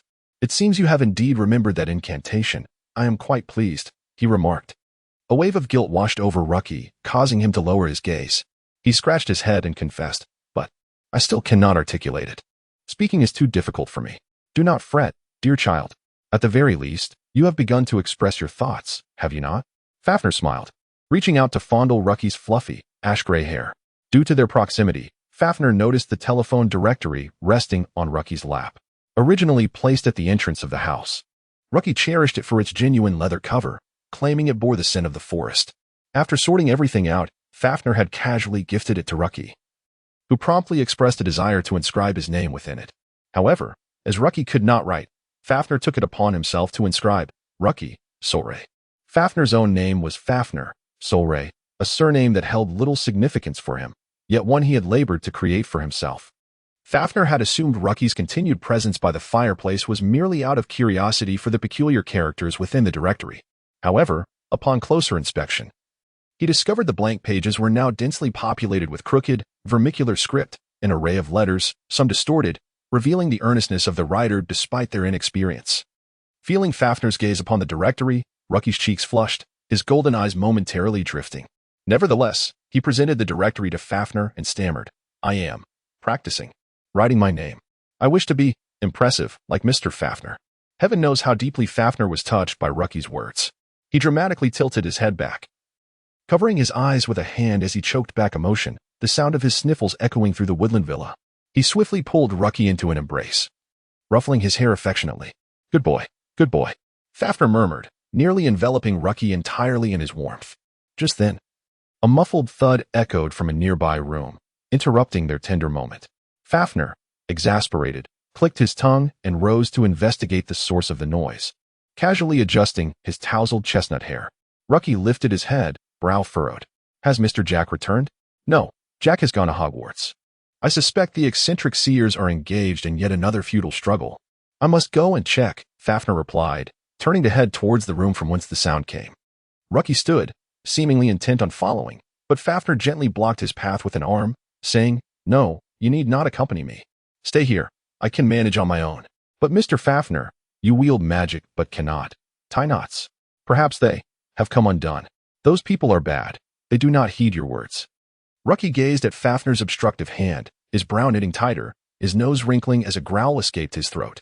Due to his natural lack of eyebrows, this expression, combined with his bright golden eyes, brighter than amber or champagne, evoked the sensation of being observed by a lurking wolf of the forest. Upon witnessing the expression on Zuki's face, Fafner let out a self-deprecating chuckle. He reached out to smooth the furrowed brow of Zuki, then, disregarding Zuki's protests, produced a large wood wand from within his cloak. With a deft motion, he drew a line on the ground before Zuki. As Zuki attempted to step over the line, he felt a searing sensation, akin to being burned by molten lava, causing him to yelp and instinctively leap back, away from that boundary. Fafnir, satisfied, nodded at the line before turning to walk towards the room. This chamber, located at the innermost part of a 3-story cottage nestled within a secluded valley, housed an ancient study that had stood for over a century. Fafnir recalled the emotions that surged within him upon his first entrance, where he beheld an elderly woman seated in a wooden wheelchair, enveloped in a plush goose-down blanket. Upon catching sight of the pendant she concealed deep within her garments, joy erupted within him, for he had found the right person. The pendant was a fragment of a scale, and Fafnir knew the true magnitude of that scale was beyond the comprehension of ordinary folk. The scale shimmered with a color reminiscent of labradorite, casting iridescent hues under the light. Though it appeared translucent, its surface bore a rough texture, and a firm grip could easily draw blood from its sharp edges. Despite the years of care that had softened the pendant in the elder's possession, Fafnir still felt a familiar, slight sting as he caressed it. Subduing this family was effortless for Fafnir. Before they could fully comprehend the situation, he had ensnared them within the depths of the study using illusions and runes, alongside the elderly woman who had steadfastly refused to meet his gaze since his arrival. Fafnir reflected on his good fortune in rescuing that jack-o'-lantern spirit from captivity 2 centuries prior, a decision that had proven astute. As his hand grasped the doorknob of the study, he adjusted his breathing nonchalantly and swung open the door. The elderly woman, her hair completely white and her complexion ashen, remained turned away in her wheelchair. Meanwhile, the other 3 occupants of the room, the male and female heads of the household and their son, instinctively recoiled into a corner of the room, their eyes wide with fear. Nevertheless, the man bravely positioned himself in front of his family. Fafnir could not suppress a bemused click of his tongue at the sight before him. Unlike the straightforward 12-year-old Zuki, Fafnir was far more complex and adept at discerning the appropriate demeanor for any given situation.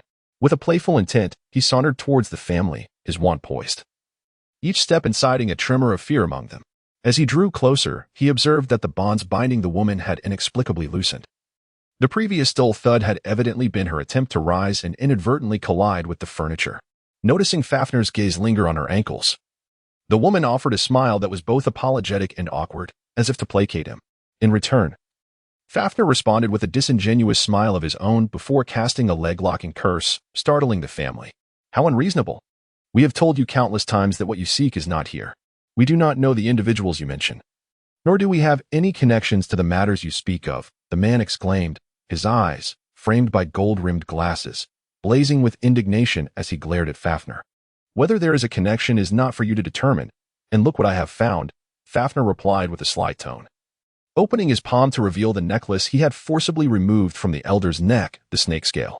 At that moment, his gaze flickered to a poster displayed on the wall of the study, emblazoned with exaggerated black lettering, the Russell family, the greatest lineage of prophets. Upon seeing this, Fafnir let out a scoffing laugh, his dark eyes reflecting the terror of the Russell family, as if that darkness sought to engulf them entirely. He began to pace the room restlessly, his tone a mixture of accusation and narrative as he addressed the family, upon seeing the scale in my palm. The Russell family collectively displayed expressions of fear and confusion, murmuring among themselves. Fragments of their hushed dialogue hinted at heirlooms, ancestors, and a grandmother, though the specifics eluded Fafnir. Ultimately, their discussion concluded with a resolute indignation, all eyes turning towards Fafnir as Mr. Russell spoke first. That is merely a scale our ancestor acquired, a family heirloom. I fail to see its relevance to your nonsensical claims. It appears you truly grasp nothing, or perhaps the esteemed prophet you revere, this elderly woman, has told you nothing? Fafnir chuckled silently, extending a hand towards Mr. Russell as if inviting him to comprehend. Are you not curious? The ability of prophecy is not one easily wielded, and yet, how is it that every member of the Russell family possesses such a gift? As he uttered these words, Fafnir's previously squinted eyes widened, his smile radiant yet menacing, as if he intended to devour those before him. He slightly parted his lips. Whether it was merely an illusion or not, it seemed his teeth had sharpened. What if I told you that your family's abilities were never truly your own? Due to the author's constraints, the special Christmas segment follows. On this Christmas Day, I wish everyone a joyous holiday filled with warmth and peace. Let us also take a moment to reflect on the Christmas wishes of each character.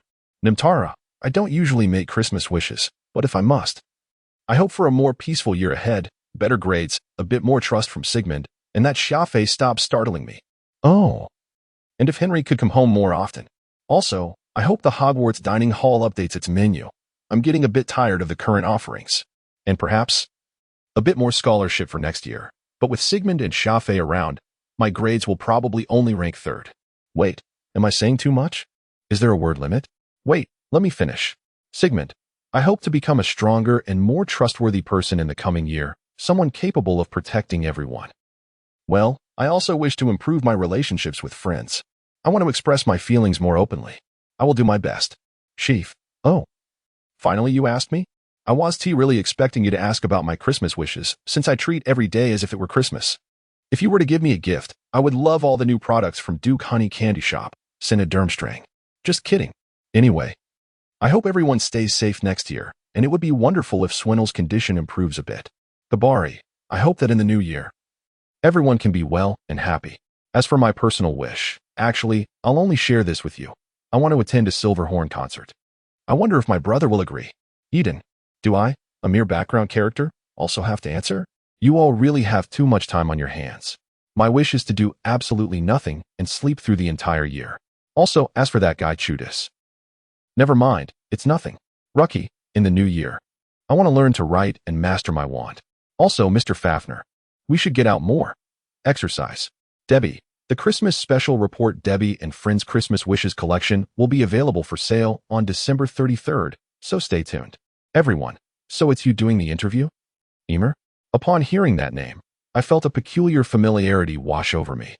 Yet my distaste for the individual who attacked Sigmund and me was far stronger than this fleeting sensation.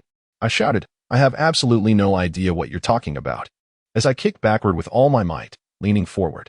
Although my foot met only air, the gesture proved effective. A strange black shape was sent flying from behind me, spinning through the air like a kicked soccer ball before finally coming to a halt. To my astonishment, it was a pumpkin head. Specifically one with a poorly carved smiley face and limbs resembling black twigs, floating in midair.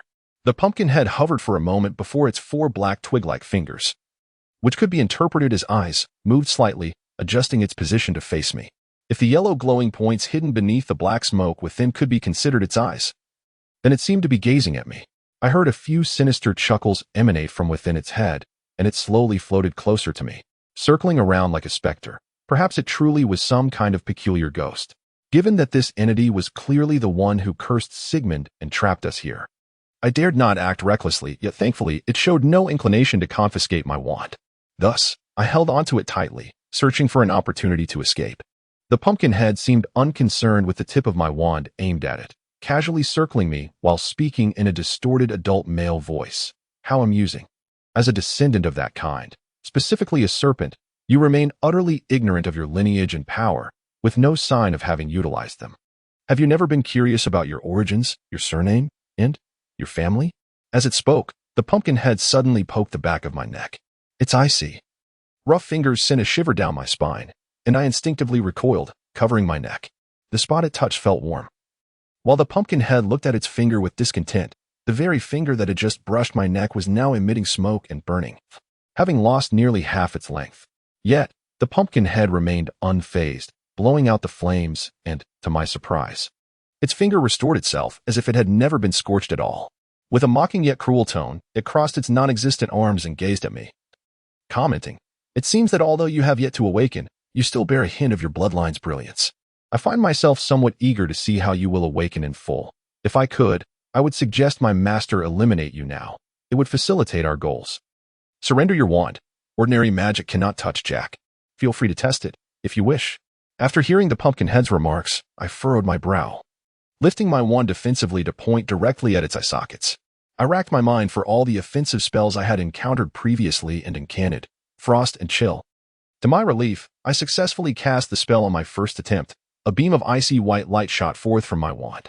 However, just as it was about to strike the pumpkin head, the light was repelled as if it had encountered an indestructible barrier, passing through the black mist and dissipating in an instant. I heard the pumpkin head's triumphant laughter, and its gesture of spreading its arms seemed to remind me that, despite my ability to potentially burn it, I was still no match for it. However, defeating it was not my primary concern. I could not afford to give up. From the burn marks on its fingers, I deduced that it likely could not touch or harm me at will. While I remained uncertain of the reasons behind this, and unaware of what Emer truly was, I realized that since it could not harm me, I had reason to consider protecting Sigmund and breaking through the encircling black mist. My gaze shifted to Sigmund, who lay unconscious on the ground, his face now entirely covered with a layer of pristine frost, appearing extremely pale. Upon closer inspection, I noticed his lips trembling and a peculiar blue pattern glowing on his forehead, steadily spreading across his body. He might not last much longer. Not only did I need to hurry and take Sigmund away from here, but I also had to extract sufficient information from this pumpkin head. Biting my lip, I thought to myself, and before Jack could respond, I added, "What have you done to Sigmund? I know you cannot touch me. If I were to embrace you entirely, would your pumpkin head be incinerated?" My intention was to threaten this inexplicable pumpkin head, hoping to dissuade it from harming me and Sigmund. Yet my words evidently had the opposite effect. After I posed my question, the pumpkin head laughed sinisterly, covering its carved mouth with jagged teeth, and seemed to dance excitedly in the air. Suddenly, it shot forward, coming within 2 centimeters of my face. Hee hee. That question might just earn you some respect from Jack. He knew you would ask that, but the cunning Jack wanted to reveal my master's intentions. However, in return, Jack can tell you what his current objective is. As Jack spoke, he gestured toward the Sigmund lying on the ground, his tone a blend of grievance and innocence, as if merely requesting our cooperation in his endeavors. Yet, beneath the surface lay an unmistakable aggression, and with his words, I sensed the thick fog enveloping us grow denser. A foreboding chill enveloped me like ice, my thoughts stirred, and beads of cold sweat formed on my forehead. I maintained an indifferent facade, positioning Sigmund protectively behind me, then feigned calmness as I replied, "So your name is Jack. I feel as if I know you. Could you be the legendary Jack-o'-lantern? The one from Halloween?" "It's Jack, not Jack-o'-lantern. I am the greatest Halloween spirit. My soul is unwelcome in both heaven and hell." Upon hearing the name Jack-o'-lantern, Jack became visibly agitated, his large, round pumpkin head quivering, releasing a cloud of acrid black smoke from the carved eyes, nose, and mouth. Soon, he seemed to regain his composure, awkwardly clearing his throat and adjusting an imaginary tie around his non-existent neck. Then, in a tone reminiscent of a radio drama actor, he addressed me. "My master has promised that once his grand design succeeds, my soul will be allowed into the divine mist there. I shall no longer be a mere weak spirit with a pumpkin head, but a servant of the gods."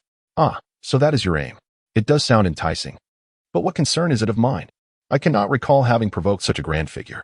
Despite the absence of information aiding Sigmund in his plight, I lowered my head slightly, gritting my teeth in response.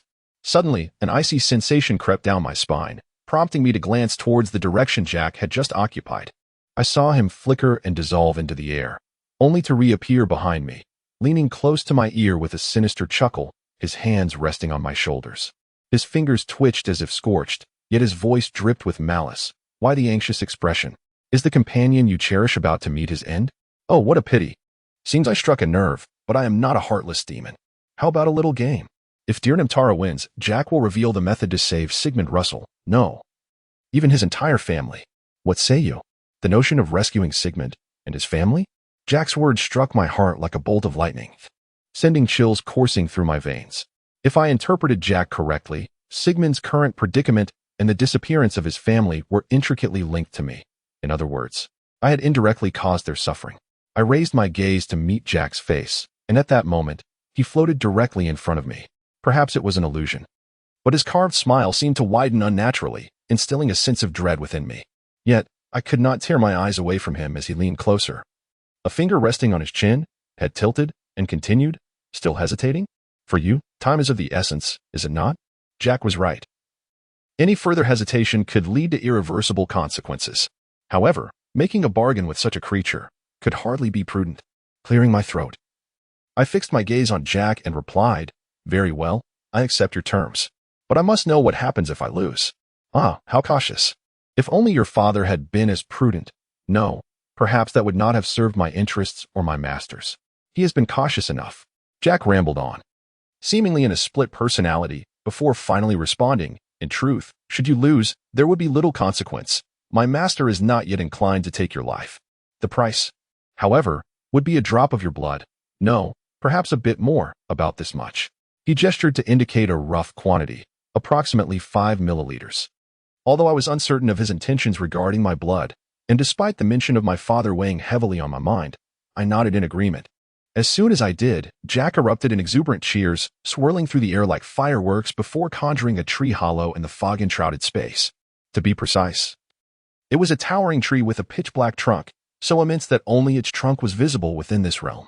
The tree was not only tall but wide enough to measure at least 2 of me across. At its center, facing Jack and me, was a vast hollow, dark and strewn with charred black leaves. Though my rational mind insisted it was merely a hollow, my instincts screamed of a hidden abyss within. I swallowed hard and turned to Jack, asking, "What must I do?" "Why, you must enter this hollow. You didn't think I conjured it merely for your amusement, did you?" Of course, Jack had set an additional challenge for Nimtara. "Inside this hollow lie all the pumpkin heads I have used before. If Nimtara can locate the oldest one within 5 minutes, it's quite simple. Simply find the one that appears the most decayed, then Nimtara may bring it to Jack. And he shall reveal the method to rescue Sigmund Russell." Jack explained. A gust of burnt air swept past me, and Jack floated beside the hollow, gesturing for me to proceed. His sinister gaze peered from the hollow's darkened eye sockets, sending shivers down my spine. Yet, this might be my only chance to save Sigmund. I gritted my teeth, bent down, and closed my eyes, plunging headlong into the hollow. As my intuition suggested, the interior space was far more expansive than a mere hollow. I stood upright within, even reaching overhead without touching the ceiling. The temperature was significantly colder than outside, and when I exhaled, I could see my breath. However, the darkness swallowed all light, save for a faint glow at the entrance. Finding the oldest pumpkin head within 5 minutes seemed utterly impossible. I felt a pang of regret for accepting Jack's frivolous challenge, glancing back at the hollow's entrance, where Jack stood, unyielding, watching me with a malicious grin. I had no choice but to hastily avert my gaze, uncertain whether it was merely my imagination, but I sensed an increasing chill within the tree hollow. Instinctively, I plunged my hands into my pockets in search of warmth, and at that moment, a familiar sensation brushed my fingertips, a crumpled little booklet, once soaked in red ink, which Debbie Gruber had given me on the first day of school during her interview about Halloween. The tale of Jack, the Pumpkin King, is an ancient Irish legend. In this narrative, the protagonist is known as Jack Lantern, a miserly and malevolent drunkard who relished playing cruel pranks on others. He often boasted loudly in the tavern while orchestrating outrageous tricks, earning the disdain of those around him. One fateful night, as Jack indulged in his usual revelry, he encountered a demon, cleverly disguised as a human, who had come to the bar for a drink. The two engaged in jovial conversation and even wagered on a game of chance. However, as Jack's intoxication waned, he realized the true identity of his companion and devised a prank against the demon. He led the demon to a tree hollow, claiming it concealed exquisite wine, and urged the demon to enter and retrieve it. Once the demon was ensnared within, Jack swiftly marked the entrance with a cross, trapping the demon inside. He coerced the demon into promising that, upon his death, it would not escort him to hell. Reluctantly, the demon acquiesced. Upon his demise, Jack's spirit found itself at the gates of hell, only to be barred entry by the gatekeeper, who jested that demons are steadfast in their word and would never allow him to descend into hell. Yet, Jack's misdeeds in life had rendered his soul unworthy of heaven. Thus, he was condemned to wander the earth, a restless spirit, forsaken in the cold, with no kin to honor him. Shivering from the chill, Jack returned to the gates of hell, pleading for entry. To dismiss him, the gatekeeper offered him 2 unquenchable coals from the infernal flames, sending Jack back into the world of the living. With only the coals to sustain him, Jack soon stumbled upon a patch of oversized turnips. He hollowed one out, placed the coals inside, and continued his eternal wandering, carrying the turnip with him.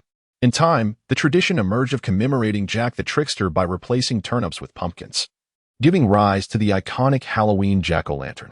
My fingers caressed the booklet Debbie had gifted me, its contents vividly unfolding in my mind. Despite her insistence that it was merely a small gift created by her and her father, the stories within captivated me so thoroughly that I kept it in my pocket, often perusing its pages during moments of leisure. The tale of Jack Lantern, nestled on the 5th page, left a profound impression on me. Now, as I engaged in my own trickery with a jack-o'-lantern spirit, I recalled Jack's earlier words about the greatest Halloween sprites and the diminutive souls adorned with pumpkin heads. The Jack standing guard outside appeared to embody the very protagonist of the legend. Thus, if I were to infer from the tale, the ancient pumpkin head Jack referred to was not, in fact, a pumpkin but rather a turnip. Searching amidst pumpkins would yield no result. He had misled me from the outset, steering me toward the belief that I must locate a decaying pumpkin. I hoped that within this tree hollow, there existed but one turnip head. With this thought in mind, I inhaled deeply, praying fervently, my mind racing with the incantations I had practiced for the flying spell. I raised my wand towards the darkness within the hollow and intoned, "Turnip, fly to me." As my words echoed into the void, there was a swift whoosh, followed by the clattering sound of numerous circular objects tumbling. A grayish-white object, roughly the size of my head, hurtled towards me, landing in my hands with a force that nearly numbed my palms. As I discerned the thick dust and the charred aroma emanating from it, I realized I might have indeed succeeded. To be cautious, I cast the flying spell again in various directions within the hollow, but to no avail. It seemed Jack had concealed only one turnip head within, cradling the hollowed turnip in both hands. I felt a wave of relief wash over me and turned to exit the hollow. Upon reaching the entrance, Jack awaited me, initially extending its branch-like hand in a mocking gesture. However, when it beheld the grayish turnip head I cradled, its buoyancy faltered, momentarily freezing in place like a statue devoid of a pedestal. After a brief pause, a plume of thick black smoke erupted from its pumpkin-shaped eyes, and white steam visibly emanated from the turnip, as though it were succumbing to the heat of the coals within. When I extended my hand, offering the turnip head, Jack refused to take it. Instead, it stomped its non-existent foot furiously and suddenly darted outside the hollow. Before I could comprehend the situation, thick, resilient black vines ensnared the entrance, sealing it shut. Alarm surged within me. Jack clearly intended to retract its promise. I rushed forward, desperate to dislodge the vines. But they were as unyielding as iron. "You are deceiving me. You promised that if I found your original pumpkin head, you would reveal the method to save Sigmund." Anger surged within me as I cried out to Jack, who was now anxiously fluttering around the hollow's entrance, attempting to reach him through the gaps in the vines. Yet, my efforts were futile. Jack, seemingly provoked, whirled outside the hollow, and upon hearing my words, darted towards me, releasing a cloud of acrid smoke that caused me to cough violently. Through the gaps in the vines, it reached in and seized my neck, pulling me towards the opening. Its icy fingers constricted my throat, bitterness rising from my depths, forcing me to behold its face. "You wretched, cunning little imp. You must have cheated to escape my prank. I am Jack, the king of tricks. I do not renege. It is you who failed to see through my ruse. Even the demons could not unravel my trickery. Now tell me, how did you cheat?" A torrent of venomous words spewed forth from Jack's pumpkin maw, its grasp constricting my throat. Within its hollow eyes, I discerned the faint embers of burning coal. "In every conceivable way, you should be expressing gratitude. It was I who furnished you with the truth incantation, albeit a corrupted version, capable of summoning adversaries. It was I who spirited away that naive and foolish Russell which to aid in the completion of the ritual. It is I who stand here, obstructing your path to rescue the Russell scion, lest you disrupt the subterranean ceremony. All of this is for you and your father, who betrayed my master, so that you may swiftly transform into your true serpentine form and return to whence you belong." As Jack spoke, its grip on my neck intensified, my vision threatening to fade. Yet, its words spurred my mind into overdrive. I clawed at its fingers while gasping, "Wait, you gave me that incantation?" I recalled the harrowing scene of invoking the truth incantation, the spectral figures with gaping maws encircling me, threatening to consume me. The memory still sent shivers down my spine. Jack, upon hearing my strained question, emitted a series of shrill cackles. It then slammed my face against the vines and whispered into my ear, "Indeed, it was I, were it not for the magnificent Jack. Who else could have circumvented the restrictions of the Hogwarts restricted section and inscribed a unique incantation upon a forbidden tome? It was amusing to witness you besieged by vengeful spirits. You and your forebears must have provoked and slain many, no? Alas, those wraiths failed to claim your life. Someone protects you, and you merely heard some melodies from home, summoning wraiths, claiming lives." My consciousness waned, and I lacked the strength to dislodge Jack's grip. Yet, based on Jack's revelation, I believed I possessed a final, desperate gambit. Trembling, I raised my wand, aiming it at Jack. It noticed the wand's tip, but merely chuckled derisively. "I told you, most spells are ineffectual against me. Surely you knew that?" I felt its fetid breath upon my face, inciting nausea, but I suppressed it. I mimicked its grin and retorted, "But this incantation, you may not be able to defend against." I closed my eyes, averting my gaze from Jack's grotesque visage, now covered in repulsive striations. I struggled to calm my frantic heart, chanting, "Time's footsteps, ever 3. Wait, you're casting the truth incantation? The future swiftly flees. Hey, I'm already a wraith. What do you intend to summon? The present eternally stills. Listen, kid, I'm serious. Stop. You wouldn't be doing this if you weren't sure I wouldn't kill you, right? Don't you want to know how to save your friend? The past tardily arrives. Upon uttering the final phrase, I opened my eyes. Seeing the white frost creeping across the vines and the ethereal mist enveloping Jack and me, I knew I had gambled correctly. The white fog thickened. And as before, spectral figures shrieked and lunged at us, their numbers exceeding my previous encounter. Jack released my neck and frantically scanned its surroundings, seemingly terrified. Released from Jack's grasp, I collapsed to the ground, the bitter taste of bile rising in my throat, prompting me to retch and cough. As I sensed the spectral figures attempting to invade my mouth, I clamped my hand over it, stifling the urge to vomit. The discomfort of suppressed retching brought tears to my eyes, blurring my vision with an icy white expanse.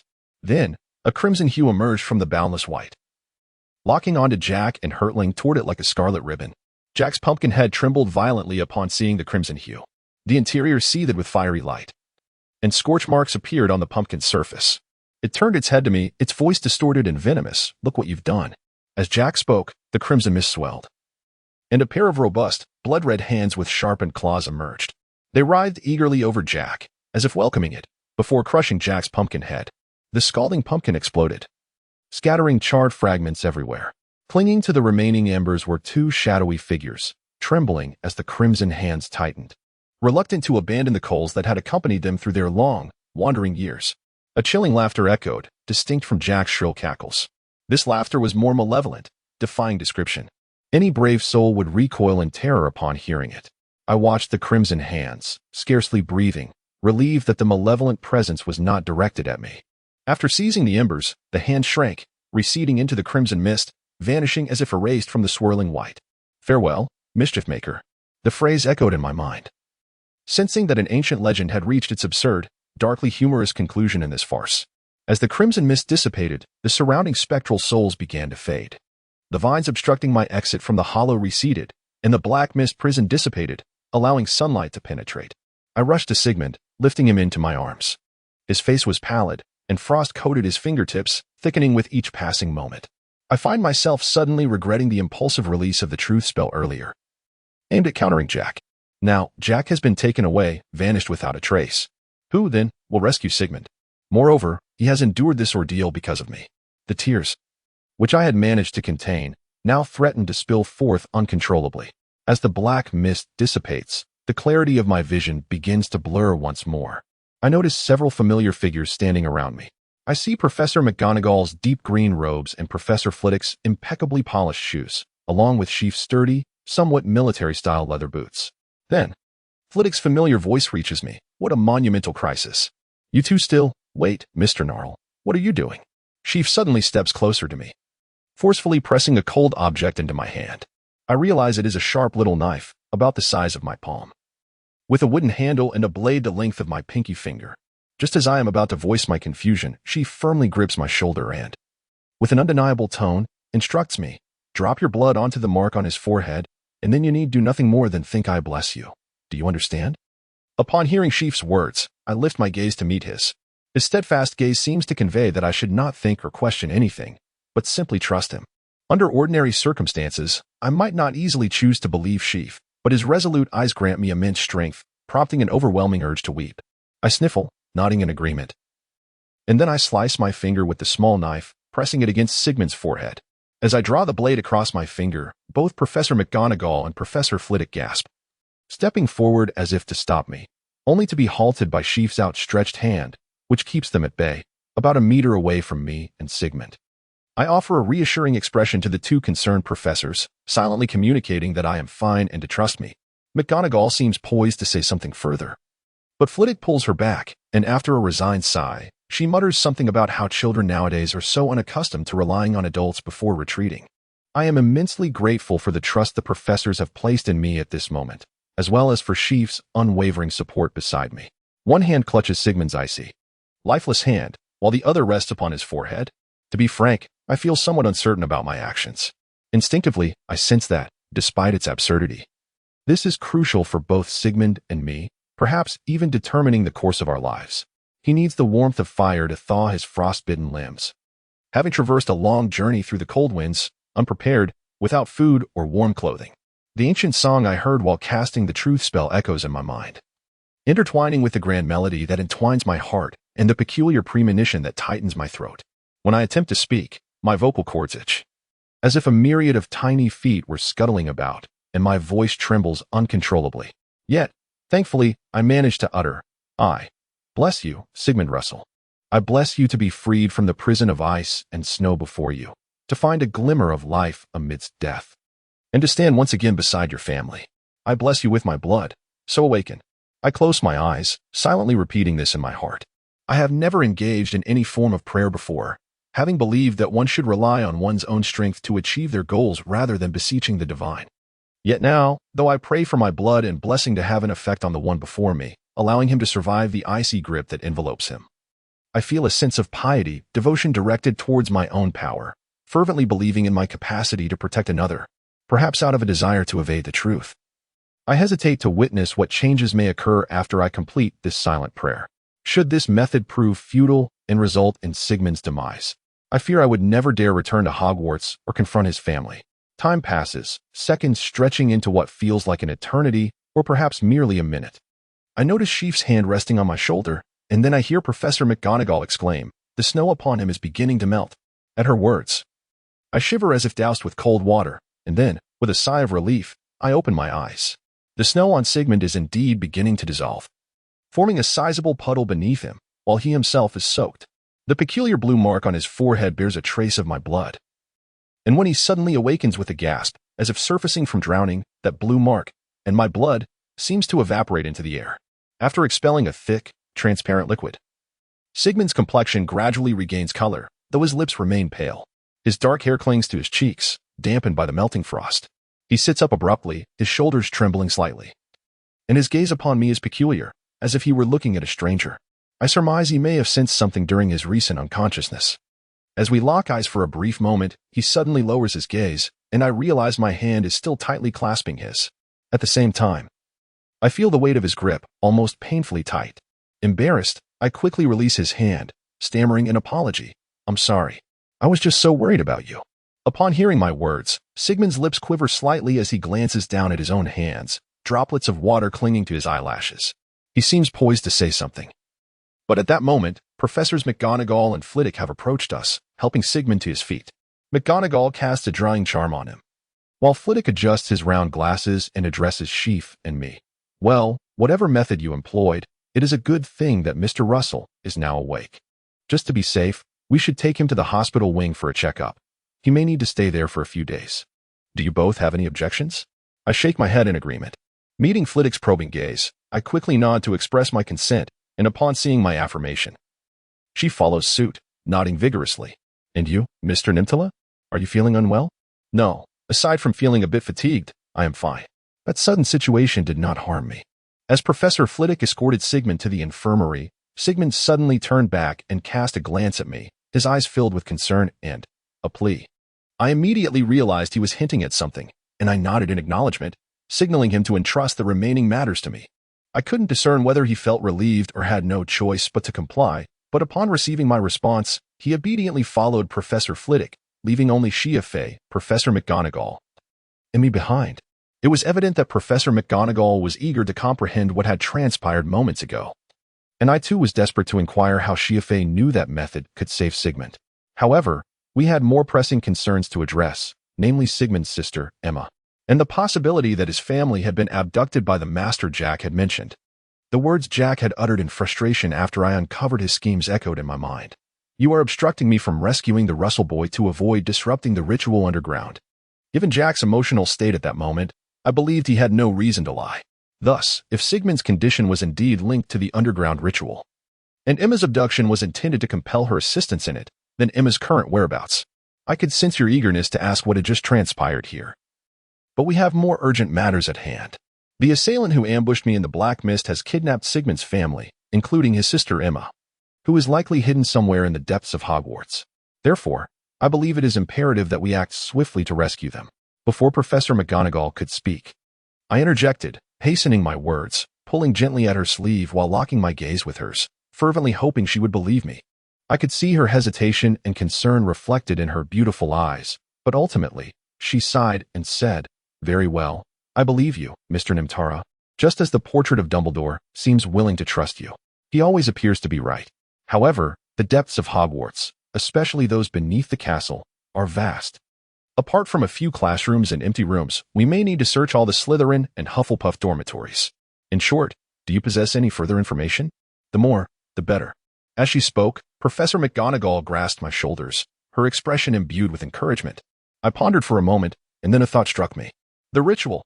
I believe it must be a place where a certain magical ceremony can be discreetly conducted or prepared. Professor McGonagall, does Hogwarts have such a place? Upon hearing my words, I noticed her mouth forming an A shape as her eyes blinked rapidly before she replied. I know of a place that fits that description. She hesitated slightly, then suddenly turned her head and muttered softly, I can't believe that place still exists after all these years, before returning her gaze to me. Taking a deep breath, she continued, it is the Chamber of Secrets. However, since Harry Potter rescued Ginny from the chamber, it has remained sealed. Although the basilisk has long been vanquished, I still do not consider the chamber a safe location. Professor McGonagall cleared her throat and solemnly explained, her crystalline eyes surveying both Seaf and me. Fortunately, I had already dispatched Aurors to search areas beneath Hogwarts, excluding the chamber, for I have long suspected something amiss there. Professor McGonagall's wisdom filled me with joy, for her words significantly diminished the extent of our search. Yet upon noticing my smile, she cleared her throat once more and added, but that only pertains to areas beneath Hogwarts aside from the chamber.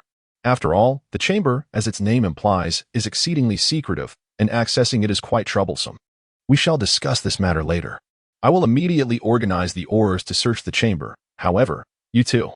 I believe Hogwarts has not fallen so low as to require 2 children to resolve this crisis. Therefore, it would be best for you to rest now. Your prefect will take good care of you, or would you prefer to accompany Mr. Russell in the infirmary? After making her statement, Professor McGonagall gestured for us to proceed, her other hand poised to cast a displacement charm to transport us. No, Professor McGonagall, I wish to accompany you, I responded urgently, stepping forward. Their target was me. I did not believe I should act alone with Seaf.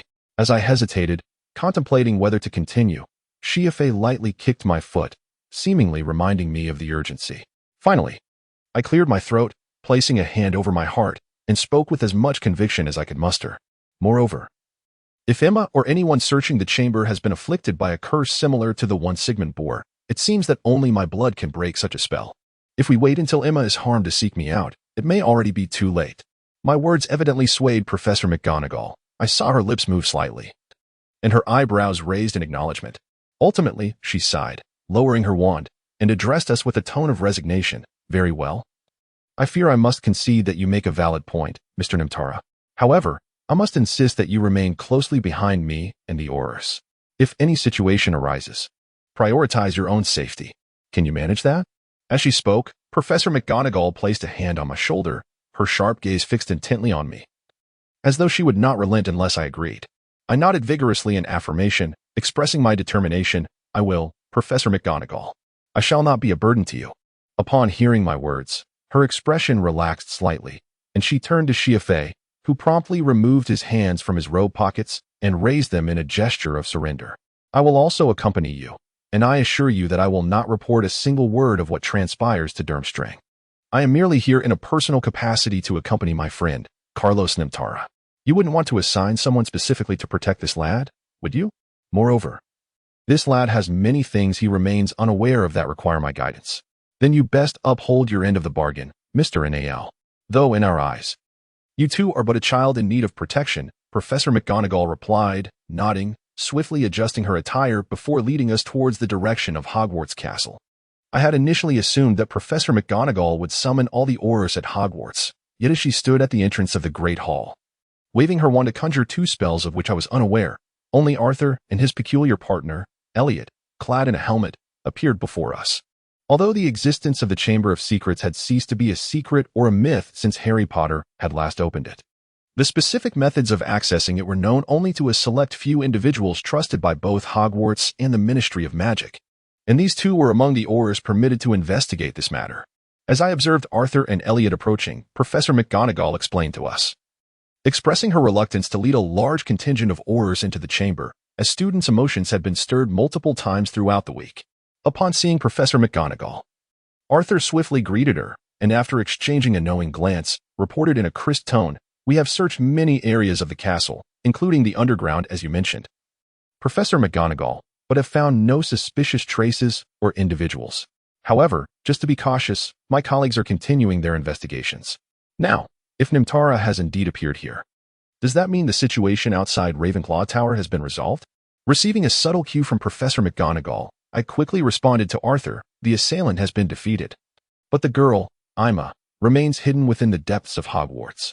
If your searches elsewhere in the Hogwarts underground yielded no results, she must be in the chamber. Thus, we must venture into the chamber to retrieve the girl.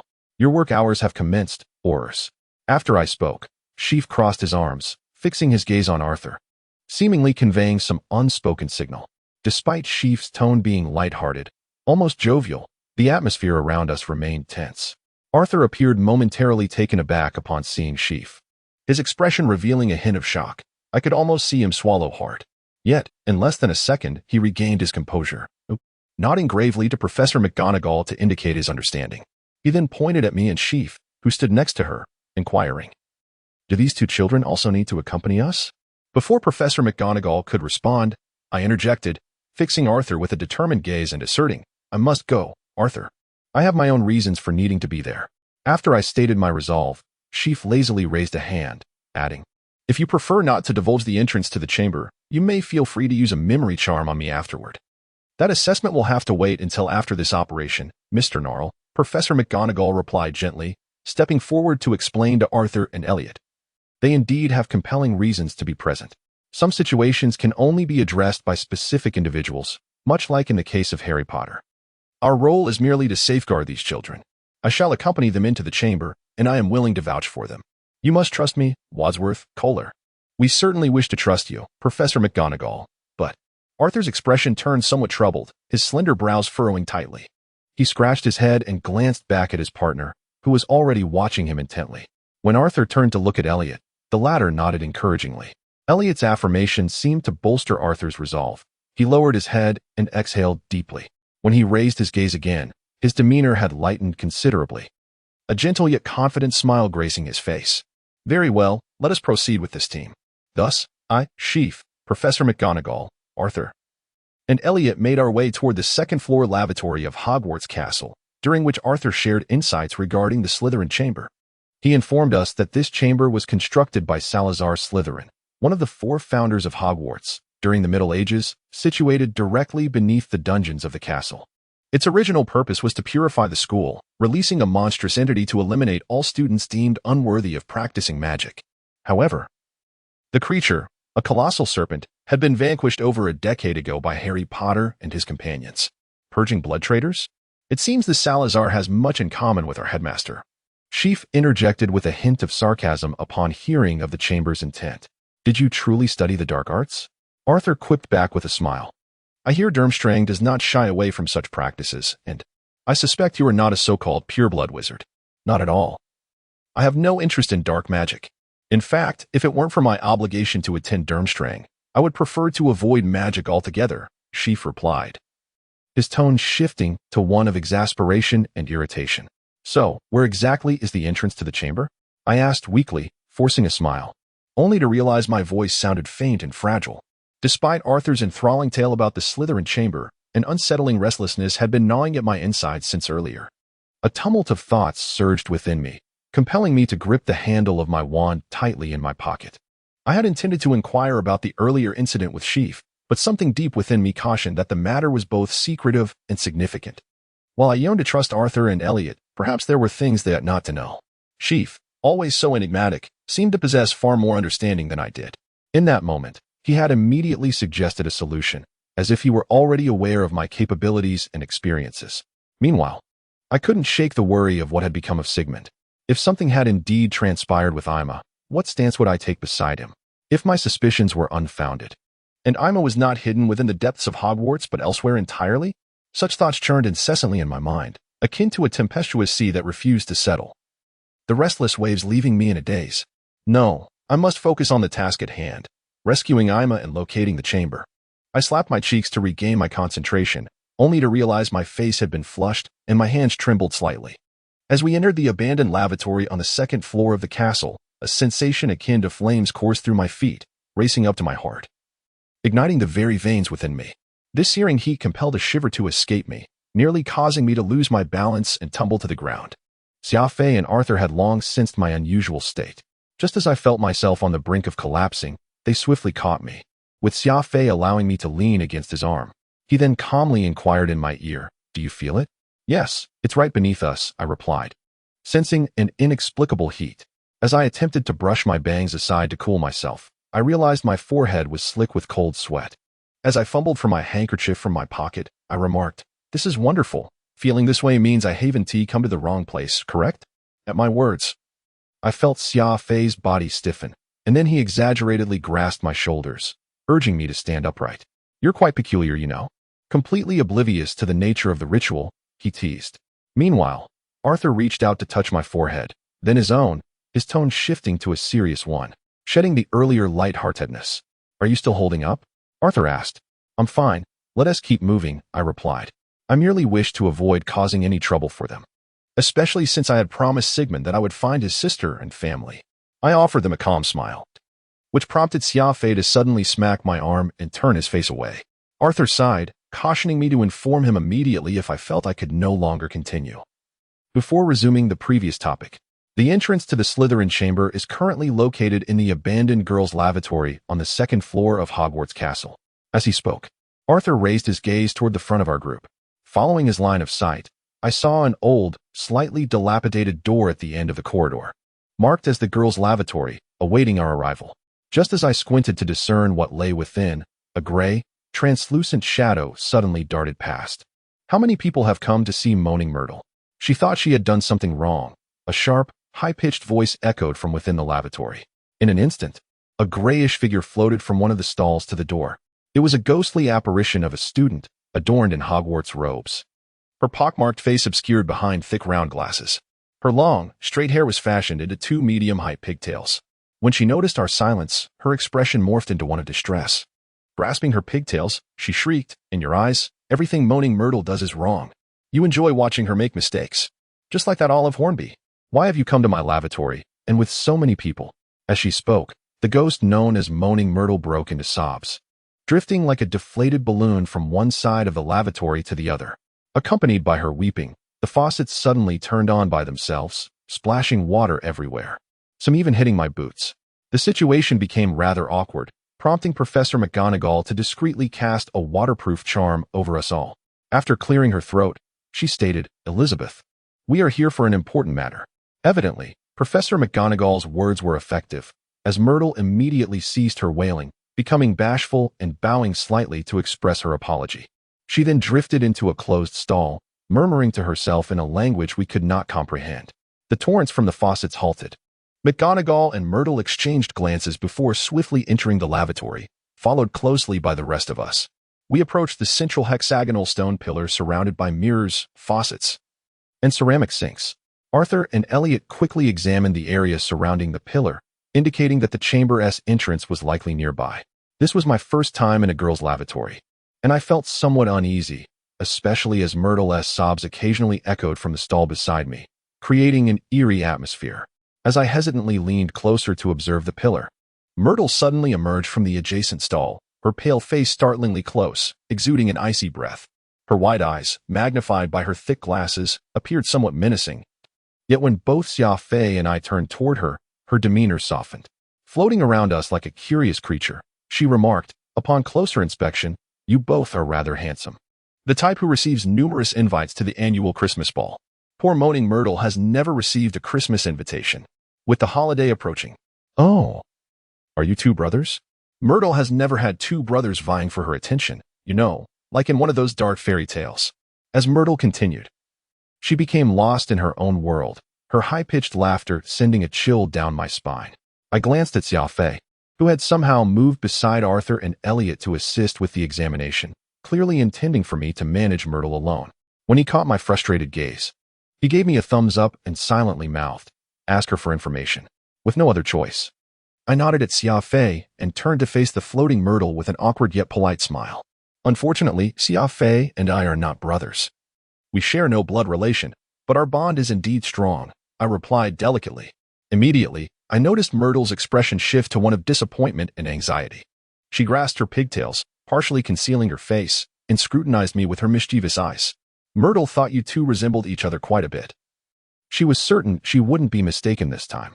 Myrtle must be rather foolish, not even perceiving such a ruse. Oh! As she prepared to cry again, the faucet emitted a loud clatter, prompting me to interject and soothe her.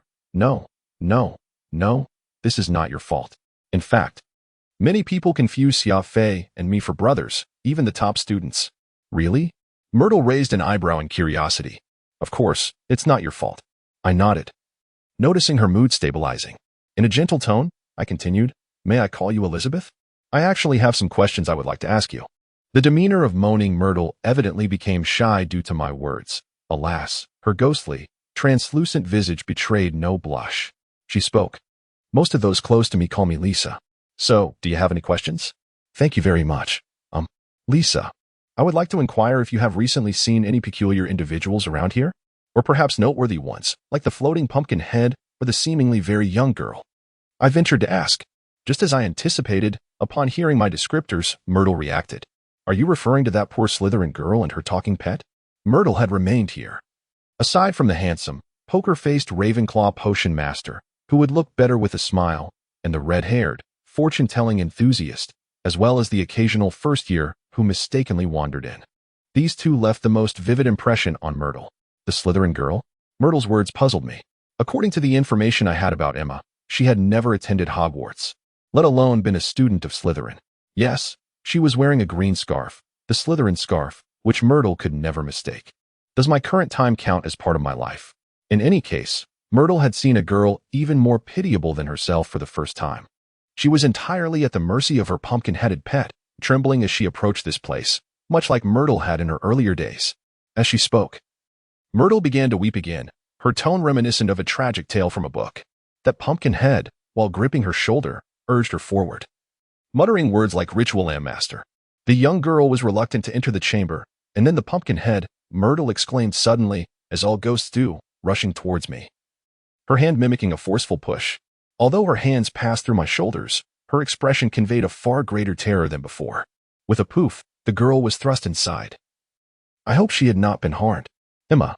With Myrtle's narration, I became increasingly convinced that the Slytherin girl was indeed Sigman's sister, Emma Russell. However, the tale still left me profoundly unsettled, and I silently prayed for Emma's safety. Meanwhile, Myrtle continued her tale, drifting to the side of a restroom stall and addressing me. In addition, that pumpkin head has brought many strange items. If you ask me, these black ghosts are far more brutal than we pale ones. To rescue a girl as unfortunate as I am, Myrtle secretly left this behind while the pumpkin head moved its belongings into the chamber.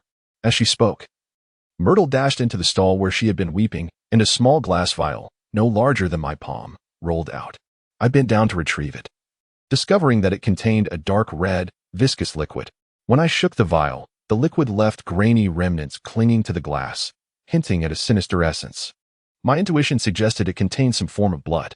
Just as I was about to open the vial to inspect the contents, Arthur, who had been examining the chamber's entrance, waved me over and said, Elliot and I have conducted a preliminary inspection of the chamber's entrance and a section of the path inside. At least we won't encounter traps immediately upon entering. However, you were correct, Nimtara, this chamber has indeed been accessed recently. And not just once. There are green leaves on the stairs. I'm coming right away. I responded hastily to Arthur, then turned to Myrtle, holding up the vial. Thank you very much, Lisa. You have truly been a tremendous help. I must go now. This vial. Oh, keep it. Myrtle has no need for such things. I thought perhaps lacking one item might hinder their success. If you aim to rescue that girl, Myrtle will wholeheartedly support you. Myrtle smiled warmly at me. A first since our meeting, exuding kindness and even a certain beauty. I nodded appreciatively at Myrtle, tucking the vial into the inner pocket of my robe. Then quickly turned and ran towards my companions waiting at the entrance of the chamber. The entrance to the chamber had now been opened. The massive stone pillar indeed functioned as a unique mechanism. When it separated in the middle, it revealed a dark staircase below. As I approached, a chilling, foul wind swept over me, momentarily disorienting me. None of us spoke. After exchanging affirming glances, Elliot led the way, with Professor McGonagall and Arthur flanking me and Seaf on either side. Thus, we descended the staircase leading to the chamber, having previously cleared the path. Our way to the chamber was unobstructed. Everyone drew their wands to cast the Lumos spell, illuminating our path ahead. Although I had not used this spell before. After several attempts, I finally succeeded. The bright light emanating from the tip of my wand eased my nerves as I began to scan my surroundings. Rather than a mere path to the chamber, this area could more accurately be described as Hogwarts' underground tunnel network.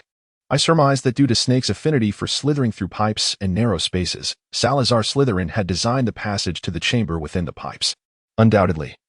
The chamber itself lay at the end of one such tunnel. Fortunately, although it was indeed a tunnel, the sanitary conditions were quite acceptable. Occasionally, a damp, foul breeze would waft towards us, but it was not the overwhelming stench that often pervades Muggle city sewers. As we passed by some walls, I noticed continuous, elongated marks on the pale stone, sending a shiver down my spine. Just then, Arthur spoke at an opportune moment. In fact, there was a massive basilisk within the previous Slytherin chamber. It was confined there for years, and when someone opened the chamber, it would slither through the pipes into Hogwarts, attacking innocent students. It is said that the basilisk was as thick as a hefty man. That was truly frightening. I recoiled slightly. Picturing such a colossal serpent crawling through here, I had no fondness for snakes. How hellish. You actually dislike snakes, Shiafi teased, sticking out her tongue at me. This remark struck me as rather profound. Just as I was about to inquire why she said that, Elliot, leading at the front of the group, suddenly halted.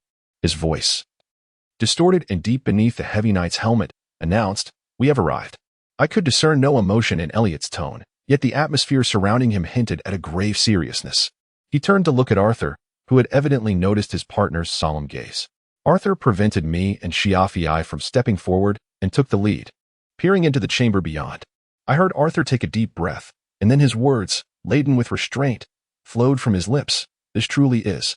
Agnete still vividly remembers the man who frequently visited her home during her childhood. In fact, the recollection of that man remains one of the most pronounced memories in Agnete's 88 years of life. The man was a longtime acquaintance of her grandmother and was also quite familiar with her mother. He resembled an ancient family heirloom, not formally integrated into their family lineage, sharing tales from centuries past to the present with an effortless grace. The family, however, never spoke of the man's age, and their demeanor toward him always hinted at a certain reverence. The day before the man's arrival, the household would seem to receive a silent signal. As they commenced a thorough cleaning, every corner, from the doors and windows to the floors, and even the flower pots nestled in the corners, would be rendered spotless. On the following morning, Agnete would be roused from her slumber at an unearthly hour, her mother placing a basket in her sleepy hands and instructing her to gather wild fruits from the forest. For that day, they would prepare the freshest of wild fruit pies. Yet, Agnete was too young to grasp the significance of this task.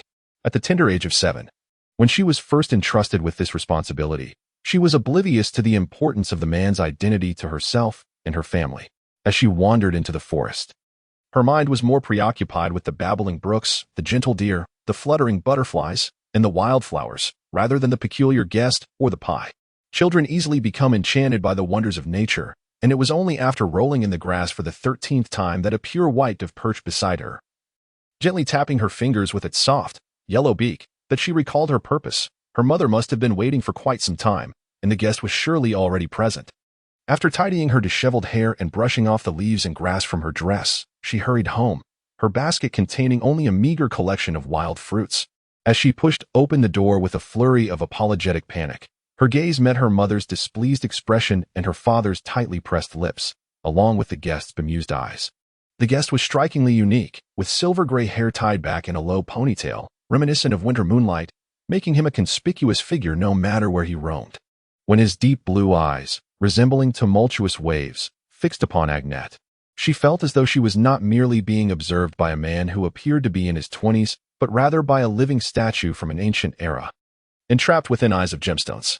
With a relaxed demeanor, the guest smiled at Agnete, gesturing as if to embrace her from his chair at the dining table. His English was somewhat halting, tinged with an unusual accent and some indistinct syllables, yet Agnete managed to discern his words. No need to be angry with the child, Sigman. If I were a child of her age summoned to the woods in the morning, I would likely return even later than she. The man then raised an eyebrow at Agnete, seemingly inviting her to approach him. Sensing her mother Sigman's watchful gaze, Agnete obediently lowered her head, placing the basket on the floor by the doorway, and tiptoed towards the man. His hands were remarkably soft, Yet when he took Agnette's hand and examined it closely, she felt as if she were touching a piece of soft ice, sending a shiver down her spine. "Your hands are quite cold, sir," Agnette remarked. The man's surprise was evident, and her mother shot Agnette a look of disapproval, yet the man remained unfazed. He gently released Agnette's hands and apologized. "I beg your pardon. I nearly forgot what my temperature signifies to humans." "Are you not human, sir?" Agnette's curiosity was piqued, as she had never directly conversed with this man before. Neither her mother nor father had ever mentioned his name, and her grandmother had begun to slumber deeply after her 60th birthday, waking only a fraction of the time she spent asleep, leaving Agnette with no opportunity to inquire. Who was this man? Where did he come from? Why did he not age? These questions lingered in Agnette's mind, and whenever she sought answers, her mother would only say that she would understand when she came of age. Now, standing before her, having just held her hand, the inquiry surged forth, impossible to suppress. Noticing the man's hesitation to respond, Agnette gently placed her hand on his. "Where do you come from? My parents told me you don't age. How is that possible? How do you know my grandmother?" "Hush, hush." The man placed a finger to his lips, offering a gentle shush, then continued, "I initially thought you were a silent, unruly little girl. But your display of wit and liveliness brings me joy, and I am more than willing to answer your questions." "Really? Thank you, sir." Agnette's heart soared at his response, yet her mother conveyed her concern. "Mr. Nimtara, is this?" "No, it's nothing. You may call me Carlos. I am a friend of your mother, Trelana, and thus, your family is my friend as well. I do not wish for my friends to treat me with undue formality." The man, Carlos Nimtara, replied, then turned to Agnette with a soft voice. "So now you know my name, Carlos Nimtara. That answers your first question. But you still haven't answered whether you are human or why you do not age," Agnette insisted, furrowing her brow. Carlos chuckled at Agnette's forthrightness, smoothing her furrowed brow with his hand as he stroked her hair. "Do not be in such a hurry, clever little girl. I can tell you that I am indeed not human. The form you see is not my true self, merely, a transformation, perhaps. You humans possess a peculiar magical ability known as animagus, do you not? I, too, possess the ability to transform into a human from an animal. In truth, I am quite ancient, old enough for my scales to have turned white." "Scales? Are you a fish?" "Fish do not have body heat," Agnette retorted. No, I am not a fish, but I am very close. I am a snake, a colossal one, far beyond your imagination. But now you are a human." "Indeed, at present. I am human. Are you a human or a serpent?" Agnette inquired, tilting her head with a furrowed brow and an innocent gaze directed at Carlos. As she continued her questioning, she found herself unconsciously stepping closer, resting her hands on Carlos's knees. "How can you be certain that your true essence is that of a snake and not a human? Perhaps you have simply lived for so long that you have forgotten your humanity, mistaking yourself for a serpent. Do you remember your birth?" A torrent of questions surged within Agnette as she observed Carlos. She sensed the hand that had been resting on her head suddenly stagnate, as if petrified by her words, leaving him seated like a statue.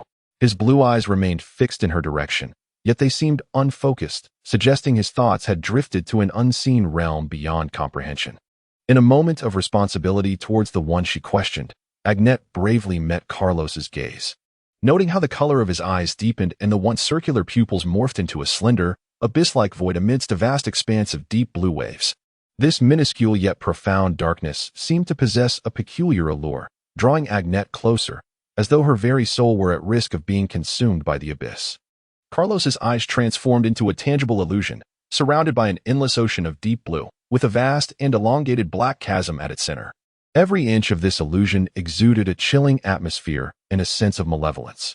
When Agnette involuntarily gazed into the depths of that black void, she beheld a serpent, so immense that a single scale surpassed her own breadth. Its head and tail were nowhere to be seen, as it glided through the endless abyss. Suddenly, the serpent halted, mirroring Carlos's own stillness, as its scales began to pale, transforming into a form reminiscent of white jade. At last, Agnette beheld the serpent's head, a creature bearing sharp fangs and possessing blue eyes that locked onto her.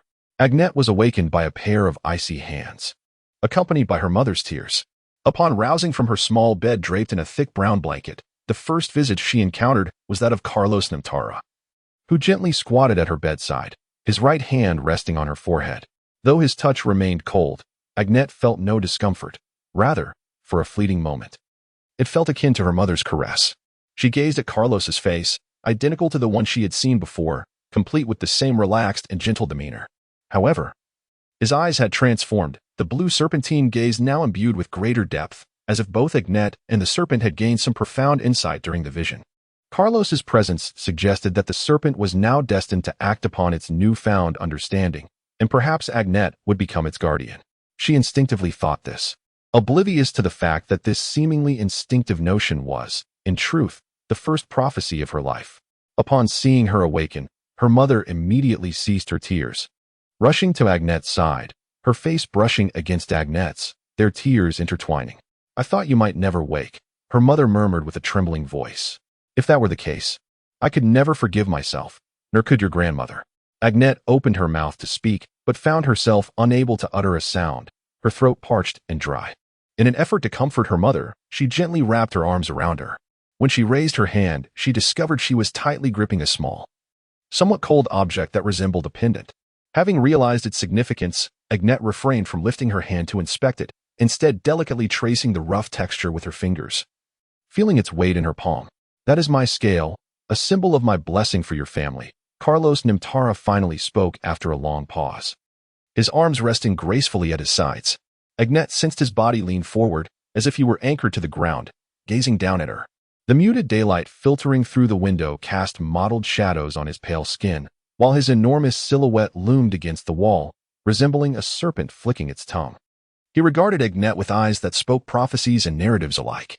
"Agnete Russell, from this moment forth, your family shall become renowned and powerful seers. Your souls will be inherently connected to the spirits of nature, who shall unveil the threads of destiny before you. You must then share your visions with the world." Articulating your thoughts as Carlos took a deep breath, he gently grasped Agnete's hand, their closeness allowing her to see the pale tips of his hair and the hint of sorrow in his eyes. "I hope we remain friends forever." "We will," Agnete replied silently with her gaze. Shortly thereafter, she witnessed Carlos smile as he opened the nearby window, allowing a white dove to swiftly enter, perching curiously on her bedside table and observing her with its dark eyes. "This is my dove," Agnete thought to herself. A gentle, moist breeze wafted into the room. And Carlos, looking out at the swaying trees, remarked, "A flood is imminent in this area. I know a better place, one more suited for your family. Relocate to the Sigman Valley, Russells." Initially, Agnete believed she would have ample opportunities to meet Carlos Nimtara again, but that would soon become the sole misjudgment of her life. After their family journeyed to the Sigman Valley and settled there, Carlos Nimtara never returned. At first, when they completed their home and adorned the door with a garland of ribbons according to ancient customs, her mother remained hopeful that Carlos would come to congratulate them on their new dwelling. After all, in previous times, whether it was her grandmother's funeral, her own wedding, or even Thanksgiving dinners, Carlos had always appeared, his arrival anticipated without the need for prior notice. However, on that fateful morning, when her mother roused her from the newly crafted maplewood bed, placing a basket into her hands, Agnete was taken aback by the unexpected hesitation reflected on her mother's face. As Agnete endeavored to meet her mother's gaze and decipher the meaning hidden within her gray eyes, she witnessed, for the first time, her typically forthright mother divert her eyes, merely caressing Agnete's head before leaving the room. Rising from her bed, Agnete proceeded towards the living room, but a sharp splinter from the basket pricked her hand, causing blood to flow from her fingertips, ultimately dripping onto the floor and forming an eerie shape. In the smooth, profound surface of the blood droplet, she beheld her own reflection, along with other indistinct forms, which sent a shiver through her. Upon entering the living room, she placed the basket upon the central table and pronounced deliberately, "Mr. Nimtara will not come." This utterance resonated like a clarion call. Immediately, she heard her father draw a sharp breath, while her mother halted in her act of spreading butter on bread, both adults, at least twice her age, staring wide-eyed at Agnete. "Mr. Nimtara will not come, not today, nor ever." Gazing at the astonished faces of her parents, Agnete reiterated in a tone so composed that even if she were speaking to the water's surface, it would not ripple. She felt no deceit in her words, possessing an unwavering confidence that would convince any listener. The basket was taken away, her mother reduced the breakfast portions, and by noon, her father gently removed the wreath from the door, placing it atop the shoe cabinet. Agnete was granted a leisurely afternoon, just as Agnete had predicted. Carlos Nimtara did not arrive that day, and in the years that followed, spring, summer, autumn, winter, no one ever beheld his presence again. His figure became as distant as a childhood fairy tale, leaving only vague impressions tinged with the fantastical. Yet this did not signify that Nimtala's influence faded as carelessly as a child's memory since moving to the Sigman Valley. Agnette's mind began to brim with thoughts and knowledge she had never contemplated or studied before. This knowledge seeped into her blood like the very air she breathed, permeating her being during her slumber, while she played, and as she read. Simultaneously, her sensitivity to the world's transformations heightened. She could accurately predict changes in the weather from the shifting clouds and discern, even from a solitary black-feathered sparrow flitting past the window, that someone was destined to fall ill. Even within the eerie dreams of night, she could always perceive something significant. As if no piece of information had escaped the notice of this calm yet candid girl residing in the valley's forest cabin. Gradually, Agnette began to gain renown. Initially, it was merely the neighbors from the valley seeking her foresight regarding their harvests or health issues, with the most peculiar inquiries revolving around whether their children would awaken their latent magical talents to become proficient witches. Eventually, even those beyond the Sigman Valley journeyed to consult Agnette for prophecies, traveling great distances merely to glean insights about their futures from her. At first, Agnette diligently imparted all that she knew, offering advice regardless of whether their futures appeared bright or grim. Like a faithful herald, she foretold their destinies, genuinely hoping that someone might navigate misfortune into fortune, avoiding calamity. Such a pure and beautiful intention was, of course, merely the innocent dream of a young girl. As Agnette matured, she occasionally gleaned insights into the lives of those she had foretold, gradually realizing that prophecy was not all-encompassing, and the world was far more complex than her childhood imaginings. Her gift, while splendid and enduring, resembled a venomous serpent. The more vibrant the hue, the more potent its poison. This toxicity manifested in a dream Agnette experienced at 16, while she slumbered in the Ravenclaw dormitory at Hogwarts, with storms raging outside. In her dream, a wild rabbit with long white fur pushed open her window and entered. As it fixed its blood-red gaze upon her, she felt as though her body had been petrified, utterly immobilized. Agnette could only lie there, watching as the rabbit's form grew larger in the shadows of the night, eventually twisting into a humanoid figure. A man exuding a chilling dampness seated himself at her bedside, his icy hand brushing her cheek as he menacingly whispered in her ear, "I will make your family pay dearly." These words pierced Agnette's heart like an icicle, yet simultaneously jolted her awake from the nightmare. Merely 2 months later, she learned from the latest newspaper in the common room about a killer known as the Snow Rabbit. Agnette firmly believed in her prophetic dream. Thus, she refrained from relying solely on her gift and sought a prophecy from her divination teacher. Her teacher, an elderly woman with red hair, fell into a peculiar slumber upon hearing Agnette's request, her frail body writhing as if beset by terrifying entities in her dreams. When the teacher finally awakened, her hands slick with cold sweat, she grasped Agnette's hand and trembled as she spoke. "It is your gift. It is your gift that has drawn their attention. It is not merely a blessing but a poison dagger. You must learn to wield it to protect your family." Agnette was profoundly affected by the alarm in her teacher's eyes, knowing that this frail woman could not deceive her in such matters. From the day she received this prophecy, Agnette resolved to rely not solely on her gift, but to delve deeper into her studies, gathering diverse information and organizing what she had previously taken for granted. To this day, she recalls the small poem her divination professor inscribed in her textbook at graduation. Each individual possesses a measure of intellect, but let it not be fully comprehended. Let none foresee the fate of their future, thus freeing them from anguish. Agnette understood the profound implications of this poem. Since her graduation, she had embodied its wisdom, refraining from delivering clear prophecies. Instead, she constructed her own divination system, interpreting it through her intellect, integrating herself into the entirety of Russell's tarot layout. As long as the white div representing her remained, the Russell family would utilize their gift without detection. While she insisted that her entire clan lived a reclusive existence in Sigman Valley, even limiting the number of prophecies they provided each month. She had initially believed that this would cause others to relinquish their obsession with the so-called predictions of Russell. However, such an attitude appeared to have only heightened their notoriety within the wizarding community. When she first encountered journalists in her own home, Agnette felt a profound sense of trepidation. She declined all interviews, fully aware that, despite her refusal, those individuals would still capture images of her residence and subsequently publish them in their so-called newspapers. After enduring a decade of anxiety, the fame that surrounded her did not attract the fated adversary she had anticipated. The assassin known as the Snow Rabbit had inexplicably vanished from all of England, and the lives of the Russell family gradually returned to tranquility. During this period, Carlos Nimtara had also remained absent, as if he had never existed in this world. Days of serene existence passed until the birth of her grandson, Sigmund Russell. Agnete vividly recalled that year during the Midsummer Festival, when the stifling air enveloped the gloomy, secluded Scumman Valley. Not a whisper of wind stirred beneath the leaves. And whether indoors or outdoors, even a few steps would result in beads of perspiration forming on one's skin. It was a summer heavy with oppressive heat. And her daughter, Trella, sat in a wicker chair by the window, her large belly prominent as she embroidered a handkerchief after dinner.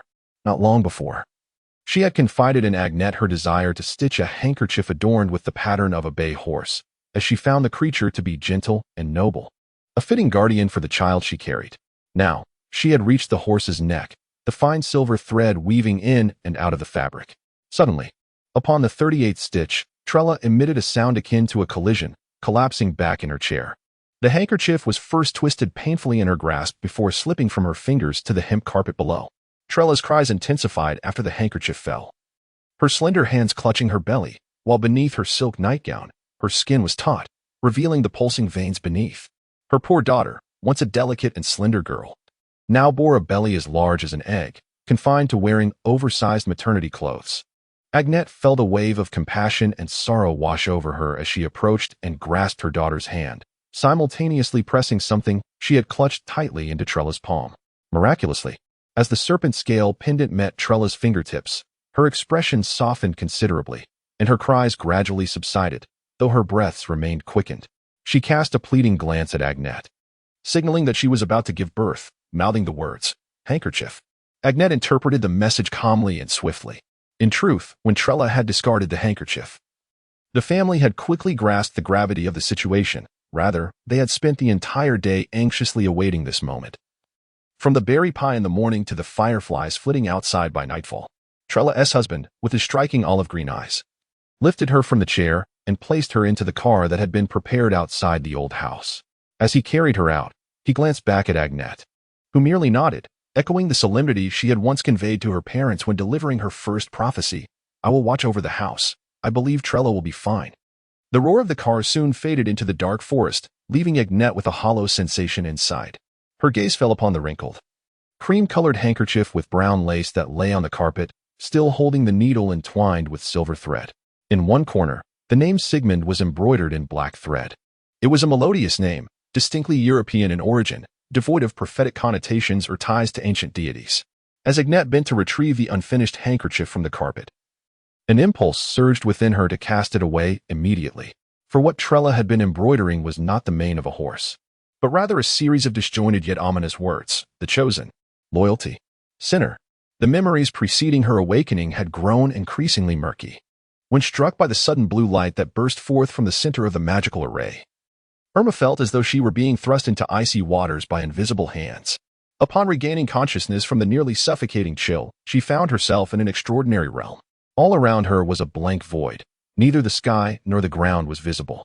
The only entity surrounding her was an entirely white presence, exuding a faint chill, while Irma herself was the sole source of color in this frigid expanse. Yet, within this emptiness, there was not a lack of sound. From the moment she awakened, Irma could hear a resonant noise swirling around her, akin to something massive writhing and advancing. This entity was either entirely invisible to her, or extraordinarily immense. As this thought crossed her mind, a primal shiver gripped her trembling soul, compelling her to crouch down instinctively, her legs quaking.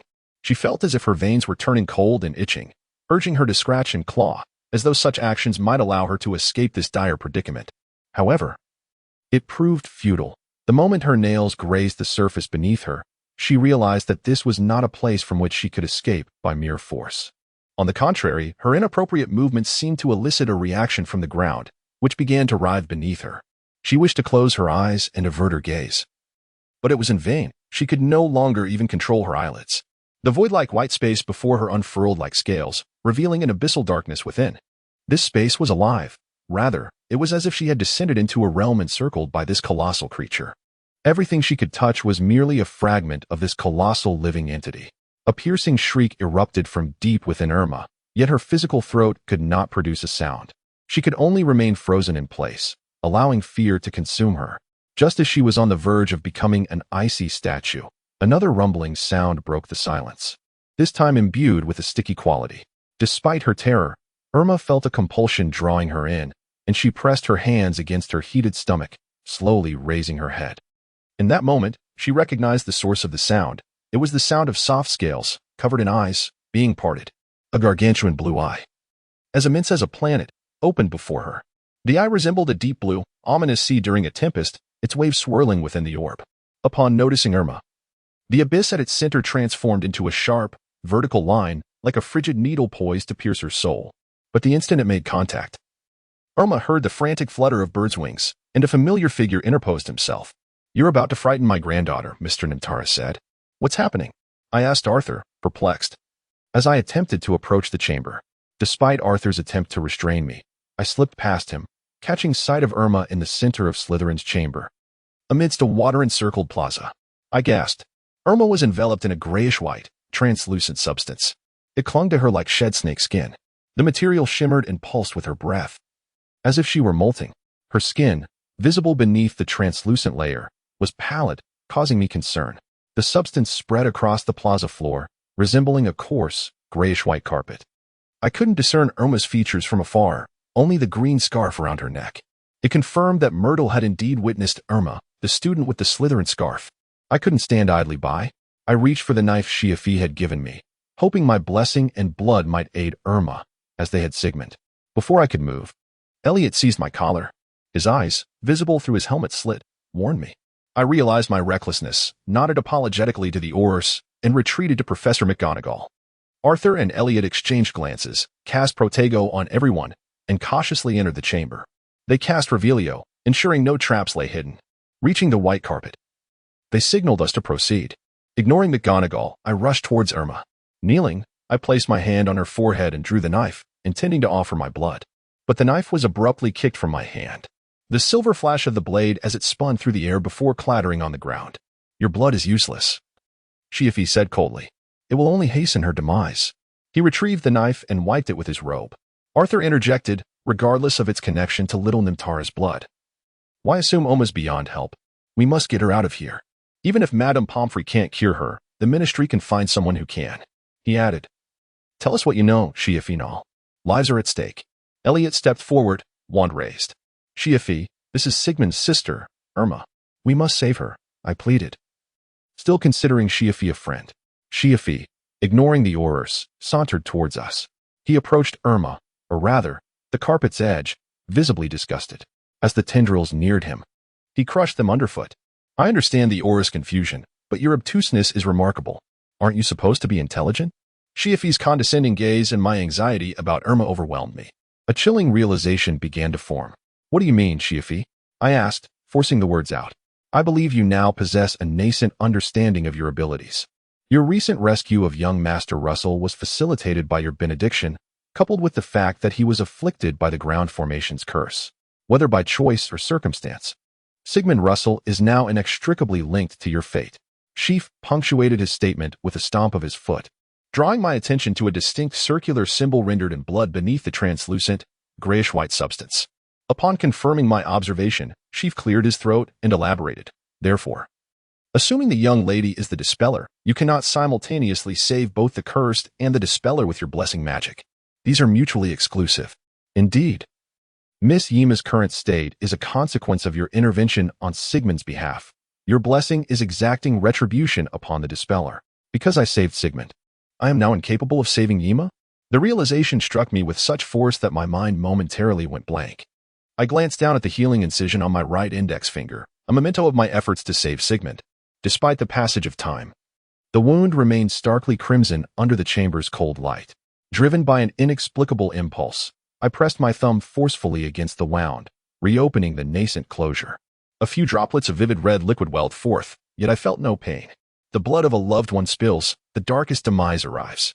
The prophecy concerning Sigmund and Yima, as recounted by Sigmund himself, echoed in my mind. I recalled his poignant inquiry about my belief in prophecies.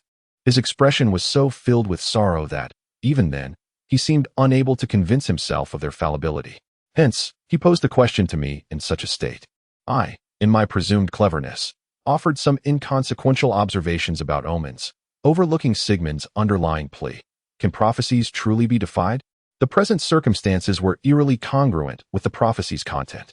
With this thought, I squeezed the wound on my finger once more, a sense of helplessness washing over me. Arthur, Elliot, and Professor McGonagall, having overheard my conversation with Seaf, judiciously maintained their silence. They gathered around Yima, attempting to sever the grayish-white tendrils connecting her to the ground with small severing charms, intending to transport her elsewhere. At that moment, I sensed Seaf had finally resolved to traverse the grayish-white substance he so loathed. Uttering sounds of distaste, he gingerly approached me and crouched beside Yima. Upon noticing my injured finger, he sighed wearily and inquired, though I highly doubt it, I must ask for the sake of caution, does Miss Yima have a twin? A sister, brother, either older or younger sibling? No. Yima was adopted by the Russell family. Where would we find her twin? My heart constricted further upon hearing Seaf's words. I buried my face in my hands. Seaf paused in contemplation, then gently patted my shoulder, drawing me away from the ensnared Yima to a more open area, allowing Professor McGonagall and the others room to maneuver. I had pledged to Sigman that I would rescue his sister, and both Sigmund and Yima were in danger because of me. That malevolent pumpkin-headed Jack was clearly targeting me. A wave of remorse and bitterness washed over me. I longed to speak, yet words failed me. I could only feel a chilling sensation creeping from the soles of my feet, like a serpent slowly ascending my body toward my head. I reached into my pocket, intending to retrieve my wand and assist Arthur and the others, but my fingers brushed against something cold and smooth instead. Myrtle's vial. If my blood could save Sigmund, then surely another's blood could achieve the same. A startling notion flashed through my mind as my fingers made contact with the vial's glass, prompting me to swiftly extract it from my pocket. Driven by a desire to ascertain the truth, I uncorked the vial's wooden stopper and cautiously inhaled the contents. A potent, slightly saline, and metallic scent of blood instantly filled my nostrils. I was now certain the red liquid within the vial was indeed blood. Given that Jack had personally brought this vial, intending to carry it into the chamber, it was undoubtedly no ordinary blood. The situation could hardly deteriorate further. So I resolved that this was worth attempting, regardless. With this thought, I clutched the vial and prepared to approach Yima once more. However, Seaf, noticing my sudden retrieval of a vial filled with blood, exclaimed in surprise, "While I acknowledge your boundless compassion and desire to save everyone, there's no need to punish yourself with a vial of blood simply because you can't save someone." "Just over half a vial," I retorted, turning to face Seaf. "And it's not my blood.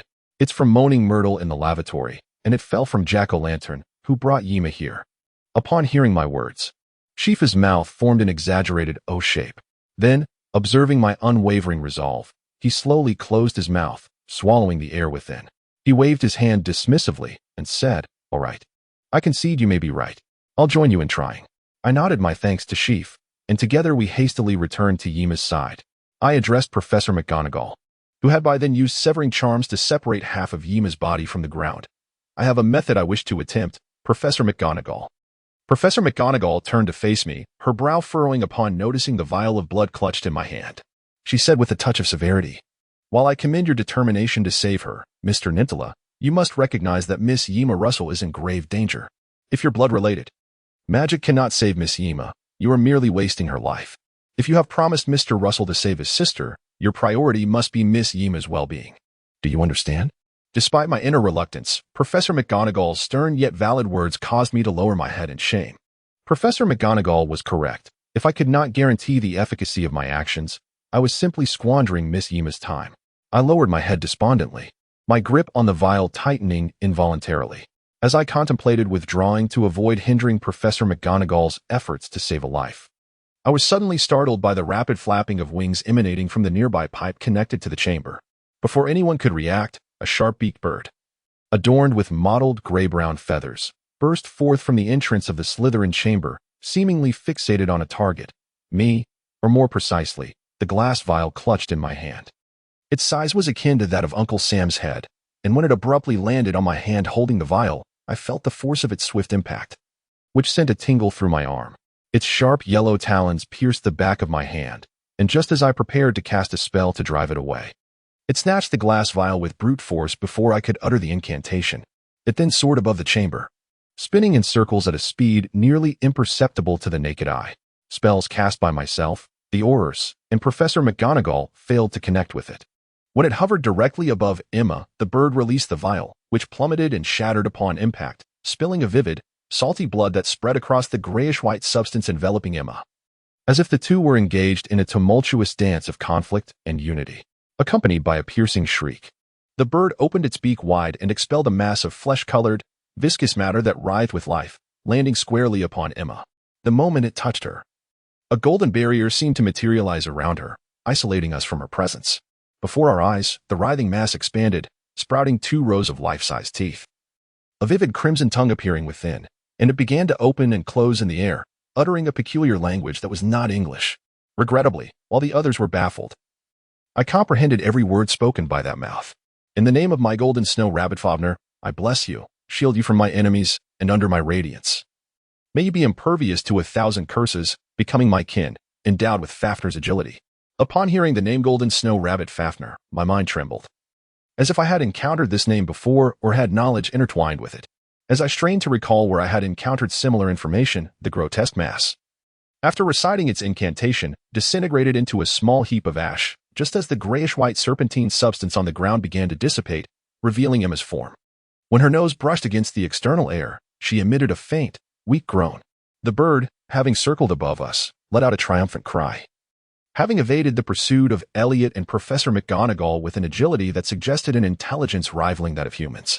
After its cry, it cast a sharp, almost disdainful glance in our direction before swiftly departing along its original path. Though I remained uncertain about the events that had transpired, it was evident that Emma's condition had improved. I promptly decided to escort her to the hospital wing, if the hospital could restore her health. I felt there would be no immediate need to contact the Ministry of Magic. Arthur was the first to regain his composure, wrapping his coat around Emma and lifting her gently before heading toward the chamber exit. He glanced back at me, winking as if to convey a message. His intention was clear. We would discuss the day's events later, for we needed to approach the matter of informing the ministry with utmost caution. Sensing my confusion, Elliot, unusually proactive, explained, evidently relieved by Emma's rescue, which had reinvigorated his demeanor. However, disease was fleeting. He soon reverted to his serious, meticulous self, standing upright and gesturing toward the chamber's exit, expressing gratitude to Professor McGonagall for her assistance. I must remain here to continue my examination, so I kindly ask. I shall promptly escort my 2 students away, and truth be told, I feel I contributed little, especially in capturing that elusive bird. Its behavior reminded me of old Fox. I am certain that had I possessed a Quidditch broom, I would have fared far better, Professor McGonagall replied, her tone sharp and slightly agitated. As Emma was carried away by Arthur, she exhaled a sigh of relief, her tension giving way to frustration at her inability to apprehend the peculiar bird. Turning dramatically toward me and Shiafii, she raised an eyebrow, seeking our agreement. You feel the same, don't you, Mr. Nimtala and Mr. Nal? I'm not entirely certain. However, it seems that the bird inadvertently aided us, whether by spilling blood upon Emma or expelling that articulate mass. I cautiously ventured, analyzing the situation while prodding Shiafii, hoping he might contribute. Yet, Shiafii appeared unfazed, yawning widely and, in a soft tone tinged with fatigue, remarked, "Let's save the Quidditch discussion for another time. I am quite exhausted and wish to sleep. I thought I could finally rest in my dormitory after returning from the hospital at noon, yet here I am, embroiled in this chaos. I truly am unfortunate. So my suggestion is for us to hasten back so I might rest." As he spoke, Shiafii began to sway, leaning heavily against me, and it was evident he was genuinely fatigued. I cast a pleading glance at Professor McGonagall, who quickly caught on, clearing her throat and leading us toward the chamber's exit, calling out, "Follow me, children." Thus, I assisted the nearly somnolent Shiafii as we departed the fabled Slytherin chamber, leaving Elliot to continue his search within. Professor McGonagall escorted us back to the entrance of Ravenclaw Tower, and as we traversed the familiar outdoor corridor, I realized that after an entire afternoon of tumult, dusk had fallen, contrasting sharply with the midday light I had experienced earlier. A profound weariness, stemming from within, immediately enveloped my entire being upon the realization of this matter. My legs began to weaken, and my body clamored desperately for rest. It was evident that Headmaster Eden had received word ahead of time, as he awaited us outside the Ravenclaw Tower. Upon our approach with Professor McGonagall, he nodded in acknowledgement and, with a natural ease, supported one side of Shiafii's body. He couldn't resist teasingly remarking, "Ah, it's you two again. After all, we were the unfortunate ones." I offered Headmaster Eden a wry smile and, emulating Shiafii's tone, said, "Once we've rested, we'll immediately come to the headmaster's office with Mr. Nar. Mr. Nimtala, We have many questions we wish to pose to you. As we entered the Ravenclaw Tower, Professor McGonagall called out to us from behind. High above in the endless sky, the eagle continued to soar, just as it had long ago, traversing the earth with its iron-like wings. By the time we reached the valley, the sun had begun its descent, leaving a fiery glow that barely lingered above the horizon. This remnant of light dimmed as it passed over towering trees and eventually slipped through a window that had long been left ajar for its arrival. It settled on a table where 2 cups of perfectly warmed red tea awaited, extinguishing its glow entirely. Inside, a warm fire crackled. Yet this warmth held no significance for a creature cloaked in heavy feathers. It inexplicably felt a tinge of discomfort. With a swift movement, it extended its talon, knocking over one of the teacups, the clear, reddish-brown liquid spilling across the floor, mingling with the fragrant aroma that seeped into the intricately patterned carpet. However, the occupant at the table displayed no anger. Instead, he chuckled softly, snapping his poetry collection shut. He retrieved a beautiful wand from his sleeve, and with a gentle flick, the tea that had soaked into the carpet seemed to reverse its course, flying back into the cup, which righted itself, dutifully filled once more with its original scalding contents. After completing this task, Favner wore a satisfied smile as he extended an arm toward the robust eagle, seemingly inviting it to perch upon him. Yet the eagle merely flapped its expansive wings, sending a cloud of dust throughout the room, and emitted a disgruntled cry. Our relationship remains as strained as ever, Viderforner, Favner remarked, feigning a sense of grievance. Despite his tone of mock discontent and furrowed brow, his champagne-colored glasses betrayed no trace of true distress, instead glinting with a mischievous light. After all, you are the divine eagle of the withering winds, while I am the sole rabbit in this world you cannot devour. Upon hearing this, the eagle known as Viderforner opened its golden beak once more, but this time, a deep, masculine voice emerged, laced with an air of arrogance and undeniable reproach. I shall assist you this once, cunning rabbit Favner. You must capture the world serpent. Your efficiency leaves much to be desired. But considering the opponent is the world serpent, should I not be afforded a little more time? Favner replied, smiling as he twirled a large ring on his thumb, seemingly pleading for leniency. We have granted you ample time. You are, after all, old adversaries. Do not let us down. As Favner anticipated, the divine eagle did not yield to his plea, retorting with another admonishing remark before departing without a glance in Favner's direction, flapping its wings and soaring out the window. The night sky had fully enveloped the world outside, yet Viderforner's departure left a silver streak across the dark expanse. Inside, Favner remained alone, the fire still burning brightly. He continued to gaze at the ring on his thumb, muttering to himself with a hint of self-mockery. The serpent that can never catch the rabbit, and the rabbit that can never escape the serpent's pursuit. Upon returning to the dormitory, Headmaster Eden silently inquired about which bed belonged to Shiafii. After I indicated the correct one, he unceremoniously lifted Shiafii and placed him onto the bed, yanking off his shoes with seemingly rough intent, in a manner akin to tossing a slice of bread onto a jam-covered sandwich. He draped a blanket over Shiafii without even removing his coat. Once he completed this task, Headmaster Eden clapped his hands in satisfaction and remarked to me, "That should suffice. I have no interest in serving a man to bed." I glanced at Shiafii, whose eyes were tightly shut, and his expression suggested no discomfort. I nodded to Headmaster Eden, indicating all was well. "Thank you very much, Headmaster Chris." "Very well, then I shall take my leave. I am finally on the cusp of enjoying a splendid rest." "What a joyous occasion," Headmaster Eden exclaimed, hands on his hips, his arched brows revealing genuine delight at the prospect of relaxation. As he approached the door handle, he suddenly seemed to recall something. Swiftly retracting his hand from the brass knob and rummaging through a grass-brown canvas bag slung over his shoulder. The bag clearly contained a plethora of miscellaneous items, and as he searched, I could almost hear the sound of fishtails slapping against a metal canister. After half a minute, he triumphantly exclaimed, "Aha!" retrieving a palm-sized, slender potion vial. He tossed the bottle, filled with a vivid purple liquid, to me. Upon my precise catch, he wore a look of satisfaction, squinting as though both proud and reminiscent. "You might find this useful. What has that expression on your face?"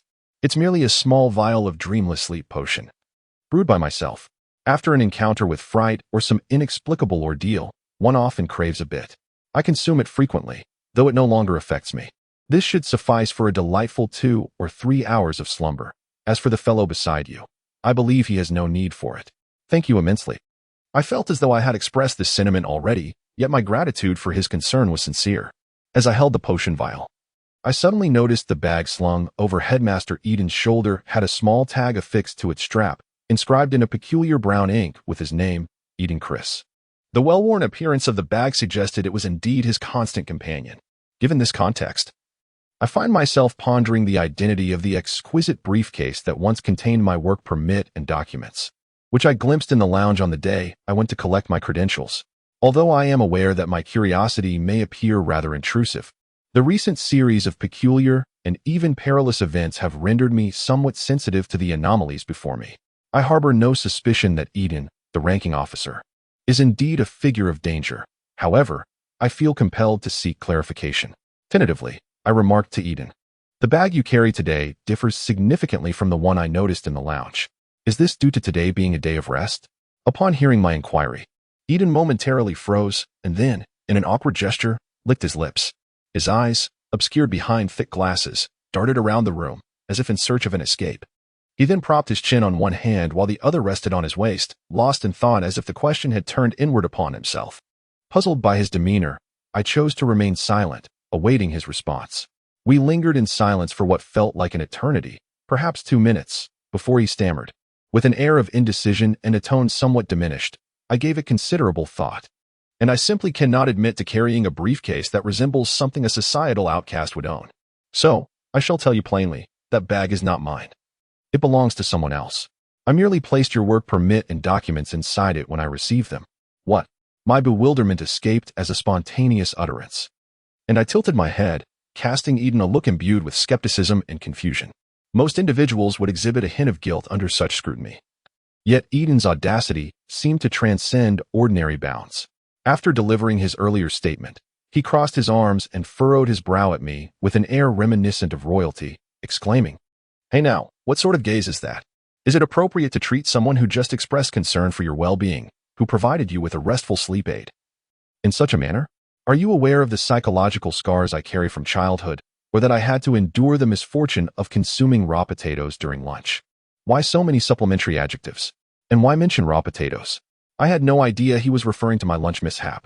But do be cautious before eating next time, Eden. I managed to respond weakly, feeling somewhat at a loss for words. Actually, it was quite palatable, when dipped in soy sauce. Hey, following this bewildering exchange, it felt akin to a boss battle in a game. Regardless of one's desire to cease fighting, the boss would unleash a devastating attack after a brief period of engagement. Eden, with a loud click of his tongue, ruffled his already disheveled hair further, striking a pose reminiscent of a fiery antagonist from a television drama, and declared, "Must you force me to confess everything, you little demon?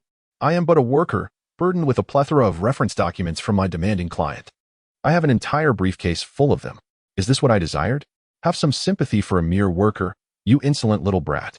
Eden's resonant voice echoed like a thunderclap, seemingly shattering the illusions within Hogwarts, and for a fleeting moment, I felt as though my very soul had been struck by lightning. Memories of past labor at Uncle Sam's grocery store surged forth, almost provoking tears. Yet, amidst uncertainty, there was an undeniable authenticity in Eden's fervent worker's spirit. "If you're truly in need of funds, perhaps you should consider working at my family's grocery store," I suggested, extending my hand to pat Eden on the shoulder. "No. A genius like me would never stoop to working at a grocery store." Ahem. In any case, as our conversation veers off course, I must redirect us. "I now understand, Chris. I sincerely apologize for earlier doubting you, especially since you prepared the sleep aid for me. Call me Eden, after all.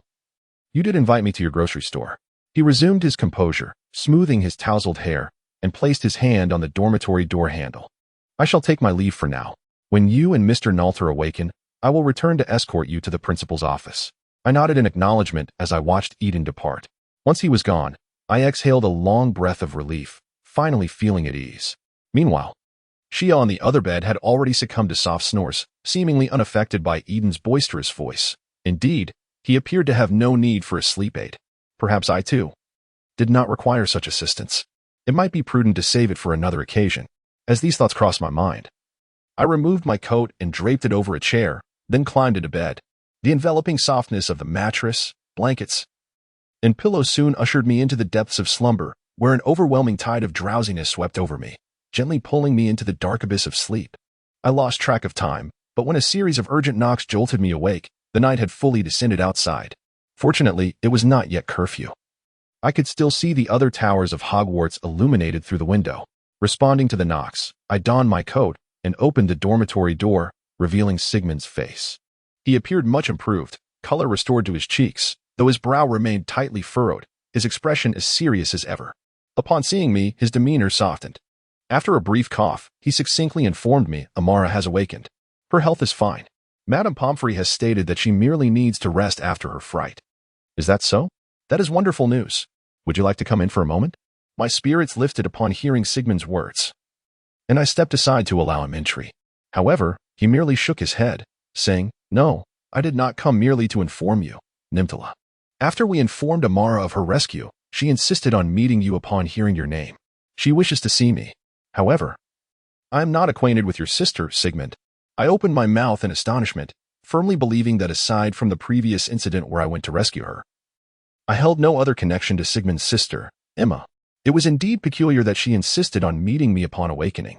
My mind was flooded with various thoughts, such as that peculiar vial of blood capable of dispelling the curse's backlash, the soaring eagle, the so-called rabbit, Fafnir, and the world serpent, Jormungandr. As referred to by Jack, numerous clues intertwined in my mind, distinct yet unable to coalesce into a coherent truth. Sigmund seemed to sense my tangled emotions and spoke to me with a calm demeanor reminiscent of our past interactions. I believe we should refrain from jumping to conclusions. Regardless of whether Emma truly knows you, it is always beneficial to listen to her perspective on the matter. That is why I sought you out. I am not merely here to comfort my sister, Nimtara. His words touched my heart, prompting me to nod in agreement, signifying my willingness to accompany him to the infirmary to meet Emma. I contemplated whether to bring Shiafii along, but when I turned to glance at his bed, I found him still in slumber, his snores not only unabated but even intensified, clear enough to be heard from the dormitory entrance. After a brief moment of deliberation, I decided against waking Shiafii. I left him a note by his bedside and followed Sigmund out of the dormitory. Throughout our journey, Sigmund remained silent. I had naively assumed he would have much to say to me, and that our bond would have grown closer than before. Yet, the air between us was filled with an eerie silence that weighed heavily upon me. Upon reflection, it was perhaps understandable.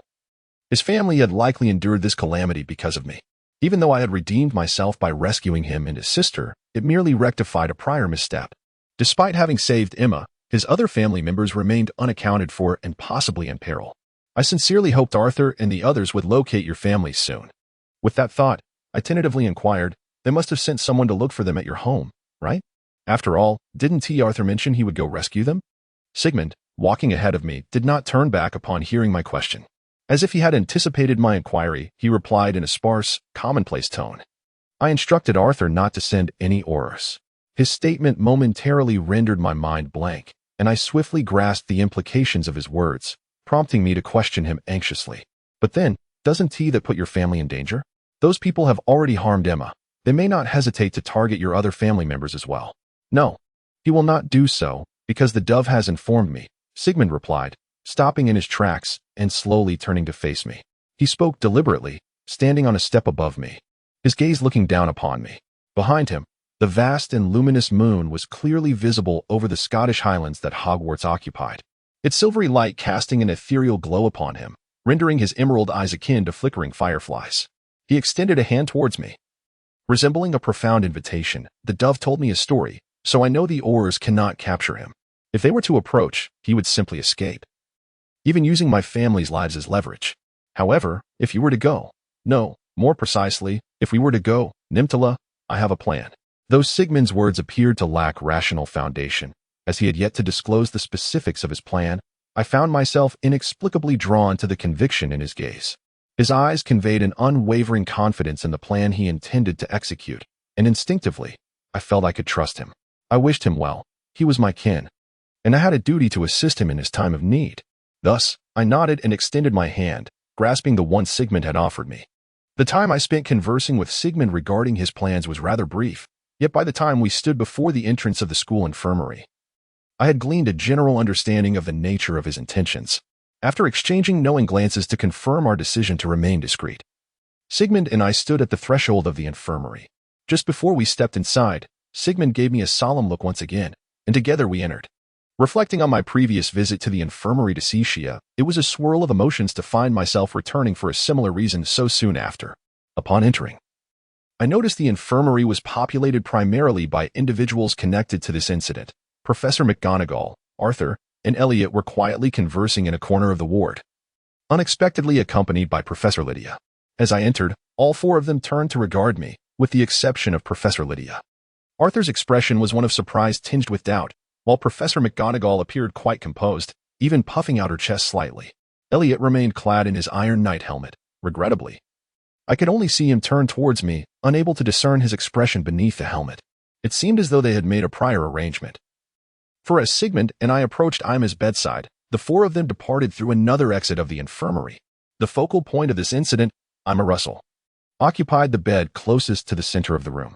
With her chestnut hair and smoky violet eyes, her round, oval face was dotted with light freckles, and her diminutive stature made her appear at least half a head shorter than Shibli. Although Sigmund had mentioned that Ima was adopted, and her hair and eye color differed from his, their presence together evoked a sense of familial connection. Evidently, Ima had been waiting on her bed for quite some time, anxiously picking at her hands, her delicate brows furrowing. Upon hearing the footsteps of Sigmund and me entering, she promptly lifted her gaze, her expression softening momentarily. Yet, for reasons unknown, upon seeing my face, her brow furrowed deeply once more. Her eyes darted across my form as if attempting to memorize every detail. And when they brushed past my ear, she dejectedly lowered her head and spoke in a tone laced with sadness and fragility. "No, you are not Carlos Nimtara from my dreams." Ima's words piqued my curiosity, reminding me of the account mentioned by a fairy in Gringotts 2 centuries ago, which bore my name, as well as Jack referring to me as a descendant of Emer. Perhaps this moment held the key to unraveling the mystery of my origins. Thus, I stepped forward, adopting a friendly tone as I addressed Ima at her bedside. "While I am unaware of the Carlos Nimtara from your dreams, it is a pleasure to meet you, Miss Ima. If you would, could you share some details about him? After all, it is rare to encounter someone with the same name, is it not? If I were in your position, I would certainly wish to inquire further." Ima glanced at me, and from her gaze, I discerned a myriad of complex emotions: confusion, doubt, anxiety, frustration, and even fear. Clearly, she had endured extraordinary experiences, which explained her intricate expression. As she spoke, she buried her face in her knees, her voice growing choked. "It's no use. Grandmother, I'm so sorry. I'm so sorry, I've caused trouble." I had intended to offer words of comfort to Ima, but Sigmund, being a sibling and thus more attuned to such situations, acted swiftly. He approached her bedside with familiarity, gently taking her hand, his emerald eyes fixed on the quivering, tearful Ima. In a tone as soothing as a bedtime story, he said, "It's all right, Ima. We still have a chance to make amends. So please, I implore you to recall everything you've experienced since leaving home and share it with us, so we may avoid further mistakes." "Brother, Despite the tenderness in Sigmund's voice, Ima hesitated, her shoulders trembling, yet his words compelled her to lift her head. With tear-brimmed eyes, she scanned the faces of both Sigmund and me, her brow still knitted, revealing a blend of stubbornness and vulnerability. "I fear you will blame me, brother," Ima confessed. "No, I will not place blame solely for your departure with those ill-intentioned individuals, Ima. The responsibility lies with them, and you are still but a child," Sigmund replied, biting his lip and lowering his gaze. When he finally raised his head again, his expression bore sincerity and earnestness, his grip on Ima's hand tightening. "However, should you choose to evade your mistakes and responsibilities after all that has transpired, then I would indeed hold you accountable, Ima." I must admit, Sigmund, in that moment, appeared as a reliable older brother, exuding maturity in his tone, expression, and approach to the situation. Under his care, Ima seemed to soften. Using the sleeve of her blue and white striped hospital gown to wipe her tears, her tone growing more resolute as she turned her sparkling eyes towards us, saying, "Very well, I shall tell you everything I know." Seeing Ima's demeanor shift, I cast an appreciative glance at Sigmund. My heart raced in anticipation of hearing the events from Ima's perspective, feeling the excitement resonate deep within me, as if my throat trembled with eagerness. Under the attentive gaze of both Sigmund and me, Ima began to recount her experiences over the past few days. It was the day I left the valley with Mr. Jack, about the second day after my brother's school began. No, for you, it should be the first day of school. Classes? That morning, my parents and brother were not home, so I was alone in the living room, reading fairy tales, while grandmother was in the study by the fire. The rain was pouring heavily, and the wind was fierce. The sky was nearly entirely dark. I worried my parents and brother might not return because of the weather. So when I heard a knock at the door, I thought it was them coming home, and I rushed to open it. Then, as Ima's voice trailed off, I sensed the weight of what she was about to disclose. I interjected, and then you saw Jack outside the door. That pumpkin spirit? Yes, Ima nodded, her arms tightly hugging her knees as she recalled the moment. But at that time, Mr. Jack did not look like he does now. He had no pumpkin head, just a swirling mass of darkness, and he emitted a foul odor, like the decaying mud of the forest. It spoke to me of its journey from a distant land, claiming that I had been treated unjustly. It lamented that my brother could attend Hogwarts while I was relegated to the confines of home, perusing fairy tales. It mentioned that many girls from wizarding families, like mine, had their own wands at a much younger age. It asserted that my name was indeed on the Hogwarts list, yet my family had denied me the opportunity. As Ima recounted this, she began to weep anew. I hurriedly retrieved some tissues from the bedside table and offered them to her. She accepted them gratefully. Dabbing her tears before taking a deep breath to continue her recollection, I believed its words, for I desperately wished to become a witch, like my brother, calm, powerful, and dependable, someone whose words commanded attention. Mr. Jack told me he would take me to Hogwarts, where I could be my brother's classmate. Thus, I followed him away from the valley. Most of the journey was spent with Mr. Jack using a spell called Apparition to transport us, and when fatigue set in, we would rest in secluded, desolate spots. That very evening, Mr. Jack brought me to Hogwarts. Indeed, it was as he said, your name was on this year's enrollment list. Ima, and it is truly unjust that you cannot attend. This is not your fault. I believe this injustice provided an opportunity for others. Sigman sighed deeply, his expression growing somber. He took Ima's hand once more and reassured her, but fret not. I have already applied for your admission to Hogwarts. As long as you pass the basic wizarding knowledge assessment this semester, you will officially join us as a student.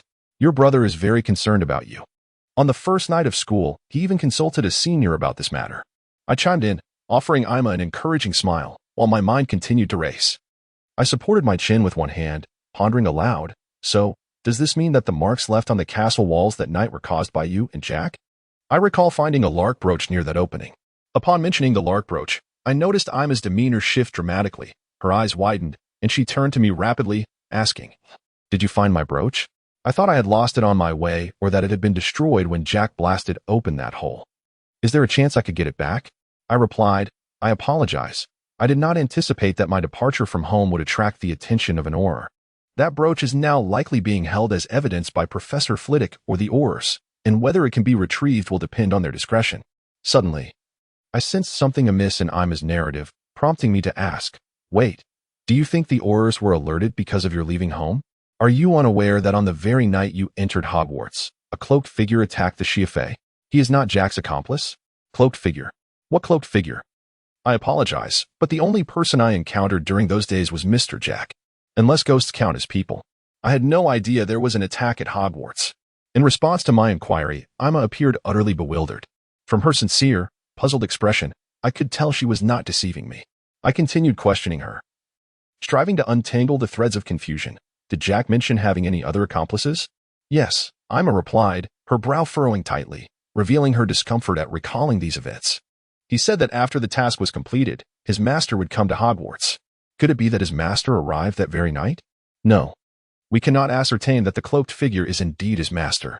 Furthermore, when I defeated Jack, his master made no move, nor did he appear when we rescued you. Unless there are specific factors we remain unaware of, I do not believe the cloaked figure and Jack's master are one and the same. The worst-case scenario is that another force, aside from Jack's, has intervened at Hogwarts." As I analyzed the situation, I felt a tingling sensation in my spine and fingertips.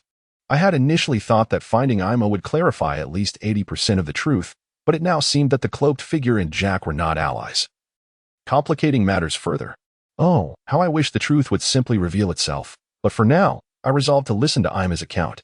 I sighed, lifting my gaze to Ima on the hospital bed, signaling her to continue. She promptly responded, taking a sip of water from the cup Sigmund had offered her before she resumed. "After entering Hogwarts with the blasting curse, I expected Mr. Jack would take me to report for enrollment immediately, but he did not. Instead, he led me into the castle and found me a broom closet. For the next few days, Mr. Jack kept me locked in that closet, only allowing me to leave for hygiene during the less populated hours. Aside from our first night at Hogwarts, when he stayed with me in the closet, I scarcely saw him. He constantly chattered about preparing for a plan and a ritual. while I remained in the broom closet carving pumpkin heads, until about 2 or 3 nights later, when he suddenly approached, saying he had found a good stronghold, and then took me to the place you refer to as the Chamber of Secrets. So all this time, you have been hiding in the same castle as us, I exclaimed, astonished, realizing how typical it was for the truth to be hidden in plain sight. No one would suspect that Russell's missing ward was concealed in a broom closet within Hogwarts. Based on the timeline, Jack had ample opportunity to access the restricted section and cast spells from that peculiar book. Yet, what was the nature of that ritual? Please, enlighten me. I pressed on. Why did Sigmund end up in that state? And why, despite never having met me, do you persistently express a desire to see me? Emma trembled at my questions, lowering her gaze. Her long hair nearly obscured her face, and her hands clutched the white bedspread. After half a minute of silence, she reluctantly released her grip on the coverlet and, with a quivering voice, replied, "That is, Mr. Jack said that something not belonging to my brother and causing him great pain must be extracted through a ritual and returned to its rightful owner. Moreover, he mentioned that I am more deserving of this special ability than my brother, possessing that unique power that torments him." Emma spoke tremulously, her tone growing somewhat rigid. Even from nearly a meter away, I could sense the undulating fear and unease radiating from her, akin to the waves of the sea. Mr. Jack instructed me to sit in the center of the magical array and recite the incantation he had given me. It was my first experience with magic. Then, midway through the ritual, Mr. Jack suddenly departed, and after what felt like an eternity, a large orb of blue light appeared in the center of the array. And I fainted. It seemed this was the process of backlash that Emma had experienced. Because I had saved Sigmund, Emma was struck by that orb of blue light, ultimately succumbing to unconsciousness. Yet, this alone could not elucidate the reason for her desire to see me at that moment. She should not have known that it was I who saved Sigmund. I analyzed this internally, my gaze fixed on Emma, whose complexion had grown pale. She bit her lip, and her eyes began to wander restlessly. Turning to face me, her deep violet orbs resembled an unfathomable abyss as she spoke. Then, I found myself in a space after losing consciousness, where I encountered a large white snake, Grandmother Agnette, and that man transformed from a snake, with white hair, Carlos Nimtara. "You are frightening my granddaughter, Mr. Nimtara," Agnette said as she turned to help the still trembling Emma to her feet, wrapping her own shawl around her. Gently stroking Emma's face, she continued, "Whether you like it or not, Carlos, I must take Emma away, even if it means I remain here." As she bent down to lift Emma from the ground, she felt no ache in her back or weakness in her arms. Instead, she effortlessly drew Emma into her embrace. It had been a long time since she had felt such ease of movement. Since turning 60, Agnette had increasingly sensed that her frail, aging body could no longer withstand her spirit, leaving her feeling numb and passive, like a hibernating snake coiled on a chair in her study. Allowing her spirit to wander through different worlds and times like a soul with a certain essence, this condition incessantly reminded her of her childhood, when her grandmother Stella would suddenly sit in her chair, immobilized, occasionally awakening only to sip a little water or consume a small amount of food before bathing briefly. This process would not even last an hour, and before anyone realized, Stella would have silently returned to her former state, sinking once more into a deep slumber. Agnette knew that, despite her grandmother still breathing, her soul had long departed from her corporeal shell, now in a similar state. Agnette understood that only in the realm of spirit could she move freely, unbound by the limitations of her body. Were it not for Agnette's mental acceptance of her old age, she might not have appeared here in such a decrepit form. She was willing to believe that Carlos Nimtala's presence here bore a resemblance to her own reasons. Agnette tightened her hold on Emma's arm, her gaze unwavering from the enormous blue eyes before her. It was the first time in many years that she had seen Nimtala, and she hoped for a meaningful conversation between them. "I did not intend any harm, Agnette. I never expected that the first one to arrive here after all these years would be such a young girl. I had thought it would be you, or your grandson, or perhaps even my own son, and so I wanted to see what she looked like." After a moment of tense silence, Agnette finally heard that familiar voice, unchanged from when she had heard it at the age of 8, replete with the same delightful tone. As the words left his lips, Agnette perceived a flash of white light before her, though she knew that even with her eyes open, she would not be harmed. Human instinct compelled her to shut her eyes. When Agnette opened them again, she beheld Carlos Nimtala's handsome visage once more, his striking blue eyes unchanged, though his once gray, soft hair had transformed into a pure, snow-white hue, rendering him almost blinding in this predominantly white expanse. "And you need not worry, soon. Someone will come to take your granddaughter away from here. He is a reliable individual, that you may be surprised to see him." I assure you he will not harm your granddaughter." As Carlos Nimtala spoke, he appeared to notice the overwhelming brightness of their surroundings. He smiled gently at Agnet and Emma, then snapped his fingers with a resounding crack. In an instant, the surrounding landscape morphed into a dimly lit yet spacious cave. They now stood at the entrance of a cavern composed of dark rocks, outside which howled a blinding blizzard, while within, a small campfire flickered, casting dancing flames upon the rough-hewn walls. Yet, Agnet and Emma felt neither the cold from the snow nor the warmth from the fire. It was clear that Carlos Nimtala had merely altered the form of their surroundings rather than transporting them to an unknown cave. With the white space and the serpent gone, Emma seemed to regain her courage. Although she still clutched Agnet's skirt, hiding behind her, her violet eyes began to dart about, surveying their surroundings. "Is this your home?" Emma timidly inquired. Upon realizing that Carlos Nimtala had turned his face toward her, she quickly retreated behind Agnet, using her shawl to shield her face. "No. To call this place my homeland would be a great disservice. I owe an apology to this land. This cave was the first sight I beheld after departing from the only place I could ever call home. I remember every contour of its rocks. Now, I am fortunate to share this view with my friend, especially one who is a descendant of Stella." To Emma's surprise, Carlos Nimtala smiled warmly at her, even bowing to Agnet when mentioning Stella's lineage, before waving his hand like a magician on television, conjuring 3 chairs in the center of the cave. "So, it seems you do not intend to punish Emma. Otherwise, you would not speak to us so amiably." "Of course, even if you did intend to punish her, I would not permit it," Agnet remarked, her expression unchanged as she observed Nimtala conjuring 3 chairs that bore a modern British style, utterly incongruous with the primal cave around them. She smoothly settled into one of the chairs and gestured for Emma to take the other. "Punish?" Upon hearing that word escape from Agnet's lips, Carlos Nimtala's eyes widened in astonishment, as if he were entirely unfamiliar with the term. He shook his head vigorously several times before exclaiming, "No, no, no, I shall not punish her. She is but a child, and moreover, your granddaughter, is she not?" Yet, as Carlos Nimtala spoke, a contemplative silence enveloped him, his smile fading into a pensive expression tinged with melancholy. He now resembled a detective from a noir novel, legs apart, elbows resting on his thighs, hands clasped beneath his chin, thumbs obscuring his mouth, rendering his thoughts inscrutable. But Agnet, too, was affected by this air of uncertainty, furrowing her brow in inquiry. "The arrival of this child rings a warning bell for me. It seems my time is not abundant." He continued, "For many years, I have wandered this mental realm, or more accurately, my soul has been confined here, though this confinement suits me well. As time flowed in this space, I observed my hair turning white and my form expanding. Additionally, my connections to certain matters have once again tightened." Carlos Nimtala replied, offering Agnet an apologetic yet seemingly significant smile. "I yearn to become human, Agnet, and I once succeeded in doing so, which granted me the chance to save my wife and son. Of course, it also presented an opportunity for avenging your ancestors, albeit that endeavor requires time. The inspiration for this path undoubtedly stems from the words you once imparted to me. However, the phantom cannot endure indefinitely, and on the day it shatters." As he spoke, Carlos Nimtala suddenly appeared to sense something, his pupils narrowing to resemble those of a serpent, his demeanor taking on a more primal aspect, even his nostrils flaring slightly. He abruptly raised his head, gazing intently towards the cave's entrance, as if something within the blinding white snowstorm beckoned him. Agnet and Emma instinctively followed Carlos Nimtala's gaze, peering outside the cave. Perhaps it was their imagination, but they felt the snowstorm outside becoming increasingly tangible. The boundless expanse of snow and the overcast sky evoked an overwhelming chill, and as they looked upon it, Agnet and Emma could almost feel the snowflakes and ice crystals slicing against their faces. What manner of creature could endure such a tempest? Agnet mused, just then catching sight of a golden light dancing amidst the storm, unaffected by the surrounding fury, when the snowflakes endeavored to envelop the light. They seemed to part as if encountering an invisible barrier.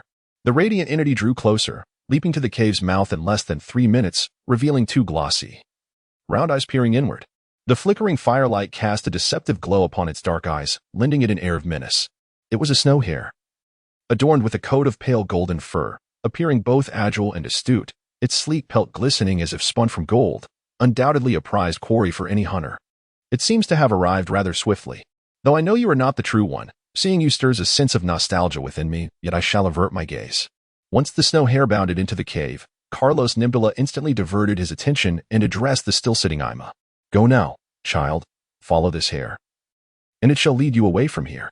I will escort you to the cave's entrance.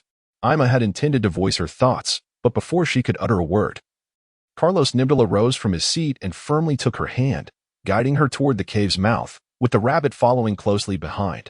As Ima was compelled to walk toward the entrance, the snow hare positioned itself just ahead, maintaining a distance of approximately 2 paces.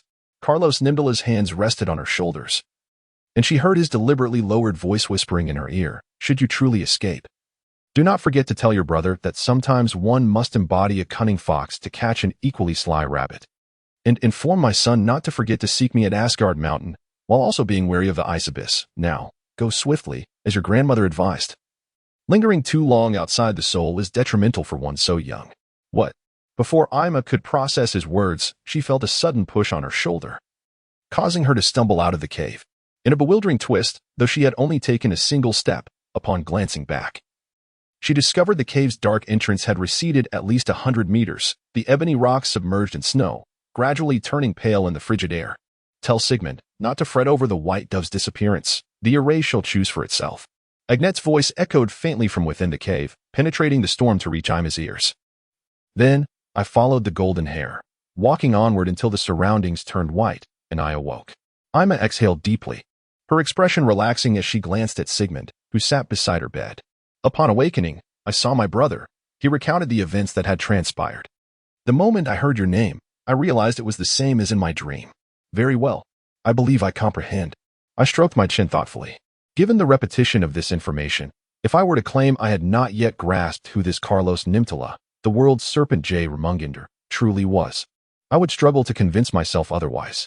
Continuing to exercise unwarranted caution in this context would be futile. Otherwise, nothing would make sense. And my heart could only accept one possibility, that Carlos Nimtara is indeed my father. If I am not mistaken, the account from 2 centuries ago at Gringotts must also belong to him. And the myriad events I have encountered since entering the wizarding world stem from my father's identity as the world serpent. They cannot locate him, or have no means to confront him, thus they have sought me instead. I remain uncertain whether he is truly a serpent, or if the world serpent and J. are merely aliases, yet without question, he is entangled in matters I have yet to uncover and is connected to numerous others, such as the golden snow hare Fafnir and the defeated jack-o'-lantern. Not to mention the dark-clad assailant who attacked Yaf. Ima's ability to perceive him in her dreams likely resulted from my blessing of Sigmund. As the spellcaster, Ima was countered, and through our blood connection, her spirit was transported to the realm where my father's essence now resides, ultimately aided in her escape by the golden snow hare. I initially believed that discovering the existence of my relatives in this world would fill me with immense joy and excitement. Yet, at this very moment, I am overwhelmed by an inexplicable weariness and helplessness. Setting aside the unsettling reality that my father has been alive for over 2 centuries and is likely not human, the individuals associated with him and his deeds have not only kidnapped my roommate on the very first night of the school term but have also nearly caused the demise of Sigmund and his sister. As it stands, Sigmund's family remains in their clutches. Sigh. Reflecting on this, I cannot help but let out a deep sigh. Lowering my gaze to my own feet, I still wear the old leather boots that Henry gifted me a week ago. When I set out for Hogwarts clad in those boots, I was filled with excitement and hope for my future. Now, standing here in the same boots, my mindset has shifted dramatically. Due to my melancholy, both Sigmund and Emma cast concerned and worried glances in my direction. Realizing their attentive stares, I became aware that I had once again succumbed to my own thoughts. I pinched my palm to rouse myself, cleared my throat to regain composure, and lifted my gaze toward Emma. "The man you encountered in your dreams must be my biological father," I stated, attempting to adopt a more casual tone as I crossed my arms over my chest. "I have blessed Sigmund with my blood, and since you are the one who has cast the spell for Sigmund, it follows that you have seen my father." Emma's face instantly reflected surprise, her eyes widening in disbelief. "But Grandma Agns mentioned that she knew Carlos Nimtara since childhood, and she is incredibly old." Her tone grew urgent, her voice elevated. "Yet you appear to be the same age as my brother, perhaps even a bit shorter, and your hair is still gray. Cough. I will grow taller in due time. As for my hair color, well, at least we both have blue eyes." I coughed awkwardly, raising my eyes to meet Sigmund's, but for some reason, he quickly turned his face away. From the tremor at the corner of his mouth, I deduced he was suppressing laughter. Emma seemed to notice her brother's amusement and began to stifle her own laughter as well. I had intended to glare at Sigmund, but suddenly felt that scolding him in front of his sister would be inappropriate. Thus, I retracted the look I had prepared to cast in his direction. Just as I pondered how to counter Emma's remarks, a familiar voice rang out from the entrance of the infirmary. It seems you are all having a delightful conversation. So I am no longer needed here? Shiafii, I thought you would at least sleep until tomorrow morning. I turned to see Shiafii leaning against the doorframe. A cheerful smile on his face, though his expression bore the remnants of sleep. His pure white hair appeared somewhat tousled. And he still wore the same clothes from earlier that day, with a button at the collar carelessly undone, clearly having rushed to the infirmary upon waking. However, "It has been an hour since I went to find you in your dormitory," Sigmund remarked, glancing at the clock in the infirmary. It appeared that despite having endured nearly 2 significant events together, the relationship between Sigmund and Shiafii had not improved. "Oh dear, are you blaming me? I never imagined you saw me as a slothful person. I assure you, I seldom sleep, and my tardiness was not solely my fault." Upon hearing Sigmund's words, Shiafii feigned an exaggeratedly pitiful expression, his eyes shimmering with faux tears in the dim light of the infirmary, his cheeks puffed up as if in indignation. Yet, the mischievous glint in his eyes revealed that this was merely an act to irritate Sigmund. Not waiting for Sigmund's response, Shiafii approached our location. And upon spotting Emma on the hospital bed, he dramatically adopted an extravagant expression reminiscent of an actor in a romantic play. He raised one hand and then lowered it, the other hand placed behind his back, bowing exaggeratedly to Emma as he proclaimed, "Greetings, Miss Emma Russell. It is a pleasure to meet you for the first time. I am Shiafii Nal, a friend of these 2 insignificant fellows who can only be tormented by them. Your brother treats me so unkindly, yet look at you. Such a charming sister." "How over the top," Sigmund remarked, his expression instantly contorting in disgust as if he had just swallowed a fly. He turned to Emma, seemingly attempting to warn her not to be taken in by this silver-tongued individual. However, when his gaze met Emma's, he discovered that her eyes were fixated on Shiafii's face, as if there were a magnet drawing her attention. "Emma?" Sigmund's tone revealed a growing alarm, as the protective instinct of a brother stirred within him. Yet, being the composed individual that he was, he merely tentatively called out Emma's name. In stark contrast to Sigmund's outward calmness, Shiafii seized the opportunity to press on, turning to us with a triumphant smirk, even gesturing a victory sign. In a teasing tone, he addressed Sigmund. "You see, little girls clearly prefer my type, the aloof. I see older brother is out of fashion. You've become pass, Russell, right, Emma? Surely you prefer me over your humorless, antiquated brother. You scoundrel." "Emma, do not be deceived by this charlatan. Silver-tongued individuals are always untrustworthy." Sigmund's face flushed crimson, evidently struck by Shiafii's taunts, and he spoke with an urgency that made his voice seem at least twice as loud as usual.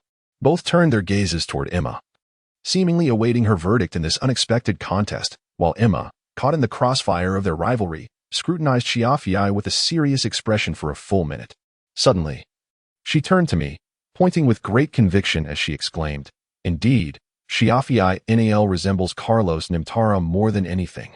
He is the quintessential white-haired, blue-eyed individual. Your gray hair cannot be genuine. You are not an imposter, are you?" "Huh." Initially observing the conflict between Sigmund and Shiafii with a sense of detached amusement, I was suddenly overwhelmed by a wave of confusion when Amara intervened. It was as if the inexplicable and emotionally charged atmosphere had infected me. My thoughts felt as though they were being manipulated by another entity, and fervent words erupted from my chest. "One cannot judge merely by appearances. This is outrageous. Though I bear the name Nair, I am truly Nimtara. Even your Mr. Jack refers to me as Yemugate. It was I who saved your brother with my blood. After so many years of searching for those who may be my kin, I must now accept that my relatives are not even human, and I am left to clean up the mess they have left behind. Can any other Nimtara accomplish such a feat?" As I finished my impassioned outburst, I found myself slightly breathless, my chest heaving as heat surged to my face, as if the very blood coursing through me was rushing from my feet to my head.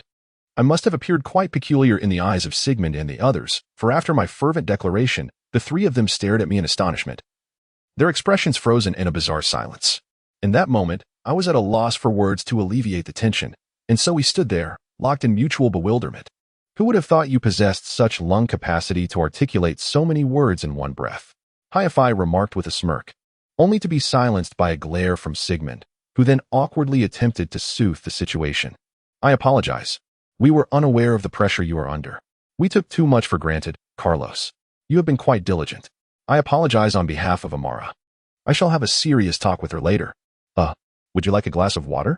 No, thank you, Sigmund, I replied, exhaling a sigh of relief that brought a measure of relaxation, yet the ensuing wave of embarrassment washed over me, compelling me to cover my face and crouch down.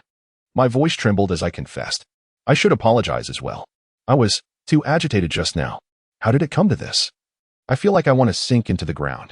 Nimtara, don't take it to heart, Hi-Fi said, patting my shoulder, but I instinctively shook his hand away. I recognized it was time to mask the awkwardness with a light cough and steer the conversation back on course. Rising from the ground, I endeavored to suppress the tremor in my voice and spoke with feigned gravity. At the very least, we now understand why that cloaked figure attacked Hi-Fi. It was likely due to the resemblance of his hair and eye color to that of Carlos Nimtara, my father. At this revelation, Hi-Fi sighed heavily, his arms drooping in defeat. However, the cloaked figure and the jack-o'-lantern, along with the rabbit Fafnir, are not aligned with the same faction. Furthermore, the cloaked figure is wary of something called Ice Extreme, which indicates that there are at least 3 potential threats targeting you. Sigmund mused, stroking his chin and looking at me with a serious gaze. Moreover, in Amara's dream, your father warned you to be cautious of Ice Extreme, yet I have never heard of a place called Asgard in the real world. In Norse mythology, Asgard is referred to as the realm of the gods, a domain composed of the heavens that spans across the earth, also known as the second world. Thus, we find ourselves entangled once more in Norse mythology and magic. The realm of the gods sounds like a place unattainable in reality. Nevertheless, the blessings that allow me to lift curses and the trickery employed by Jack-o'-lantern to lure Amara must fall within the framework of Norse magical practices. But Hi-Fi, how do you know all this? Does Durmstrang teach such topics? As I posed this question, all eyes turned to Hi-Fi, including Sigmund's, who had previously been uninformed of the specifics. I had anticipated that under such scrutiny, Hi-Fi might reveal a hint of panic or confusion. However, he merely tapped his cheek with a finger and, wearing his usual charmingly mischievous smile, feigned innocence as he replied, "Oh dear, are you all suspecting me? After all, I am one of the heroes who saved you. Is this the custom among you Brits? It truly saddens me. No, I merely wish to inquire. We are in need of information, Hi-Fi. I do not want anyone else I care about to encounter danger." Hi-Fi's response left me feeling somewhat guilty, as I was aware that my question had cast doubts upon my friend. Hi-Fi had indeed assisted me in many matters, but now I found myself in dire need of sufficient information to gain an advantage. I understand, it was just a jest. I truly do not mind. And asking such questions is quite natural, he reassured me, seemingly unaffected by my doubts. It appeared he merely sought to tease me a bit. Upon noticing my wavering demeanor, he placed a hand on my shoulder and addressed the group with clarity. In truth, it matters not if I divulge this information. Durmstrang is, after all, a magical school situated in the north, and I happen to know a professor there who has devoted his life to studying such magic. Despite his advanced age, he shows no sign of relinquishing his pursuits. At times, I find myself wanting to advise him to abandon such endeavors, as the significance of these pursuits will inevitably fade with time. Although I only attended the school for a year, my talent led him to take me under his wing, allowing me to grasp some of his research. Nonetheless, I must admit that I have little interest in Norse magic or mythology, so I am not well versed in many of the spells and would struggle to answer further inquiries. The use of blood as a medium for blessings resembles the precursor to Norse witchcraft, as practitioners believe that the blood of the strong possesses unique properties, essentially, a bloodline theory. From the beginning of the term, I noticed your surname, Nimtara. I surmised that your lineage must be extraordinary, and thus, I was inclined to have you try using your blood. Oh, I see, that makes sense. I nodded at Hi-Fi, contemplating deeply as I spoke. Despite the lingering sense of dissonance within me, pressing for answers at this moment did not seem prudent. Gradually, a figure I had encountered earlier materialized in my mind. Thus, although you, Hi-Fi, had previously cast suspicion upon Professor Lydia, she remains the most knowledgeable about such magic within the entirety of Hogwarts. Therefore, if I could consult Professor Lydia regarding Nordic magic, not only could I ascertain the veracity of your claims, but I could also enhance my combat abilities. It is my sincere wish that no one around me suffers harm as a result of this. However, even as I entertained this hopeful notion, Hi-Fi's next words doused my optimism like a bucket of cold water. You probably won't be able to ask her. Hi-Fi let out a sharp whistle, unusually interrupting my thoughts. When I looked up in surprise, I met his clear gaze, His blue eyes seemed devoid of impurities, reminiscent of the most ancient blue glaciers. Yet, the mirth within them carried an inexplicable hint of malice, because Professor Lydia has just surrendered to the Ministry of Magic. Ah, how exhausting. If only I could lie in bed forever, listening to the whispers of the wind outside, the crackling of the fire in the hearth, and the occasional footsteps echoing in the corridor, as if I were merely an object, rather than a human burden with myriad concerns. That would be the epitome of ease. As Xiphi lay in bed, such thoughts crossed his mind. He kept his eyes closed, his face buried in the warmth of the freshly aired blanket, which enveloped him in a comforting scent, nearly lulling him to sleep. Yet, he knew he could not succumb to slumber. Although he was alone in the dormitory for the moment, another presence would soon arrive. His acute hearing, honed since childhood, could not miss any sound in the world, especially not on the first night at school. When he first heard that approaching footstep, he had been caught off guard, losing the upper hand in the ensuing struggle. However, he would not make the same mistake a second time, especially since the person was clearly targeting him, having chosen such a peculiar moment to make their move. Should he flee in advance, it would undoubtedly allow them to pursue Nimtara and Sigmund, risking their safety while he missed critical information. Moreover, it was evident that the individual was a master of spells, and Xiphi did not believe he could escape their grasp. As anticipated, the footsteps drew nearer, until they paused right outside his dormitory door. A distinct click of the lock echoed crisply in the still air, followed by the slow creak of the door opening. Although the intruder had cast an invisibility charm, the sound of their footsteps betrayed their presence. Xiphi was certain they now stood in the center of his dormitory, beside an armchair. The door closed automatically, and an unusual chill stirred the air, prompting Xiphi to instinctively shut his eyes. When he opened them again, he beheld the shadow enveloped in white, damp mist standing silently in his room, exuding an atmosphere of oppression.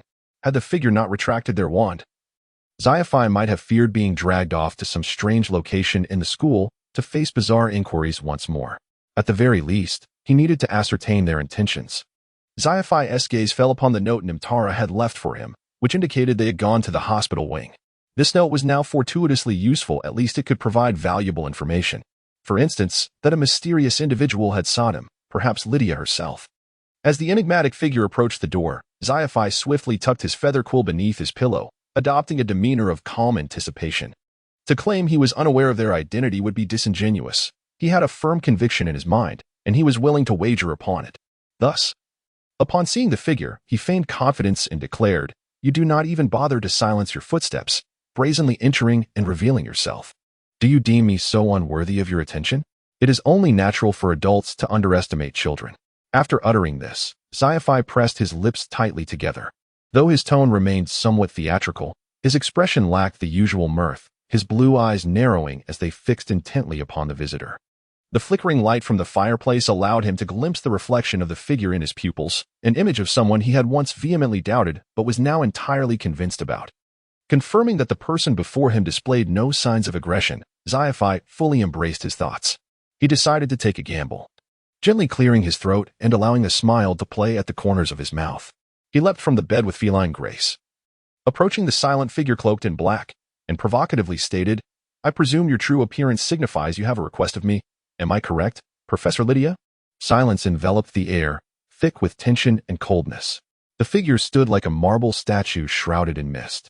And were it not for the slight rise and fall of their chest, Xiphi might have doubted the reality before him, suspecting it to be a cruel jest akin to those he had encountered at Durmstrang. Thankfully, this was no jest. After a prolonged silence, the figure slowly raised a hand and snapped their fingers. With a sharp sound, the mist dissipated as if melting away, revealing the striking black robes and hood that were conspicuous within Hogwarts, along with the somber half of the face obscured beneath the broad hood. The answer was unmistakable. Xiphi could not fail to recognize her. The person before him was Lydia, the Defense Against the Dark Arts professor at Hogwarts, and the very same individual who had ambushed him a week prior in the dead of night. "Indeed, I do have a request of you," Xiphi gnarled. "However, I advise you to show me some respect. Do not forget that my spell casting speed far exceeds yours. Even with your wand firmly gripped in your hand, concealed behind your back, you stand no chance against me." In response to Xiphi's flippant demeanor, Lydia remained unfazed, her gaze steady and unwavering as she addressed him. She did not lower her eyes to acknowledge Xiphi, her attitude slightly haughty. The moment Xiphi had felt so assured in his position shifted dramatically with Lydia's words. creating a palpable imbalance in the atmosphere. Upon hearing Lydia's words, Seaf couldn't help but click his tongue inwardly, fully aware of the stark disparity in strength between them. The reality was brutally clear. If she had successfully attacked him once, she could undoubtedly do so again. Yet, he also understood that conceding or displaying any sign of weakness at this moment would spell his doom. Thus, he made every effort to maintain a facade of composure. Retreating slowly to sit back on his bed. Nonchalantly, he raised both hands as if indifferent to Lydia's words, allowing his wand to fall onto the bed beside him. He struck a pose of surrender, yet continued to feign bravado, saying, all right, I concede. I suppose I can listen to what you have to say." Lydia's abrupt shift in Seaf's demeanor evidently pleased her. When she spoke again, her tone softened considerably, though it remained somber compared to her usual light-hearted classroom demeanor. With her hooded eyes fixed on Seaf, she uttered words he least expected. "Next, I shall turn myself into the Ministry of Magic. I will inform them that I am the one who assaulted you. Hence I require your cooperation." "What? Are you out of your mind? Why would you suddenly want to turn yourself in, and why would you need my assistance to do so?" Upon hearing Lydia's declaration, Seaf felt his mind momentarily blank. Overwhelmed by the sudden influx of information, he expressed his shock and confusion without hesitation. If not for his concern that Lydia might attack him again and their lack of familiarity, he would have jumped from the bed to grasp her shoulders and demand answers. "Listen, Seaf Nal, I will attribute all the recent occurrences at school to my research on Norse magic, including the incident with Jack the Pumpkin King and the Russell family. I will assure those officials from the British Ministry of Magic that these matters have nothing to do with the world's serpent or glacial abyss. It is merely my personal study. Thus, I need you to conspire with me, as I know you mentioned the term glacial abyss to them. So, you wish to keep Carlos Nimtara and the matter of the glacial abyss from the public eye." Seaf quickly grasped the crux of Lydia's statement. He crossed his arms and lowered his head in contemplation, furrowing his brow. When he lifted his gaze once more, he tilted his head and questioned her. "If you don't want the world to know about this, why did you attack me in the first place? I wouldn't have disclosed the glacial abyss to the ministry otherwise. That is different. I must ascertain how many enemies there are within this school. The arrival of that Jack the Pumpkin King caught me off guard. I did not expect him to locate the Russell family so swiftly. Many actions I intended to take were left undone. I believe my proposal is advantageous for both of us. I do not wish to cast a soul-binding curse or a memory-erasing spell on you, as that would easily attract the attention of the Ministry of Magic." Lydia shook her head, her tone a blend of threat and sincerity. "Oh, so you are not allied with Fafnir or the glacial abyss after all," Seaf observed, stroking his chin thoughtfully. Suddenly, as if struck by inspiration, he beamed a radiant smile and burst into laughter, reclining backward onto his dormitory bed. He waved casually at Lydia, his voice becoming relaxed and languid. "But I'm merely an ordinary exchange student from Durmstrang. I have absolutely no interest in the glacial abyss, the world serpent, or Fafnir. Your decision to turn yourself in is your affair. It does not concern me. Thus, I have no obligation to conspire with you. In fact, conspiring with you might only complicate matters for me. Being a liar is quite troublesome, you know. If you were to attack me now, it could escalate into a diplomatic issue between the Norse and British ministries of magic, only causing greater turmoil." Seaf had expected his words to dissuade Lydia from seeking his assistance. After all, as he had stated, he harbored no interest in power struggles. The greater the uproar surrounding the glacial abyss, the more it worked to his advantage. He yearned to return to his life in the north rather than remain at Hogwarts. However, Lydia's subsequent reaction sent a chilling wave of discomfort through him. "I believe that statement should be returned to you, Seaf Nal. Even at this juncture, you still wish to put on airs. I am quite curious about what has shaped your character so," Lydia remarked, letting out a small sigh after hearing Seaf's words. He then heard the rustling of fabric as she rummaged for something. Instinctively sensing something amiss, he sat up and looked towards Lydia, only to find her holding a letter that appeared hauntingly familiar. Recognizing the envelope sealed with green wax, Seaf's expression hardened, his eyes narrowing with deadly intent as they fixed upon Lydia and the letter in her grasp. His once innocent and charming countenance morphed into that of a feral beast. Teeth bared, as if poised to pounce and rend her throat until life fled from her. "Where did you obtain that?" he inquired in a dangerously low tone, devoid of jest or inquiry, infused instead with a palpable threat. Noticing Lydia's lack of an immediate response, the cold, abyssal menace within his gaze deepened, the vibrant blue of his eyes dimming to the lusterless sheen of a tarnished gem. The air between them seemed to solidify, thick with an oppressive chill. "I shall ask you once more, where did you acquire it? I distinctly recall incinerating the original." I am the defense against the dark arts professor at Hogwarts. Thus I have access to the headmaster's office and can naturally inspect the mail basket therein, Lydia replied unfazed, as though Zayaf's frigid aura had no bearing on her. She approached him with measured steps, deftly unsealing the thick envelope with her gloved hands. As she reached him, akin to a queen awaiting her coronation, she tossed the envelope aside, displaying the letter within to Zayaf. I made a copy using the duplication spell. Since I have shown you this letter, I believe it unnecessary for you to conceal your true identity any longer, Zayaf Nal. Lydia's voice remained level, devoid of inflection, yet it carried an undercurrent of triumph.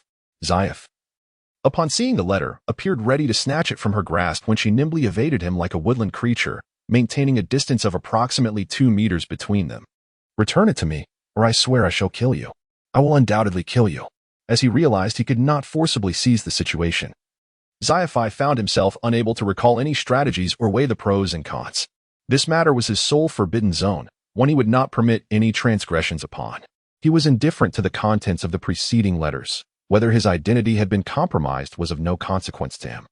The only thing he cared about was the last few letters, which emanated the sweet scent of honey cakes. This was the sole aspect he must protect. With this thought in mind, Zayaf resolutely grasped his wand from the bed, flipping onto the floor, where he held it tightly in his hand. Pointing it at Lydia like a short sword, his eyes gleaming with the ferocity of a bloodthirsty beast, reflecting the chaotic intent directed at her. He recognized that he appeared both fierce and pitiable in this moment, yet he had no alternative. Even someone like him had something to guard. Have you finally revealed your true self? It does you no good to return it. I have already seen its contents. It had ultimately come to this, he pondered. How long would such circumstances persist? Lydia sighed once more within, yet maintained her outward calmness. This time, however, her tone carried a hint of pity. Her hood obscured half her face, making it impossible to discern her expression, revealing only her tightly pressed lips. She carelessly discarded the earlier letters, inscribed with flourishing calligraphy, onto the ground, where the cream-colored paper scattered and fluttered down. The final few sheets she held displayed delicate and youthful handwriting. I have learned the name of your brother, Nal. He confides in you, so I believe it shall not be too challenging to locate him based on the information in this letter. Moreover, I am quite adept at long-range curses, should your understanding of our magic be genuine. Upon witnessing Zayaf's expression drain of color at the mention of Nal, Lydia released the last few sheets from her grasp. They drifted to the ground like feathers, igniting spontaneously upon contact with the thick blue carpet of Ravenclaw dormitory, merging with the other scattered letters and envelopes, transforming into a burnt ash imprint upon the fabric. Now, will you accept my terms, Nal? Lydia pressed on. So, her confession is that Jack the Pumpkin King was brought by her, and she was behind the assault on you? Moreover, she even orchestrated the remote kidnapping of Sigman's family? This is utterly implausible. Why would she do such a thing? And what of the words Jack the Pumpkin King spoke to me? I cannot believe Professor Lydia is the master he referred to. Furthermore, Carlos Nimtara from my dreams truly knows Agnet, the matriarch of the Russell family. After hearing Zayaf recount Lydia's confession outside the infirmary, I suppressed the shock rising within me and turned to Zayaf, who was sitting nonchalantly on an empty hospital bed, engaged in a solitary game of tossing a pillow. Sigman displayed a similar expression of astonishment, glancing at Zayaf, furrowing his brow with a hint of skepticism as he remarked, "While I can understand her claiming responsibility for the attack on you, we have confirmed that my family was abducted by the owner of Jack the Pumpkin King, the Rabbit Fafnir. Why would she take on additional crimes? She demonstrated the magic she used during the attack in front of those from the Ministry of Magic, including the spell that enveloped her in mist," Sigmund stated, as if striking a nerve within Zayaf. This prompted him to frown and directly refute the claim. Leaning against the infirmary wall with his arms crossed, he looked at all of us with an irritable expression. As for her motives, is it not clear? She wishes to keep Nimtara, the ice serpent, and other Norse magic from coming to public attention. Likewise, she does not want the Ministry of Magic to intervene in these matters. Thus, the best course of action is for her to confess and be taken in by the ministry, where she can feign ignorance with those Aurors, ultimately diverting their attention. Zayaf spoke with a tone of indifference, even disdain, rolling his eyes as he let out a derisive snort. This self-willed woman even consulted me for her fabricated story before her confession to the ministry. She instructed me to simply nod in agreement while she recited the lies she concocted. So when you remarked that I arrived late, what choice did I have? She spun an elaborate web of falsehoods to make her illogical narrative seem plausible. What a stroke of bad luck that I have fallen to such depths. As he continued, a rare expression of disgust crossed Xaiaphi's face, as though merely mentioning Professor Lydia made him feel nauseous. He exaggeratedly stuck out his tongue, muttering about misfortune while rummaging through his empty robe pockets in search of snacks, only to stomp his foot in frustration upon discovering nothing. While I recognized that Xaiaphi had suspected Professor Lydia from the outset as the instigator of the attack, his reaction was uncharacteristically strong. He had never previously expressed such aversion towards a professor who had taught him, nor would he typically refer to her as a self-willed woman. Moreover, his actions seemed contradictory. If he held such disdain for Professor Lydia, why would he assist her in crafting a false narrative? Surely, he could not be motivated by the prospect of sending her to Azkaban. Upon reflection, if anyone could be so capricious, it would indeed be Xaiaphi. For he appeared outwardly carefree, yet possessed a keen intellect. Nevertheless, a subtle dissonance lingered, as if a vital piece was missing from the puzzle. As I pondered this, the more I thought, the more perplexed I became. Sigmund, too, seemed to sense the same incongruity. He suddenly leaned closer to me, clearing his throat softly. And I quickly grasped his intent. I lifted my gaze to meet Sigmund's, who was using his olive-green eyes to gesture between me and Xaiaphi, seemingly inquiring whether I intended to directly question him. I nodded in affirmation, considering Xaiaphi as one of my own. Yet, upon receiving my response, Sigmund shook his head and gently pinched my sleeve, signaling his disapproval. I am aware that Sigmund harbors a certain distrust towards Xaiaphi. Thus I felt compelled to further persuade him. At that moment, I noticed the eyes of Ima, who had been nearly forgotten as she lay on the hospital bed, darting back and forth among the three of us. Finally, she swallowed hard, as if she had made a fateful decision, and exclaimed loudly, Although I do not quite understand what you are discussing, both Mr. Jack and the individual who previously attacked Mr. Nar seem to have intentions to harm everyone, correct? Why would Mr. Nar assist Professor Lydia? Well done, Ima. The current situation indeed requires such insight. I cast a grateful glance at Ima and took a step forward, continuing her line of thought with Xaiaphi in as gentle a tone as I could muster. Xaiaphi, I do not intend to question your decisions. Yet given that Professor Lydia has attacked you once, it suggests she could very well do so again. Therefore, why have you agreed to collude with her? I merely wish to ensure your safety, rather than have you coerced into a conspiracy by her threats. My words evidently struck a chord. As I observed Xaiaphi's expression falter upon hearing them, momentarily lost in thought, he suddenly lowered his head, his white bangs obscuring our view of his face. Thus, I could not discern his expression, but when he lifted his gaze once more, it had transformed entirely. Gone was the usual twinkle of mischief and mystery. Instead, he bore an expression reminiscent of the weeping, compassionate angels depicted in stained glass windows, serene yet imbued with profound emotion, his eyes brimming with unspoken sentiments, while a smile lingered at the corners of his lips. Xaiaphi's demeanor was decidedly atypical, yet not unappealing. I regarded him quietly, while he slipped one hand into the pocket of his robe, the other forming a circle with his thumb and forefinger before playfully flicking my forehead. Though the gesture was somewhat forceful, his expression remained tranquil, momentarily evoking the sense that he was, in fact, a gentle older brother. He smiled at me and said, She would be foolish to threaten me. Do not underestimate me. Besides, hasn't she already been apprehended by the Ministry of Magic? I understand your confusion, but for now, it would be advantageous for you not to draw attention to matters concerning the world serpent.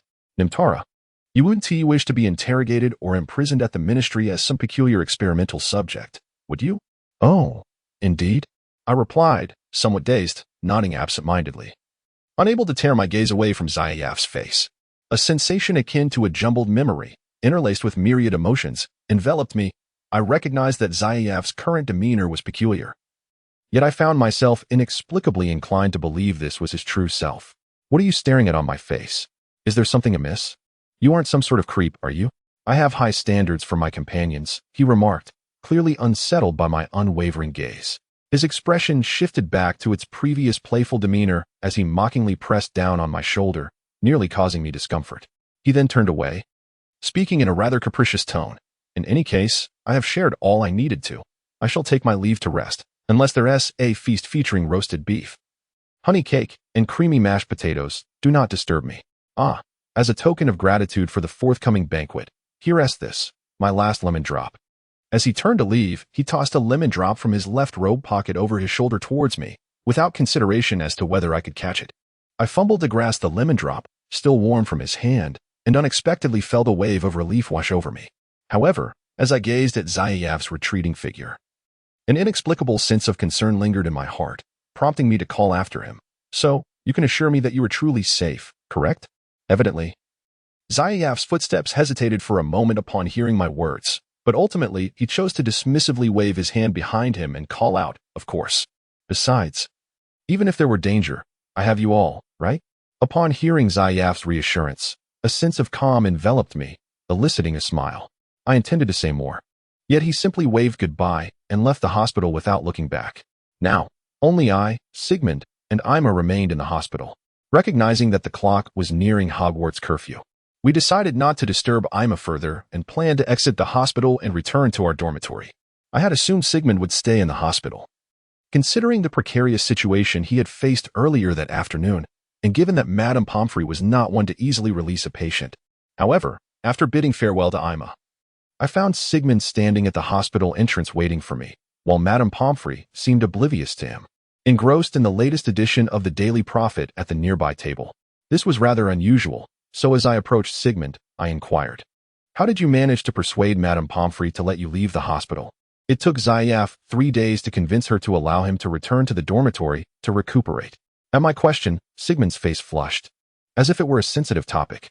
He lowered his voice and leaned closer, whispering, I told her I could predict the winning numbers for the next Daily Prophet lottery, and that I would share them if she let me go. Well, I didn't expect you to resort to such tactics. I thought you were quite serious." My mouth fell open in surprise, intrigued by his admission, and I pressed further. "So, you can actually predict the lottery numbers? If you possess such abilities, my guardian would be overjoyed."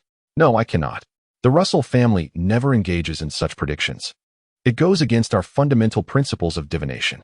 So, I merely provided her with a string of random numbers I concocted. Honestly, I didn't anticipate it would work. Perhaps because Ima had been filling Madame Pomfrey's ears with tales of my supposed prophetic abilities during their conversation." Sigmund shook his head, appearing somewhat distressed as he cast a sympathetic glance at Madame Pomfrey, who remained engrossed in the Daily Prophet. As she suddenly looked up, he quickly averted his gaze, betraying his unease. Together, we exited the hospital, walking side by side down the corridor outside. The cool, damp air of the night enveloped us, invigorating our spirits. Although we were approaching the curfew for the younger students at Hogwarts, the weekend allowed for a considerable number of students and staff to traverse the grounds, with lights illuminating every corner. Even in the tranquility of the night, this ancient school, imbued with magical allure, remained vibrant. As I gazed at the seemingly serene Hogwarts, I couldn't help but inhale deeply, as if trying to absorb the peaceful atmosphere into my very being. Yet, the thought of the plans I was to undertake with Sigmund filled me with apprehension. Sigmund stood silently beside me, his olive green eyes peering through the corridor windows into the courtyard, where faint fireflies floated.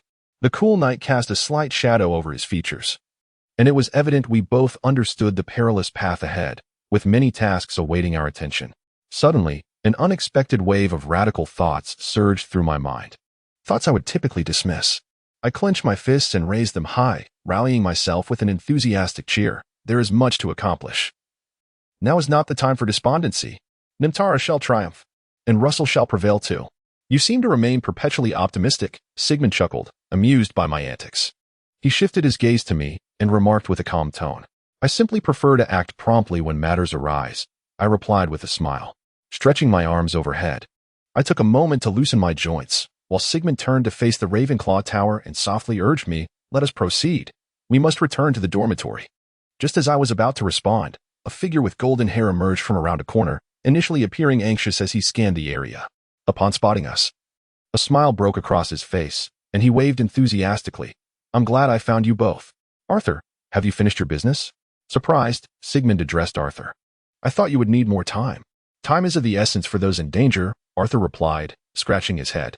As he approached, he nodded in acknowledgement to me before stepping closer to Sigmund, patting him on the shoulder.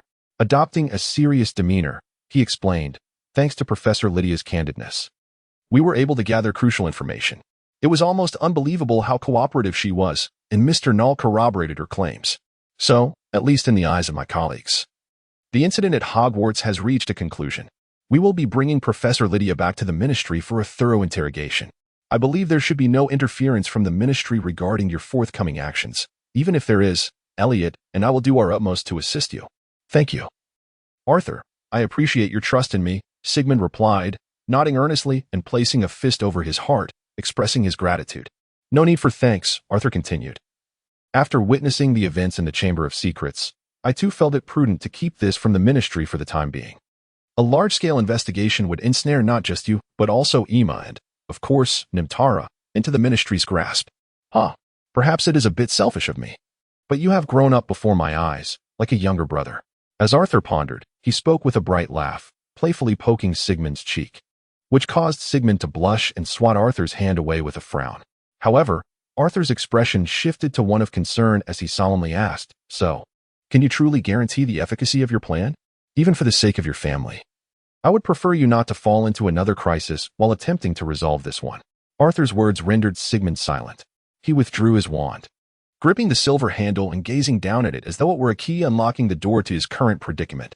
After a moment of contemplation, Sigmund sighed softly and replied to Arthur, I cannot conceive of a better strategy. The adversary is formidable. We must possess ample leverage to constrain their actions. Should we succeed, it will be the end of the matter. And even if we do not, Elliot and I will intervene, so rest assured. Arthur reached out to comfort Sigmund with a gentle pat on the shoulder, then turned his gaze to me, his expression conveying a mix of apology and helplessness. I appreciate you accompanying Sigmund on this escapade. He may appear calm, yet he often proposes audacious plans. No, it is of no concern. Restraining that Fafner's actions was indeed my intention. Moreover, this entire situation stems from my involvement, I replied, shaking my head to indicate my indifference to the matter. At that moment, a few owls and crows flew past in the corridor, their calls resonating through the stillness. An inexplicable sense of desolation washed over me as I looked up to see the lights of Hogwarts, once aglow, extinguishing one by one, indicating that it was indeed late. And curfew approached. To expedite our conversation, I cleared my throat and inquired, When do you plan to depart? I am ready at any moment. Upon hearing my question, Arthur glanced at Sigmund, who nodded in encouragement for him to continue. Arthur then elaborated, If possible, I hope you can set off tonight. I left a note for Professor McGonagall. Although she did not give a definitive response, she did send back a note acknowledging my message. I have also arranged for Elliot to prepare a vehicle to take you. If you depart tonight, you will arrive by morning, though you may have to endure sleeping in the vehicle. Arthur's expression shifted to one of inquiry as he looked at me and Sigmund, clearly not pressuring us for an immediate answer. Even if we were to refuse, he would strive to accommodate us. However, after exchanging a knowing glance with Sigmund, we both nodded in agreement, recognizing that the situation was pressing, and if we did not resolve it soon, restless nights awaited us both. Upon learning of our answer, Arthur gazed at us with admiration while informing us of the meeting point he had designated near Hagrid's hunting lodge, specifically by the pumpkin patch. He assured us that we would easily spot it upon arrival, so there was no need to worry about finding it. Furthermore, he had thoughtfully left a broomstick near the shoe cabinet adjacent to Sigmund's dormitory, facilitating our swift journey to the designated location post-haste. After all, I was rather apprehensive about you walking from the castle to Hagrid's hut at night, and flying would certainly be more expedient. Although there are regulations against carrying passengers on broomsticks, well, rules are meant to be broken, are they not? Arthur spoke with such confidence regarding the broomstick, seemingly oblivious to any impropriety in his words. Ultimately, I could only attribute this confidence to his immense trust in Sigmund's broomstick piloting skills. After I had reconciled with the fact that I would be sharing a broomstick with Sigmund, he raised an eyebrow and quipped to Arthur. You sound rather like a Gryffindor at the moment. Has your work as an Auror influenced you? I must have caught it from Elliot. He is the epitome of a Gryffindor, Arthur chuckled, seemingly unfazed by Sigmund's banter. He then appeared to consider Sigmund's words for a moment before placing his hands on his hips, remarking, Though it is indeed possible that my Auror duties have something to do with it. After all, we do have a Gryffindor senior who dared to pilot. Strictly speaking, ride in a flying car to report to Hogwarts at the tender age of 12. In any case, we would arrive post-haste. Sigmund disregarded Arthur's jest and led me towards Ravenclaw, reminding me as we walked in another direction, you mustn't engage him too much, or you won't be able to escape. But wasn't it you who just criticized him? I weakly retorted. After bidding farewell to Arthur, we hurried back to the Ravenclaw Tower. The entry question for the tower that evening was about the most prevalent theory regarding the motives behind dreams in the Muggle world. This particular inquiry fell squarely within my knowledge gap, prompting me to scratch my head in confusion. Ultimately, it was Sigmund who stepped forward, responding. The motive of dreams lies in a certain desire, with their content reflecting the fulfillment of that desire. With the sound of the bronze door latch clicking and the confirmation of a correct answer, the entrance to Ravenclaw Tower swung open. As Sigmund and I stepped inside, he continued to elucidate. This theory originates from the interpretation of dreams, a rather intriguing book. I find it holds more significance than any divination text. I'll make it a point to read it when I have time, I replied, just as I heard the door of Ravenclaw Tower slowly close behind us. Without excessive pleasantries, we instinctively made our way to our respective dormitories. Upon reaching the door to the Crow's Nest dormitory, I discovered that Eden, the head boy, was seated on the floor outside my dormitory, resembling forgive my description, as it is not intended to be derogatory. But the scene indeed struck me with a strong sense of déjà vu. I saw Eden, resembling a vagrant, sitting cross-legged on the ground, his right hand clutching a pen as he scribbled on a crumpled notebook resting on his knee.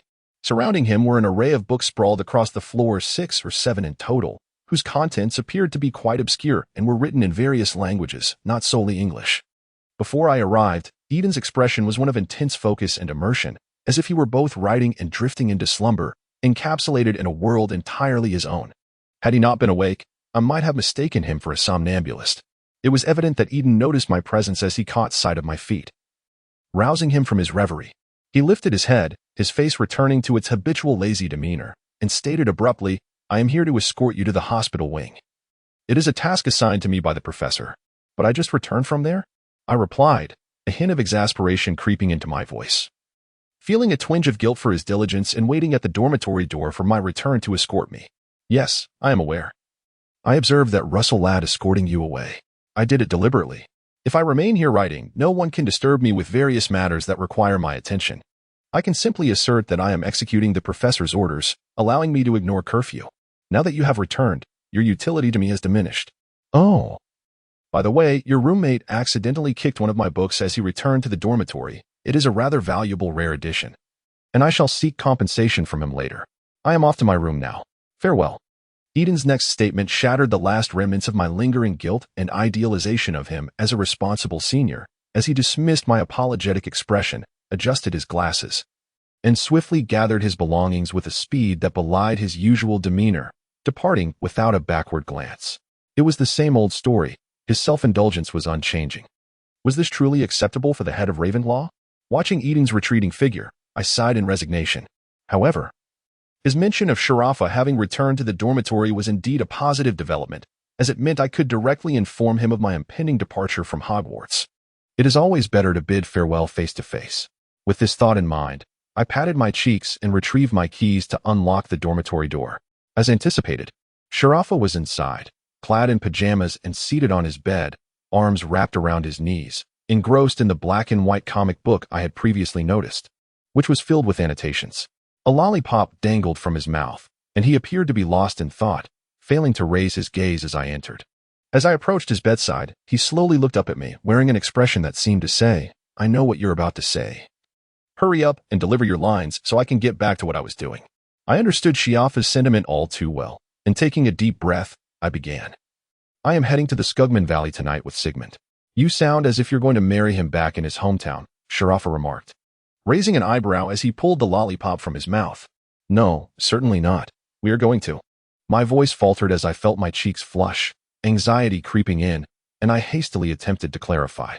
Yet, before I could finish my explanation, Sharafa interrupted me, raising a hand in a gesture of refusal, stating, I'm not particularly concerned with the specifics of your plans.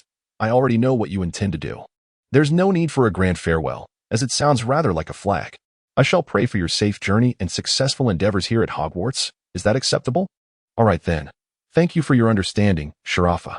Faced with Shiafi's overly brisk attitude, my earlier desire to bid a proper farewell was entirely quashed. Leaving me to respond somewhat awkwardly, I believe we will return immediately after our plans are completed. So, there should be no need for excessive concern? Ultimately, it is in our hands. Let us discuss it again once your plans are finalized. Just ensure you do not overexert yourself. With that, I intended to continue perusing my comics, for Sigmund and the others must still be awaiting you, right? You have numerous tasks ahead. So do not squander your emotions and energy on farewells. Shiafi interjected swiftly, offering no additional expression. His gaze diverted from me as he resumed reading the comic in his hands. That yellow lemon-flavored lollipop once again nestled in his mouth. Observing Xiaofiai's apparent reluctance to engage in conversation, I felt a twinge of regret. Perhaps he harbored concerns unknown to me. Or maybe he was upset about my intention to venture alone with Sigmund, leaving him behind. Or perhaps it was simply strange for him that our relationship, which had only begun a week ago, had suddenly morphed into one of poignant parting. Yet, Xiaofiai was correct. I indeed had many matters to attend to, with the immediate priority being to prepare my belongings. Though uncertain if Xiaofiai noticed, I nodded in his direction before commencing to organize my things. I did not have much to carry, aside from my wand. It was merely my spell notebook penned during the summer while awaiting Hogwarts opening, and a few tools I deemed suitable for carrying, such as the small wooden-handled knife Xiaofiai had previously gifted me and my customary adhesive bandages and healing salve. Unsure of how many days I would be away, I contemplated whether to pack a change of clothes, but ultimately decided that traveling light would be more convenient, especially since I could learn a self-cleaning charm in the interim. While sorting through my satchel, I unexpectedly uncovered an unfamiliar item within, a silver amulet engraved with runes, identical to one I had seen in Professor Lydia's possession. I had yet to encounter any other amulet of this kind at Hogwarts, so I was certain this belonged to Professor Lydia. However, how had it come to be in my possession? Holding the amulet, I felt a wave of confusion. I did not recall acquiring it or bringing it back to my dormitory, and it hardly seemed like something Xiaofiai would place in my bag. Furthermore, I was confident that when I had packed my satchel earlier this morning for the library, the amulet had not been there. When had it found its way into my bag? I intended to inquire about the amulet with Xiaofiai, but just as I turned to speak, a steady knocking echoed from the dormitory door, followed by Sigmund's voice. "Nimtara, have you finished packing?" Recognizing Sigmund's voice, I discreetly tucked the amulet into my satchel and opened the door, revealing Sigmund, who was similarly shouldering a satchel, one hand bracing a broom nearly as tall as he was. Upon my opening the door, his gaze flickered slightly, casting a glance into my dormitory, evidently noticing Xiaofiai's lackluster expression.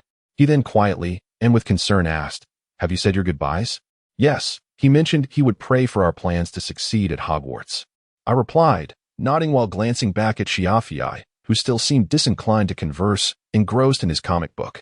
With a sigh, I turned back, retrieved my satchel from the bed, and stepped out of the dormitory. As I closed the door, I thought I heard Xiaofiai muttering something in a language I could not comprehend, directed at me and Sigmund. But the words were too faint and swift, like a fleeting meteor streaking across the sky. I certainly could not open the door to inquire about the meaning. Any questions would have to wait until our return from the Scugman Valley. With that thought, I swallowed my emotions and followed Sigmund upstairs. As it was now Hogwarts curfew, the corridors and stairways were eerily quiet, with only the occasional sounds of students chatting or playing from within their dormitories. Thankfully, they did not venture outside, or they would have found Sigmund and me in a rather suspicious state. We stealthily approached an open window on the upper floor, where the tranquility of the night enveloped us. I recognized it as the window from which Sigmund had summoned the owl, Pierre, on the night we rescued Xiaofiai. That night, the white-feathered Pierre had appeared like a divine being, soaring through the rain. Now, less than a week later, it was Sigmund and I preparing to depart through this very window. Though I had attended flying lessons during the past week, my performance had been dismal. Not only could I not fly on the broom, but I could scarcely maintain my balance upon it. The concept of flying was entirely foreign to my previous worldview, where neither beings nor objects were capable of flight. Thus, when Sigmund casually tossed his satchel to me for assistance and mounted the broom prepared by Arthur, gesturing for me to sit behind him, I felt an unusual hesitation. It seemed Sigmund anticipated my reluctance, as he suddenly shot me a look that suggested he might resort to extreme measures, saying, "If you do not get on, I'll have to bind you up and carry you on the broom." At his words, a chill ran down my spine. I had no doubt he was serious, and he intended to follow through if I did not comply. Resigned, I reluctantly mounted the broom, while internally lamenting how Sigmund had become so fearsome. Had he learned this from Xiaofiai? Once seated, I hesitated to place my hands, aimlessly flailing before finally grasping the handle of the broom between Sigmund and me. The moment I held on, I heard a long sigh escape Sigmund, followed by an urgent, ominous warning. "Hold on to my waist. Do you wish to fall while flying? Don't say I didn't warn you." In just 2 minutes, I had shivered twice, and when I wrapped my arms around Sigmund's waist, I could feel cold sweat trickling from beneath my bangs.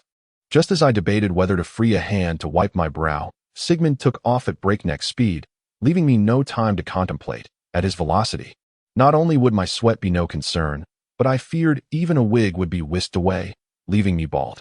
The wind, already laden with the chill of the night, transformed into sharp, relentless blades that lashed against my face and body as we hurtled through the air. My eyes could barely open, and I clung desperately to Sigmund's waist, my voice betraying my panic as I cried out uncontrollably, "I will never ride your flying broom again." Yet, Sigmund seemed unfazed by my heartfelt and desperate screams. With a hint of disdain, he clicked his tongue and directed his gaze towards the forbidden forest of Hogwarts.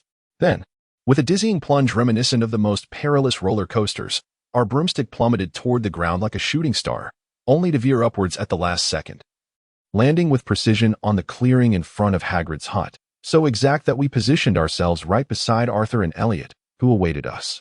In that moment, the reason behind Sigmund's father's decision to enroll him in the Quidditch team became abundantly clear. As I pondered this, suppressing the nausea rising in my stomach, Sigmund assisted me in dismounting from the broom. Elliot, upon seeing me, pointed a finger in my direction and remarked, "Is that still Nimtara? Or has he transformed into Ravenclaw? Well, it looks like he might topple over."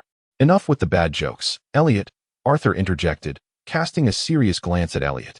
He then kindly took me from Sigmund's grasp and offered me a cup of hot tea, suggesting it might ease my discomfort. "I apologize. Sigmund's Quidditch flying techniques have always been rather aggressive. It's practically murder," Elliot quipped, earning a sharp glare from Sigmund. "At least we have arrived promptly and can set off soon," Sigmund said, patting my back in a somewhat perfunctory manner, seemingly to console the group. I suspected he felt no remorse for the earlier incident. Rather, he appeared a bit exhilarated, slightly out of breath as he patted my back. "The fervor for Quidditch enthusiasts is indeed overwhelming," I mused silently, unable to voice my thoughts. Instead, I stood there sipping the hot tea Arthur had provided, pondering the unusual availability of such a beverage at Hogwarts in the dead of night. Suddenly, Hagrid appeared from the side, carrying a fuel tank reeking of a potent odor. He waved at us and announced, "I've filled up your car. It should last for a couple of nights, at least." Only then did I notice a gray car parked in the clearing, adorned with stylish headlights and silver stripes, its license plate reading HK0407. Above the plate, the emblem featured a boy with red hair riding a night piece. Having previously worked at Sam's grocery store, I had played a game of identifying car logos out of boredom, and I was confident I could recognize at least 90% of them. Yet, this car's emblem was unfamiliar to me. Intrigued, I approached to examine it closely, discovering the words Red Knight elegantly inscribed in silver paint beside the emblem. Arthur, noticing my fascination, began to explain as he approached with the rest. "This is a car from the Red Knight brand, co-founded by the renowned Ron Weasley and his father, Arthur Weasley." The name reflects their shared passion for wizarding automobiles. Ron's thrilling experiences with flying cars during his school days, combined with his father's enthusiasm for improving Muggle inventions, undoubtedly inspired this venture. Currently, the Red Knight is the only wizarding car brand recognized by the Ministry of Magic. He continued. They once contemplated retrieving their flying Ford Anglia from the Forbidden Forest to serve as a FAA for their operations, but that car was far too unruly. Even I only encounter it twice a week, yet I assured Ron and Mr. Arthur that I would care for it. As Hagrid spoke, he grew emotional, pulling a white handkerchief from his thick fur coat to dab at his eyes, clearly reminiscing with a sense of longing. Folding his hands before him, he remarked, "If this could persuade those children to visit me more often, I would welcome anything." "I believe they will, Professor Hagrid," Arthur replied with a warm smile, patting Hagrid's hand in a gesture of comfort. He then turned to Sigmund and me, instructing, "All right, you two, get in the car. Elliot will ensure you reach your destination safely." He added, "As for me, I promise I will head to the Skugman Valley to find you as soon as I can. Take care." Sigmund nodded at Arthur, then, without a second thought, opened the rear door of the Red Knight and settled inside. "Thank you for your assistance throughout this journey, Mr. Arthur. I appreciate your help tonight, Mr. Elliot. And you too, Hagrid. Your support is invaluable," I expressed, greeting those still present. I then opened the opposite rear door, secured my seatbelt, and took my place in the car. Elliot offered a curt nod to his companions before seamlessly taking his position in the driver's seat. After ensuring the safety belts of both Sigmund and me were fastened via the rearview mirror, he silently started the engine, uttering no superfluous words. In the reflection of the mirror, I caught a glimpse of Elliot's helmet-clad face, his sharp eyes glinting through the visor, catching the light. I felt a flicker of concern about whether he could drive safely at night while wearing the helmet, but Sigmund appeared unfazed. Once seated and belted, he adopted a composed demeanor, much like when I first saw him on the train at the start of the school year. Arms crossed and eyes closed in a state of tranquility. Resigned to my worries, I settled comfortably into the plush seat of the Red Knight. The car soon began to move, initially gliding along the ground, flanked by the familiar sights of the Scottish Highlands surrounding Hogwarts and the Black Lake. I had anticipated a straightforward road trip, exiting Hogwarts onto the highway, but within 5 minutes, Elliot shifted the gears to a setting I had never encountered.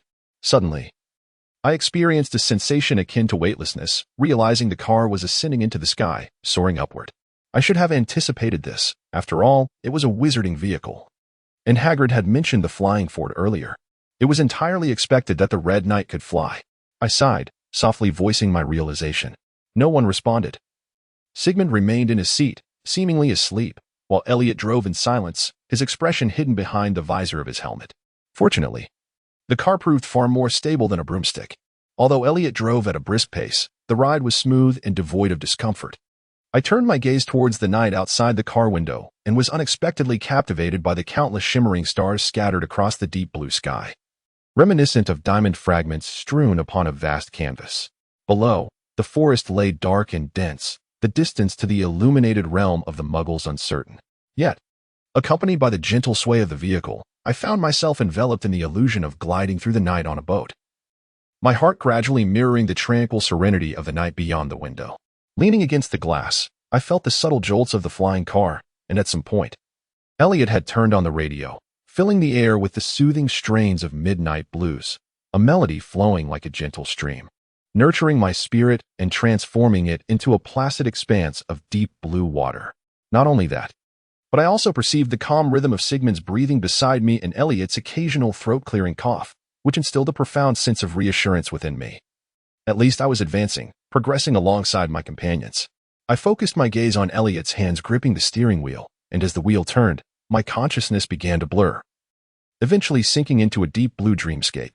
My vision morphed into a pale blue tinged with gray, interspersed with mottled white, resembling large scales scattered across an otherwise muted palette. Amidst these hues, a familiar translucent silhouette emerged, bearing resolute features, short coffee-colored hair, and deep gray eyes. How familiar it seemed, yet who could it be? Just as my instinctive curiosity urged me to scrutinize further, a soft sound, akin to the extinguishing of an oil lamp, marked the complete dissolution of that shadow, replaced by the imposing outline of a large silver knight's helmet. The weariness from a night of jolting slumber clung to my body as I slumped in the back seat of the car. It took me a full minute to realize that I was now gazing through bleary eyes at the morning sky outside the window, and that translucent figure had merely been the reflection of Elliot's helmet. As for the shadow with the coffee-colored hair and deep gray eyes, perhaps it was merely a figment of my dream-drenched imagination. I struggled to sit up, noticing that Sigmund remained in the same position as when I had fallen asleep, arms crossed and eyes closed, making it difficult to discern whether he was awake or asleep. However, I had no intention of disturbing him. So I leaned forward to check the time on the clock mounted on the steering wheel and asked Elliot, with a somewhat hoarse voice, "Good morning, Mr. Elliot. Where have we arrived?" The clock displayed 6:58 in the morning. Upon hearing my voice, Elliot emitted a soft grunt from beneath his helmet and replied in a businesslike manner, "We are nearing the vicinity of Sigman Valley. Below us lies a town at the entrance of Sigman Valley, called Laudisi, where we will be stopping." Upon hearing Elliot's words, I glanced out of the car window and, indeed, saw a small town nestled amidst the vast expanse of mountain forests, about the size of my fist from the car's vantage point. Despite its remote location, the town emanated a sense of tranquility and harmony, with houses topped in red brick tiles and walls painted a cheerful off-white. The streets meticulously planned like a sprawling spider's web. At the center of the town, a colossal white statue appeared, and as the car descended slowly above the town, we drew ever closer to that statue. With the intention of allowing me to see it clearly, Elliot intentionally swept past the statue at a mere meter's distance, prompting Sigmund, who had been feigning sleep, to open his eyes and admonish Elliot. That was too reckless. Elliot offered no response to Sigmund's concern, continuing to pilot the vehicle over the town in silence. I scrutinized the statue's form and discerned that it depicted a man in his 50s or 60s, clad in a lace-trimmed long coat and a broad-brimmed black hat, raising his hand to the sky, cradling what appeared to be a peculiar bird, resembling a small penguin, with a look of joy and gratitude on his face. The statue's design did not reflect modern aesthetics. It seemed to have stood there for centuries. Much of its surface weathered and yellowed, yet traces of its original exquisite craftsmanship were still discernible. What statue is that? Erected in the heart of the town. Does it bear some special significance? The bird in his hand looks quite unusual, one I have not encountered in England. I turned to the other two in the car, my expression eager with anticipation. Sigmund, after glancing at me, sighed and chose to respond to my curiosity. That is the statue of Mayor Kaladin Barrow, who led the town of Laudesi to safety during a great flood 300 years ago and helped rebuild it. He is regarded as the town's savior, and in commemoration, this statue was erected in the town's center. The bird he holds, its scientific name is the Arctic puffin. Legend has it that he learned of the impending flood from an Arctic puffin, enabling him to take preventive measures that significantly minimized casualties and losses. Is this also a prophecy? Does your family, living near Skugman Valley, have any connection to the knowledge Barrow possessed? I quickly noted an intriguing detail from Sigmund's account and turned to him with a question. However, to my surprise, Sigmund shook his head and replied, I am not certain. The town's legends only mention the Arctic puffin, and our family's history has been passed down orally. At least, the portions I have heard at home do not mention that flood. Well, perhaps it is merely a coincidence, I remarked, somewhat unwilling to believe it, yet silently committed the tale of the flood to memory. The car continued its slow advance, and we soon flew over the town, arriving at a desolate clearing on the western edge. From the car, I observed that to the right lay scattered buildings that appeared to be mere warehouses, while to the left loomed a dense, shadowy forest. The clearing we were about to park in seemed to have been reserved for some purpose, with patches of resilient yellow soil peeking through the overgrown weeds, distinctly different from the dark, soft earth of the woods. Once the car came to a halt in the clearing, Elliot reached into the pocket of his dark brown fabric jacket and retrieved several banknotes, which he handed to us. He then turned and briefly instructed, get out, buy some breakfast in town, freshen up, and return here when you are ready to depart.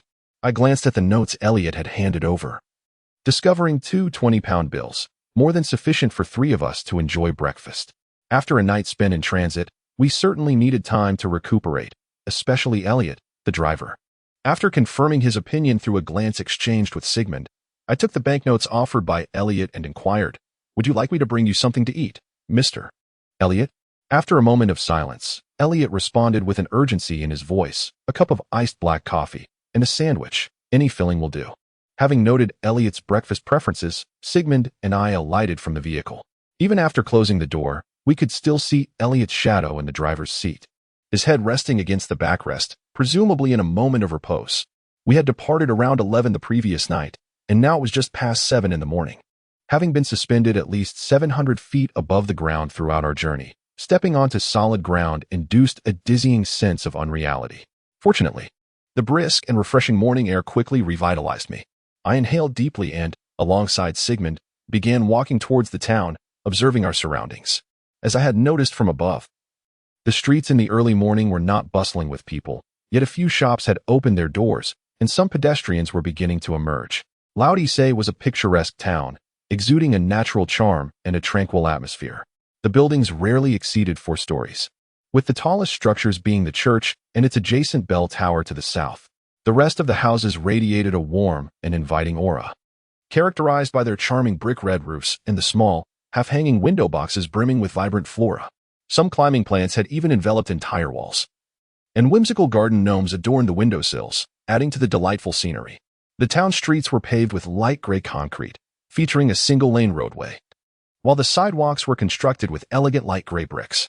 The morning dew lent a soft sheen to the immaculate pavement, and despite the designated roadway, the absence of bustling vehicles preserved the town's serene ambience. It seemed the inhabitants preferred to traverse their land on foot. As Sigmund and I strolled through the town, he appeared far more familiar with the area than I, allowing me to follow his lead with confidence. Earlier, while packing my satchel, I had exchanged my Hogwarts robes for a deep blue denim coat, while Sigmund wore a meticulously crafted dark green suit jacket, an astonishing contrast that made him resemble a young nobleman. It was difficult to imagine 2 children of our appearance wandering the quiet streets without guardians. Consequently, as we walked, passers-by cast curious glances at us, making me feel somewhat self-conscious, wishing I could hide within the collar of my shirt. Sigmund, evidently aware of the awkwardness, discreetly quickened his pace, and after about 5 minutes, we arrived at the entrance of a bakery named Savor. The bakery exuded a warm and inviting charm, and as I approached, the sweet scent of butter and sugar wafted through the air. Above the entrance hung a yellow sign adorned with a cartoon sun, and the name Savor was inscribed in elegant, flowing script in deep brown paint.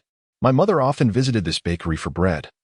Owned by a Frenchman known for his exceptional baking skills, including his coffee-making prowess. Upon entering through the glass door, which displayed an open sign, Sigmund explained, "Once we step in, the owner will assist you." He held the door for me, then followed behind to close it.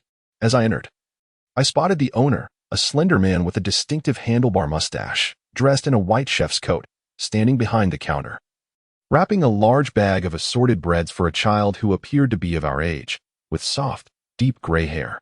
The customer seemed anxious and restless, emitting odd low growls as he paced in front of the counter, occasionally tugging at the collar of his sweater, as if clothing caused him discomfort. His demeanor seemed to affect the owner, who, sweating profusely under his chef's hat, did not lift his head as we entered, merely stating, "Welcome. Feel free to choose your bread. For service, this customer takes precedence." "That's all right, Mr. Lebrun. We just need to let you know we would like a cup of iced black coffee first," Sigmund calmly replied, undeterred by the owner's attitude or the peculiar child. He then turned to the shelf displaying sandwiches. I intended to follow Sigmund's lead, but as I turned, an unexpected grip seized my left wrist with great force, causing my bones to crackle under the pressure, leaving me no chance to escape. Startled, I swiftly looked toward the source of the grip, only to find a pale face devoid of eyebrows, with striking golden eyes reflecting my startled expression. The proximity of his face unnerved me, resembling a predatory beast surveying its prey in the forest, rendering me merely a potential meal, indistinguishable from the bread on the shelf. Upon recognizing the deep, gray hair of the person who had seized me, I realized he was the same child I had noticed earlier at the counter. I had paid him little mind then, but now he had unexpectedly caught hold of me without a sound. Was this truly a human? Why had he suddenly grabbed me? Was it possible that even in this remote Muggle town, far from Hogwarts, I had enemies? Instinctively, I focused intently on his expression, observing his every movement. My right hand, which was free, slowly reached into my satchel, grasping the handle of my wand. Although I was aware that Hogwarts forbade the use of magic outside its grounds, I resolved to counter any further threat with a spell if necessary. Yet those eyes remained fixed upon me, and when he spoke, I seemed to catch a peculiar scent mingling the aroma of earth with the metallic tang of blood, the familiar odor of blood emanating from you. "Who are you?" I felt a chilling sensation coursing through my veins, starting from my feet. My instincts warned me that the person gripping my wrist, whether an enemy or not, could never be considered a friend. Yet, we found ourselves in a mundane bakery, and I wished to avoid escalating the situation. With an attempt to mask my unease, I wore a placating smile, while gently trying to pry loose the hand that held me captive. Speaking in a tone as soothing as one would use to comfort a child, I addressed him. "I apologize. I believe this is our first encounter, and perhaps you have mistaken me for someone else. I don't know you, so might I request you to release me? Our actions here may trouble the shopkeeper." As I spoke, I cast a glance toward the bakery counter, hoping the presence of a mundane shopkeeper would instill a sense of restraint in this audacious golden-eyed youth. Simultaneously, I raised my voice slightly, ensuring that Sigmund, who was near the sandwich rack on the opposite side of the store, could hear me. After I finished speaking, my gaze turned toward the sandwich rack. Through the gap beneath a shelf brimming with various pastries, I noticed Sigmund pause momentarily, then silently maneuver around to the back of the golden-eyed boy. Clearly, my ruse had not only failed to deter the boy but provoked him further. His expression darkened, and the growl emanating from his throat grew louder, the pain in my wrist intensifying to the point where I feared he might have shattered my bone. "What is the matter? Your bread is ready. You can take your bread and leave. I do not wish for you to disturb my other customers," came the voice of Mr. Lebrun, the shopkeeper, tinged with a French accent, from behind the counter.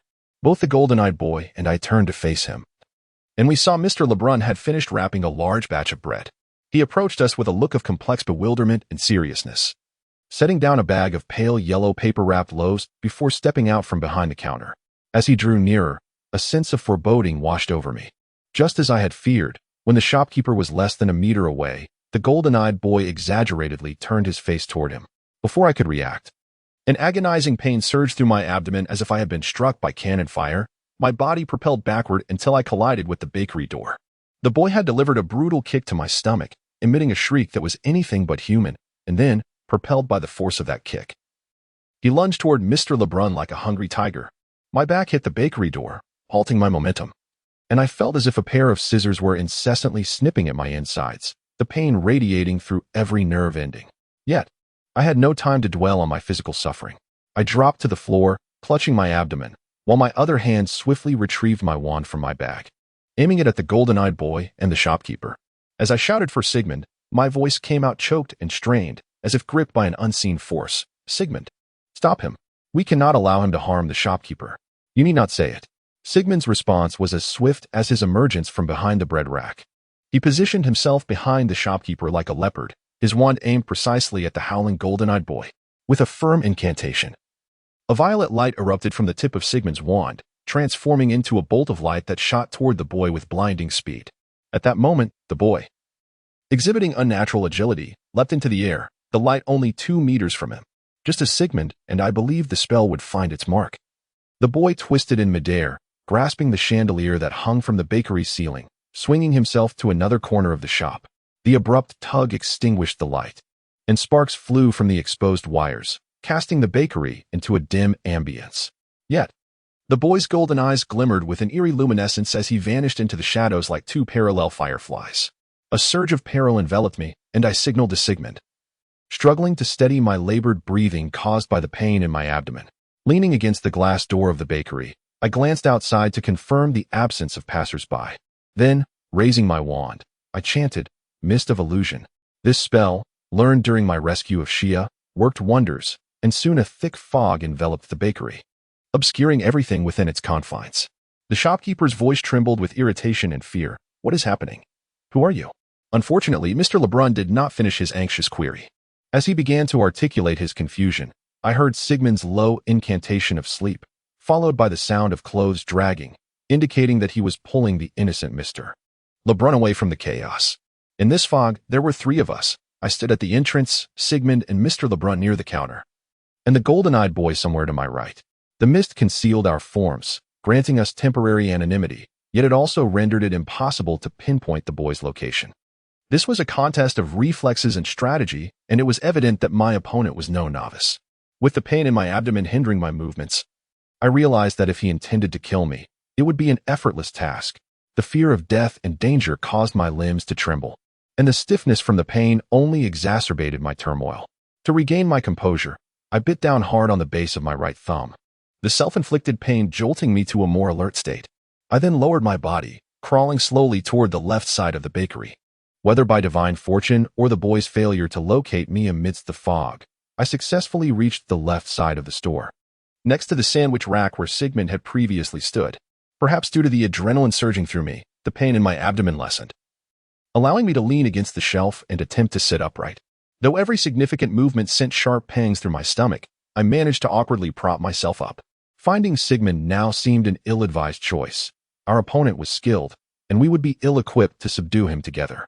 Furthermore, Sigmund was encumbered by Mr. Lebrun, a mundane civilian.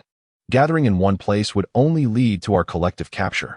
Leaving the bakery was indeed out of the question, as the entrance was equipped with a bell that would alert anyone inside upon opening. Thus, the most feasible course of action for me was to await my adversary's attack while simultaneously casting a spell to strike them. However, the likelihood of success was dismally low. My confidence in my spell-casting abilities was far from robust. Each incantation required a distinct wand movement and pronunciation, and with the speed displayed by the golden-eyed child earlier, not only would my spell be interrupted, but I might also find myself sent sprawling from one end of the bakery to the other, resulting in a rather untimely demise at the tender age of 11 due to internal injuries. If only I had a swifter means than magic. But wait, perhaps I do. A sudden flash of inspiration ignited in my mind, akin to grasping a lifeline. I hastily delved into my satchel, recalling that I had stashed a certain object within since the day I received it. After a brief search, 2 familiar peach-pink party poppers emblazoned with the word Weasley emerged from the depths of my bag. Clutching one in my hand, I couldn't help but feel a surge of elation as I caressed the vibrant packaging. I recalled Mr. Weasley's words when he entrusted it to me with this: "You need not fear reprimand from your guardians upon your return. However, exercise caution while using it. It is best employed indoors." And you must be quick to react and catch it after it has been deployed. In essence, the forget-me-not popper would induce a temporary stupor in its target, regardless of their current activity, be it playing football or watching soap operas, rendering them instantly unconscious. Furthermore, it seemed that an inadvertent excess of snooze beans and sneezeweed made it particularly effective against those with acute olfactory sensitivity. At the time, I had pondered whether such a powerful prank device was somewhat excessive, but now I found myself grateful for Mr. Weasley's audacious creativity that had led to its remarkable potency. I resolved not to wait for my enemy to strike first. Instead, I would seize the initiative. Taking a deep breath, I struggled to rise, gripping the forget-me-not popper firmly with both hands. With as much bravado as I could muster, I called out to the air, "Are you not searching for me? Here I am." As anticipated, my words had barely escaped my lips when I heard a faint sound of shoes swiftly scraping against the floor, emanating from the direction of the bakery's glass door through which I had recently crawled. A low growl resonated in the air, suggesting that my adversary was not merely human, but rather a lone wolf from the wilderness, confronting me amidst the thick fog. Perhaps fortune favored me in the form of my opponent's distinctly feral traits. The mournful growl ebbed and flowed around me, akin to a wraith darting about in the mist, yet if I paused to listen, I could discern a rhythm in its movements. First to the left, then to the right. No, upward to the right. I endeavored to quiet my breathing and closed my eyes, tuning into the flow of its movements, which began to crystallize in my mind. Though an imperfect analogy, it felt as though I was predicting the next note of a familiar melody. I was gradually learning to anticipate the golden-eyed child's trajectory. A gust of earthy wind brushed past my left side, bringing with it a chill, and I recognized it as a mere feint. The mournful growl abruptly ceased, replaced by an undeniable prickling sensation that radiated from my brow, directing my attention sharply to the upper right. There, a voice within me screamed, urging me to act without even glancing to confirm the presence of that lethal shadow hurtling towards me. My instincts propelled me to ignite the popper in my grasp, unleashing a cascade of colorful streamers and glitter that erupted like a radiant mist, accompanied by a pungent aroma of plant roots wafting from the popper's mouth. As it turned out, trusting my hearing in the absence of sight proved effective. The moment I perceived the scent in the air, I instinctively shielded my nose with my elbow. The golden-eyed child, however, was not so fortunate. The vibrant fog enveloped him as he attempted to retreat, clutching the bread rack in a bid to replicate his earlier tactic. It was too late. As he fell, his legs betrayed him, and he let out an explosive sneeze that rivaled the sound of the popper itself. After sneezing, he shot me an incredulous glare, reaching into the pocket of his overalls as if to retrieve something. Yet, before he could fully extract the item, his eyes began to roll like marbles, and he collapsed to the ground, succumbing to a gentle snore without further motion. Just to be safe, I cautiously prodded the golden-eyed child with my wand, and he remained utterly still, unresponsive even when I poked his eyelid. It appeared he was indeed temporarily incapacitated. With a sigh of relief, I clutched my chest, but the moment I relaxed even slightly, the agonizing pain in my abdomen returned with a vengeance. I pressed my hands against my belly and sank back down, then weakly addressed the counter where Sigman was situated. "He has been struck by the forget-me-not popper. He should remain unconscious for some time." Upon hearing my words, Sigmund responded in his characteristic manner. A distinctly clear voice broke through the mist, and suddenly the fog within the bakery was drawn into an unseen point in the air, dissipating and revealing the chaotic aftermath of our skirmish, an evident testament to the turmoil wrought by 3 underage children. "Perhaps you ought to use a forget-me-not popper on Mr. LeBron as well, considering he is merely a civilian," Sigmund suggested as he approached me briskly. Upon reaching my side, he cast a leg-locking spell upon the golden-eyed child, then crouched down to meet my gaze, his olive-green eyes filled with concern. "How are you feeling?" "I'm sorry I couldn't prevent him from kicking you. It was my fault. If only I had cast a protective charm." "No, I didn't foresee his sudden kick either. It's not your fault, Sigmund. And don't worry about me. I don't believe my condition warrants a trip to the hospital. We cannot leave just yet. This assailant may be affiliated with Fafner's group, and we need the intelligence he possesses. I just need to rest for a moment. And then you must go find Mr. Elliot. He has an aura, so I imagine he must know some healing spells." I shook my head at Sigmund, unwilling to burden him with worry. It was not in my nature to accept others' kindness during such times, and I was acutely aware of the myriad tasks that still lay ahead, leaving me with neither the time nor the privilege to seek hospital care. Ultimately, I decided to divert Sigmund's attention first. I extended a hand and retrieved another forgetting firecracker from my satchel, presenting it to Sigmund. It seems that the task of using the forgetting firecracker on Mr. Lebrun must fall to you. As for tidying up the shop, well, I shall handle that. You should take the time to rest, but you must ensure your personal safety in the subsequent endeavors. I will teach you how to don the protective armor afterward. After a moment of contemplation, his brow furrowed in thought, Sigmund finally relented under the weight of my gaze. He sighed and accepted the forgetting firecracker from my hand. The task of employing the forgetting firecracker on Mr. Lebrun and restoring order to the shop progressed remarkably well. In a short time, the disarray and damage wrought by our earlier skirmish were rectified, and Mr. Lebrun was placed in a chair behind the counter, his posture arranged to resemble a peaceful slumber atop the counter itself. Once everything was in order, Sigmund approached me, intending to assist me in rising from the ground. However, just as he reached out a hand, we heard the unmistakable click of the bakery's back door opening, followed by hurried footsteps advancing towards us. Soon, the familiar and striking visage of the knight's helmet emerged into our view. Mr. Elliot had arrived, breathless and in haste.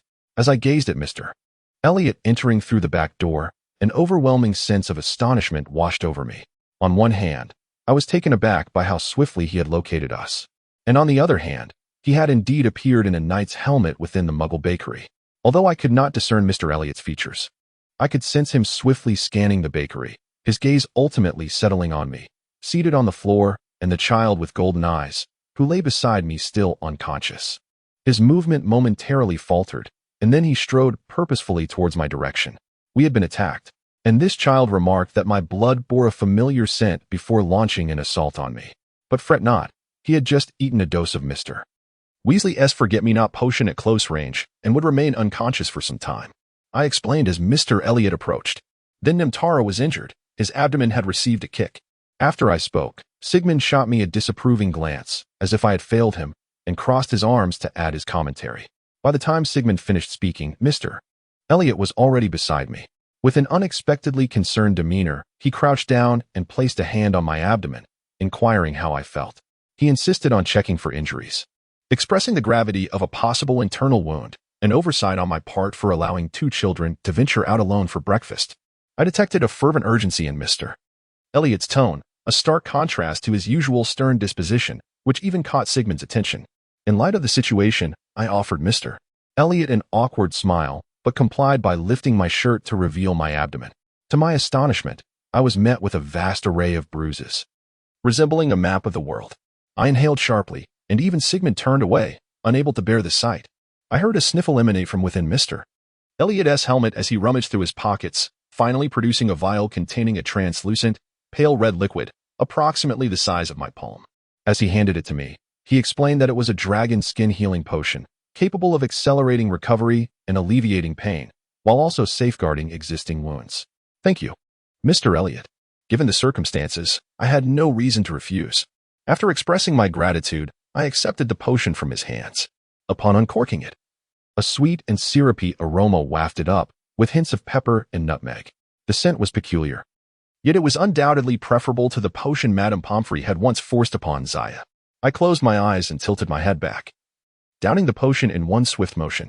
Surprisingly, it had no discernible taste, akin to drinking a cool, flavorless syrup that slid smoothly down my throat into my stomach. After consuming the potion, a warm sensation enveloped my abdomen, and upon glancing down, I noticed that the previously bruised area now emitted a gentle red glow. This luminescence coalesced, forming a resilient membrane of translucent, pale red dragon scales that encircled my midsection. It will protect your abdomen until it heals. Now, try standing up, Mr. Elliot instructed, his tone slightly more relaxed. He stood first and extended a hand towards me. Once I grasped his hand, he hoisted me up with remarkable strength. I took a few tentative steps, and indeed, apart from the slightly unfamiliar sensation of being encased in a warm, hard membrane, the agonizing pain that had previously surged with every movement had vanished entirely. A sense of relief coursed through me, granting me the energy to contemplate and engage in other matters. The most pressing concern now lay with the child still sprawled on the ground. After offering Mr. Elliot a grateful smile, I shifted my gaze to the golden-eyed boy. His eyes remained tightly shut, his thick, deep gray eyebrows furrowed in distress. He wore a deep red turtleneck sweater beneath a brown hunting jacket and military green work trousers, all of which emitted a scent reminiscent of earth, and animal fur. And the fit appeared rather loose, particularly the jacket, which required several rolls of the sleeves to expose his hands fully. However, those hands, once revealed, appeared rather peculiar. One might mistake them for the hands of a laborer well into his 60s, rugged and calloused, with skin akin to bleached, desiccated bark. Upon closer inspection, I noticed traces of dark soil embedded beneath his uneven gray nails, lending his hands a morbid quality. At present, he clutched a long, slender object tightly in his grasp. Its chestnut-hued, spiraled skin gleaming under the bakery's restored light. I intended to retrieve the item from the boy's hand myself, but as I bent down, Mr. Elliot interjected, blocking my path with his arm. His earlier aura of worry had dissipated, reverting to his usual demeanor of somber rigor, and with a grunt from beneath his helmet, he stated, "Allow me." Upon hearing this, both Sigmund and I prudently stepped back. Mr. Elliot, standing before the unconscious child, reached out to grasp the object. But the boy seemed to hold on with remarkable tenacity. Despite Mr. Elliot's several firm tugs, the item remained stubbornly in place. Finally, shaking his head, Mr. Elliot withdrew his wand and cast a tickling charm upon the boy, ultimately liberating the object from his grip. Once free, Mr. Elliot pivoted to present the item to us. It was a remarkably flexible wand made of chestnut wood, appearing almost brand new, with a glossy finish and spiral patterns, measuring just over 20 centimeters in length. The wand's handle was adorned with a dark green iron band, embellished with golden star motifs. At first glance, it resembled a toy one might find in a store. And recalling the kick the golden-eyed child had delivered, I found it difficult to believe this was indeed his wand. However, there was no other possibility. He had evidently attempted to retrieve it from his pocket before losing consciousness. Yet could he even cast spells properly, given his apparent inability to articulate clearly? As I wrestled with doubts about the wand's capabilities, Mr. Elliot deftly secured it within his cloak and hoisted the golden-eyed child from the ground, preparing to carry him towards the bakery's back door. Both Sigmund and I were acutely aware that lingering in this place was inadvisable. However, prior to our departure, out of a sense of guilt towards Mr. LeBron, we left a substantial sum of money at the counter after purchasing an ample quantity of bread. Upon witnessing this, Mr. Elliot generously cast a conspicuous charm upon the shop's sign. This would assist passers-by in noticing the establishment, thereby augmenting its foot traffic. The back door of the bakery connected to a narrow alley in Lose Town. To avoid being seen by any chance pedestrians, Mr. Elliot cast an invisibility charm on each of us, although the sensation of becoming transparent was quite novel. Even prompting an impulse to dash into the street to see if others could perceive me, I ultimately relinquished the thought under Sigmund's piercing gaze. We followed Mr. Elliot as he navigated the labyrinthine alleys, and eventually arrived at a secluded square where the Red Knight automobile awaited us dutifully. I traced the magical signature on the pounds I gave you, Mr.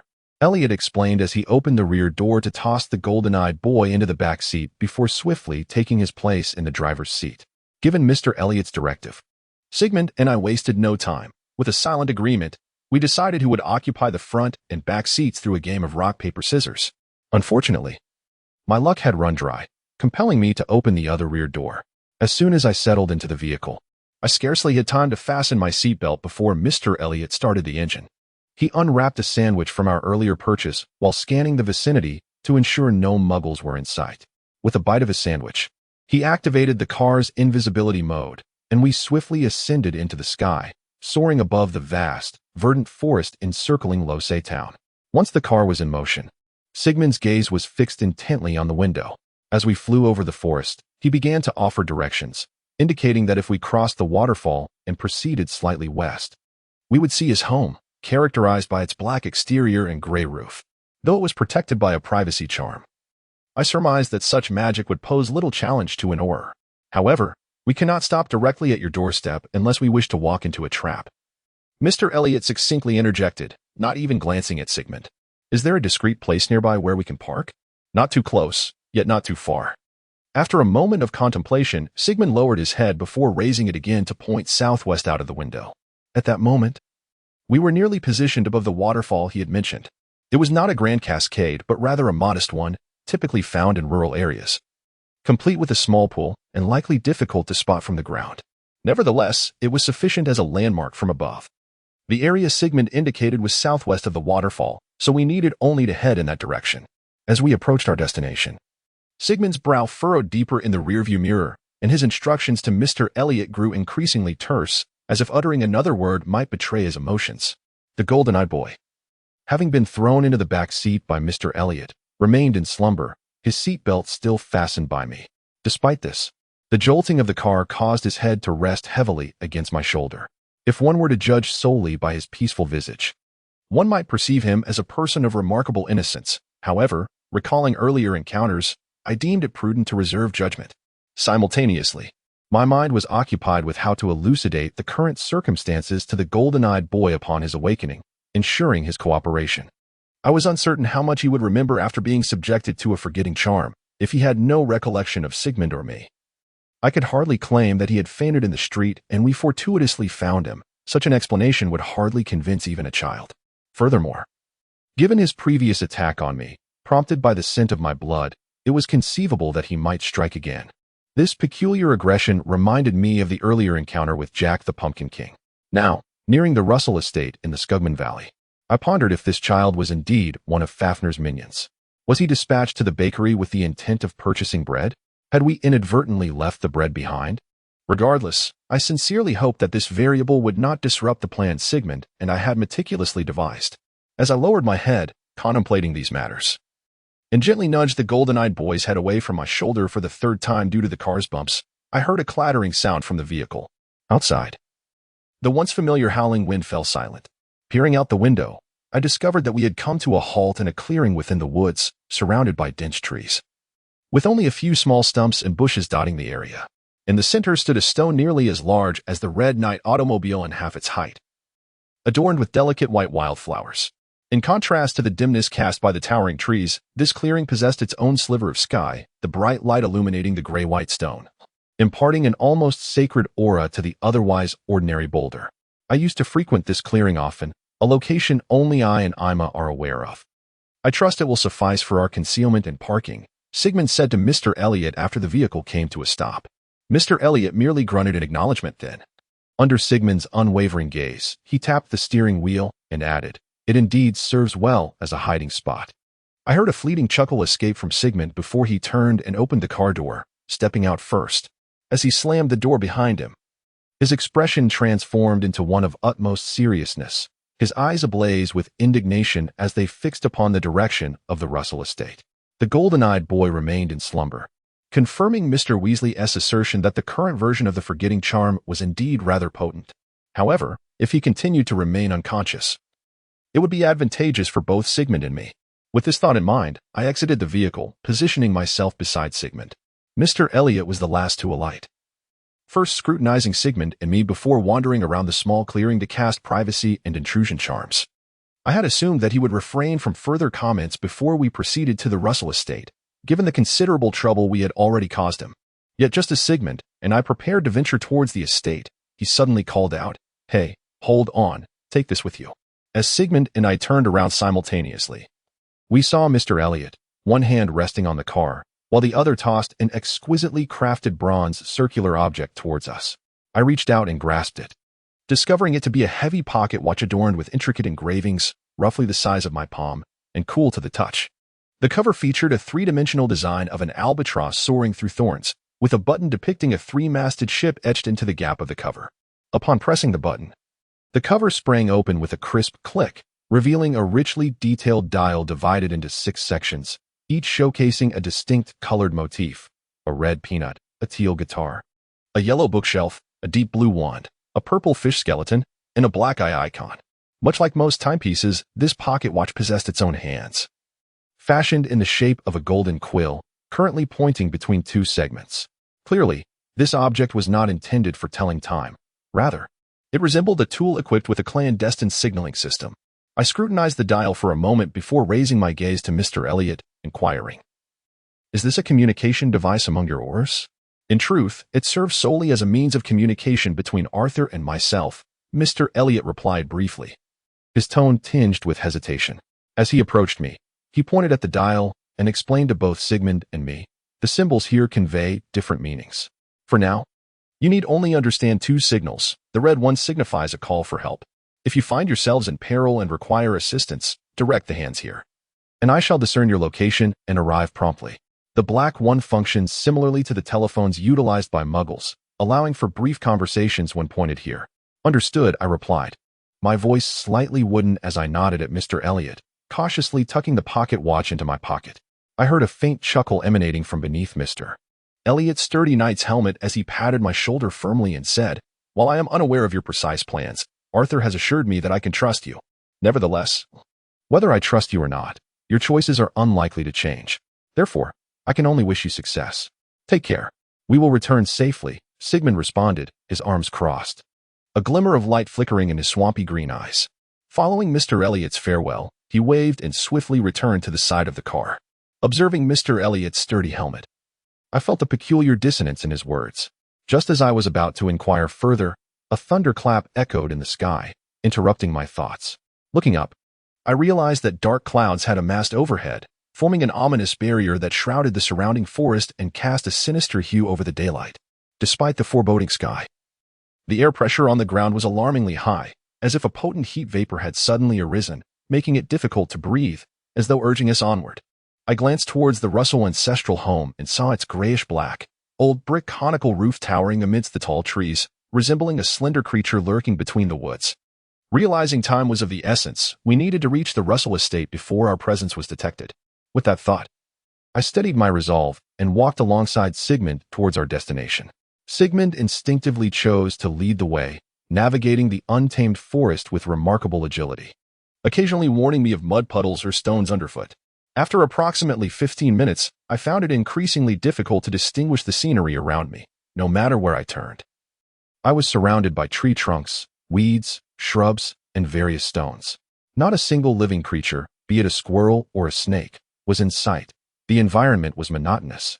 And even when I looked up, all I could see were dense leaves, a sea of green, and an increasingly oppressive atmosphere, at times compelling us to cast Lumos spells just to progress.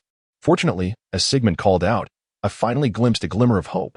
He parted a thicket of tall, slender-leaved bushes, revealing the black building I had never visited before, yet felt an inexplicable sense of familiarity upon seeing it for the first time. The Russell ancestral home was a quintessential three-story structure from a bygone era, its exterior remarkably smooth, giving it the appearance of a stern individual who might choose to encase their remains within such a coffin. The black bricks and gray roof tiles exuded an air of solemnity. Should one chance upon this house while wandering through the woods, they would undoubtedly be startled by its presence. However, the house possessed unique traits. For one, despite its secluded location, its unadorned exterior bore no trace of the climbing plants often found on old houses, not even a solitary ivy. Secondly, while the walls were impeccably tidy and austere, the house featured an ornate door crafted from opulent blackwood, embellished with intricate vine-like reliefs, and a gleaming golden doorknob. Adjacent to the doorframe was a similarly radiant metallic plaque inscribed with the name Russell.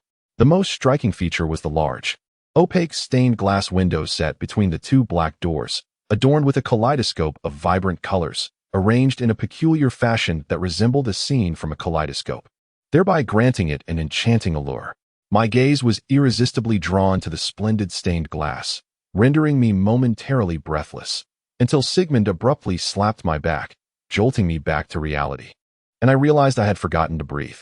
Do not fixate on those doors. They are imbued with a powerful hypnotic charm, intended to deter unwelcome creatures from approaching our home, like inquisitive hikers, Sigmund explained, tilting my chin to redirect my gaze toward him. To avoid their enchantment, you must consciously avoid making eye contact. Just lower your head as you enter. Of course, this does not apply to members of the Russell family. But that is of little consequence. Follow me. All right. I understand. Regaining my senses with considerable effort, I swallowed hard as I regarded Sigmund with a tinge of indignation. I pinched the bridge of my nose to refocus my scattered thoughts. Sigmund, however, did not wait for me to speak. He strode purposefully out of the thicket, making his way towards the grand entrance of the Russell ancestral home. I had no choice but to follow him, as the thicket we had just emerged from was a mere stone's throw from the imposing doorway. As I approached the door adorned with resplendent stained glass, I recalled Sigmund's instructions and averted my gaze. Indeed, I shielded my eyes with my hands. Shortly after I concealed my vision, I heard Sigmund take a deep breath, uttering a fragmented incantation, followed by a resounding crash that reverberated through the forest. Mingled with the shattering of glass, a wave of apprehension washed over me at the thought of the debris injuring me. Yet, Almost instantaneously after the incantation's echo faded, I heard a protective incantation, enveloping me in a comforting sense of security. When I lowered my hands from my eyes, I beheld the once mesmerizing door now shattered into several black fragments on the ground, revealing a long, dimly lit corridor beyond. In the distance, a slender window allowed faint, grayish light to filter through, casting muted patches upon the intricate crimson carpet. To my astonishment, I had not anticipated that Sigmund's initial act upon returning home would be to violently dismantle his own front door. I cast a look of surprise at him, but he remained indifferent, not even glancing my way, as he held his wand aloft and stepped confidently into the house. I had grown quite weary of that door. It was high time for a new one, Sigmund explained nonchalantly, as he stepped onto the carpeted floor. As his foot settled, he seemed to exhale in relief, then turned to me with an inviting tone, assuring me that there were no traps within and that I could enter freely. I raised an eyebrow at Sigmund, suppressing the urge to voice my thoughts, and chose to follow him into the Russell home. Everything felt eerily effortless. Upon crossing the threshold, I felt as though I had stepped into an entirely different realm. The sounds of the wind and the world outside faded into obscurity, almost simultaneously with our entrance. A torrential downpour erupted outside, releasing the oppressive humidity that had lingered in the air.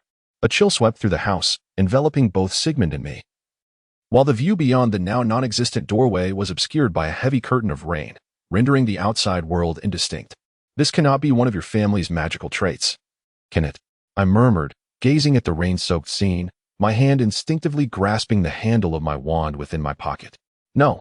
I suspect it is the result of an exceptionally skilled meteorological spell," Sigmund replied, his voice calm, yet edged with an undeniable tension.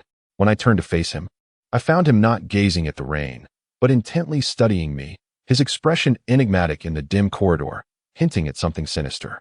I swallowed hard, instinctively diverting my gaze. Opting to venture deeper into the house, I began to inspect the ancient structure.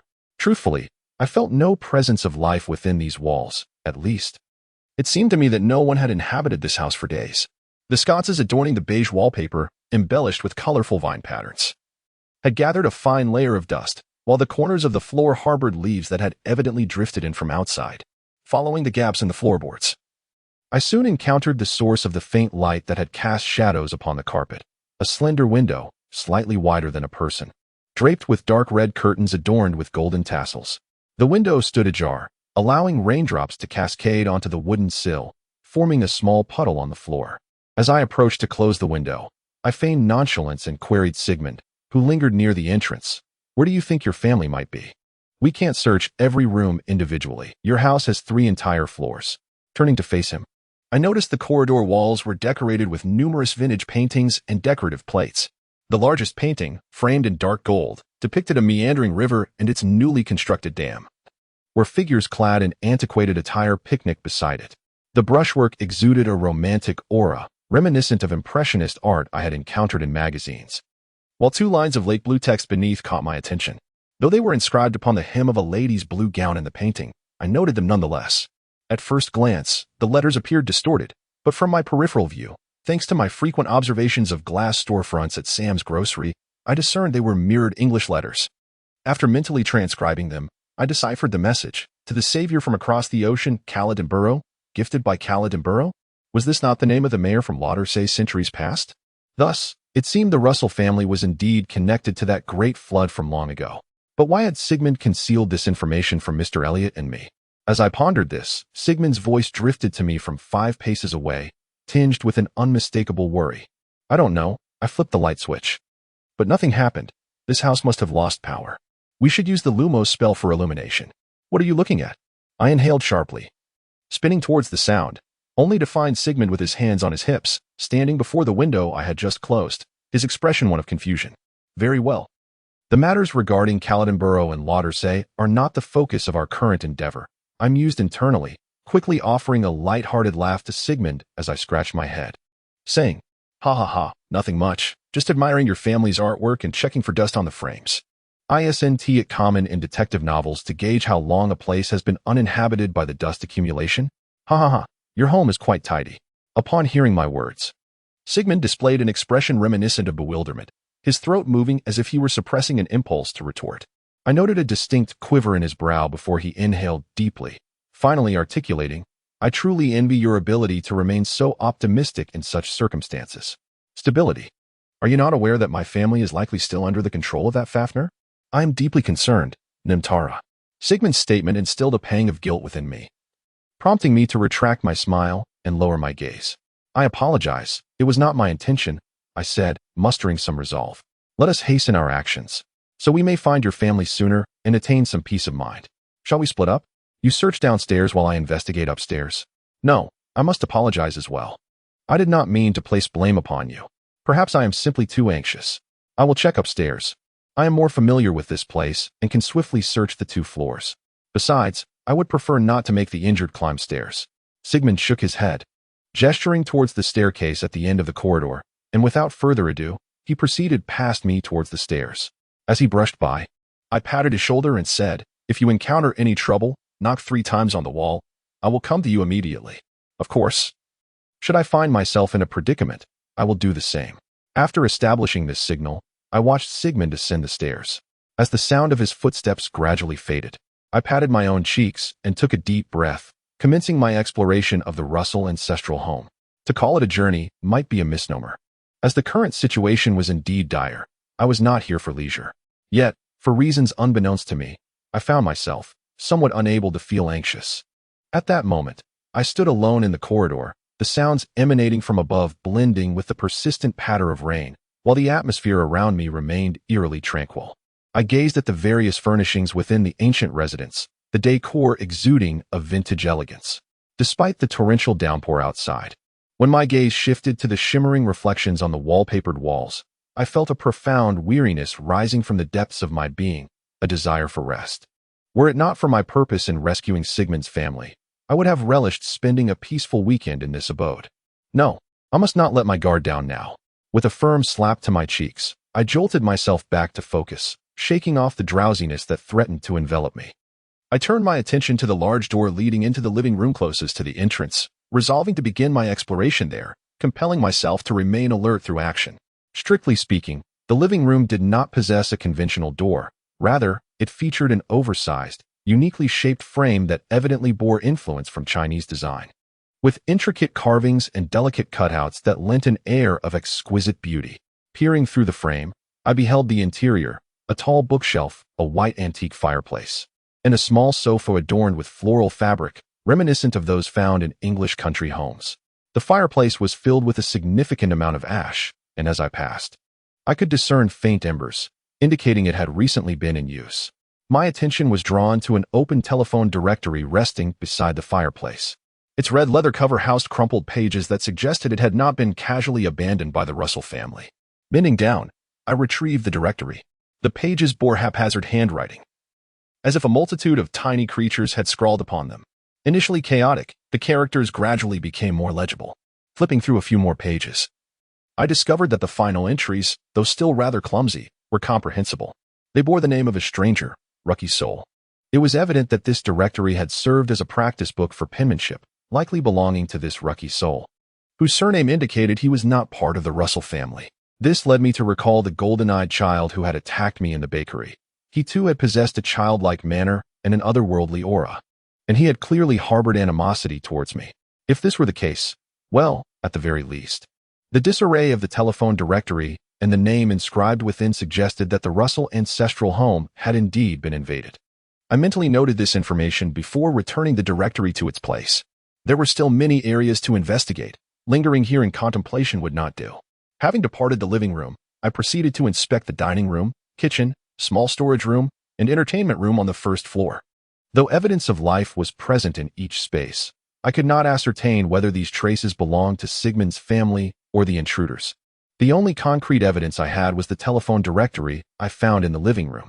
Ultimately, I arrived at a room at the end of the corridor, which remained locked. This room also featured a door fashioned from dark wood, adorned with a dream catcher-like ornament.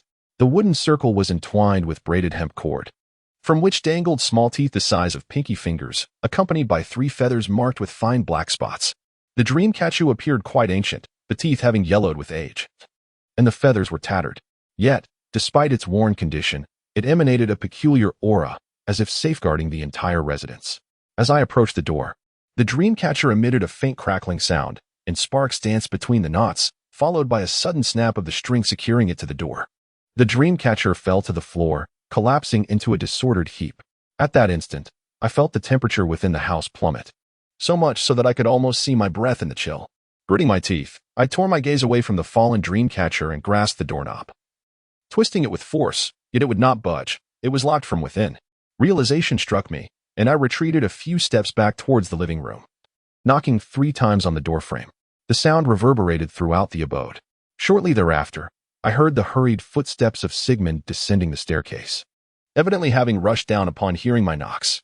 When he reached my side, I could hear him slightly panting as he spoke. "Did you find them?" I searched upstairs, and there was no sign of life whatsoever. Sigmund's voice was thick with urgency, his hand resting against the wall as his eyes scanned the surroundings, desperately seeking any clue. "That innermost door is locked, Sigmund. It is the only door on the first floor that remains secured." I pointed in the direction of the locked door and explained that as soon as I approached the dream catcher hanging above it, it fell. Thus, it is highly likely they are inside, indeed the most probable place. Sigmund swiftly interrupted me and, without further ado, stood upright and headed towards the door with remarkable speed.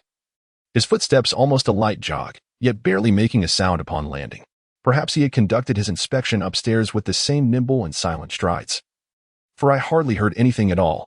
Following closely behind Sigmund, I heard him murmuring as he walked briskly, "That is our study, the oldest room in this house. Many rooms were added later, but the study has existed since the construction of this residence. It was first used by my great-grandmother, Stella Russell, and that dream catcher is a relic left by her." "So, that is the room you mentioned?" I inquired, as we arrived before the aforementioned door. Sigmund quickly retrieved the dream catcher from the corner of the corridor, inspecting it closely, though whatever he discovered deepened the furrow in his brow. He said nothing, placing it atop an old bookshelf in the hallway before drawing his wand and uttering, "Alohomora," towards the study's door. I observed the doorknob tremble as if electrified, followed by a crisp click as the door swung open. As the door opened, I involuntarily inhaled sharply, while Sigmund, hand resting on the doorknob, glanced back at me. I understood the meaning in his gaze. It signified that our plan was about to commence. Nodding in affirmation, we stepped into the study together. True to Sigmund's earlier description, the room appeared ancient, reminiscent of a shaman's chamber in a primitive tribe, distinguished by an abundance of bone and metal ornaments, along with intricately patterned carpets and tapestries. The study was crammed with books, so numerous that the shelves could scarcely contain them, necessitating additional tables along the walls to accommodate the overflow, all of which were stacked perilously high. The study was vast, with the first sight upon entering being a marble fireplace, half the size of the one in the living room, currently ablaze with a fist-sized fire that crackled audibly in the silence. To the left of the fireplace was an enormous rectangular window, nearly the size of a dining table, adorned with heavy curtains of light vine color speckled with dark green, layered over sheer white fabric. Currently, the sheer curtains were drawn, casting the room into shadows illuminated solely by the flickering flames. In the center stood a grand table, similarly piled with books, appearing like a dark mountain in the dimness. Scattered across the tabletop were tarot cards, coins, and herbs, various divination tools. However, despite the plethora of items, we found no sign of Sigmund's family. The study was devoid of any presence. I heard Sigmund, seemingly frustrated, pound his fist against the doorframe, followed by a long sigh. And in a tone barely containing his agitation, he murmured, "Let us investigate here for now. I will go activate the mechanism." Without looking back, Sigmund moved towards the bookshelf against the wall opposite the window. I watched him for a moment, my hand absently stroking my wand, but ultimately sighed and ventured deeper into the study. Continuing past the large table, I reached a more modern wooden desk, which, though crafted from wood, bore a contemporary appearance and featured a glowing crystal ball among scattered stationery. Upon seeing the crystal ball, I realized that despite the fireplace, the source of the cold illumination was indeed this very orb. It was precisely positioned atop a dark metallic base, resembling a suspended moon, casting a luminous glow around it. Intrigued, I approached the crystal ball, extending my hand to touch it, but just as my fingers came within a centimeter of its surface, a strange voice resonated from nearby, exuding an air of pretentiousness. Simultaneously, the musty aroma of dust, old books, and burning wood was abruptly replaced by a wafting fragrance of floral tea, creating a jarring dissonance that momentarily stunned my mind. If I were you, I would refrain from touching a crystal ball belonging to a diviner or seer. For as the saying goes, a crystal ball is the eye of the seer. Do you truly wish to be observed? The voice remarked, imbued with a semblance of friendly humor. Yet I shivered involuntarily at its sound, a prickling sensation of danger coursing down my spine. Sigmund clearly heard the voice as well. We both instinctively drew our wands and swiftly turned to face its source. In a corner of the grand table sat a man dressed in a pale blue suit. His champagne-colored hair meticulously groomed, appearing to be around 40 years old. He sat there with an elegant demeanor, holding a steaming cup of red tea in one hand and an ancient-looking map in the other, the fragile parchment crackling as he manipulated it, raising concerns that it might disintegrate at any moment. Yet, to the man, these details seemed trivial as he leisurely sipped his tea, his golden eyes glinting over the rim of the porcelain cup, almost glowing in the dim study. When had he arrived? Upon our entrance. The desk had been empty. Had he teleported here, or employed some form of magic to obscure his presence? Regardless, it was evident, this man was perilous. The moment I laid eyes on him, a multitude of questions assailed me, and instinctively, I took a step back, retreating away from him, unable to divert my gaze from his face even for a second. My reaction evidently amused him. He regarded me with a look that combined disdain and mockery before turning his attention to Sigmund, who stood nearly opposite him. He gently set down his teacup, the sound of porcelain chiming against metal sending chills down my spine, then smiled at Sigmund with a countenance that, though aged, still bore a remarkable charm. Sigmund Russell. Is it? It appears you and I diverge in our thoughts. Your mother exhibits a vain disposition, your father embodies a rather careless nature, and your brother, well, he possesses a hint of cowardice. As for your sister, I suppose I need not elaborate.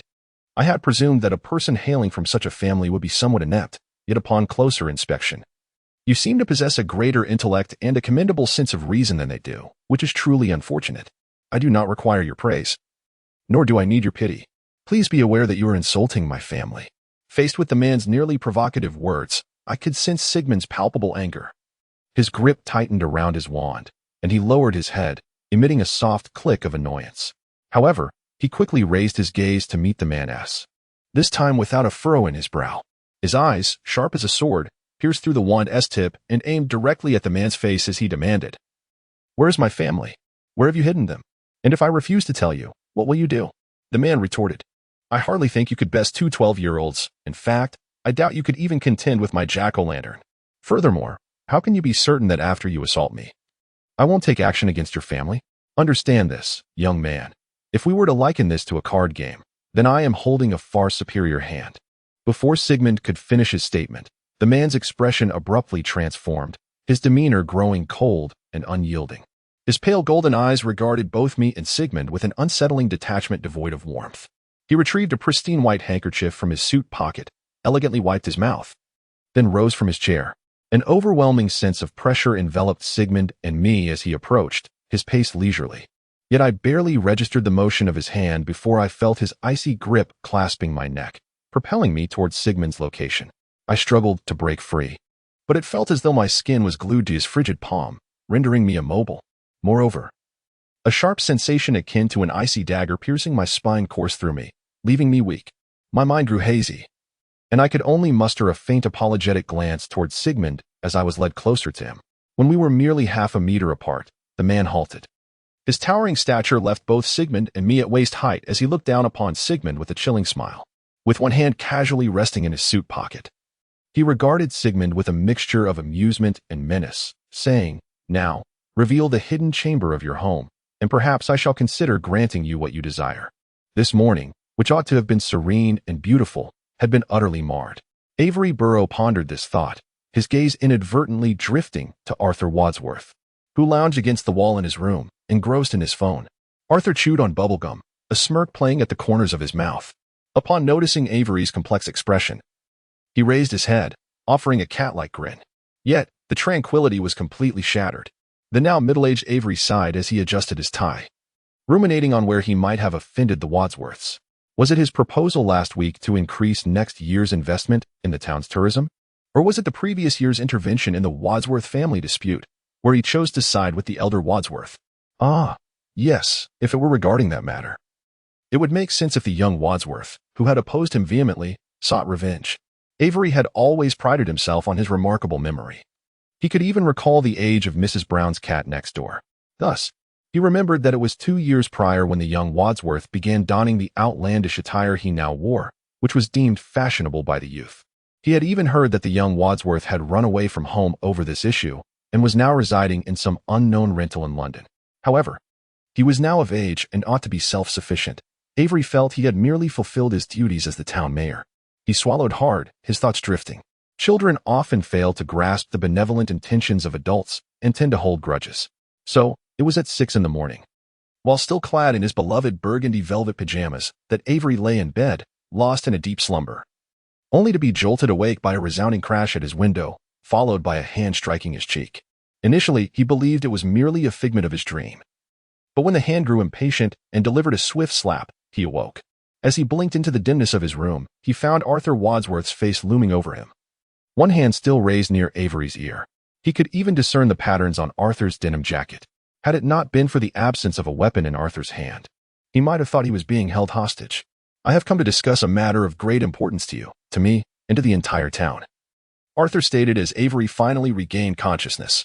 The intensity of Arthur's blue eyes instilled in the considerably older man an undeniable sense of urgency. "I need you to open the dam today, as swiftly as possible. Yes, come with me to the dam and await my signal." "What?" The moment Arthur's words left his lips, Avery's brows furrowed deeply, despite their thinning state. He clumsily sat up in bed, still groggy as he attempted to comprehend Arthur's request. Squinting at him, though he felt displeased with Arthur's behavior, he endeavored to respond courteously. "Young Master Wadsworth, is this some youthful prank?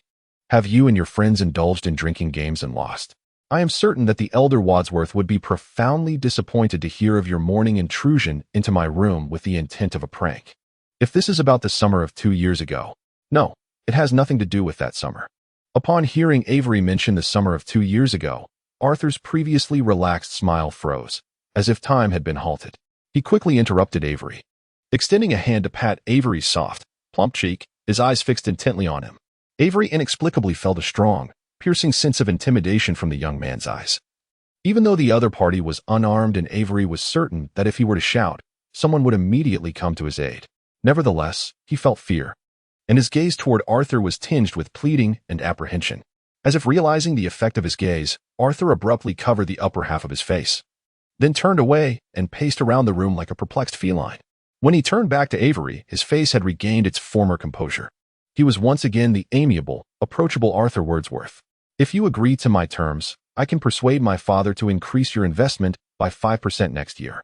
I assure you, I am a man of my word," Arthur stated confidently, gesturing with his fingers to indicate the number 5. Arthur's confident words prompted Avery to audibly inhale. His thick Adam's apple bobbed on his barrel-like neck. His gray eyes, however, remained unfocused as he looked at Arthur, tentatively probing, "But weren't you previously estranged from your family?" "I have my means, Mr. Barrow. They are my kin. I understand them better than you ever could. If that is insufficient, then 10%, Arthur interjected, this time displaying the number 10 with both hands. When he noticed a glint of cunning in Avery's small, gray eyes, Arthur knew he had succeeded. "Very well, I accept. However, the reservoir workers do not work on Monday mornings, as you are aware. It is the local custom." "I am aware. Therefore, I have already arranged for a vehicle. You must accompany me to the dam. I suggest you rise with haste, Mr. Barrow. Now, unveil your family's secret chamber, and I shall reveal the whereabouts of your kin." The man addressed Sigmund, his eyes narrowed, his demeanor exuding arrogance. Sigmund audibly clicked his tongue, his lowered head causing his fringe to obscure the upper half of his face, casting it in shadow within the already dim study. Noticing Sigmund's hesitation, the man's brow furrowed. He leaned down, invading Sigmund's personal space, and reached out as if to touch Sigmund's shoulder. Knowing the force the man possessed, I preemptively used my wand to forcefully swat his hand away. "Do not touch him," I declared, raising my gaze to meet his. The man examined his hand, where a faint red mark had appeared on his pale skin due to the force of my wand. I sensed his displeasure at my actions. As his condescending gaze grew colder, and the hand gripping my neck tightened, sending a wave of excruciating pain from the base of my skull down my spine, blurring my vision. "It seems you possess a certain fortitude," the man drawled, his golden eyes flicking towards Sigmund. After a pause, he continued, "And you value your companions. Admirable qualities indeed. Your father would be moved to tears to see you defy me for a mere British wizard. First, tears of sentiment, then tears of sorrow. What is your intent?" I retorted, I am virtually immobilized, and you merely seek to flaunt your rapport with my father? I may hold no affection for him, but I am intrigued as to what manner of man he is that warrants such elaborate coercion against two children. Is this some peculiar predilection of yours? Despite the queasiness roiling in my stomach, I gritted my teeth, attempting to elicit information through provocative words. I had employed this tactic against Jack-o'-lantern. As most sentient beings are inclined to contradict, particularly when confronted with inflammatory statements, they often inadvertently reveal information or, at the very least, their stance on certain matters. More often than not, my little ruse proved successful. However, the man proved an exception. Contrary to my expectations, he remained composed, even displaying an enigmatic smile. He leaned in, his face close enough that I could detect the subtle aroma of tea-infused cologne emanating from him. You are astute, but never presume to threaten me, Fafnir, child. You are not him, the man stated in an almost poetic tone. Without waiting for my response, he cleared his throat and straightened, turning to Sigmund and gesturing invitingly. Pray tell? I have perused the blueprints of your manor, courtesy of your father, who divulged their location, the lowest recess of your shoe cabinet, correct? I am cognizant of the existence of a secret chamber within. Unveil it, lest you wish to witness the demise of your master, thereby forever precluding your escape. And that of your kin. Having delivered his ultimatum, Fafnir observed Sigmund impassively. Finally, upon hearing a sound akin to a sob, Fafnir's face broke into a triumphant smile. Sigmund, head bowed, reached out and grasped a wall sconce beside the bookshelf, yanking it sharply. In concert with Sigmund's action, a low hum, reminiscent of an earthquake, reverberated throughout the manor, while the gears of a mechanism whirred within the bookshelf. The bookshelf, following pre-existing seams, slowly slid open, revealing not the artificial wall of the manor, but a seemingly impenetrable gray stone wall, its surface coarse and bearing traces of prior attempts at forced entry. With the bookshelf now ajar, Sigmund glanced back at Fafnir, placing a hand on the stone wall and stating, "Permit me to ascertain the safety of my family before I proceed." Upon hearing Sigmund's words, Fafnir's brow furrowed, betraying his growing impatience. Nevertheless, he patiently rolled his eyes as he extracted a long, dark gray wand from his suit jacket pocket. After a few casual flourishes in the air, a translucent, opalescent screen coalesced like mist. Within the screen, the faint images of three figures materialized: a fashionable woman with curled hair, a middle-aged man with wire-rimmed spectacles and an air of old-fashioned erudition, and a young man clad in a shirt and trousers, appearing very proper. Clearly, these are the father, mother, and brother of Sigmund. In the scene, the three of them appear to be unconscious, yet still breathing, with no visible wounds upon their bodies.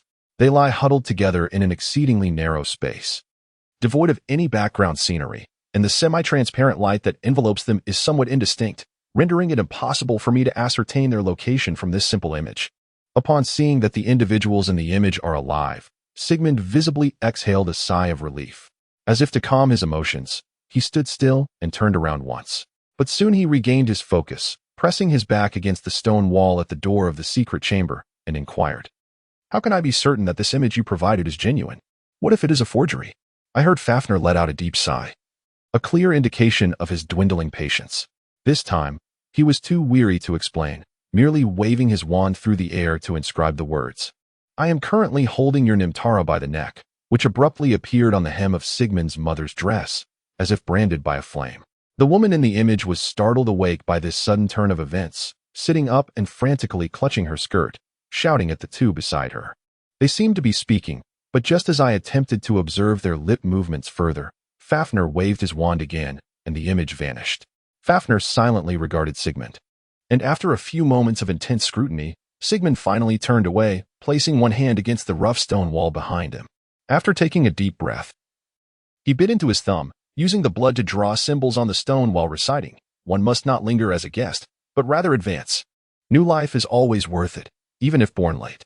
The sinner cannot escape retribution. I await from beyond the door." The incantation flowed from Sigmund's lips like an ancient ballad, syllable by syllable, as the area stained with his blood began to glow.